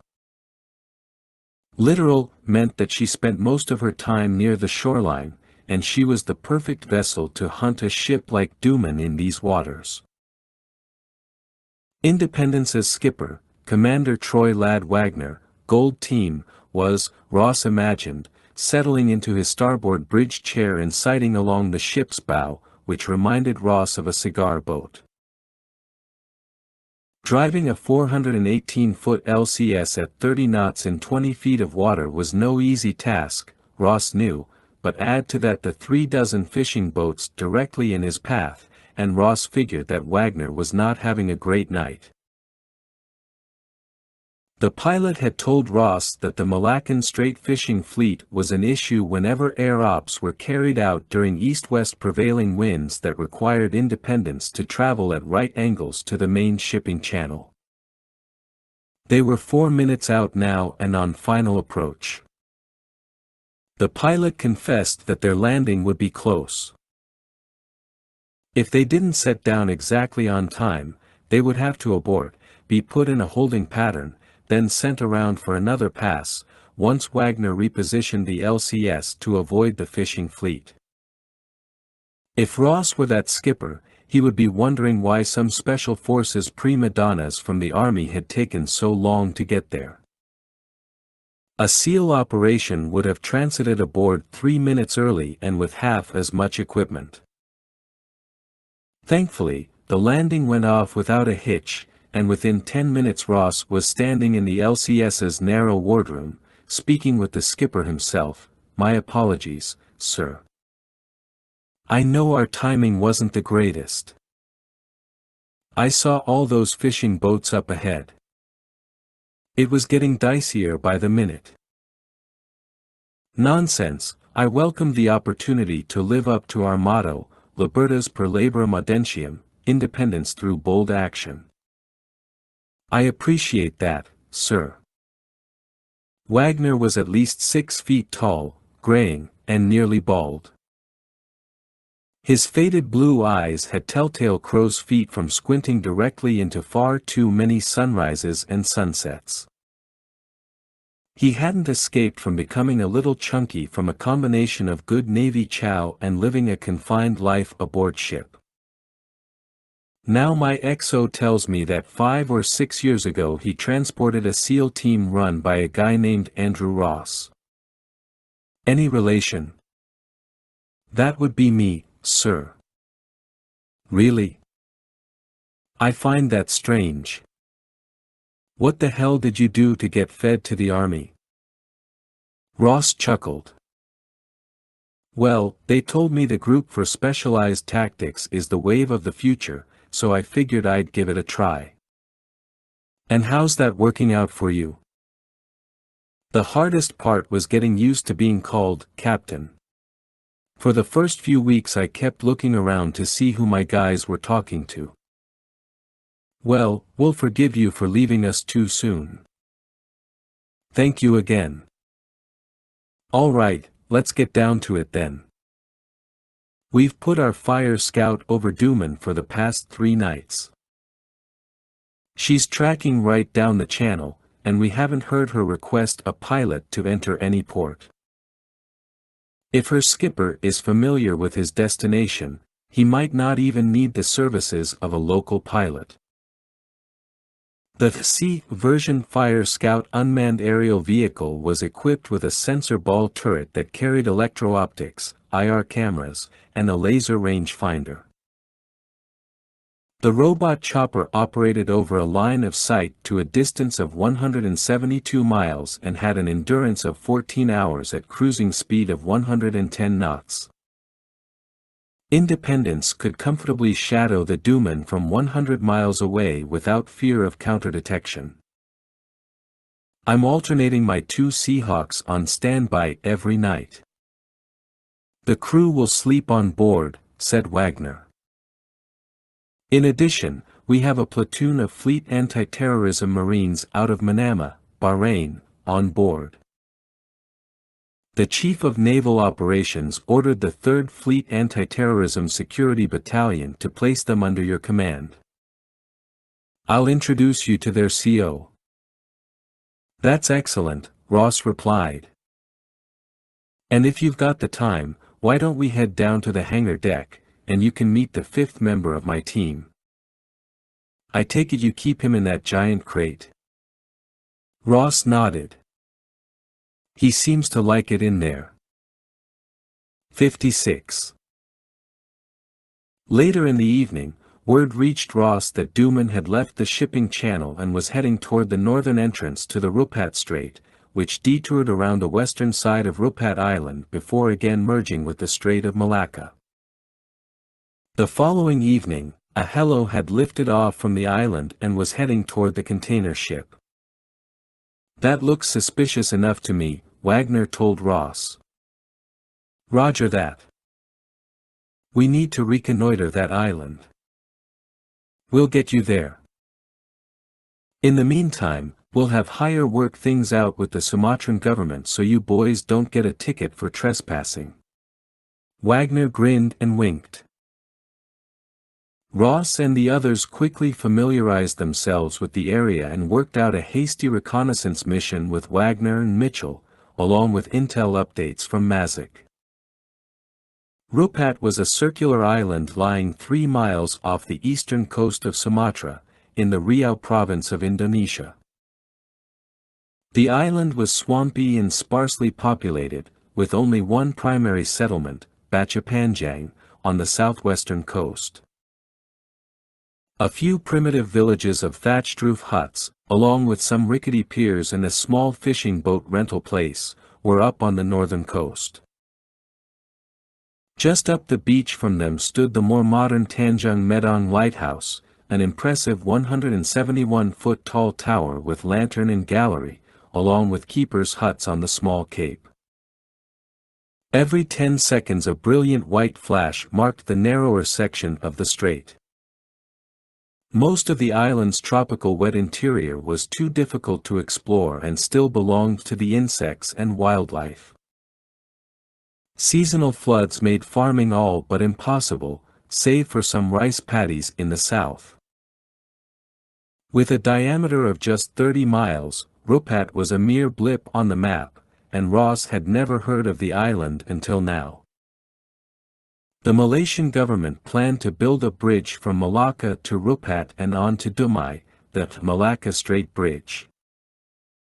Down in their quarters, Ross briefed the team, and they were champing at the bit to get off the ship and get back on dry land. Pepper was okay, but Kozak and 30K had suffered mild cases of seasickness, and that amused Ross no end. "All right, this is a recon," Ross said. "And as you boys might say, we're going in light to get the ground truth, doing what we do best. See you up top." 57. At 0020 hours, Ross and the team were fast roping down from one of the Seahawks, inserting into a clearing on the south side of the island. At one point all four were dangling from the same line, the rope running hotly through their gloved hands and between their boots as they maintained a 3-meter gap from the next guy. In addition to the team's reconnaissance loadout, the chopper crew lowered an F-470 Combat Rubber Raiding Craft, CRRC, with outboard engine. Within minutes, 30K and Kozak had the CRRC inflated via the CO2 tank, and once they had the outboard attached, they dragged the rubber boat over to a river just 20 meters north of the drop zone. Technically, it wasn't a river, just part of a heavily flooded tropical jungle, with mangroves that reminded Ross of Colombia, along with that oppressive humidity. They climbed into the CRRC, and Kozak served as coxswain, switching on the battery-powered outboard, the engine humming quietly like a bass boat's trolling motor. He clutched the tiller, steering them into the jungle, the course wide open for a few minutes until they were forced to groan and duck under a few low-hanging limbs and broad palm fronds. Ross's night vision turned the swamp into a pale green maze glowing on its edges, an almost photo-negative perspective that made spotting what Pepper called the creepy crawlies a bit more difficult. That twisted root was actually a reticulated python coiled around a tree, and that silhouette that seemed like a collection of branches was really a hornbill bird with his head tipped to one side. Occasionally, Ross would motion to Kozak to take this path or that one, checking their bearing and GPS coordinates against Duman's current position. That they'd doused themselves in bug spray and wore camouflage face paint that also contained DEET was fortunate, the constant buzzing of mosquitoes in Ross's ears and the giant wood spiders that dropped down onto the boat, having been torn from their webs, were enough to make him and even a tough guy like 30K get the willies. 30K swatted away bugs with his rifle's muzzle, whispering obscenities at their unwelcome hitchhikers. Ross had trained quite extensively in the jungle, and he'd learned that addressing the bug problem was a true priority. Swatting a mosquito could compromise your position and literally get you killed. After the first 5 miles, Ross mused that they really had found the heart of darkness. He'd never been in a swamp this tight or remote. If any one of them got hurt, bitten, stung, what have you, it'd be hours before they could get him out of there for proper medical treatment. There were no clearings within which a chopper could land, and hauling a man up through the canopy was well nigh impossible, at least in this region. They'd crossed the river Styx, traversed the valley of the shadow of death, and had laughed at the signpost marking the point of no return. Now the doormat read, "Welcome to the underworld." They'd been heading due north, and at the first sound of the helicopter, Ross ordered Kozak to head northeast, toward the chopper and the distant flashes from the lighthouse. Within an hour they had reached a muddy riverbank, which swallowed their boots up to their ankles as they hauled themselves out of the raft. Ross spat out the mosquito that had flown into his mouth and gave a hand signal to 30K, putting him on point. He whispered for Kozak to begin dropping markers so they could find their way back to the boat. And with that, they trudged off, their boots squishing as they pushed farther northeast, the jungle beginning to thin a bit, the timpani roll of that helicopter much closer. Some 20 minutes later, near a cluster of nipa palms whose fronds grew straight from the ground, making them appear like trunkless palm trees, 30K had his fist in the air, and they dropped to their haunches. His voice came softly over the team net, tree line ends just ahead. I see a very narrow dirt road, then another section of jungle, and then something, maybe another clearing, a little farther out. Roger that, said Ross. Keep moving. We'll cross the road together. A window opened in Ross's crosscom, and Mitchell appeared. No need to reply, Captain. Just an intel update from Mazik. Keyhole Satellite got some good pictures of that chopper, an old carousel transport/cargo bird deployed from the island. She's offloading pallets of what we believe are your Grinch launchers from the Dooman, taking them to coordinates about 2 kilometers from your position. Another window showed a map of Rupat with a glowing red overlay that marked the team's current position, as well as the cargo ships and the chopper's drop-off point. Ross shared that map with the rest of the team, and Kozak said, maybe it's some kind of weapons depot. They pick a remote island and hide the stuff here. Maybe so, Ross answered. But I have a feeling it's a lot more than that. After ensuring that the road was clear, 30K gave the signal, and they darted forward, Ross casting a look to the west, where the road stretched off in an almost perfectly straight line, all the way to the beach.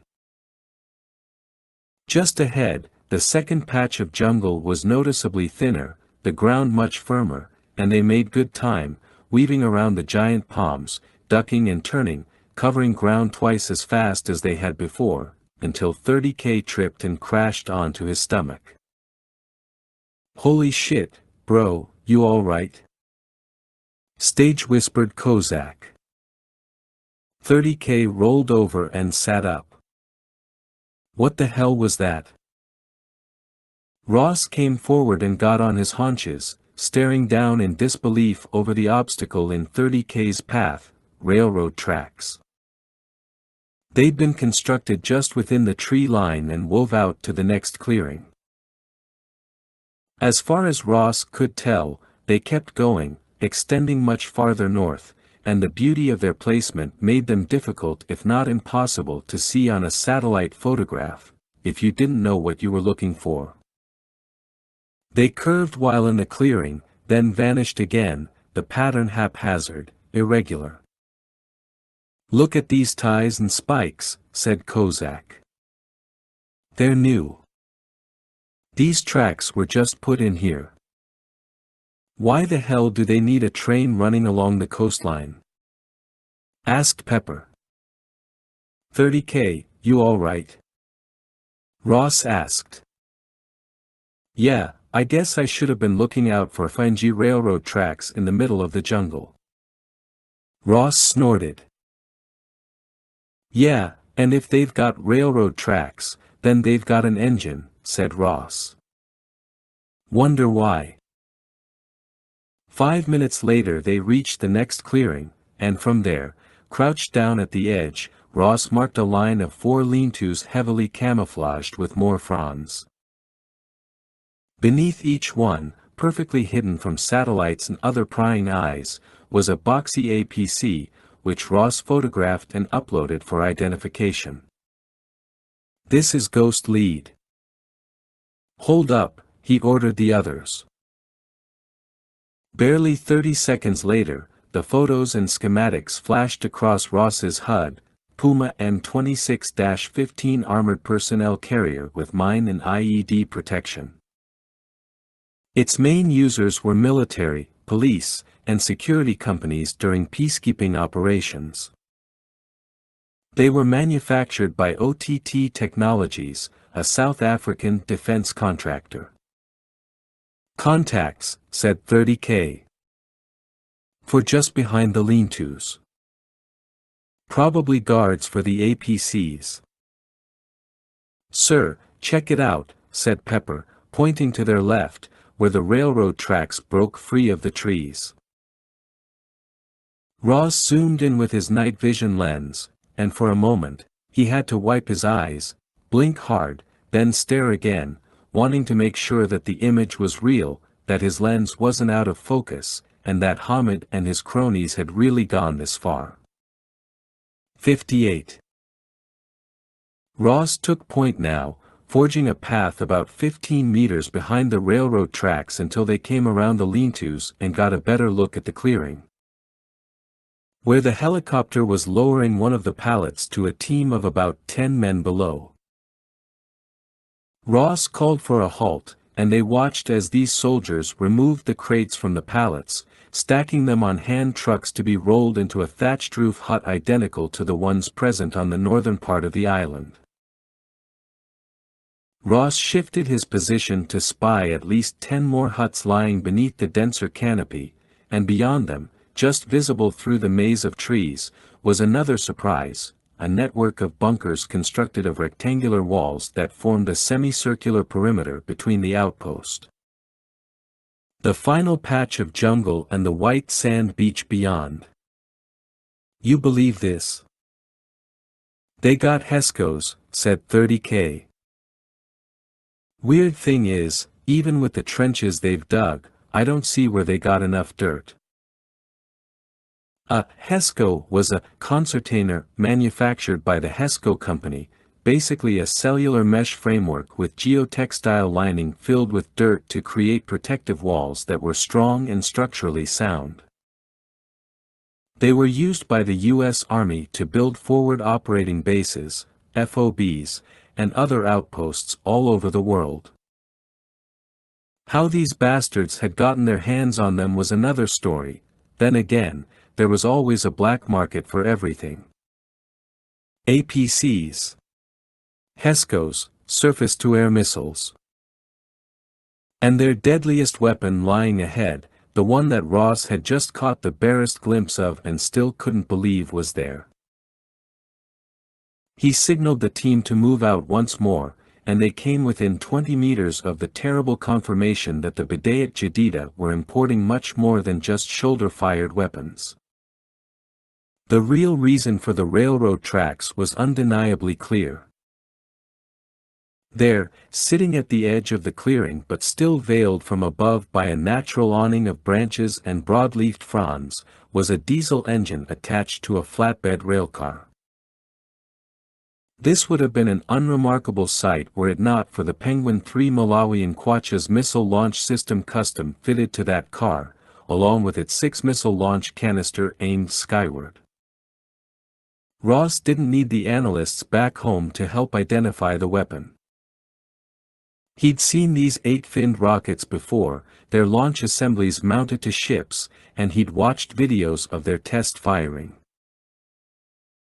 The Penguin was, indeed, a Norwegian-built anti-ship missile, pulse laser or passive IR guidance, with a range of 55 kilometers plus, 34 miles, covering the entire distance across the Strait of Malacca. No ship was safe from them. And worse, the launchers were mobile. They could show up anywhere on the tracks. It seemed the Bidayat Jadida had taken a page from the Russians, who'd used their extensive rail system to hide their ICBMs from the West during the Cold War. "Guardian, this is Delta Dragon. Are you seeing this?" "Roger that. We traced the tracks, now that we know what to look for. Believe we've spotted a second diesel and railcar launcher a few miles south of your location." "Roger that, stand by." Ross switched to the team net. "Okay, guys, the SA-24s we've been chasing since Tobruk were just the tip of the iceberg. These crazy mothers are planning to terrorize one of the most important shipping lanes in the entire world, and they've got these missiles running right along the choke point." "Well, what are we going to do about that, sir?" asked 30K. "You got a plan, 30K?" "Hell, yeah, I do, sir." Ross beamed back at him. "You'll get your chance. Sir, suggest we continue our sweep north then head east to get a better look at that chopper operation," said Kozak. "Who knows what else they're bringing in here?" "Roger that. Let's go." Pepper rotated to the front and took them along a natural fence line of nipa running around the outpost's perimeter. They reached the very edge of the forest, where out on the straight they spotted Dooman lumbering dangerously close to the shoreline in an effort to make the chopper's offloading operation as expeditious as possible. At the moment, the helicopter was carrying back the sixth and final pallet of missile launchers dangling from its cargo line.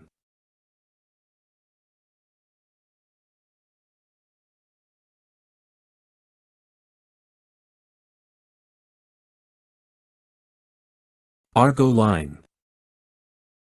The pallet came down and was unloaded, even as the pilot turned and headed back, with hints of red and orange already on the horizon.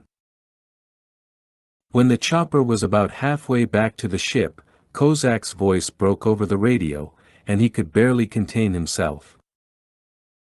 "Sir, we got some people on the deck now, and no shit, sir, I think one of them is Hamid." Ross zoomed in with his helmet camera, then abandoned it for his high-powered binoculars. The images were still a little grainy, but there was one man among the deck crew who fitted that terrorist scumbag's description. It wasn't until he took the cargo line in his hands, and was strapped into a harness, that Ross began to nod and say, "Kozak, I think you're right. I think that's our man." And once they had lifted him in the air and his face had turned toward Ross, he called Mitchell and said, "Sir, I think we know how deep the rabbit hole goes." "Roger that. Fall back and continue your reconnaissance. Diaz, Mazik and I are piecing this all together now with some new intel. Stand by. Guys, we need to get in close to that clearing where they dropped the missiles," Ross told the team. "I want a good look at our buddy." With that, he gave the signal, and they vanished back into the jungle, retracing their perimeter advance, this time marking the positions of several guards at the clearing's edge, outside their bunkers. Ross found another unobstructed view of the drop zone within a cluster of palms, and 30K edged up to him and said, "You want to get in close? Like real close? Let's do it. Pepper. Kozak. Hold here." 30K activated his camouflage, and Ross fell in behind him, dematerializing himself. 30K took them right up to the lean-tos, not 2 meters away from a guard standing there, and Ross, concealed under his camouflage, stared up at the man's profile. This, he believed, was a FARC solider, recruited all the way from Colombia to work here. The chopper and accompanying gale force wash showered the area with dirt and rattled the huts as it touched down, and the man they believed was Saif Hamid climbed out, ducking reflexively against the rotor blades. Indeed, it was him. He was tall and lanky, a younger version of Bin Laden, with an equally long beard and neck. Radical jihadists weren't known for their spectacular personal hygiene, fashion sense, or anything else that made them stand out much from their fellow fanatics. Hamid was dressed in the same jungle pattern camouflage fatigues as his men and was quickly addressed by another bearded man, slightly older and grayer, as Ross zoomed in with his crosscom and began taking pictures, which were automatically sent to Mitchell. Hamid and the second unidentified man headed back toward one of the huts, escorted by guards, while the chopper pilot switched off his engine. Ross wasn't close enough to hear their conversation, but he imagined a lot of self-congratulatory remarks were being made.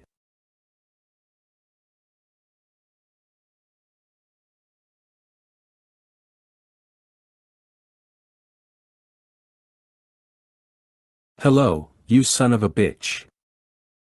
We're coming for you.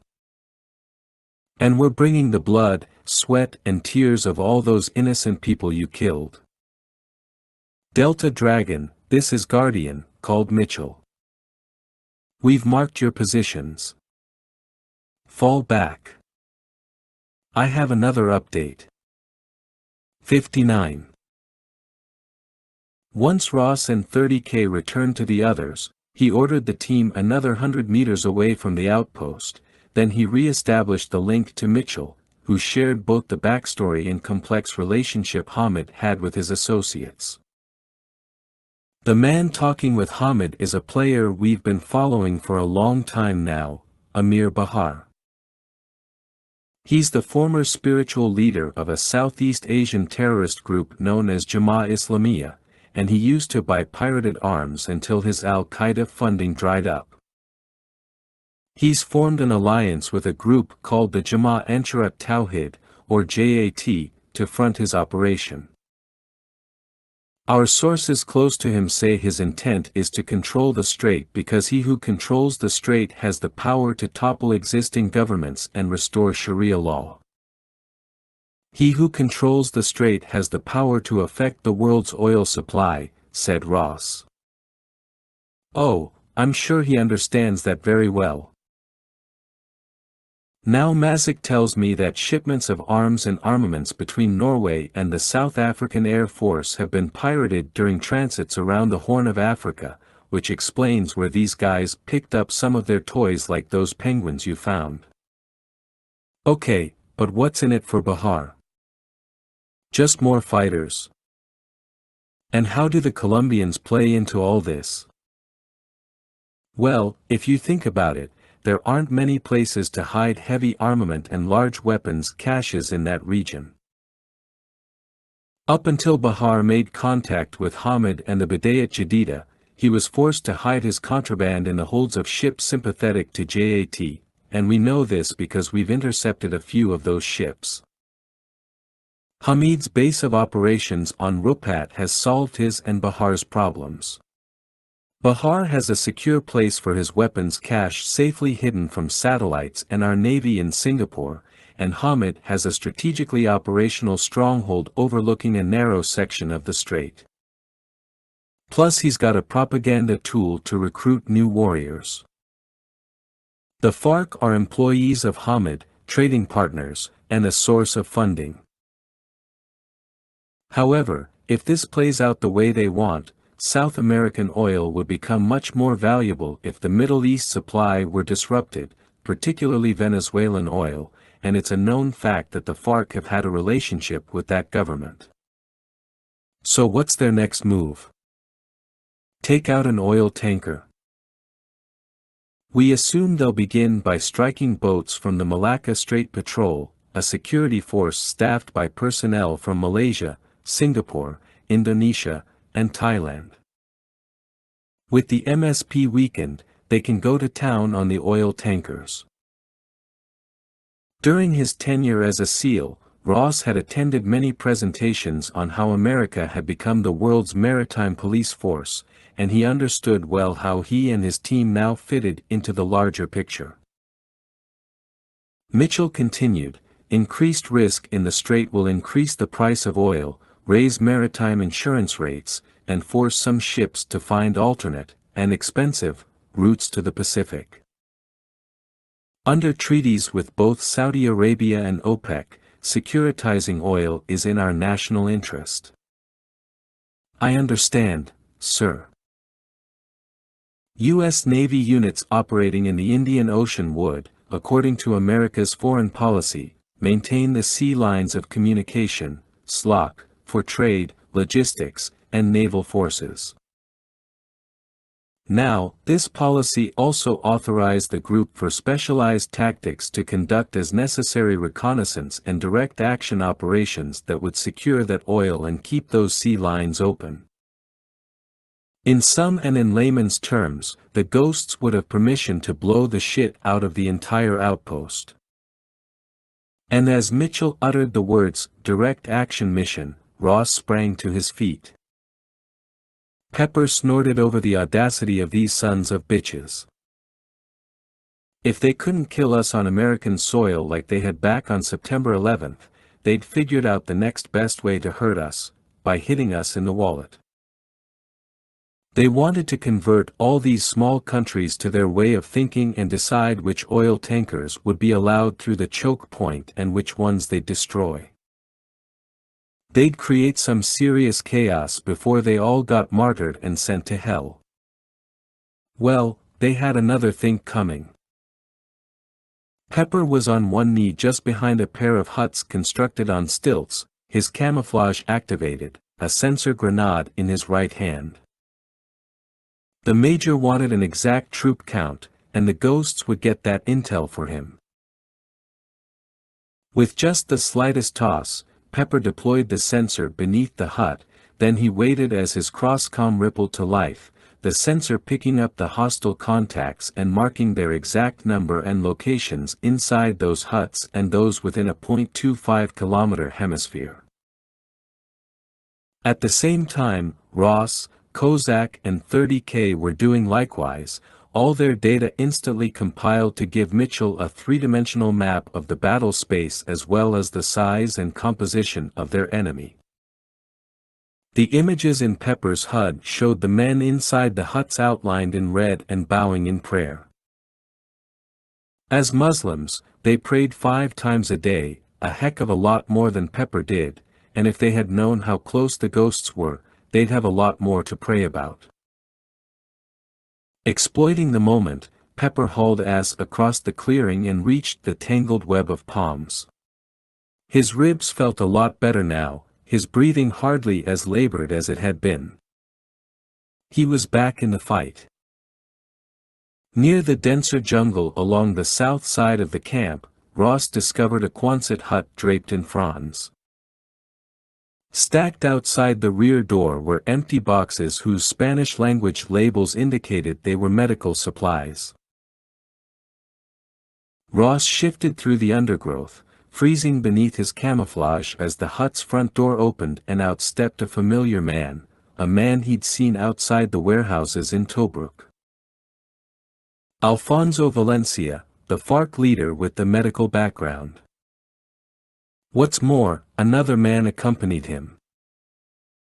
And when Ross got a better glimpse of his face, he nearly fell back off his haunches.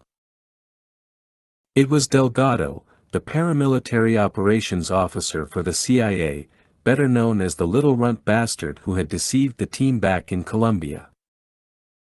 The prick was either undercover or simply a traitor working for the FARC and their terrorist connections. It almost didn't matter anymore. Despite being a law-abiding citizen and model soldier, Ross imagined himself strangling the man to death, a moment of weakness that still felt damned good.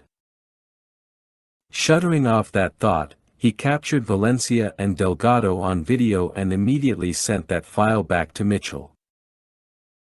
Then he shifted farther into the jungle, kneeling in the long shadows of some fronds dripping with dew. He trembled with excitement as he called the major. "Sir, I just sent you a file, but I'll cut to the chase. Valencia's here, along with Delgado." "Say again." "That FARC Dr. Valencia is here. Looks like he's setting up a field hospital for them. And our CIA buddy Delgado is with him." No response from Mitchell. "Sir, are you there?" "I'm here, Captain. I'll notify the NCS and get back to you." "Thank you, sir." Ghost Lead, Kozak here. "Best I can tell from the sensor reports is we got about 75 infantry armed with the basics, AKs, side arms, grenades, RPGs, and of course, the SA-24s. Got at least 150 cal at every bunker. Looks like a mixed group of Arabs and FARC troops. Got some officer types in charge of the bunkers, another guy heading up security for the APCs, and squads for the vehicles. Biggest contingent is guarding the 2 trains, 10 guys on each engine, with some nerdy types who look like launch operators. Over." "Excellent work," Ross said. "Ghosts, fall back to the rally point. Ross was about to take off running when two Bidayat Jadida fighters came elbowing their way into the brush. "Just out here," said one of them in Arabic. "I heard something out here." Swearing inwardly, Ross held his position as the men came toward him, rustling branches and leaves until they stopped, waited, rifles held at the ready. One of them looked directly at Ross, then he took a deep breath and said to his comrade, "Maybe it was over there." He pointed to the west. They turned and started away.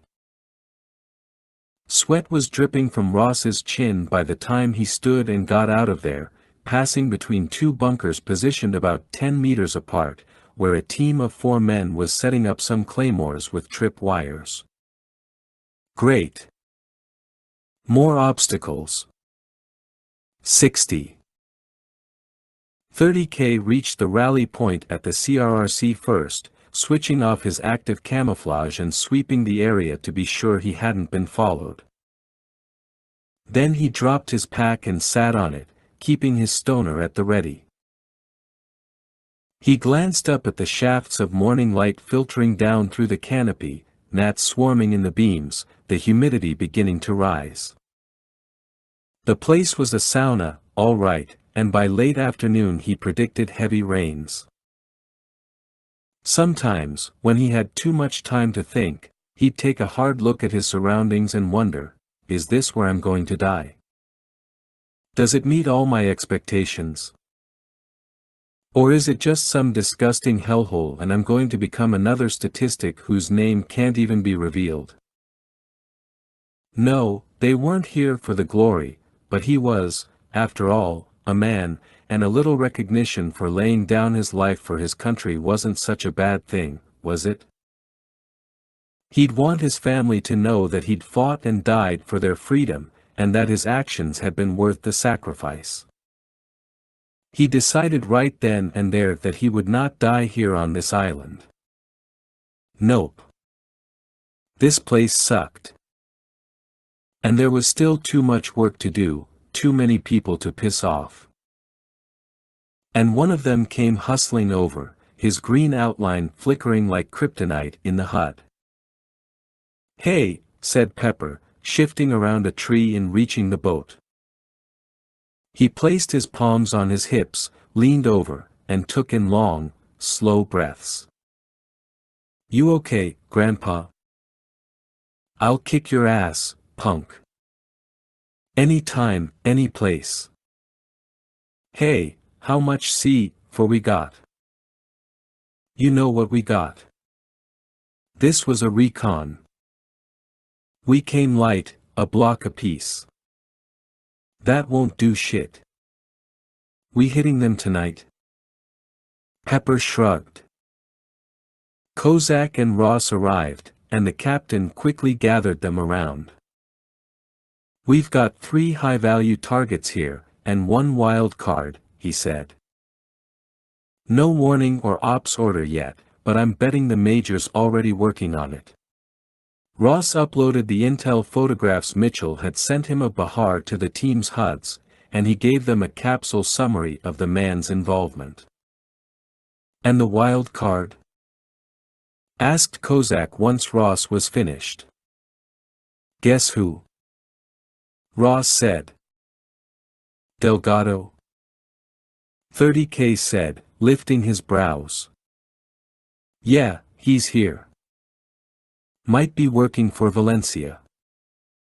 "I don't get it," said Kozak. "His cover was blown, the FARC kidnapped him in Colombia, then he manages to trick us and escape. How can he be working for Valencia if they know who he is? If he's still working for Valencia, then I'm sure it's complicated. Bottom line, we might be tasked with bringing him in alive," said Ross. "And to be honest, I'd like to kill him more than any of you, but we're professionals, and we'll do exactly what's asked of us." "Understood." Pepper and Kozak grunted their assent, but 30K remained silent. "And you?" Ross asked him. All right, 30K said resignedly. I'll cut his throat. But only a little. He held up his thumb and index finger to indicate the exact size of the incision he planned to make. You're a team player, 30K, Ross said with a wink. Yeah, that's me. All right, we need to set up a little bivvy, said Ross. We'll be here for a while. The bivouac they chose was within the tightest cluster of nipa palms they could find, and Pepper helped Kozak quietly cut free more fronds, from which they constructed a crude roof that, even from a few feet away, was indistinguishable from the rest of the rainforest. They had taken along some meals ready to eat, MREs, from the ship, and they had a late lunch before Mitchell finally called back with the operations order, OPERD. Ross went over the plan in exacting detail, covering all 5 parts of the order much more slowly than Pepper was used to. That was fine. The boss wanted to leave no stone unturned, no question unanswered. They pored over the 1. Situation, 2. Mission, 3. Execution, 4. Service and support, and 5. Command and signals aspects of the mission. Pepper could already hear 30K translating the OPERD into 30K speak. Situation, bad guys on island with missiles and shit. Mission, kill the bastards unmercifully. Execution, well, yeah, we're going to execute them with help from the Marines on board the LCS. And the rest was just details. Pepper smiled to himself, but then out of nowhere he was struck by the length and breadth of the operation, and by these men who were about to put themselves in harm's way. A powerful chill fanned across his shoulders. It was a moment to confront his own mortality, and theirs, and these feelings were happening more often and at the most inopportune times. Nearly getting buried to death inside that minaret hadn't helped matters. He closed his eyes and swore he would do everything he could to complete the mission and protect them, and when he opened his eyes, 30K was staring at him. You hear that? He asked. Pepper frowned. What? Listen. I hear one of the trains. 61. The storm hit by 18:30 hours, the sky gone to soot, the thunderheads finally upon them, and they huddled in their tiny bivouac, waiting it out, while Ross kept in close contact with Mitchell and with the LCS's skipper. What wasn't wet already was about to get wet, and Ross wished they could just get on with it instead of waiting around, getting waterlogged. Story of your life in the military, hurry up and wait. That it stopped raining 40 minutes later offered only a brief respite. They still had to hold there for another 4 hours before Mitchell finally gave them the signal to move out, and Ross's ankles cracked as he got to his feet.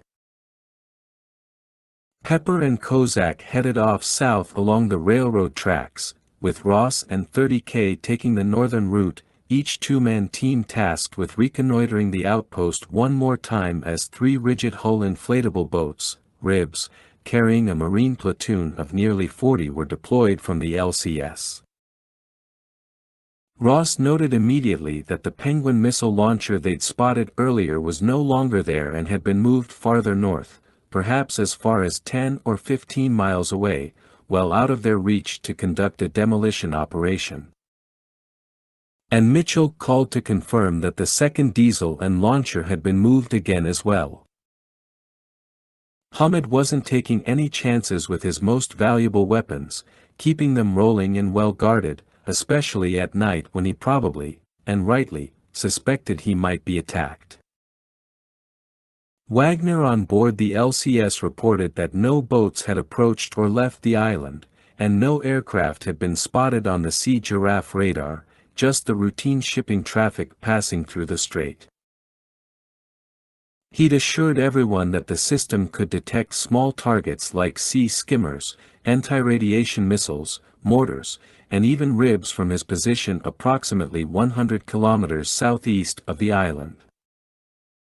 The LCS was now speeding their way. 30K blazed a trail like a relentless cyborg, leading Ross to the outpost's perimeter bunkers on its northwest side. He found the first set of trip wires and placed a marker there, then pointed for Ross to step carefully over the wires, while the men in the bunkers saw nothing.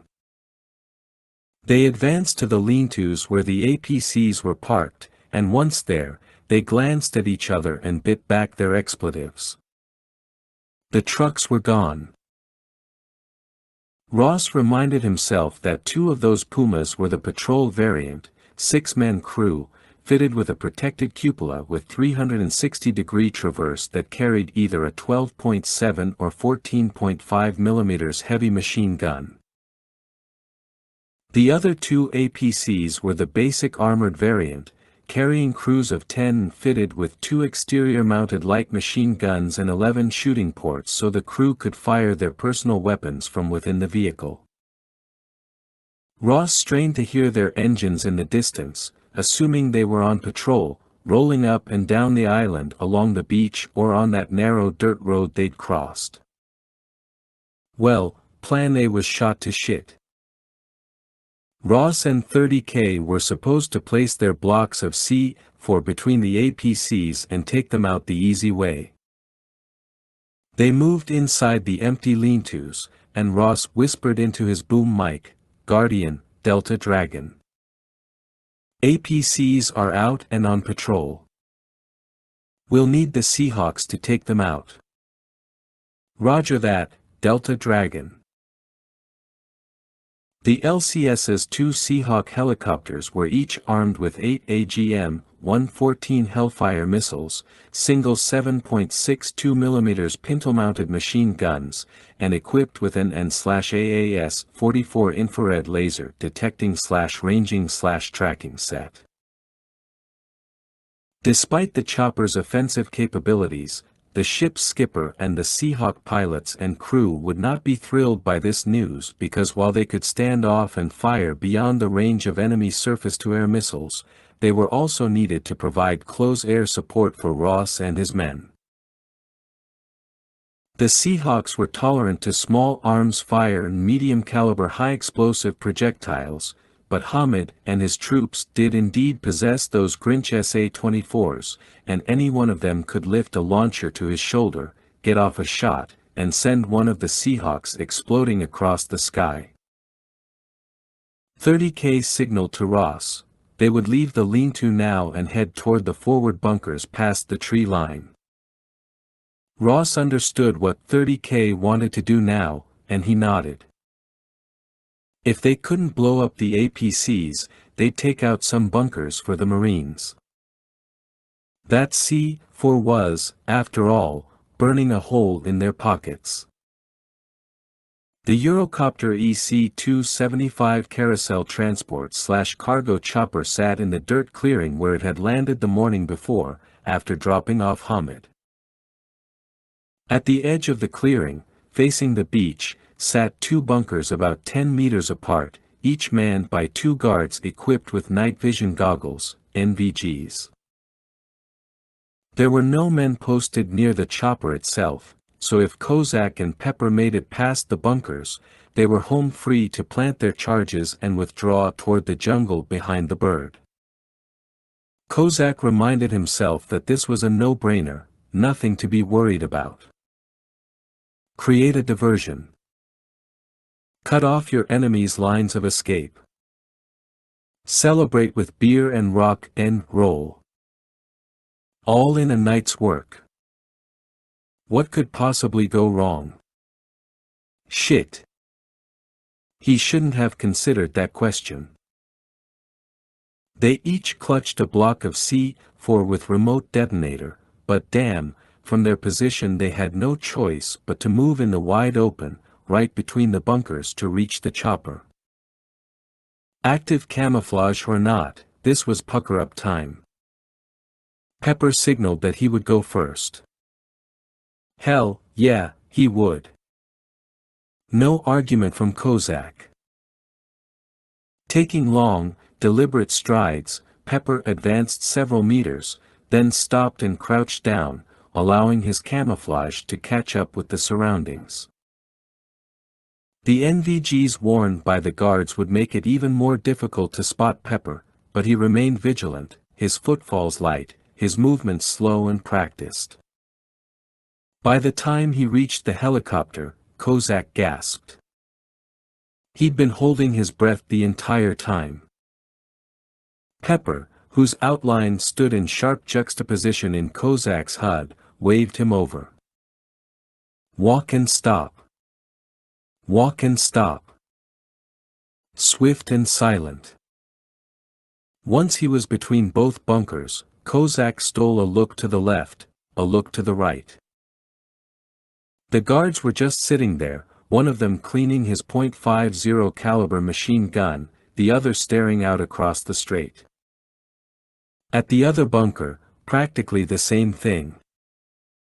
And then a shout in Spanish. Hey, you got one of those snacks? Yes, come over and get it. One man climbed up a small ladder and onto the beach, marching a few meters behind Kozak to the opposite bunker. As he neared his comrade, Kozak took a deep breath and started off, reaching the chopper precisely 2 seconds before his heart exploded. Or at least it felt so. They planted their charges fore and aft, then retreated to the shadows of the forest, where Kozak issued his report, "Ghost lead, we're set over here." Roger that. The Marines are about 20 minutes out. Shift to your secondary and stand by. On our way. 62. Delta Dragon, this is Cannonball, came a familiar voice over the command net. Ross had met Captain Pat Rugg on the LCS. At 6'5", 270 pounds, the Marine was an irradiated beast, lacking only the green skin and glowing eyes. His biceps were as thick as Ross's hips. He had this Genghis Khan/Conan the Barbarian rap about not being happy until his enemies were crushed, their cities reduced to ashes, their women lamenting. This, he explained, was what was best in life. Well, it was time to make the platoon leader happy. Cannonball, this is Delta Dragon. Where are you guys? Getting into position now. Roger that. Wait for our charges, then cut loose. Understood. Cannonball, out. The Marines had planted charges along the railroad tracks and would also take out the trip-wire booby traps Ross and the team had marked for them. A window popped up in Ross's HUD, and there was Mitchell, seated at a command terminal back home in Fort Bragg, his face illuminated by the bank of monitors around him. Ross, the Stallion and Seahawks are inbound, ETA 2 minutes. Roger that, sir. We're set. I can already hear the choppers. Good hunting, Captain. Thank you, sir. 30K, who was crouched down beside Ross in the trees behind the bunkers, lowered his binoculars and said, "They're starting to freak out now." Kozak? Pepper? You ready? They chimed in, one after the other. All right, guys. On 3. 1, 2. Ross thumbed the button on his remote detonator, as did 30K. 2 of the bunkers vanished in white-hot flashes, followed by an echoing boom and blast wave that stretched as far back as their position. Even as the dirt was still flying, multiple explosions went off behind them, and that was Rugg and his people exercising their addiction to high explosives. As those random thunderclaps rose, an even larger explosion resounded from the opposite side of the outpost, where Kozak and Pepper had planted their charges on Hamid's helicopter.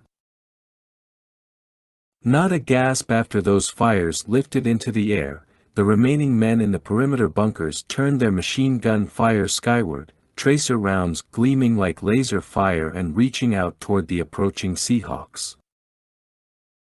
But that offensive lasted only a few seconds before Rugg's Marines, carefully concealed in the jungle, opened fire on those bunker positions, while he sent in another squad to flank them. Ross and 30K sprinted off, weaving through the trees and toward the huts, just 30 meters away, where their own intel indicated that Valencia, Delgado, and Hamid were inside the center hut, where they'd established a command post. Bahar had not been spotted since his first appearance with Hamid near the chopper. They were about to find out if he was still there. "Delta Dragon, if you're gonna move, move now," cried Cannonball over the command net. "I've got the bunkers tied up for you, but I don't know for how long." "Roger, we're on it." As Ross and 30K drew closer, 30K tossed out a sensor grenade that revealed 6 more men posted beside and on top of at least 3 of the huts. "Kozak? How are you doing?" Ross asked. "The big boy's still about a minute out. Stallion's just coming in now. Get a move on." "Hell, yeah, sir." 63. The 5th member of the Ghost team, the Warhound, was sitting in the back of the Sea Stallion chopper, waiting to be dropped off on the beach. Kozak had already powered up the 4-legged, heavily armored unmanned ground vehicle, UGV. He guided the robot around the cargo compartment to be sure all systems were nominal. When he panned the Warhound's digital camera with stereo vision system to the right, he spotted the chopper's crew chief, whose jaw was still dropped. "It's okay, Chief," Kozak said via the Warhound's public address system. "I'm in control from down here, and I promise not to blow up your helicopter." "Thanks," hollered the chief, his tone turning heavily sarcastic. "Thanks a lot." Kozak checked to be sure that the 60mm mortar and micro-guided missile systems were online, then he turned the Warhound around, facing it out toward the ramp, the octagonal-shaped plates on its articulated legs shielding its hydraulics, its communications antenna sprouting from its back. With a few quick movements on the Warhound's touchscreen remote, Kozak could get the drone to crouch like a dog, then spring up and attack. More armor plating covered its body, which was shaped like a diamond whose pointy bottom had been chiseled off. The mortar and missile launchers sat piggyback. With the drone's legs fully extended, it was almost as tall as Pepper, who was positioned beside him, having just released the team's UCAV. "Pepper, how are you doing?" Kozak asked. The battle plan was rapidly evolving before Pepper's eyes, and if he had his choice, he'd rather be in a good old-fashioned gunfight instead of crouching in the jungle to remote pilot an unmanned combat aerial vehicle. However, his role was now more vital than ever. The Seahawks and their Hellfires were supposed to take out the Penguin launchers on the train tracks, but they'd been temporarily diverted to put fire on the APCs. That meant that Pepper's task was to get the UCAV in position to launch both of its EMP missiles simultaneously in an effort to knock out power to the Missile Control System, MCS, of each launcher. The UCAV was soaring over the treetops, gaining altitude, when something flashed from the corner of the drone's camera, and a moment later Pepper lost all contact with the drone. He cursed and bolted to his feet. "Ghost lead." RPG must have got the UCAV. Lost contact. Birds down. Need another way to take out those penguins. Just then, one of the Seahawks came slicing overhead with a tremendous roar while launching two of its missiles, which tore twin seams in the night, rocket motors burning like tiny orange suns as they sank over the treetops and, a breath later, exploded in successive bursts. The ground rumbling beneath Pepper's boots. The sound of that diesel engine began to rise in the distance, the train traveling toward the area where the Marines had blown the tracks. As Pepper turned back toward it, he gasped in disbelief. One of the 8 finned penguins had been fired and now streaked away from its unseen launcher, arcing high in the sky and out toward the strait, where the LCS was now moving in at top speed. Barely a second later, a second penguin from about a quarter-mile south punched the air, curving just behind the first, twin smoke trails filled with white-hot light. Ghost lead, missiles in the air. Pepper cried. I know, replied Ross. You and Kozak, fall back to my position. Damn it, Kozak, get the warhound over here. He's coming. Big Pat Rugg called over the command net to tell Ross his Marines had moved up on the outpost but were now pinned down and heavily outnumbered. Hamid's fighters maintained cover behind their Hesco walls and continued to hammer Rugg's men with withering .50 caliber fire and an almost constant rotation of RPG fire, rockets with heat warheads coming every 5 or 6 seconds, the jungle around the outpost already coiled with smoke. Palms shredded and set ablaze, tracers drawing fiery ribbons overhead like they'd been caught in a meteorite shower. Meanwhile, the command hut Ross and 30K had been observing was now shielded by 2 of the patrol variant APCs whose drivers had positioned their rides close to the hut doors and whose crews had remained aboard to fire from their heavily armored positions. If Ross was reading it right, Hamid and the others were waiting for the right moment to flee from the hut and into one of those carriers.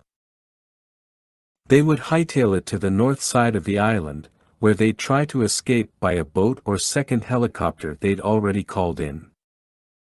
Delta Dragon, this is Guardian, called Mitchell. He'd opted for voice-only communication now that the battle had commenced so Ross could maintain better situational awareness. Go ahead, Guardian. I just put the Seahawks back on those penguin launchers. You saw they got off 2 missiles. Independence fired countermeasures, but 1 missile struck her bow and near the 57mm gun. Wagner's contending with the damage now. She's taking on water, compartments closed. You'll need to take out the APCs yourself, over. Roger that. 2 more penguin missiles thundered in the sky from behind them, and Ross craned his head in disbelief. Where the hell were those Seahawks? Even as he finished the thought, both choppers wheeled around, each firing pairs of Hellfires, with one pair arrowing off to the south, the other to the north, the whooshing powerful enough to make him duck. Just as both choppers pitched up, about to come around, as though they, like the diesel engine, were riding on rails. A flash of pale yellow light woke about 20 meters away at one of the bunkers, and Ross cursed over what he'd just seen, an SA-24 being fired into the air. The soldier who'd gotten off that shot was already on the ground, clutching the gaping chest wound inflicted upon him by the Marines as he watched his Grinch soar through the air. The rocket struck one of the Seahawks on its port side, the detonation lighting up half the outpost with flickering veins of igniting fuel as the chopper's engine sputtered, the black smoke already trailing, the pilot losing control, the bird breaking into a spin and losing altitude. Revolving more swiftly and coming within 500 feet, 300, the smell of fuel finally reaching Ross, and 100 feet. Ross bit his lip and cursed at the sound of impact, metal twisting, fuel tanks igniting in secondary explosions, the gunfire being traded by the Marines and the Farc soldiers in the bunker seeming to double, the downing of the helicopter now a battle cry for the enemy. Ross stiffened. He felt responsible for that chopper crew who had just been killed. He and the ghosts had allowed the SA-24s to get this far. But now he swore to avenge them. 64. 30K had the drone crawler in the air, and then, with the APC crews preoccupied with the Marines targeting them just off to the east, he set down the drone, quad rotors turning into wheels. He began rolling it beneath the APCs and toward the huts, marking targets as he did so. He realized then that the farthest hut on the east side closest to the jungle was entirely unprotected, probably no one home. If he could scale it and assume a position on its roof, he'd have an excellent supporting fire's perch. He shared this news with Ross, who gave him permission to head out there and get up top, but stay under active camouflage as much as possible. This time he would be the insurance man instead of Pepper, and that was the whole idea, wasn't it? Keep the old man safe. He took off running only a few seconds before Pepper and Kozak reached Ross, with Pepper calling after him. 30K was halfway to the hut when the night sky blinked to white as that second pair of penguins exploded before they ever reached the LCS. The ship's Phalanx CIWS, close-in weapons system, had put its 20mm M61 Vulcan Gatling autocannon on target and blasted apart both anti-ship missiles. Captain Wagner had given 30K and the others a tour of the entire vessel, including the high-tech bridge with its joystick controller and flat-screen monitors. Of course, he'd been sure to boast about the Phalanx's capabilities. That the ship was still above water and still able to defend herself was a damned good sign. 30K reached the hut and crouched behind it. He fished out the drone's remote from his pocket and got the UAV back in the air and on autopilot, in case Major Mitchell decided to take control of the drone himself for a bird's-eye view of the battle. A crude ladder constructed of planks and twine leaned against the hut, and 30K quietly mounted it, coming up onto the slightly angled roof that was made of tin and covered with palm fronds. He propped himself up on his elbows and was there 1 second, gone the next as his camouflage caught back up with his movements. He set up the stoner on its bipod, with this particular weapon being magazine-fed from the top and the sight set off to the left to accommodate the mag. He craned his head and scanned the jungle behind him, panning slowly to be sure no other FARC or Bidayat Jadida soldiers had moved up there, because the moment he opened fire, he'd become vulnerable. His escape plan involved a little jump off the back of the hut, nothing too elaborate, just a drop-and-run maneuver, a 7-foot bailout to the sand. But then his hasty recon of the jungle to the rear gave him pause. What the hell was that, just behind that cluster of nipa palms? Was that a 5th APC? One they hadn't seen before? It was just sitting nearby, heavily draped in foliage. 30K glanced back to the command hut, some 50 meters away. He thought about the position of his hut and the 20-meter distance behind him, out to that hidden APC. And he thought about the Heskos and his first reaction to them. Hamid's men had dug trenches, but the dirt they'd collected was hardly enough to fill those broad Hesko walls, yet there was no sign of excavation anywhere else near or around the outpost. He almost fell off the roof as he realized what they'd done, and what was about to happen. 65. The discord rising to a crescendo across the outpost was enough to nearly deafen Ross and his men. The cracking of automatic gunfire, the blasting of fragmentation grenades and .50 caliber machine guns, and the roaring and subsequent bursts from RPGs were backed by the sudden and shockingly close whomping of rotors. Ross looked up and saw the bulky silhouette of the Sea Stallion pass overhead, one of its door gunners delivering a blistering hailstorm of fire on a position out past the huts, presumably on one of the Penguin missile launchers, the .50 caliber shell casings falling just a meter away.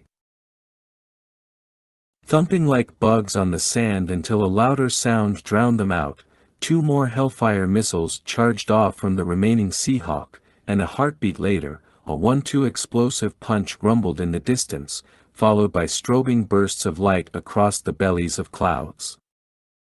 "Delta Dragon, this is Guardian," called Mitchell. "The Penguins are disabled. Now get me those men." "It'll be my pleasure, sir." Ross turned to Kozak, who just dropped onto his gut beside him. "You and our buddy good to go?"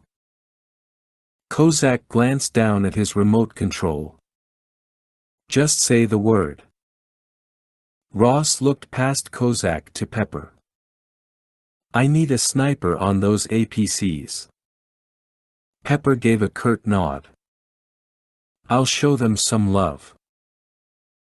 After a quick glance back at the APCs, whose surfaces were still glinting with ricocheting gunfire, Ross took a deep breath and gave the order. The Warhound came lumbering around the huts to confront both vehicles. But then 30K was hollering over the radio, and Ross's attention was divided, because he couldn't hear a damn thing. Just after he tried to call Ross, 30K tugged free a fragmentation grenade, pulled the pin, and hurled it toward the ground between his hut and the others. He lowered his head as the ear-piercing kaboom resounded and the hut rattled while the dirt began raining down. And not 2 seconds after the dust was clearing, 30K was zooming in with his binoculars and probing the ground where he'd thrown that grenade, and there it was, a much deeper impression than normal, one too deep to be caused by just a single grenade. Hamid's men had created a tunnel system leading out from beneath the command hut to 30K's hut, and from there, they could flee to the waiting APC in the jungle. That's where they'd found the dirt to fill all those Heskos, and if 30K was right, those bastards were right under him at this very moment. He saw now why Ross hadn't replied. Kozak had brought around the Warhound, which was taking massive fire from the troops within the APCs, and Pepper was dishing out swift justice with his Remington, headshots routinely placed and delivered. That sudden racket must have spooked the men inside the hut, and they must have heard 30K because gunfire came punching up through the tin roof, stitching a deadly line before 30K could shift to avoid it, the rounds ripping through his legs. It was fortuitous that Pepper happened to be staring through his scope and had shifted his aim slightly to the right. There, out behind the huts, he saw them, at least 3 squads of troops, 15 or 20 in all, racing back toward the command hut. At the same time, Kozak put the Warhound between them and the APCs, the big boy glistening with gunfire, 60mm mortars bursting from its back to arc down on unseen bunkers beyond. A guided missile suddenly erupted from its launcher to streak toward one of the APCs and explode across its hood, sending the vehicle skittering sideways and the men falling out the back, some decapitated, some bloody and disoriented. Others climbing over the bodies to whip around and fire from their hips. This would have been a perfect moment for 30K to open up on them, his supporting fire finishing the Warhound's job. So where was he? Pepper shifted his aim toward that far hut, where the door was now opening. Out burst Hamid, Valencia and Delgado, all wearing vests and armed with AK-47s. They saw the jungle, the raging battle around them, and the choice was damned clear. Jungle. For a second, Pepper was so overwhelmed by the moment and the image, the men they sought were right there, that he could barely get the words out of his mouth. But then, finally, they came. And just as he finished his report to Ross, he panned up to spy 30K, his active camouflage disabled, dragging himself across the hut's roof, trying to lift his machine gun in the direction of Hamid's party. Only a second-rate operator would get on the radio and scream, "I'm hit. I'm hit," thought 30K as he struggled to bring his rifle around. You don't cry about your wounds. You suck it up and take revenge. But damn, his pack must have been hit as well, the active camouflage unit damaged, its status bar flickering in his hut. It was moments like this that made him appreciate all the training they did. The training made him harder, and hard men are tougher to kill. Which was why getting shot in the legs and dragging his wounded ass into an upright position so he could kill the bastards trying to escape was not a problem. Until one of them, Valencia, rolled back to face him, just as 30K was lifting his weapon. 66. Kozak was a multitasking maniac, a grand maestro of death, having divided his brain into 4 separate parts all working in concert with one another, his eyes flicking between. The targets being hit by the Warhound's mortars, which appeared as throbbing red blips on a digital map in his HUD.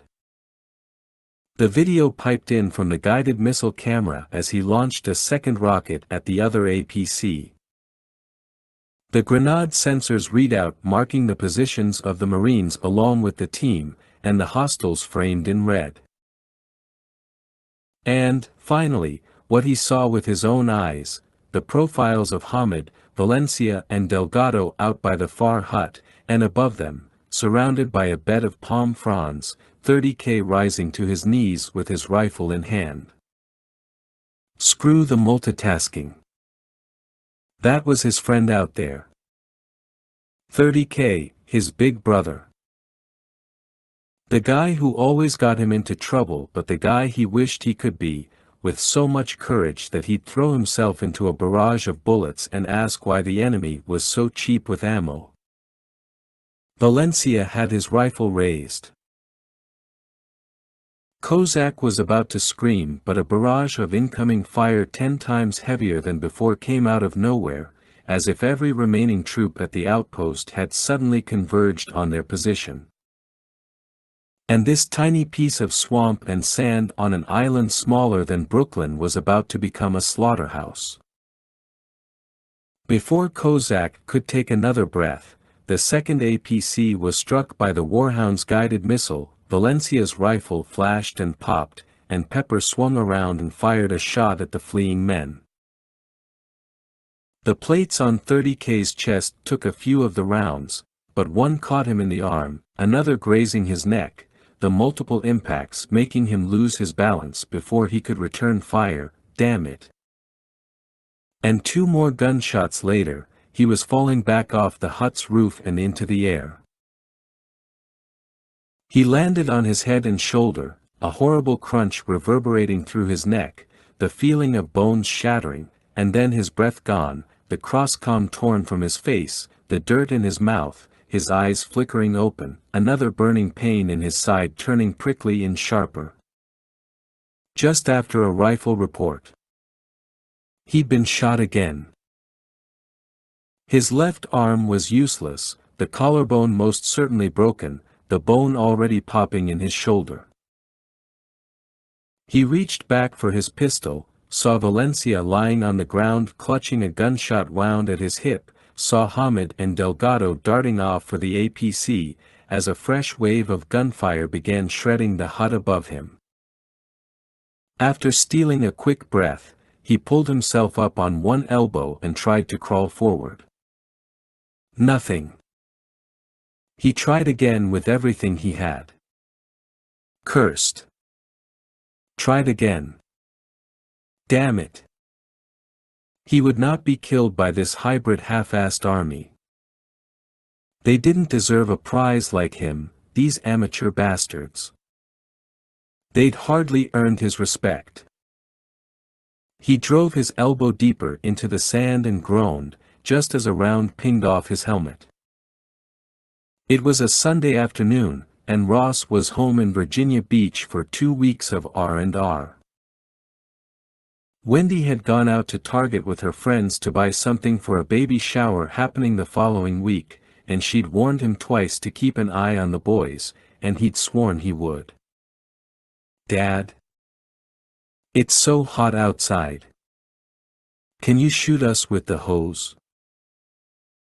Jonathan and his little buddy Marcus were running around on the front lawn, playing catch with a Nerf football, but they were sweating bullets and needed to cool off. Ross had argued against the pool, citing the initial expense, high maintenance costs, and trying to joke that he didn't want his wife fraternizing with the pool boy while he was on the other side the world. The boys would have been in that pool on a day like that. On August 14th. Okay, guys, give me a minute. I'll go get the hose. Backhanding sweat from his brow, Ross padded across the lawn, opened the gate, then crossed the backyard patio to unscrew the hose from the spigot. He was gone all of 20 seconds, and since then he'd counted and recounted every one of them, each seeming to strip a year off his life. Although he never heard their conversation, Marcus conveyed it later on, how he'd thrown the ball too hard, how it had gone over Jonathan's head and Jonathan had said he'd get it. He hadn't even looked as he'd run into the street. The guy who hit him was 30 years old, the brother of a Navy SEAL who lived at the end of the block. That was no coincidence since many operators lived in that area. He was driving back up to Long Island after coming down to see his brother for the weekend. He was under the speed limit, completely sober, utterly devastated. He just couldn't stop his pickup in time. Ross had heard the brakes squealing, the thump, Marcus yelling, and another voice, "Oh my God! Oh my God!" He dropped the hose and went sprinting around the side of the house, to find his little boy lying face down in the middle of the road. And at that moment, Ross was struck with the hollowest, most painful feeling he had ever known, a piece of his soul dying as he staggered toward the scene, mouth falling open, breath suddenly gone, legs failing to work. Now, as he squinted toward 30K lying face down in the sand, struggling to pull himself up, he realized with gritted teeth that this time, this fucking time, it wasn't too late. Pepper, Kozak, take the warhound and go after Hamid, he ordered.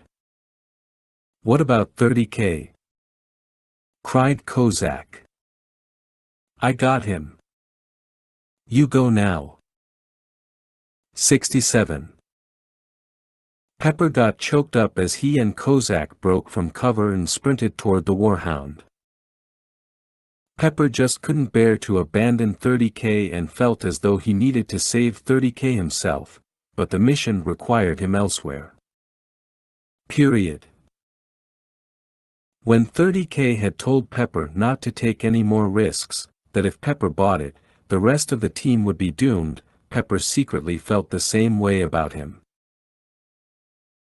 While Pepper might have been the most experienced, he knew in his heart of hearts that 30K was the bravest man they had. In fact, he was the bravest soldier Pepper had ever known. Seeing him there, shot to shit and groping for life, was incomprehensible because if their bravest guy was going to buy it, where did that leave them?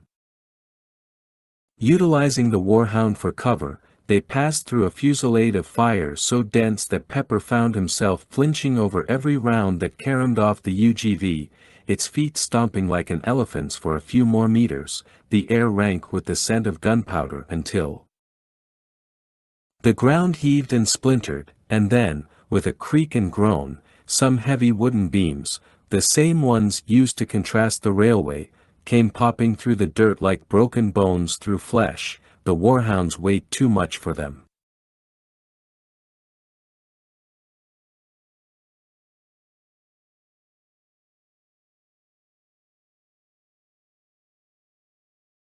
Pepper realized that this was a reinforced tunnel, and he, Kozak and the warhound were now plummeting some 3 meters toward the floor below, the dirt coming with a hiss, Kozak hollering, the warhound whining as it slammed into a side wall, then hit the dirt floor and toppled onto its side. 30K could barely see through all the sand in his eyes, but for a moment, the warhound was there, breaching the gap between huts, and in the next second, it was gone. What the hell? Through a rising cloud of dust came Ross, sprinting toward him and dragging a wave of gunfire as though it were a cape. He came within 3 meters. But a frag exploded with an orange glare behind him, catapulting him into the air, his silhouette morphing into an eagle in 30K's imagination, a star-filled eagle with talons of gold that swooped down to collapse next to him.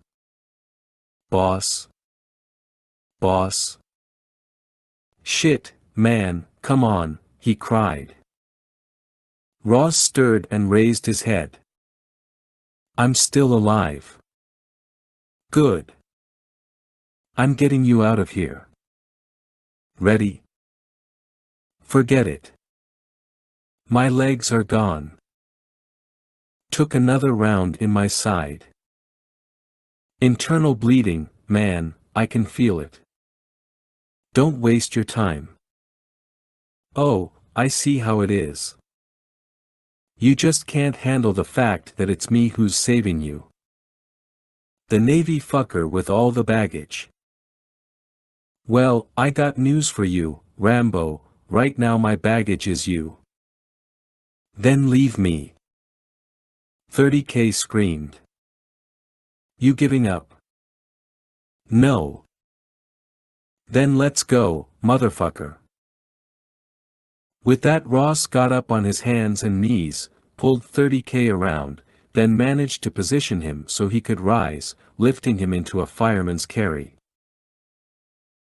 With what felt like inhuman strength, Ross started out, knees wobbling at first, but he was up with 30K braced across his back and now crossing toward the first patch of fronds near the jungle, his gait shifting to the left and right as he fought against 30K's weight. Without warning, an incredible sound from behind them had 30K lifting his head. The Marines must have been watching their escape and wanted to provide cover, because at least 10 came charging forward, breathing the fire of their war cries, throwing themselves right into the line of fire. Lobbing grenades and scaring the living shit out of the FARC and Bidayat infantry who'd moved up. The entire outpost turned medieval, infantry killing one another point blank, the sand turning dark with blood. Not since Afghanistan had 30K seen anything as grisly. But the gambit worked, and Ross was able to reach cover. Thank you, 30K told those boys. Thank you. Pepper clambered to his feet, coughing and waving dust from his eyes. He craned his head left and right. Kozak? Kozak? Here. Came a thin, almost unrecognizable voice from somewhere ahead.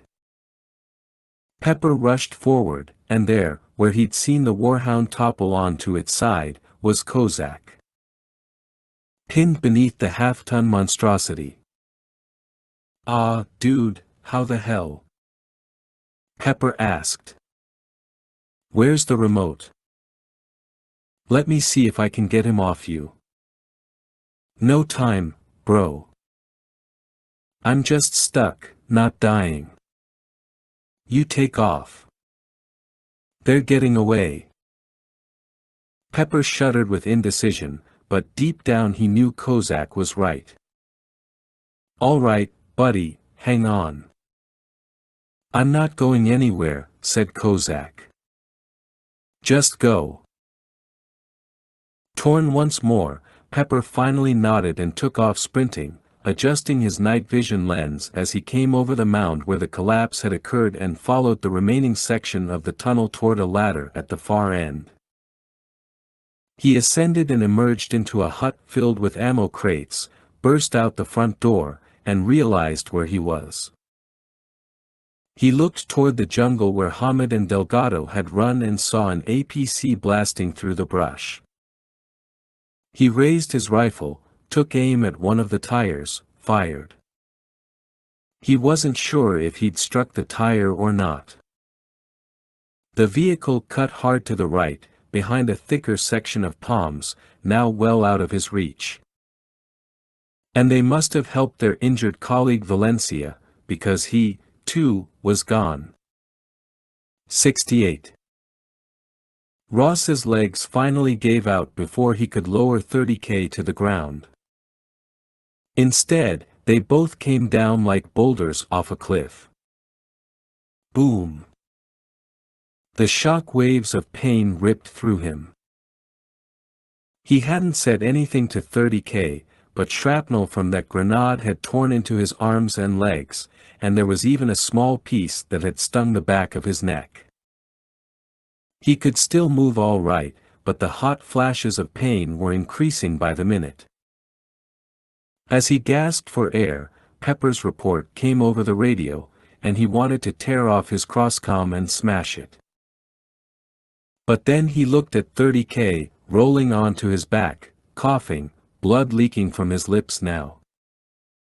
Saving this man was all that mattered now. And Pepper had been so right about this. What they did was sloppy work. The heroes didn't always capture the bad guys.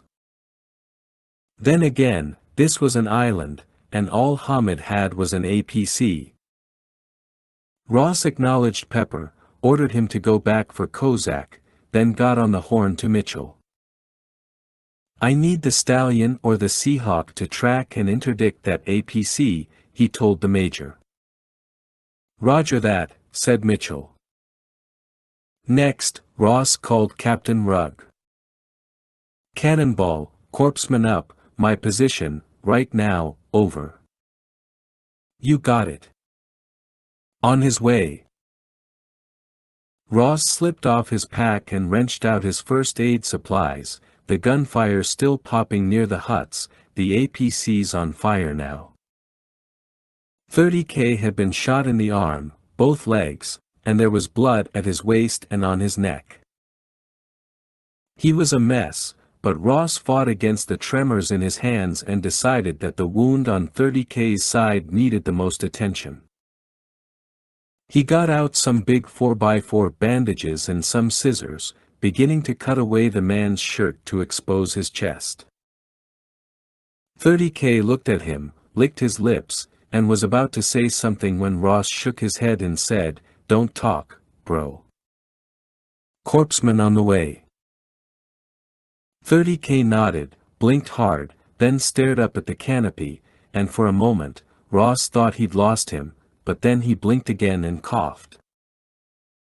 Kozak must have dropped the remote during the cave-in, and he forced his head up and tried to peer through the darkness. His crosscom's monocle had been shoved near his ear, and he couldn't reach up to adjust it. He'd lied to Pepper. He didn't want to be overly dramatic, but it felt like something very bad had crushed in his chest, ribs, spine, who knew? And now it was painful to breathe and he could taste blood at the back of his throat. Well, wasn't this ironic? Here he was, the team's technophile, the proponent of all things electronic, the gadget master who often tried to convince his teammates that it wasn't a competition between technology and instincts, it was the technology that enhanced your instincts. Or crushed you to death. Footfalls came hard and fast, and Kozak bit his lip and tensed. He tried reaching for a frag in his web gear, thinking maybe he could do himself in before they did. Nope. There wasn't anything he could do if the enemy found him, save for closing his eyes and resigning to the inevitable. Kozak? Buddy? I'm back, cried Pepper, allowing him to breathe once again. Now where's the remote? Come on, bro, it's gotta be around here somewhere. As Pepper leaned over to search near Kozak's head, Kozak glanced past him and saw the two shadows flutter overhead. Those shadows materialized into men leaping into the hole. He opened his mouth, wanting to warn Pepper, but no words would come, just a half-strangled hiss and groan. But Pepper had heard them hit the ground, and in one fluid motion he drew the FN-57 pistol holstered at his waist and sighted the first of two FARC soldiers coming over the pile of dirt. Pepper, knowing that his first shot would give up his location and draw fire from one or both of the soldiers, changed his mind and threw himself behind the warhound's legs before he took that first shot, and that's what saved his life. While one soldier took Pepper's round in the head and lolled back, the second opened up, spraying rounds all over the hole until Pepper could steal a moment to pop up and drop him with a pair of rounds, one in the neck, the other to the shoulder, and that was good. Because two more men were rushing through the tunnel, having come from the opposite direction. He heard the grenade first as it bounced off the warhound and struck the dirt a meter from his boots. Purely on reflex, Pepper jerked forward and kicked the grenade, sending it arcing away, then he dove back behind the warhound once again as the frag exploded, showering them with dirt, the shrapnel chinking off the warhound's heavy armor. Now, with his hearing gone, replaced by an explosive hum, he rolled back toward the tunnel. He sighted the two soldiers, getting off 2 rounds before tugging free a frag of his own and letting it fly. He thought he'd shot one man before the frag exploded, consuming them both, and then, just as he raised his head, he spotted movement from the corner of his eye, more combatants jumping into the hole, 3, 4, 5, maybe 6 in all. There were just too many of them. He tore free another grenade, shifted back toward Kozak, and thought, we go together, bro. Together. After leaving $30K in the hands of the Navy corpsman, who assured Ross he'd do everything he could to stabilize $30K, Ross took off running for the collapsed section of the tunnel. Were it not for the adrenaline coursing through him, he doubted he could have gone on. He'd spotted the squad of FARC troops leaping into the hole, rushing up behind Kozak and Pepper as they did so, and the moment they hit the ground, Ross lowered his HK into the pit and held down the trigger, dropping the unsuspecting bastards from behind, the last man rolling to face him. Only to be hammered back into oblivion. Pepper! Pepper! Ross cried. No reply. Ross winced and leaped onto the mound of dirt about 2 meters below, his wounded legs giving out as he made impact, sending him rolling down to the bottom. He rose to his hands and knees and saw Pepper trying to dig a furrow around Kozak, whose head appeared from beneath the warhound. After Ross stumbled to his feet, Pepper craned his head, pointed to his pistol, then sighed and mouthed the words, "Can't hear you," as he gestured to his ear.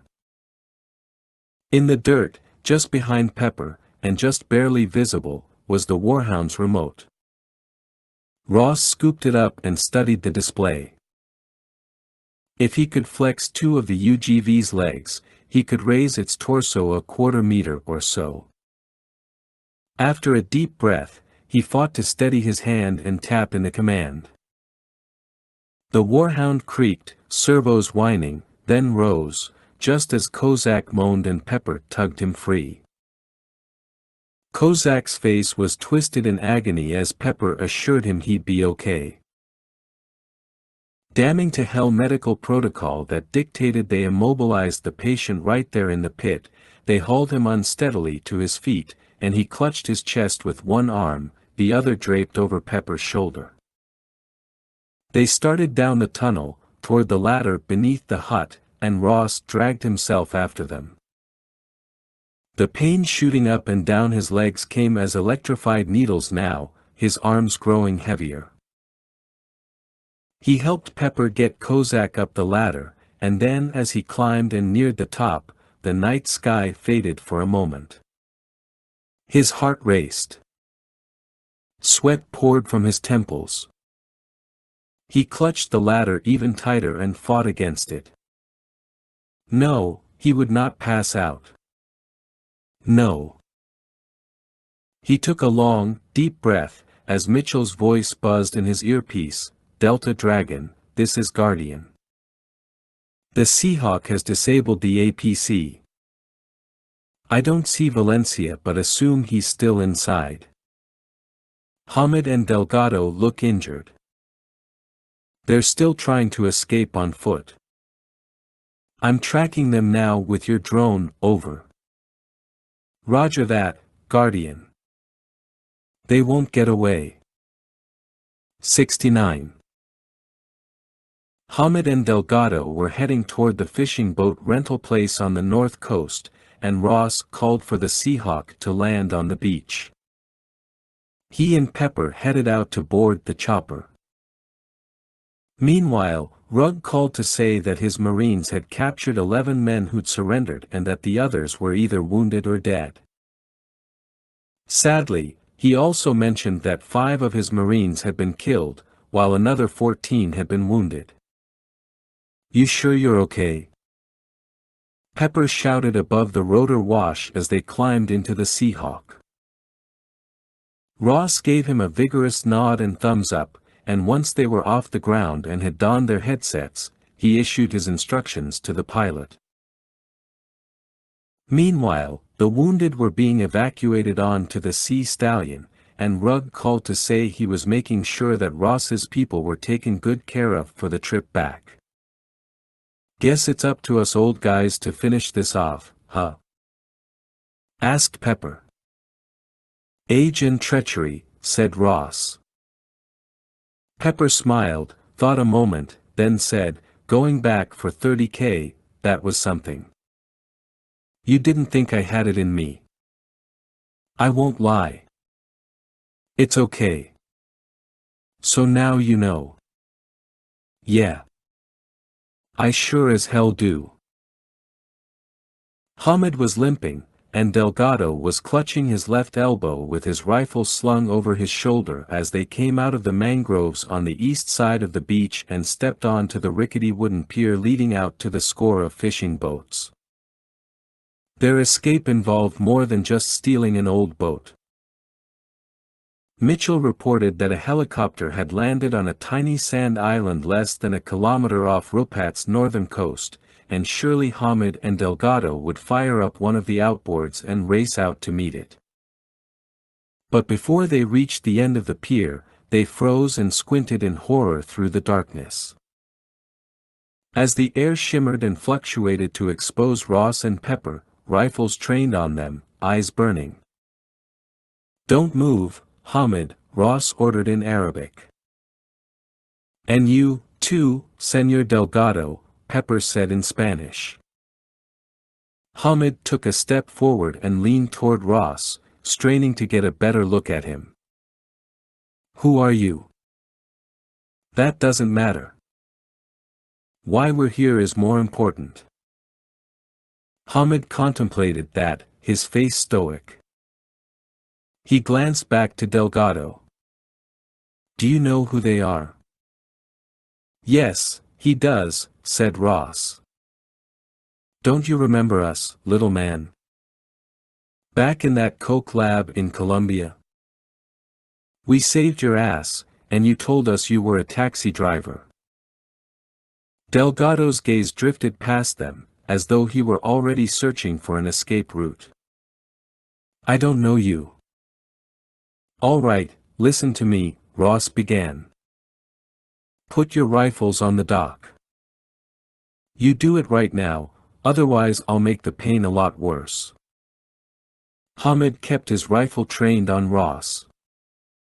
Stand off. Well, I thought it was gonna be a gunfight, said Pepper, who slowly set his rifle on the pier. I surrender. Sergeant, I wasn't talking to you, Ross said in disbelief. Pepper raised his palms, looked at Ross, winked. It's okay. And before Ross could react, Pepper charged toward Hamid, the man opening fire until Pepper reached him and tore the rifle out of his hands, bringing it around to clock him in the head with the AK's heavy wooden stock. While at the same time, Delgado brought his rifle around and was about to fire, but Ross shot him in the hip, knocking him back into the water. I got him, cried Pepper as Hamid crumpled onto the dock and Pepper reached into his web gear for a pair of zipper cuffs. Ross ripped off his pack, set down his rifle and jumped in the water after Delgado, whose head had barely broken the surface. Ross reached him, grabbed the back of his collar, and began a modified combat sidestroke back to the sandy shoreline, and once he could stand, he continued to drag Delgado all the way to the beach. The man was barely conscious, leg bleeding badly, as Ross got on the radio and called back the Seahawk for an immediate evac.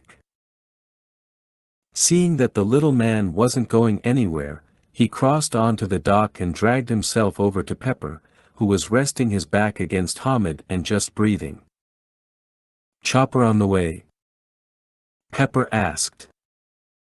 Yeah. Good. Pepper grimaced and suddenly stiffened in pain.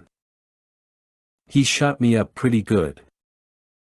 Plates caught a few, but I got one in the shoulder, maybe the leg, too.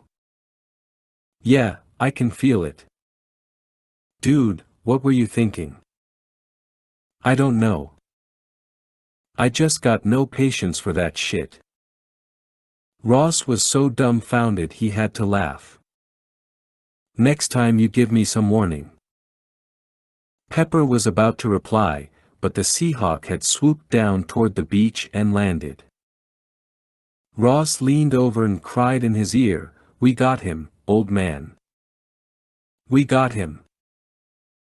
Pepper nodded and forced a smile as the crew chief, along with Rugg and two of his Marines, came jogging up the pier. 70. A squad of Marines retrieved Valencia's body from the disabled APC. He'd slowly bled out. He was a doctor unable to save himself, and this was justice served to a man who turned his back on his oath to save others.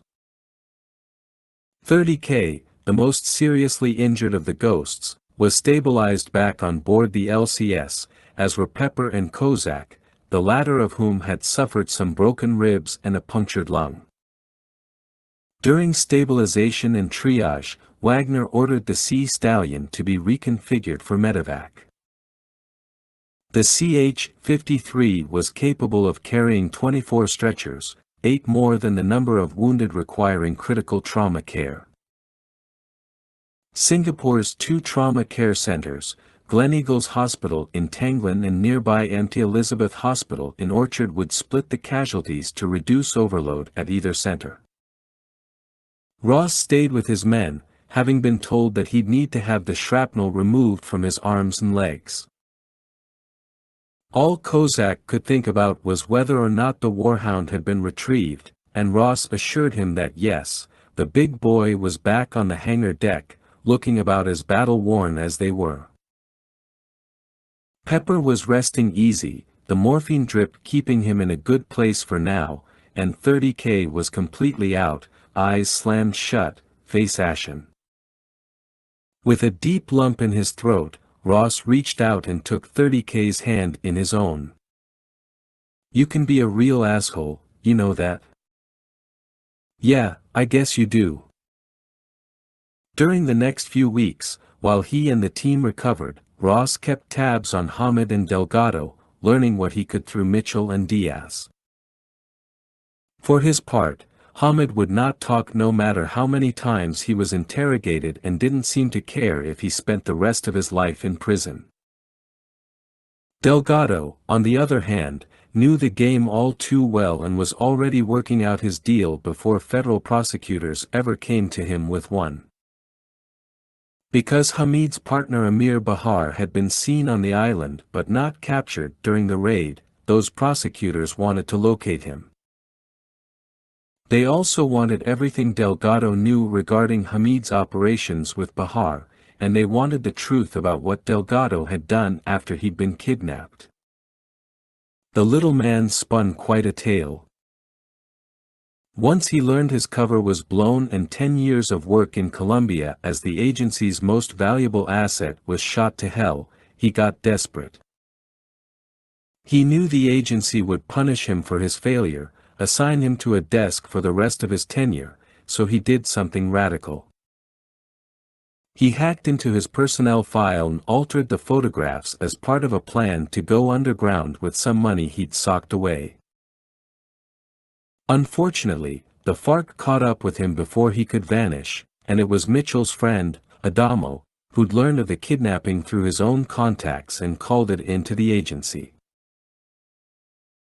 The FARC troops who captured Delgado and the cab driver decided on their own that they'd make a switch in order to get paid twice, hand over a cab driver for some ransom money, then hand over the real guy, which was why they had dragged the cabbie out to the submarine.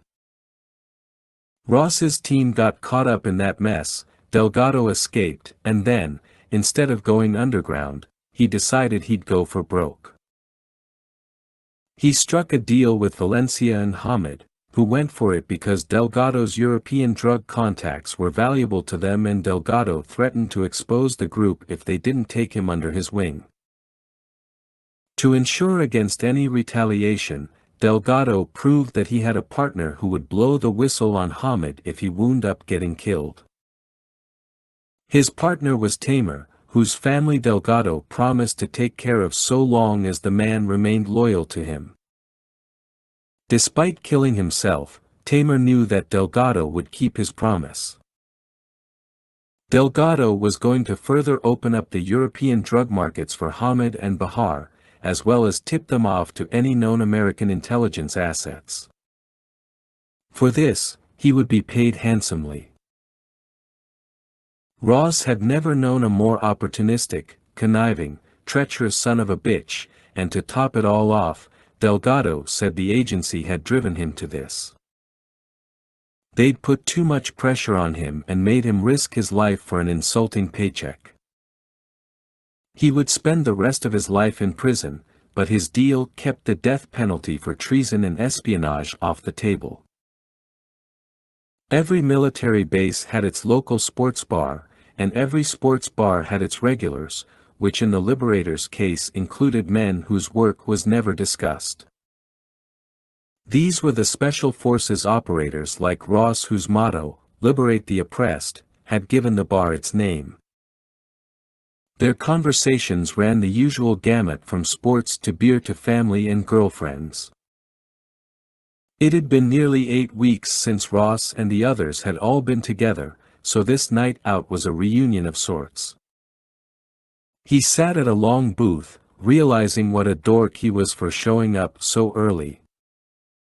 Pepper finally arrived, giving him a hearty handshake and warm pat on the back. "They done picking the metal out of you?" he asked. "Not quite. I hate that shit." "Me, too. How you doing these days?" "Serving with you left me feeling bloated and emotionally scarred, but the bullet holes healed." Ross nearly spat out his beer. "You been rehearsing that all day?" Pepper grinned. "Kinda. You here for the early bird special, Grandpa? You're 2 for 2 and on a roll. They tell me I'm a crack shot. They don't lie. And here they are, said Pepper, rising from his seat to allow Kozak to slide in, while 30K ambled over with an aluminum hospital cane in his right hand. He cursed, flumped into his seat, then looked up and asked in utter disbelief, "Who stole my beer?" "Easy now, Sergeant," said Ross. "Just ordered a warm-up for myself. Pitchers are coming." "You know the GST doesn't like us drinking booze," said Kozak. "And when the hell has that stopped you?" asked Pepper. Kozak flashed his guilty-as-charged grin. "I heard Mitchell can toss back quite a few. Why don't you ask him?"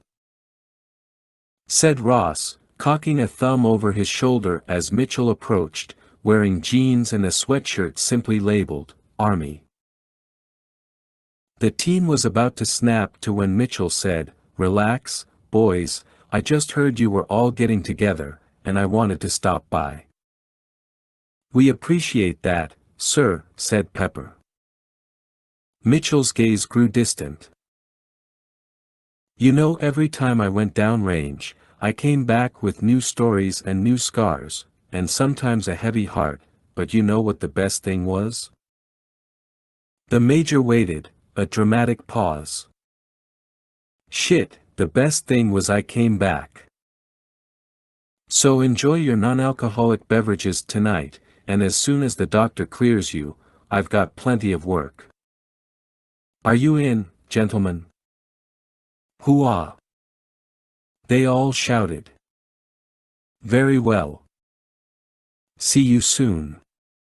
With that, a living legend strode away from their table.